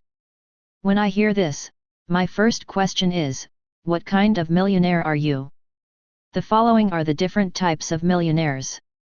The net worth millionaire. Before the subprime crisis in 2007, there were many net worth millionaires. For example, their house appraised at $3 million and they owed $1.7 million. This means their net worth was $1.30 million, making them a net worth millionaire. After the crash, their home is now worth half the value or $1.5 million, which means they are no longer millionaires because their home is worth less than the mortgage. Many stock investors are in this category. They have millions in stock, but very little cash flow from their investments. They are millionaires only on paper. The high-income millionaire. Many CEOs, doctors, lawyers, professional athletes, movie stars, and entertainers are high-income millionaires. This means they earn more than $1 million a year. The problem for this type of millionaire is taxes. Most are in the highest tax brackets of all. The inheritance millionaire. This group is often called the lucky sperm club. They were born into a rich family. The problem for this group is hanging on to the money. Many family fortunes are gone by the third generation. The grandparent who created the fortune passed on the money, but failed to pass on the knowledge needed to preserve and grow that money. The cash flow millionaire. A cash flow millionaire is a person who earns $1 million or more from their investments, without working. One of the great things about being a cash flow millionaire is that both debt and taxes work in your favor. Debt and taxes work against the other types of millionaires. I knew my best chance to be a millionaire was to be as a cash flow millionaire. I knew I had no exceptional academic, singing, acting, or athletic talents. Starting at the age of 9, I knew I had to find my own way to success. That is why I loved the game of Monopoly. I knew I could do that. Starting small with little greenhouses, building both my asset column and my confidence, I play the game of Monopoly today in real life. When discussing money with your child, it is important to discuss the different types of millionaires and which type might be best for them. The possibility of becoming a millionaire may inspire them to learn, study, and work to achieve their dream. Their dreams are important because, as Rich Dad said, your genius is found in your dreams. You can give your child an unfair advantage by inspiring them to pursue their dreams, rather than a steady job. Remember that the word inspire comes from the word spirit. If you ignite your child's spirit, their genius may emerge. Unfair advantage. Number 8, protect your assets. Many people in the poor and middle classes are proud to say, my house is in my name, or my car is in my name. It's called the pride of ownership. The rich, on the other hand, want nothing in their name. The rich protect their assets through legal entities with names like S corporations, LLCs, limited liability companies, and C corporations, just to name a few. The rich use these legal entitles to protect themselves from two types of predators and their two strategies: 1. Government, taxes; 2. People, lawsuits. If you or your child is planning on becoming rich, it's important to have legal entities in place before you are rich. If you are rich, but do not have these entities in place, you could lose everything. Protection from predators. There are two types of predators. One is the government. Without an entity to protect you, you will pay more and more in taxes.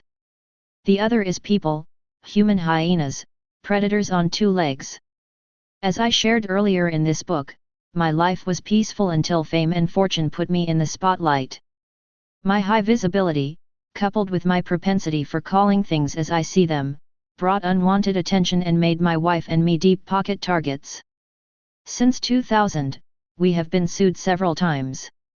The lesson here is this: if you want your child to be rich, teach them about asset protection before they become rich. As the saying goes, you cannot buy accident insurance after you have an accident. Unfair advantage. Number 9, Retire Young. Warren Buffett has warned that the coming retirement crisis will be a bigger crisis than the subprime mortgage crisis.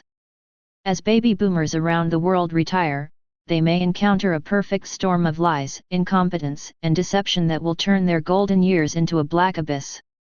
The central banks of the world may be called on to bail out retirement plans. For the millions who do retire, their problem will likely be too much time and not enough money. In other words, they know how much retirement money they have, but they do not know how long they will live. With inflation on the rise, many will run out of money sooner than expected. The best plan for your child's option of early retirement is to start financial education at an early age.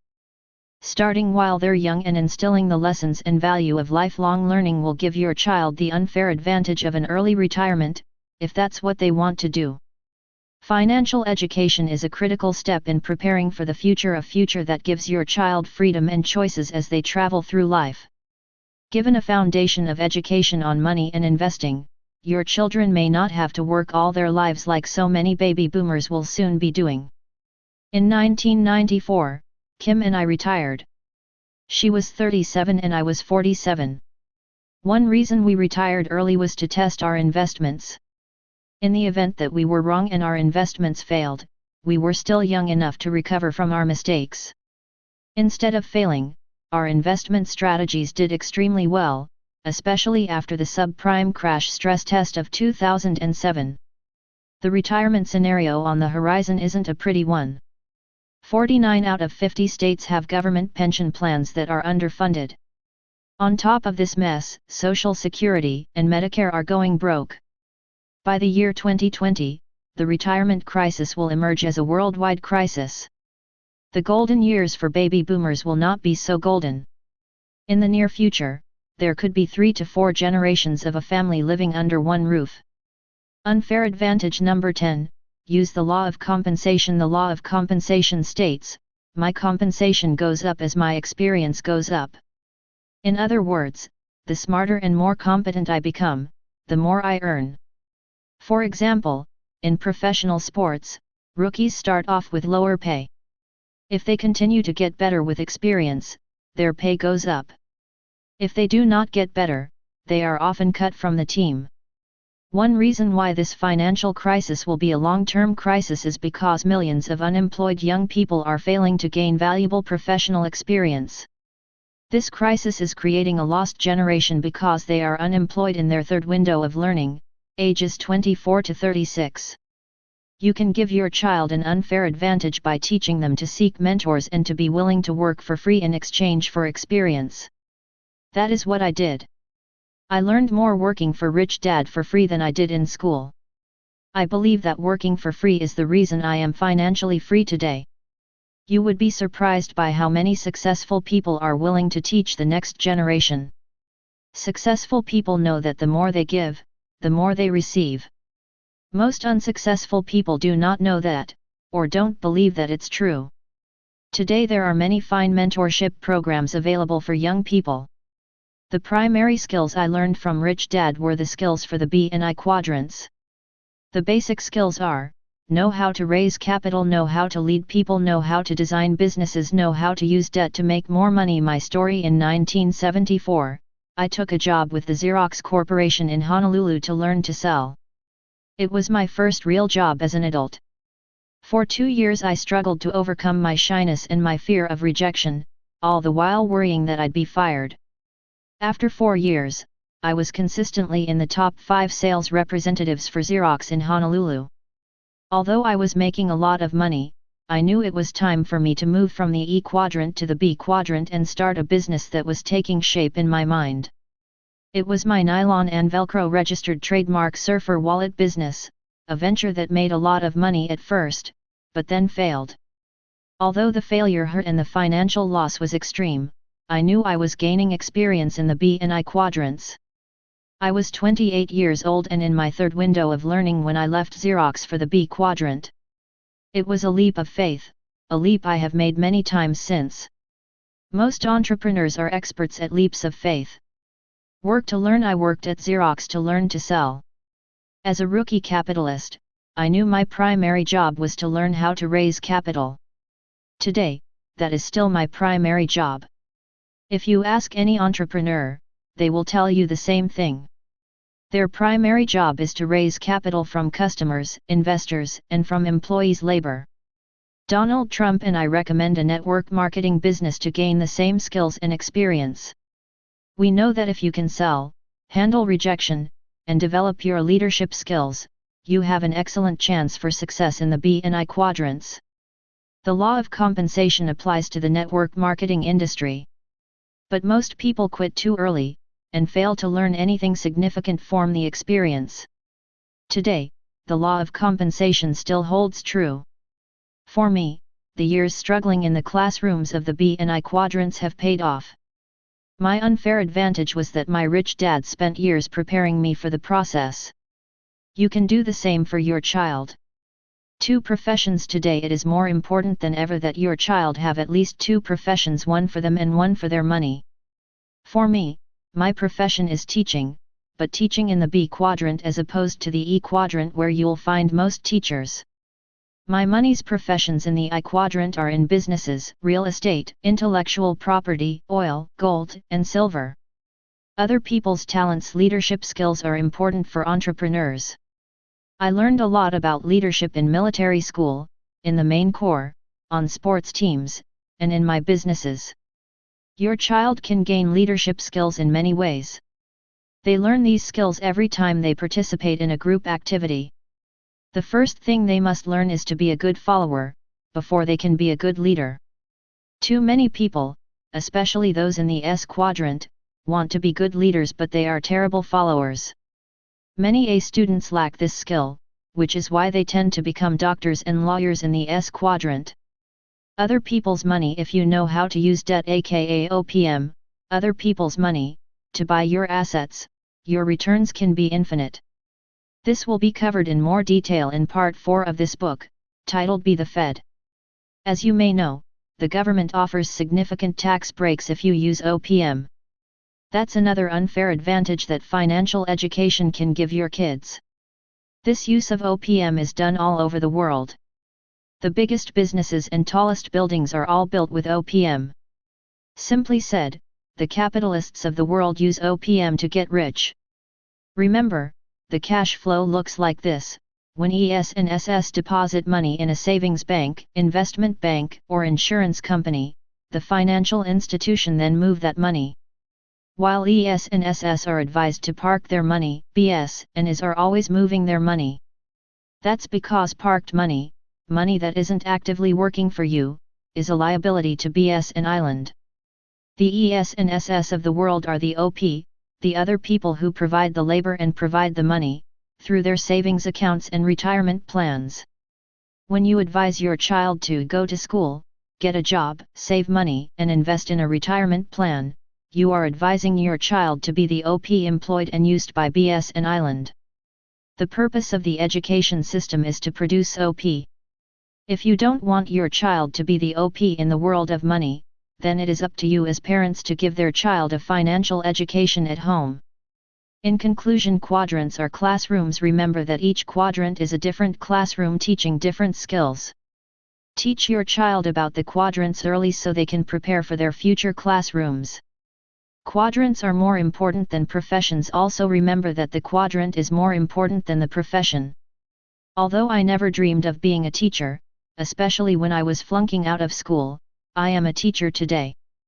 But, I am a teacher in the B and I quadrants, not the E and S quadrants. The difference is, I make as much money as I want, pay very little, legally, in taxes, and do not need a paycheck or a pension. By giving your child these 10 unfair advantages, they gain other advantages in life.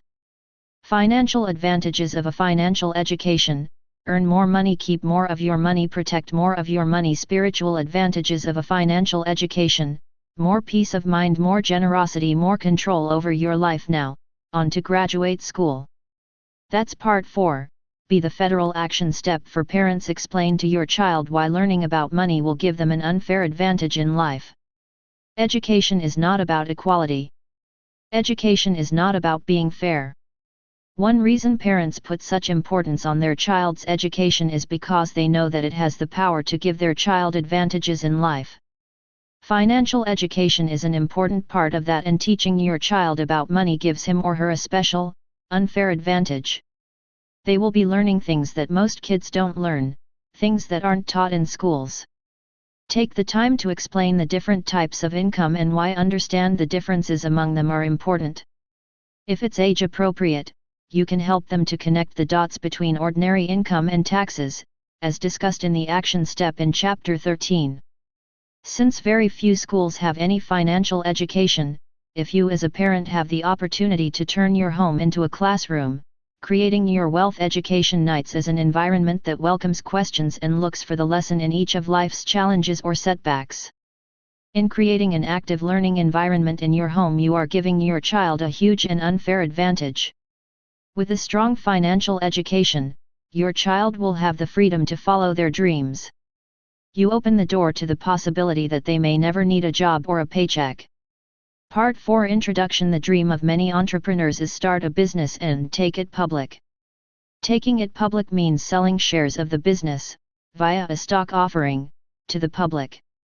This is what Steve Jobs and Mark Zuckerberg did when Apple and Facebook went public. When they took their companies public, they started up the printing presses, printing millions of shares of stock in their own companies. They became billionaires. For many entrepreneurs, selling shares of their companies to the public is their graduation from graduate school. Your graduation present is that you can now legally print your own money. This also means you may not need to borrow money. You can print more money by issuing more shares of stock in your company and selling those shares to the public.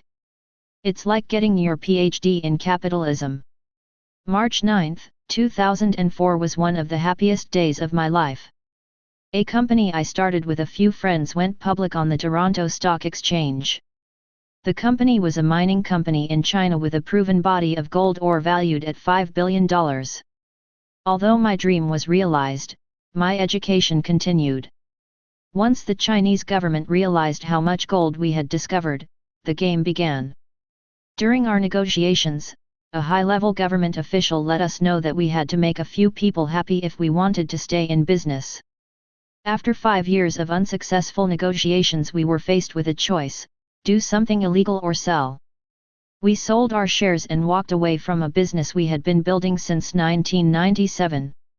I do not blame the Chinese government or the Chinese people. Bureaucratic corruption is found in countries all over the world. Corruption exists anywhere money is changing hands. My experience in China reminds me of what my rich dad said: bureaucrats only know how to spend money. They do not know how to make money. If they knew how to make money, they would be capitalists. He also said, in capitalist countries, capitalists are rich. In socialist and communist countries, bureaucrats are rich. In the United States, many bureaucrats are becoming rich. This is not a good sign. It is a sign of growing corruption due, in my opinion, to failures in our educational system. In the opening sections of this book, I quoted from Dr. Frank Luntz's book What Americans Really Want, Really, So How to Equip a Generation of Americans for Success in Entrepreneurship. Forget about MBAs. Most business schools teach you how to be successful in a big corporation, a bureaucrat, rather than how to start your own company. Again, his research found, 81% of Americans say universities and high schools should actively develop entrepreneurial skills in students. 70% say the success and health of our economy depend upon it. I agree with Dr. Luntz. Most teachers are employees. How can they teach kids about entrepreneurship? If the teacher does come from the world of business, it's most likely that they are a managerial capitalist, a bureaucrat who never started a business from the ground up, much less took it public through a stock offering. My concern is that our schools are mass-producing more and more bureaucrats with advanced degrees. If this continues, not only will corruption increase but more entrepreneurs may choose to leave the country. This is why I believe financial education for your child is important. We need entrepreneurs. We need people who grow up to start businesses, create jobs, and learn how to print their own money. Ways to print your own money. Starting a business and selling it to the public is one way to print your own money. Another popular way is called technical trading in the stock market, using trading strategies such as shorts, call and put options, collars, and straddles. A few of these strategies are taught in the Cashflow 202 game. As with any new investment plan or strategy, I always recommend education and practice. Lots of practice before doing the real thing. You do not have to be in the stock market to print money. Every time I write a book, I am printing my own money. I print even more money when I license the international rights to publishers who translate and print my books in other languages. That money arrives on a regular schedule via royalty check from every corner of the world. There are ways a child can begin developing their own neural pathways for printing money. Here are 5 simple examples. 1. When a child sets up a lemonade stand and exchanges lemonade for money, the child prints their own money, a form of money known as lemonade for sale. 2. When a group of children get together to put on a theatrical play, the tickets they sell are another way of printing their own money. 3. If a garage band produces a hit CD, the sale of the CDs is their way of printing their own money. When they go on tour and sell tickets, they're printing more money.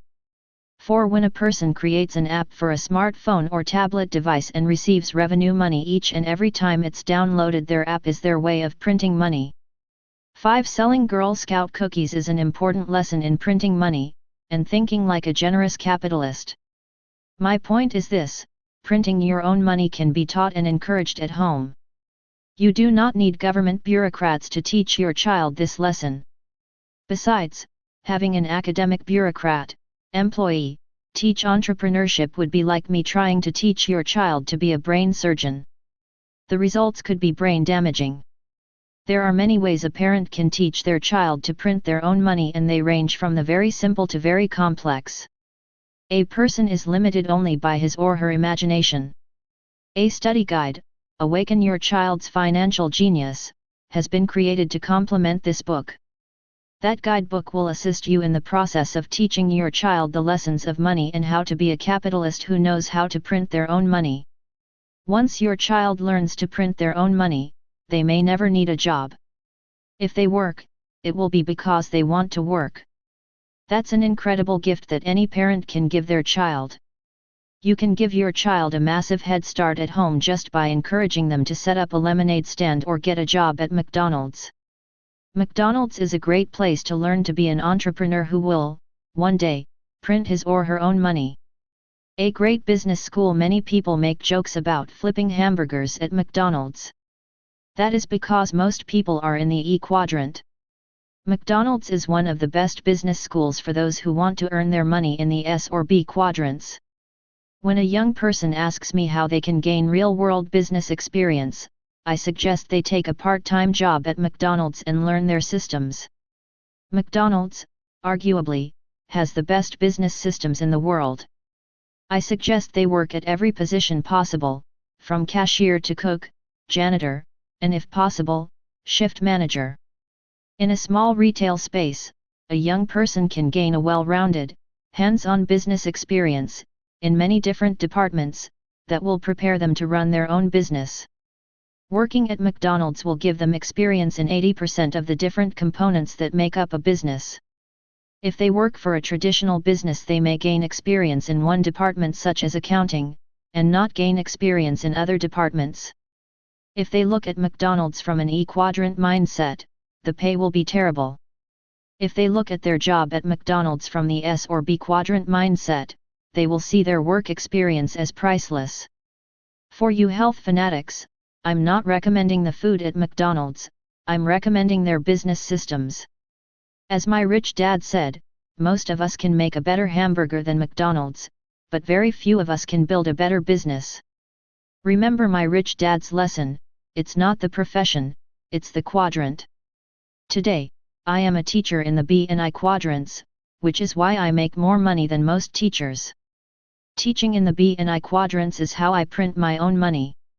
The fourth and final part of this book focuses on how financial education can teach you and your child to be the Fed, to print your own money, pay less in taxes, do more good, be more generous, and protect yourself and your family rather than be crushed by rising inflation, higher taxes, and more poverty in the looming financial turbulence.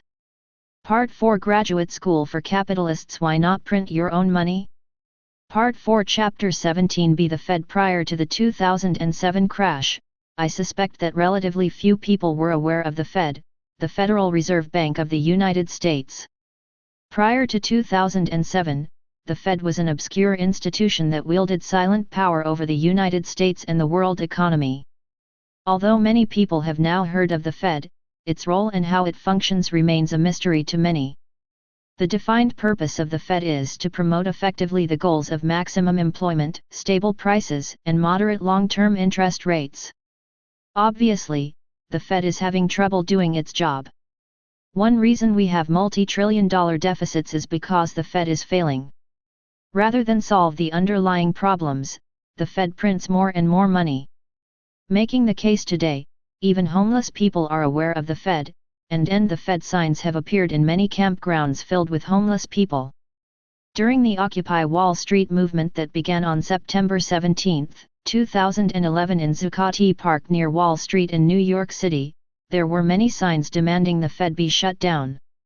Today many people know that the Federal Reserve Bank is not federal, is not a bank, and has no reserves. It's not even American, owned instead by the richest people and banks in the world. The Fed has the power to print money, even though Fed Chairman Ben Bernanke denies that it does that. What the Fed does is write checks, out of thin air, to buy U.S. Treasury bonds and other assets to keep the economy from collapsing.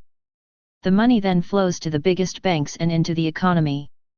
The Fed then collects interest on the bonds, interest paid by taxpayers. What happens to the money the Fed collects? That's the trillion-dollar question. In 2009, Ron Paul, former presidential candidate and U.S. representative from Texas, wrote a book titled, "End the Fed." He has been a critic and opponent of the Fed for years. Paul views the Fed as a quasi-criminal organization, a cartel made up of the biggest private banks in the world. While I agree with Ron Paul and believe the world would be better without central banks like the Fed, I choose not to spend my time in protest. I would rather increase my financial intelligence and look at the Fed from the edge of the coin, the vantage point that lets me see both sides. In looking at both sides, I can see how the Fed has done a lot of good, in spite of what many view as harm. Although I understand both sides of the argument, I am encouraged to see the heightened level of awareness that has even homeless people now protesting the Fed. When I was in high school, during the 1960s, President Lyndon B. Johnson launched his Great Society programs that led to the creation of Medicare, Medicaid, and the Older Americans Act. The Great Society was designed to save the poor. The Great Society programs expanded under Republican Presidents Richard Nixon and Gerald Ford, with its greatest expansion during the term of President George W. Bush. Facing re-election challenges, President Bush passed Medicare Part D, the Medicare Prescription Drug Improvement and Modernization Act. This allowed Medicare and Choice to add prescription drug coverage and became known as Medicare Advantage, MA, plans. Medicare may be the most expensive of all U.S. social programs to date. That decision made the pharmaceutical companies and elderly voters happy, and Bush won his second term. My story now: we have Obamacare, which may prove to be the worst of all presidential policies. I think many would agree that Obamacare is about more than just healthcare. It's about money and power. There are laws written into the plan that have nothing to do with healthcare and everything to do with passing on more power to government at the expense of even greater invasion into our private lives. It isn't surprising that, in recent months, the words socialism and communism are heard more and more often in mainstream media.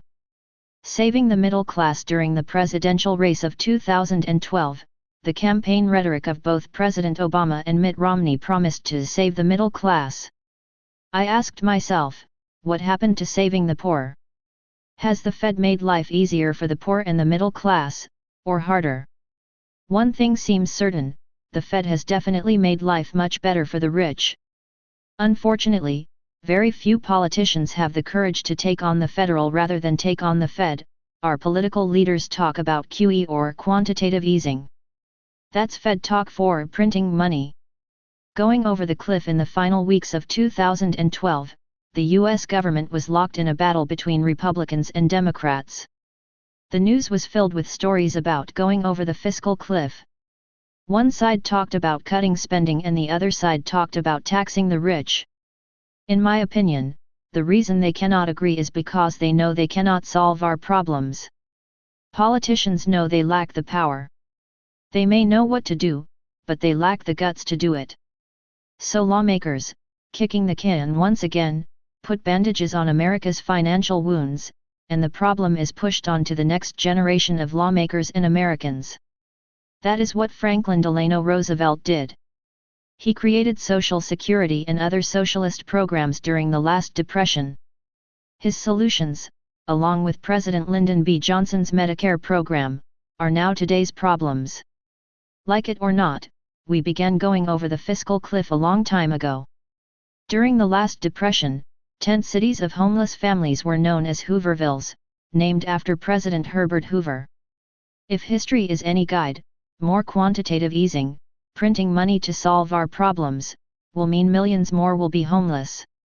While I agree with Ron Paul to end the Fed, I choose to use my rich dad's financial education, which is, be the Fed. As my rich dad often said, the best way to help the poor is to not be one of them.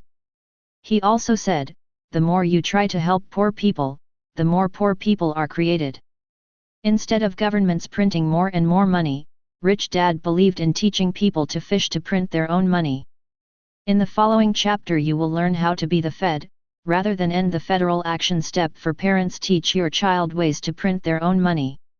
One advantage to being poor and then working for Rich Dad, who paid me nothing, was that I had to learn to use my head when it came to figuring out ways to get my own money. It's said that poverty leads to creativity. And, as I've told the story in Rich Dad Poor Dad, I began making money by melting old toothpaste tubes and making lead nickels. At the Merchant Marine Academy, I made extra money taking old sails from sailboats and sewing colorful nylon wallets. Since leather wallets rotted when exposed to the elements, nylon wallets were well received by sailors. My point is, not having money caused me to become creative in finding ways to print my own money.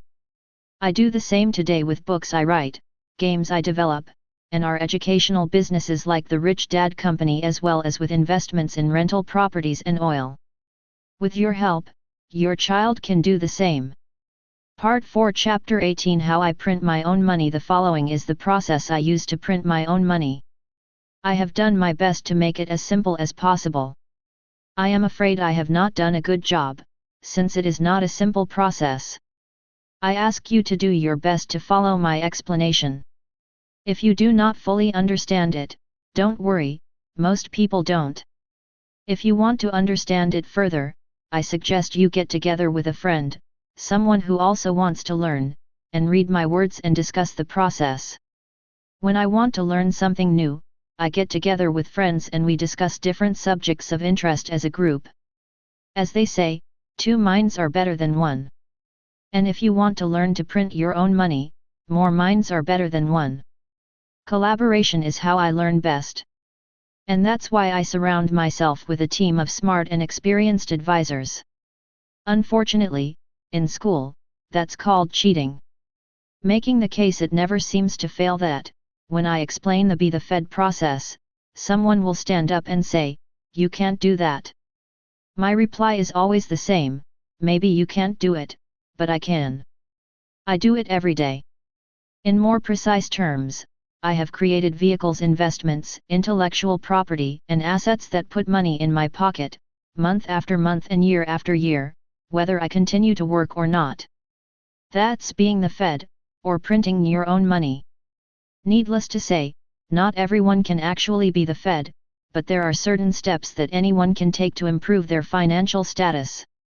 A few suggestions: 1. Be an entrepreneur, own your own business. 2. Build a team of advisors, attorneys, accountants, and other entrepreneurs. 3. Understand how to use debt. 4. Understand tax laws. 5. Develop high emotional intelligence. 6. Set high standards for legal, ethical, and moral character and practices. 7. Be a real estate investor. 8. Be a commodities investor. 9. Dedicate time to financial education and putting what you learn to work. 10. Develop strong communication and people skills. My story. Let me tell you how I created my own federal. Returning from Vietnam in 1973, I didn't know if I could make it in Rich Dad's world. I had at least a basic understanding of the 10 requirements listed above, his guidelines for what was important in his world. I knew job security and a steady paycheck were not on his list. And I understood why.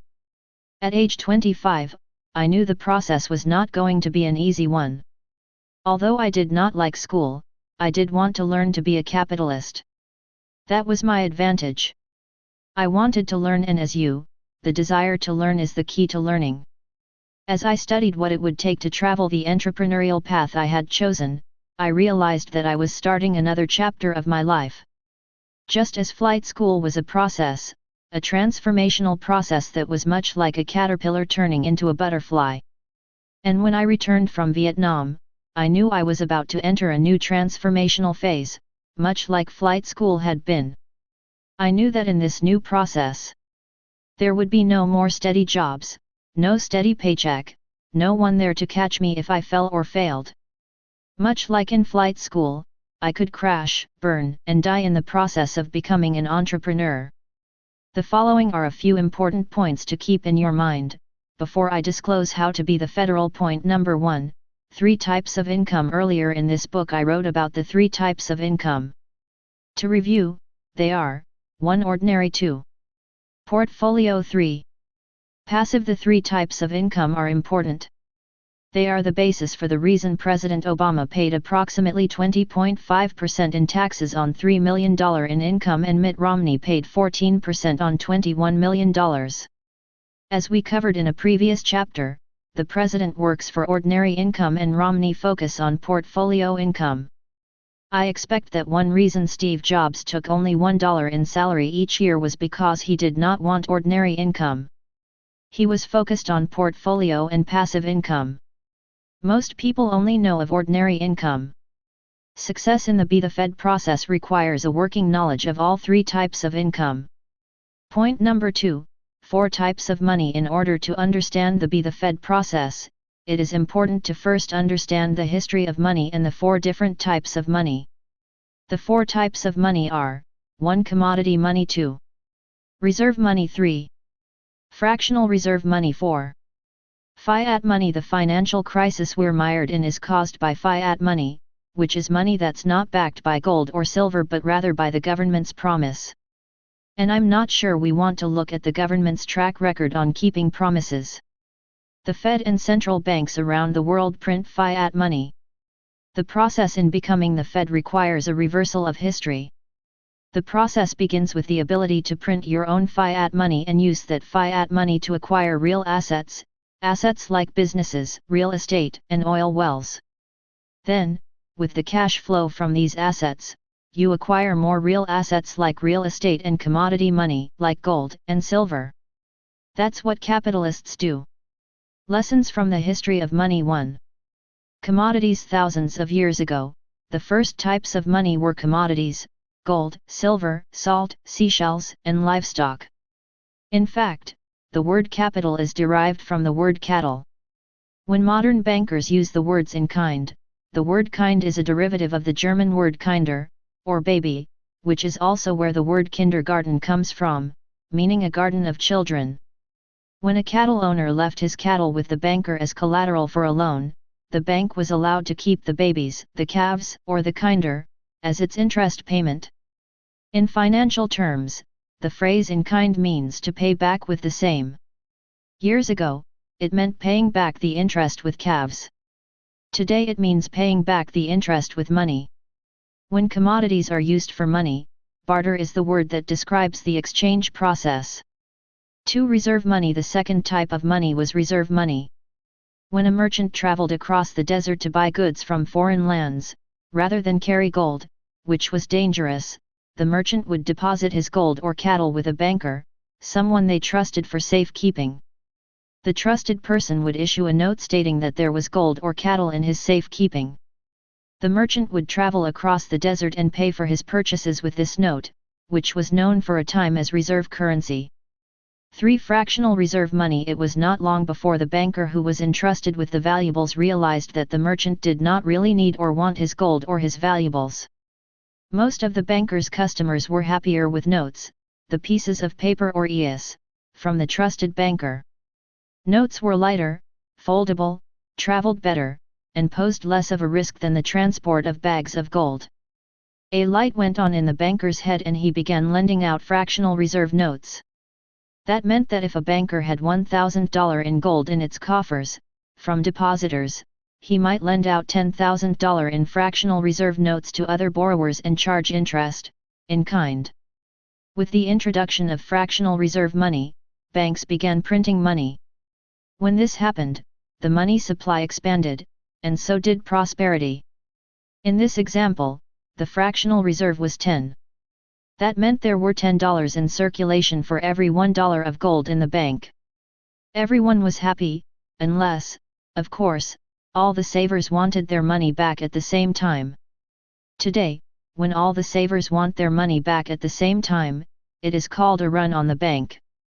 In 2008, after Lehman Brothers failed, President George Bush signed TARP, the Troubled Assets Relief Program, into law. He was doing his best to prevent a massive, panic-driven run on the banks. This is how the global economy got into trillions of dollars in debt. Governments all over the world had printed trillions of dollars, yen, euros, and pesos to prevent a global run on the banking system. The bankers were caught lending out money they did not have.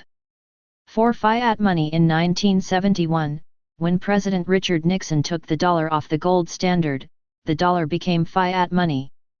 This is the type of money that fuels the world economy today. Fiat money is money a government declares to be money. The definition of the word fiat is it shall be done. In simple terms, the government runs a printing press and turns a piece of paper into money. Today, it can be done with an electronic pulse. They don't even need paper. With fiat money, two things happen when more money is printed: taxes go up, inflation goes up. Printing money is, essentially, a double tax on the poor and middle class. That's why the gap between the rich and everyone else grows wider. This is also why the first chapter of Rich Dad Poor Dad states, the rich do not work for money. Why would anyone work for fiat money? Printing fiat money can be good for the US economy, for a little while. Fiat money keeps wages low, and keeps the products we produce less expensive so we can export more. If governments did not devalue their fiat money, products would become more and more expensive, unemployment would rise, and social unrest would brew. Fiat money also means the government pays off its debt with cheaper dollars. And it means the government collects more in taxes as incomes rise into higher tax brackets, even though the value of money is going down. Why banks love debtors in the modern banking system: for every $1 you put in the bank as savings, the bank is allowed to lend out $4. When I invest in real estate, I help the bank lend money to me. Remember, your $1 in savings is the bank's liability. When I borrow money, my $4 in debt is the bank's asset. Where did the additional $4 come from? It came out of thin air.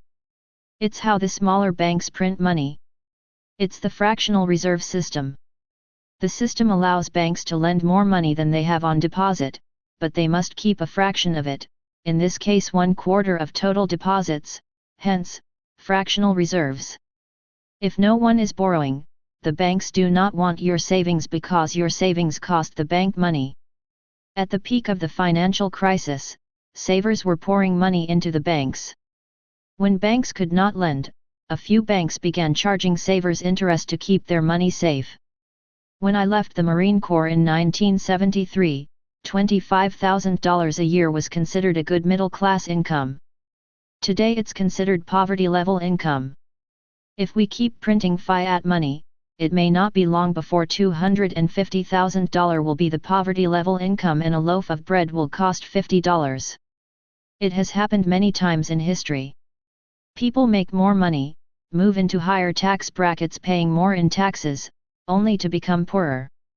This is why becoming the Fed is important. You want to print as much money as possible, your own fiat money, pay as little in taxes as legally possible, acquire more and more assets. These assets will produce more fiat money, and eventually revert back to commodity money or gold and silver. This is the process the rich use. This process is the reasons why the rich are getting richer as the poor and middle class continue to struggle and become poorer and poorer. The rich do not work for fiat money, but the poor and middle class do. Could I become the Fed? After leaving the Marine Corps, I worked at Xerox learning to sell during the day and started businesses at night and on weekends. I was doing my best to achieve step 1 on the list of milestones to becoming the Fed, to become an entrepreneur. I knew that if I became an entrepreneur in the B quadrant, I could make much more money than if I was in the E or S quadrants. My life was a series of successes and failures. My first big success was the nylon and Velcro registered trademark surfer wallet business, a business that soon failed, leaving me nearly $1 million in debt.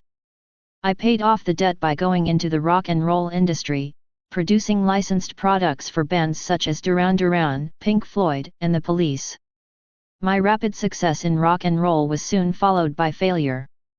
Although I knew that each failure was making me smarter, the pain of failure was excruciating.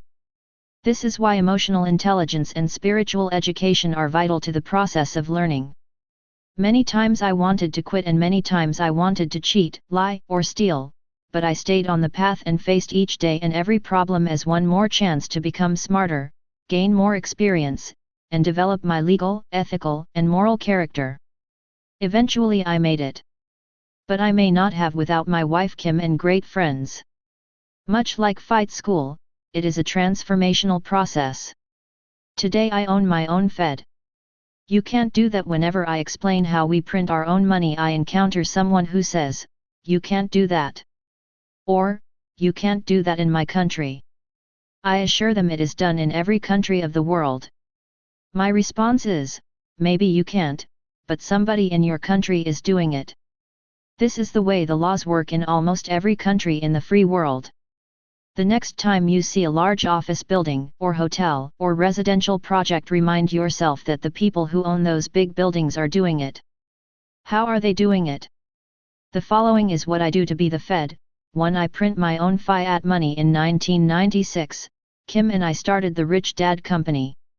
We raised $250,000 from investors. Once the company was up and running, we paid the investors back with interest, in kind.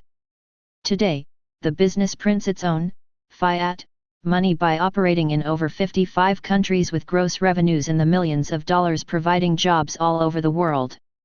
All money coming in is an infinite return, since all the money we originally invested into the business, our investors' money and ours, has been repaid. An infinite return is the same as printing money, just as the Fed does. Every year, we design new products and, once again, more money comes in. If the Rich Dad Company were shut down, the cash would still flow in from our international book and game licensees. 2. I invest in real estate using fractional reserve money. Real estate is a great investment because bankers love real estate. It is much easier to get a real estate loan than a business loan. Investing in real estate is fractional reserve money. For every dollar I invest in real estate, like apartment buildings or commercial properties, the bank will loan me another $5. So the ratio is 1:4. I call fractional reserve money a 1-to-5 lift because I have expanded my personal money supply by 500%. Some call it leverage. Some call it OPM. Some call it debt, a 4-letter word that for some is a very good word. Our objective is to get our dollar, our fiat money, back. That means we go from a 1:4 equity to debt ratio to a ratio of 0:5. An 0:5 ratio means that none of my money is in the property and it is debt that is financed, 100%, with the bank's money. By borrowing our $1, we shift from fractional reserve money to pure fiat money. The real estate property is printing our money with 100% of the bank's money. Having none of our money in the investment, we again achieve an infinite return, which is in effect printing 100% fiat money. The law of compensation in 1973, after taking a 3-day real estate seminar, I purchased my first property for $18,500. I put 10% down, or $1,850, using my credit card. That was my first 100% financed investment. How money changes quadrants. When I make money in the B quadrant, I immediately invest more in the I quadrant. I do this to further minimize taxes on the B quadrant income. If I spent my money from the B quadrant, I would not be as wealthy and I'd pay higher taxes. For example, if I make $100,000 in the B quadrant, I will either invest in a real estate project or an oil and gas project. Not only do I acquire more assets, I gain more cash flow and, again, reduce my taxes. By 2005, Kim and I and our partners Ken McElroy and Ross McAllister were putting together our first multi-million-dollar, 100% financed investment. Kim and I put up $1 million as our down payment. We improved the property and added new apartments. The rents went up and, on the basis of the additional income generated, the bank refinanced our loan on the property. In small real estate investments, banks lend money according to the investor's financial strength. On larger real estate investments, banks lend money on the financial strength of the property, more so than the investor. With the new loan on the property, Kim and I received our $1 million investment back, tax-free, because it was debt. If it were ordinary income, we would have paid approximately $500,000 in state and federal taxes. Today, we still own the property. It is 100% bank financed and we still receive our monthly cash flow income, which is taxed at the lower passive income tax rate. The bank is our partner that has provided 100% of money invested, but we receive 100% of the appreciation, amortization, and depreciation. The bank gave us our $1 million investment back, which we reinvested, into another apartment project and then repeated the process. This is why I love banks. They are the best partners, providing that you are a good partner to them. The tax department is also a great partner because we are doing what the government wants done, which is employing people, using debt, and providing housing. The core principles in my first investment in 1973 and in the investments Kim and I do today are the same. Only the number of zeros in the amount of the transactions has changed. This is an example of the law of compensation in action, the law that states as education and experience goes up, your compensation goes up as well. As long as we have our own money in the investment, the cash flow we receive is fractional reserve money. The moment all of our money is pulled out, via financing using 100% debt, the cash flow we receive is pure printed money. The federal banks are the best partners when it comes to investment partners. Banks are the best. Banks put up most or all of the money and let me keep all the profits as well as the tax advantages like amortization, appreciation, and depreciation. Most partners want to share in the profits and tax advantages, but banks don't. If the words amortization, appreciation, and depreciation are new terms that are not in your financial vocabulary, flip to the glossary at the back of this book. Also make a note to talk with your tax preparer or a tax professional to explain these important terms in greater detail. The velocity of money. Most people, especially ES and SS, park their money in savings, insurance policies, or in retirement accounts. BSN is borrow that money and keep the money moving by acquiring assets, then getting the money out of the asset to invest in another asset, over and over again. Their motivation is that they receive more and more income and pay less and less in taxes. This is because they do what the government wants done. They create jobs, housing, food, fuel, and use debt to make more money. In simple terms, ES and SS park their money. The BSN is keep money moving. In financial terms, keeping money moving means acquiring more assets is known as the velocity of money. In simple terms, ES and SS park their money. The BSN is keep money moving. In financial terms, Keeping money moving means acquiring more assets is known as the velocity of money. 3. I convert cash flow to commodity money. Many so-called experts call gold a barbaric relic of the past. They are correct. It is a relic that has survived thousands of years. Many people are buying gold and silver to convert their fiat money into commodity money. The problem is that in doing so they do not acquire assets that produce cash flow. Their fiat money goes straight into hiding, as barbaric relic of the past. It doesn't do much good for society or the economy, as it sits in a safe doing nothing. By being the Fed, I print my own fiat money and acquire assets such as businesses, real estate, and oil wells, assets that serve society, as well as produce cash flow. With our extra money we purchase gold and silver. We don't save fiat, counterfeit, money.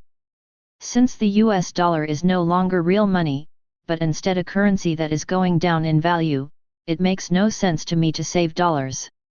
If we need dollars cash, then gold and silver are liquid and can be converted quickly and easily back into dollars. By being the Fed, I've reversed the history of money. I start with fiat money and get back to commodity money. 2 dads. I was fortunate to have 2 father figures in my life. They were my best teachers. I learned more from them than I learned in school. From my poor dad I learned the importance and value of study. From my rich dad, I learned the power of generosity. Starting at age 9, by playing Monopoly, my education in the world of C students, the students of capitalism, began. It's a world that many A students, the academics, or B students, the bureaucracy, rarely see. One thing that's become crystal clear to me as I've gotten older, in the big picture, life is not about grades. Life is about what you choose to study. Action tip for parents: explore and experience the real-life world of money with your kids. As a parent, it is important to teach your child to take action and learn by doing. And when it comes to learning about money, great ways to do this is to take trips into the real world. Money is a part of nearly every decision we make: what to have for dinner, where to gas up the car, and how to pay for dental care. Here are a few examples. Take your child grocery shopping, and discuss the family budget and what it costs to feed your family. Take them to a real estate office, to look at an investment property and discuss how to evaluate an investment opportunity. Take them to a coin shop that sells gold and silver coins, and explain how the prices are determined and why gold and silver can be good investments. Take them to a financial planner's office or a stock brokerage, and let them listen in on the conversation. Use real-life family situations and problems as learning opportunities. In my poor dad's home, money problems were never discussed, nor were financial mistakes admitted. For my poor dad, to admit you had problems or made mistakes meant he was stupid or a failure. In other words, he brought his culture from school into our home. In my rich dad's home, money problems and even mistakes related to money were learning opportunities. When real money problems or mistakes occur in your home, take the time to discuss and bring in new information from this book or other resources and seek wisdom from the other side of the coin. By seeking wisdom from the other side of the coin, you are teaching your children to increase their intelligence in all aspects of life. My poor dad believed that knowing the right answer was enough. For him, knowing that Columbus discovered America in 1492 was enough. My rich dad believed knowledge was action, what you knew you could do. My rich dad would rather learn to be Columbus than memorize the date he set sail. As the cone of learning reminds us, doing the real thing and simulation, both action-oriented and experiential ways of learning, are not only more fun but more memorable. When real money problems or mistakes occur in your home, take the time to discuss them and seek out new information from this book or other resources, which will help you to look at the problem from the other side of the coin. By seeking wisdom from every side of the coin and multiple points of view, you are teaching your child to increase his or her intelligence in all aspects of life. Final thoughts: a home is a classroom, a child's most important place of learning. The foundations for life are built at home. Unfortunately, millions of children grow up in homes that are not healthy or supportive environments. Many kids are raised in environments of abuse, drugs, lies, hate, prejudice, and addictions. And these are rich kids. Poor kids grow up in an even tougher environment of poverty. I wrote this book for parents because parents are a child's most important teacher. Even if a parent is uneducated, that parent can still encourage learning. Even if a parent has suffered abuse or neglect, that parent can still hold their child and make them feel safe and loved. Love is a gift we all have to give, and it doesn't cost any money. And it can find its way into every home, rich or poor. This book is the most important book I have ever written because I knew only parents who truly loved their child and were concerned about his or her education and their future would read it. I did my best to keep things simple. I cannot emphasize strongly enough the importance of understanding the three sides of every coin, the importance of seeing things from multiple perspectives and being open to other points of view. Parents can increase their child's intelligence by teaching them how to see a bigger picture, more than a right or wrong world. I've emphasized the importance of generosity over greed and attempted to explain how the U.S. tax code actually rewards generosity. I've shared my belief that education is a lifelong process, rather than a grade at the end of a semester, and that learning from our mistakes is how we're designed to learn. Keeping pace with change. There are many causes for the financial crises the world faces. The lack of financial education in our schools is only one of them. Another important cause of this economic turmoil is a concept known as accelerating acceleration, or the acceleration of change. Said another way, one reason schools fail students is simply because the school system cannot keep pace with change. Our current education system was founded in the agrarian age, marginally updated for the industrial age, and sorely lacking, in my opinion, in its ability to serve today's kids living in a fast-paced, ever-changing information age world. In a world of accelerating acceleration, what is new today may be obsolete in less than 2 years. The good news is that most children are programmed to keep up with this accelerating acceleration. The flip side of that coin is that most schools and teachers are not. It shouldn't be surprising that many students are diagnosed with AD, or attention deficit disorders. In many cases, I think, AD may be nothing more than a new name for boredom. These facts of academic life make a parent's role as teacher more important than ever. And this begs the question, how do parents keep their child engaged in learning? One answer is games. Kids sit for hours engaged in games on computers, game consoles, tablets and smartphones.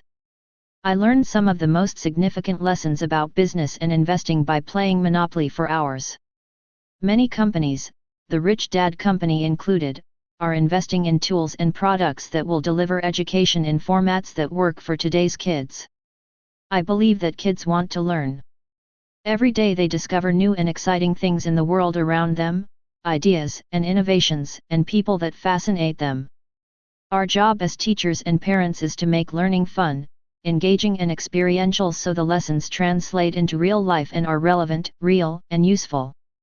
The bottom line is that your child can learn more at home than at school. And you, as a parent, can turn your home into the world's greatest classroom by opening your child's mind to all that life has to offer. In helping them find their special genius and supporting their dreams, you are giving them a priceless gift. Will iPhones and iPads ever replace teachers or traditional schools? I don't think so. But for now, a proactive parent can supplement and accelerate their child's learning via mobile devices and content designed for the learning speed of kids. The good news is that, in a world of soaring college tuition costs and student loan debt, this electronic way of learning offers an affordable alternative to the traditional education model.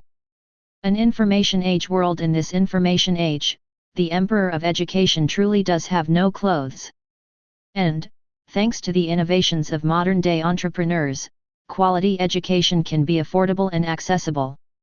And, like the era when Henry Ford made the automobile affordable for almost everyone, today's true capitalists are doing that with education. Entrepreneurs such as Steve Jobs and Bill Gates have turned every home, rich or poor, first world or third world, into a first-rate university. A world of information is accessible at lightning speed with the touch of a button or the tap of a key. Technology has changed the world and, in my opinion, is the biggest change in the history of the world. Never before has a world like this existed, a world without limits or boundaries. And it is open to your child. Oprah Winfrey found her genius on television. Thomas Edison found his genius in his laboratory. Tiger Woods found his genius on the golf course. And the Beatles found their genius in a nightclub. These geniuses never finished school. It's not inconceivable that, just as gunpowder and the cannon brought down the castle walls of kings and queens 600 years ago, mobile devices will bring down the hallowed walls of education as we know it today. Rather than governments telling us what to learn, your child will choose what they want to learn from anywhere in the world. Just as Steve Jobs dropped out of Reed College so he could start dropping in on classes and choose what he wanted to learn, your child can follow their heart and, later in life, the spirit within them that drives their passion and dreams. Maybe that path will lead to becoming an entrepreneur whose business prints money, an investor who puts his or her money to work for them, rather than an employee in a world of high unemployment and low wages, working hard for money all their lives. Fortunately or unfortunately, this may mean greater global chaos as the old is replaced by the new. Schools are slow to change. Teachers' unions do not want change. They want the status quo, which may be good for them, but bad for your child and the taxpayers. The world changed in 1971. When President Nixon took the world off the gold standard, the rules of money changed. Sadly, perhaps criminally, our schools have not adapted to that change. Today our schools continue to teach kids to save money, even when money is no longer money. Schools advise students to get out debt, while the rich use debt to become richer. Schools teach kids that your home is an asset, even after the crash in the real estate market decimated the financial foundations of millions of families. And schools program your child to view taxes as a person's highest expense rather than opportunities and incentives. I believe the keys to the future are in the hands of parents, the classroom of the home enhanced by technology, and the genius in their child. In other words, the future of the world is truly in our homes, our hearts, and the minds of our children. We are all, I believe, at the precipice of the greatest human transformation in world history. Will there be chaos? Yes. Will there be violence? Probably. Will there be fear? Of course. Will there be new entrepreneurs who choose to take on the future and all the opportunities it offers? Absolutely. Question: what can a parent do? Answer: use time at home with your child wisely. Keep in mind the 3 windows of learning, the concept of multiple intelligences, the cone of learning, the power of games, and Maslow's hierarchy of needs. Remember that even the first, smallest steps toward creating a home environment that celebrates learning and applying what you learn puts you and your child on the path toward taking greater control over your financial future. It's important that a parent make the home learning environment one in which it's okay to make mistakes, try new things, ask questions, and admit that you might not know all the answers but that you can learn together. Foster an environment that's open to change and modification, in this fast-paced world of accelerating acceleration. Most important, perhaps, is setting an example for your child by being someone who has an open mind, someone who can stand on the edge of a coin, an idea, an issue, a statement, whatever it is that you're thinking about or talking about, and see it from both sides. That's intelligence, and the kind of intelligence that can impact your financial future and, truly, accelerate your child's life. Too many people leave school seeing the world from a right or wrong, black or white point of view. Many believe there is only one right answer in the test of life. In reality, life is a multiple choice test, a test where every choice might be right. One reason I wrote this book is to expand a parent's view of the world, allowing them to see the different sides of every coin. Seeing the other side to any issue increases a person's intelligence. It also means people who live in right or wrong, black or white worlds, may be highly educated, but less intelligent. For example, when it comes to money, people who say, tax the rich are unable to see the other side of the coin. They fail to see that when governments raise taxes, they raise taxes on people who say, tax the rich. They do not raise taxes on the rich. In another example, when people say, the rich are greedy, they often fail to see their own greed and how the rich might be generous. And when a parent advises his or her child to go to school to get a job, they could, more intelligently, advise their child to learn to provide jobs. One of the biggest problem I see with education is that our schools teach kids to work for money, rather than teach kids how to have money work for them. Rather than teach kids how to have money work for them, schools advise kids to turn their money over to banks, mutual fund companies, real estate agents, and retirement funds, the very people who caused this crisis. I am not saying the financial services industry is good or bad. I am saying that a lack of financial education is at the core of the crisis. All children have a natural interest, attraction, and curiosity about money. Why not use this natural interest in money to stimulate the genius in your child? The General Education Board in 1902, John D. Rockefeller founded the General Education Board. It appears that he created the board to take over the education system of the United States. I've often thought that this may be why our schools do not teach financial education. It seems the reason why capitalists like John D. Rockefeller, J.P. Morgan, Cornelius Vanderbilt, Washington Duke, and Leland Stanford, often called robber barons, took over education was to watch for the best and brightest children of the poor and middle-class families. They'd teach them, then hire them as employees, managerial capitalists, to run their corporations. It seems apparent that these robber barons did not want students to know much about money, lest they inspire a generation of entrepreneurs versus the steady stream of employees that the robber barons needed as employees and managers. Selling your soul. As long as you need money, a part of your soul is always for sale. Anonymous politicians prey on the poor by offering entitlement programs, such as Social Security, Medicare, and now Obamacare to get for votes. Corporate executives, like food industry managers, who sell fat, sugar, and salt to an obese population to keep their high-paying jobs, bonuses, and pensions. Bankers offer credit cards, mutual funds, and student loans to people without any financial education to make fees, interest, and commissions. Why A and B students work for C students? In simple terms, A students are the academics, specialists like lawyers, doctors, accountants, teachers, engineers, and journalists. The B students, students of bureaucracy, are often management students. Both A and B students study only one side of the coin. On the other hand, C students, true capitalists, must be students of all three sides of a coin. And that is why A students, and many B students, work for C students. I'm entitled. It seems obvious to me that the lack of financial education is a primary reason for the growing entitlement mentality. From elected officials and public servants to unionized workers, military personnel, corporate employees, and poor, more and more people are jumping on the entitlement bandwagon with the belief that the world owes them a living.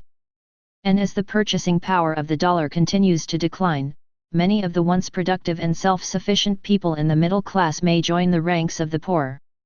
The emperor of education is naked. From my perspective, I believe that we are faced with an education crisis and an entitlement crisis more than an economic crisis.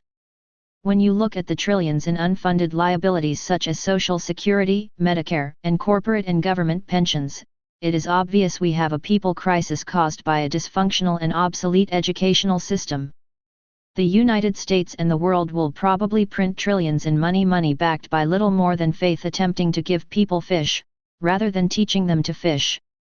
And all the while refusing to admit that the emperor of education is naked. All coins have three sides. Teaching your child to fish means teaching your child about the three sides to every coin. It is a lifelong educational process that has the power to transform a child from poor, or middle class, to a global entrepreneur who shares new ideas and products and services with the world. A parent's role in a child's education is more important today than ever before. This is why I personally thank you for caring enough about your child's financial future and financial education to do all that you can to give them an unfair advantage. For many of you, I expect this means stepping out of your comfort zone, opening your mind to other points of view, and making the commitment yourself to become more financially educated. Every child has the potential to grow into a rich person, a poor person, or a middle-class person. Parents have the power to influence which one their child becomes. Thank you for reading this book. And thank you for taking an active role in your child's financial education. Financial education has the power to transform lives. The greatest love of all, I believe the children are our future. Teach them well and let them lead the way. Show them all the beauty they possess inside. Give them a sense of pride. From the song, The Greatest Love of All, written by Michael Masser and Linda Creed. Epilogue. Obama meets Jobs. A student meets C student. As Steve Jobs was struggling with cancer, in the fall of 2010, he had a 45-minute meeting with President Barack Obama. The following are excerpts from the book Steve Jobs, by Walter Isaacson. The administration needed to be a lot more business-friendly. He, Steve, described how easy it was to build a factory in China, and said that it was almost impossible to so these days in America, largely because of regulations and unnecessary costs. Jobs attacked America's education system, saying that it was hopelessly antiquated and crippled by union work rules. Until the teachers' unions were broken, there was almost no hope for education reform. Teachers should be treated as professionals, he said, not industrial assembly line workers. Principals should be able to hire and fire them based on how good they were. It was absurd, he added, that American classrooms were still based upon teachers standing at a board and using textbooks. All books, learning materials, and assessments should be digital and interactive, tailored to each student, and providing feedback in real time. Thank you, Steve Jobs. Robert Kiyosaki. Table of Contents. Introduction. Part 1. Part 1. Introduction. Part 1. Chapter 1. Part 1. Chapter 2. Part 1. Chapter 3. Part 1. Chapter 4. Part 1.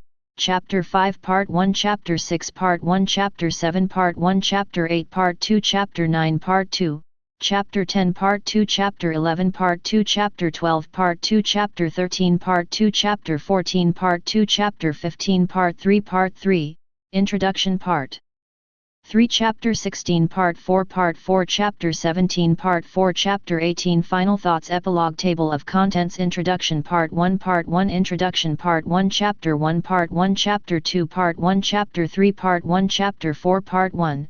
Chapter 5. Part 1. Chapter 6. Part 1. Chapter 7. Part 1. Chapter 8. Part 2. Chapter 9. Part 2. Chapter 10. Part 2. Chapter 11. Part 2. Chapter 12. Part 2. Chapter 13. Part 2. Chapter 14. Part 2. Chapter 15. Part 3. Part 3. Introduction. Part 3. Chapter 16. Part 4. Part 4. Chapter 17. Part 4. Chapter 18. Final Thoughts. Epilogue.